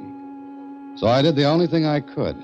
I went back to the little cocktail lounge and the same bartender. Yes, sir. What can I... Oh, you. Hello. Well, what do you want now? I'm looking for Nicky. Nicky? Yeah, Nicky. You know him? I don't know nobody named Nicky. You didn't know a man named Scott either. I don't. We'll pass that. But I want to find Nicky. Well, even if I knew a Nicky, why should I tell you anything? Because Nicky is due to get killed. Killed? That's it. I don't believe you, mister. You've got to. A man named Scott is after Nicky. I want to warn him. There ain't nobody named Scott. Nobody you care to admit you know. But there is a Scott, and he's after Nicky. You're on the level? Yes, I am. Okay.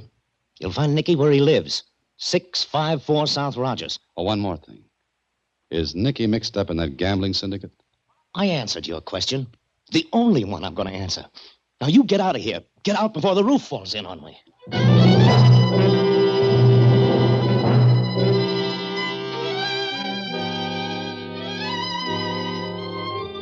Well, I was playing a hunch and playing it all the way through. I went to the address the bartender gave me, walked up the stairs, and came to a door that had Nicky's name on it. I started to knock. The door was open just a little. I pushed it all the way open and went in. I stood in the dark for a moment and walked toward a window. I stumbled over something on the floor. I lighted a match. Nicky. Nicky. He's real dead, Holiday. Real dead. Toiling. Mm-hmm. Toiling. Scott. Oh, have it your own way. You know, I thought you were never going to get here. What are you doing here? Where's Andrews? Give me that check he gave you. You killed Nicky. Good guess, Holiday. Hand me that check. Okay, here. Thanks. Now, Mr. Holiday, you're going to be very sorry you came here. Am I?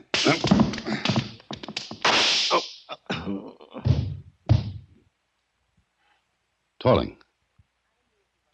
Thank you, Mr. Holiday. Andrews. Quite a gathering, isn't it? Nicky, Torling, you? Good evening, Mr. Scott. Oh, you guessed, eh? No, I figured it out. Well, I'm sorry. I haven't got time to listen to it. My shot must have attracted attention. 3 men killed. You do all right. Franklin for trying to take over the gambling syndicate. Nicky for trying to blackmail you because he knew you killed Franklin. And Torling because I didn't trust him. I sent him here to kill Nicky, but I thought the check you had from me would prove too much for his loyalty. I must go now, Holiday. Thanks for finding Nicky for me. I had no idea who was blackmailing me. So you used me for a patsy, cooked up that story. Certainly. One of my boys would have been recognized. But you're a stranger. Understand? And I've got news for you, Mr. Scott. The police will be looking for Andrews. You. The higher up in the gambling ring. The man who kept out of sight. Looking for me? That's right. Because you slipped. Listen. You see, I made a phone call to the police. That's why they're coming. Not because anyone heard your shot, but because I called them. Bluff. Oh, no. When I went to see you with that letter, I only described Nicky. I never mentioned his name, but you did. You said Nicky.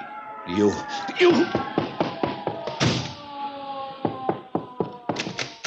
Look out, he's got a gun!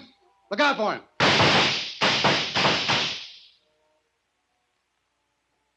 You got your $25,000 worth, Mr. Andrews.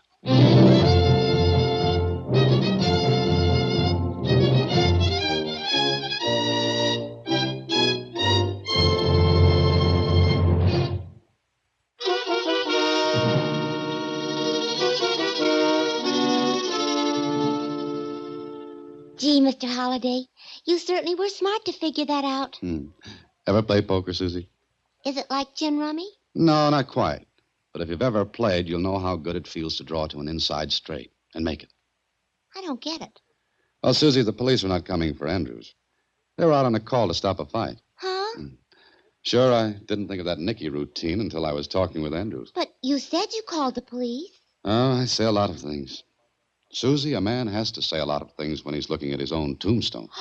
Do you mean to tell me that awful man actually brought your tombstone along? And I... What? Good night, Susie. Next week, same time, through the courtesy of Paramount Pictures, Alan Ladd again stars as Dan Holliday in Box 13. Box 13 is directed by Richard Sandville, and this week's original story was written by Russell Hughes. Original music is composed and conducted by Rudy Schrager. Part of Susie is played by Sylvia Picker, and production is supervised by Vern Karstensen. Box 13 is a Mayfair production from Hollywood. Watch for Alan Ladd and his latest Paramount picture. Latest Paramount picture. Latest Paramount picture. Latest Paramount... And now, these messages. Pound Furry, I know what you're missing. Lots of love and hugs and lots of kissing. Pound Furry, you need someone you can purr about. Pound Furries each sold separately. You can name them. Whiskers is taking a cat nap. And for $3.50 more, you can send for a name tag, stickers, and owner certificate. Pound Furry, you need someone you can purr about. Pound Furries are each sold separately. New from Tonka. He's been tied up, tossed up, warmed up, hung up, and even stuck up. But he'll never give up. Because he's the one and only Brer Rabbit. Back again on the big screen in Walt Disney's happiest classic, Song of the South. It's hair-raising fun and bear-falling excitement and one honey of a holiday treat. Walt Disney's Song of the South, rated G. Now playing at a theater near you. Check your local newspaper. It's the Play-Doh Mop Top Hair Shop. Well, they're the mop tops, the Play-Doh mop tops. Just turn the chair. They grow Play-Doh hair. They're the mop tops. You can comb it, wave it, style it, or shave it. They're the mop tops from the Play-Doh Mop Top Hair Shop. Now Play-Doh has a Fluffy Dogs playset, too. The Play-Doh Mop Top Hair Shop and other playsets sold separately. From Kenner. They're the talk of the town. We're talking about a class act, Bonnie. They're the life of the party. Well, They're the Flintstone kids having fun today.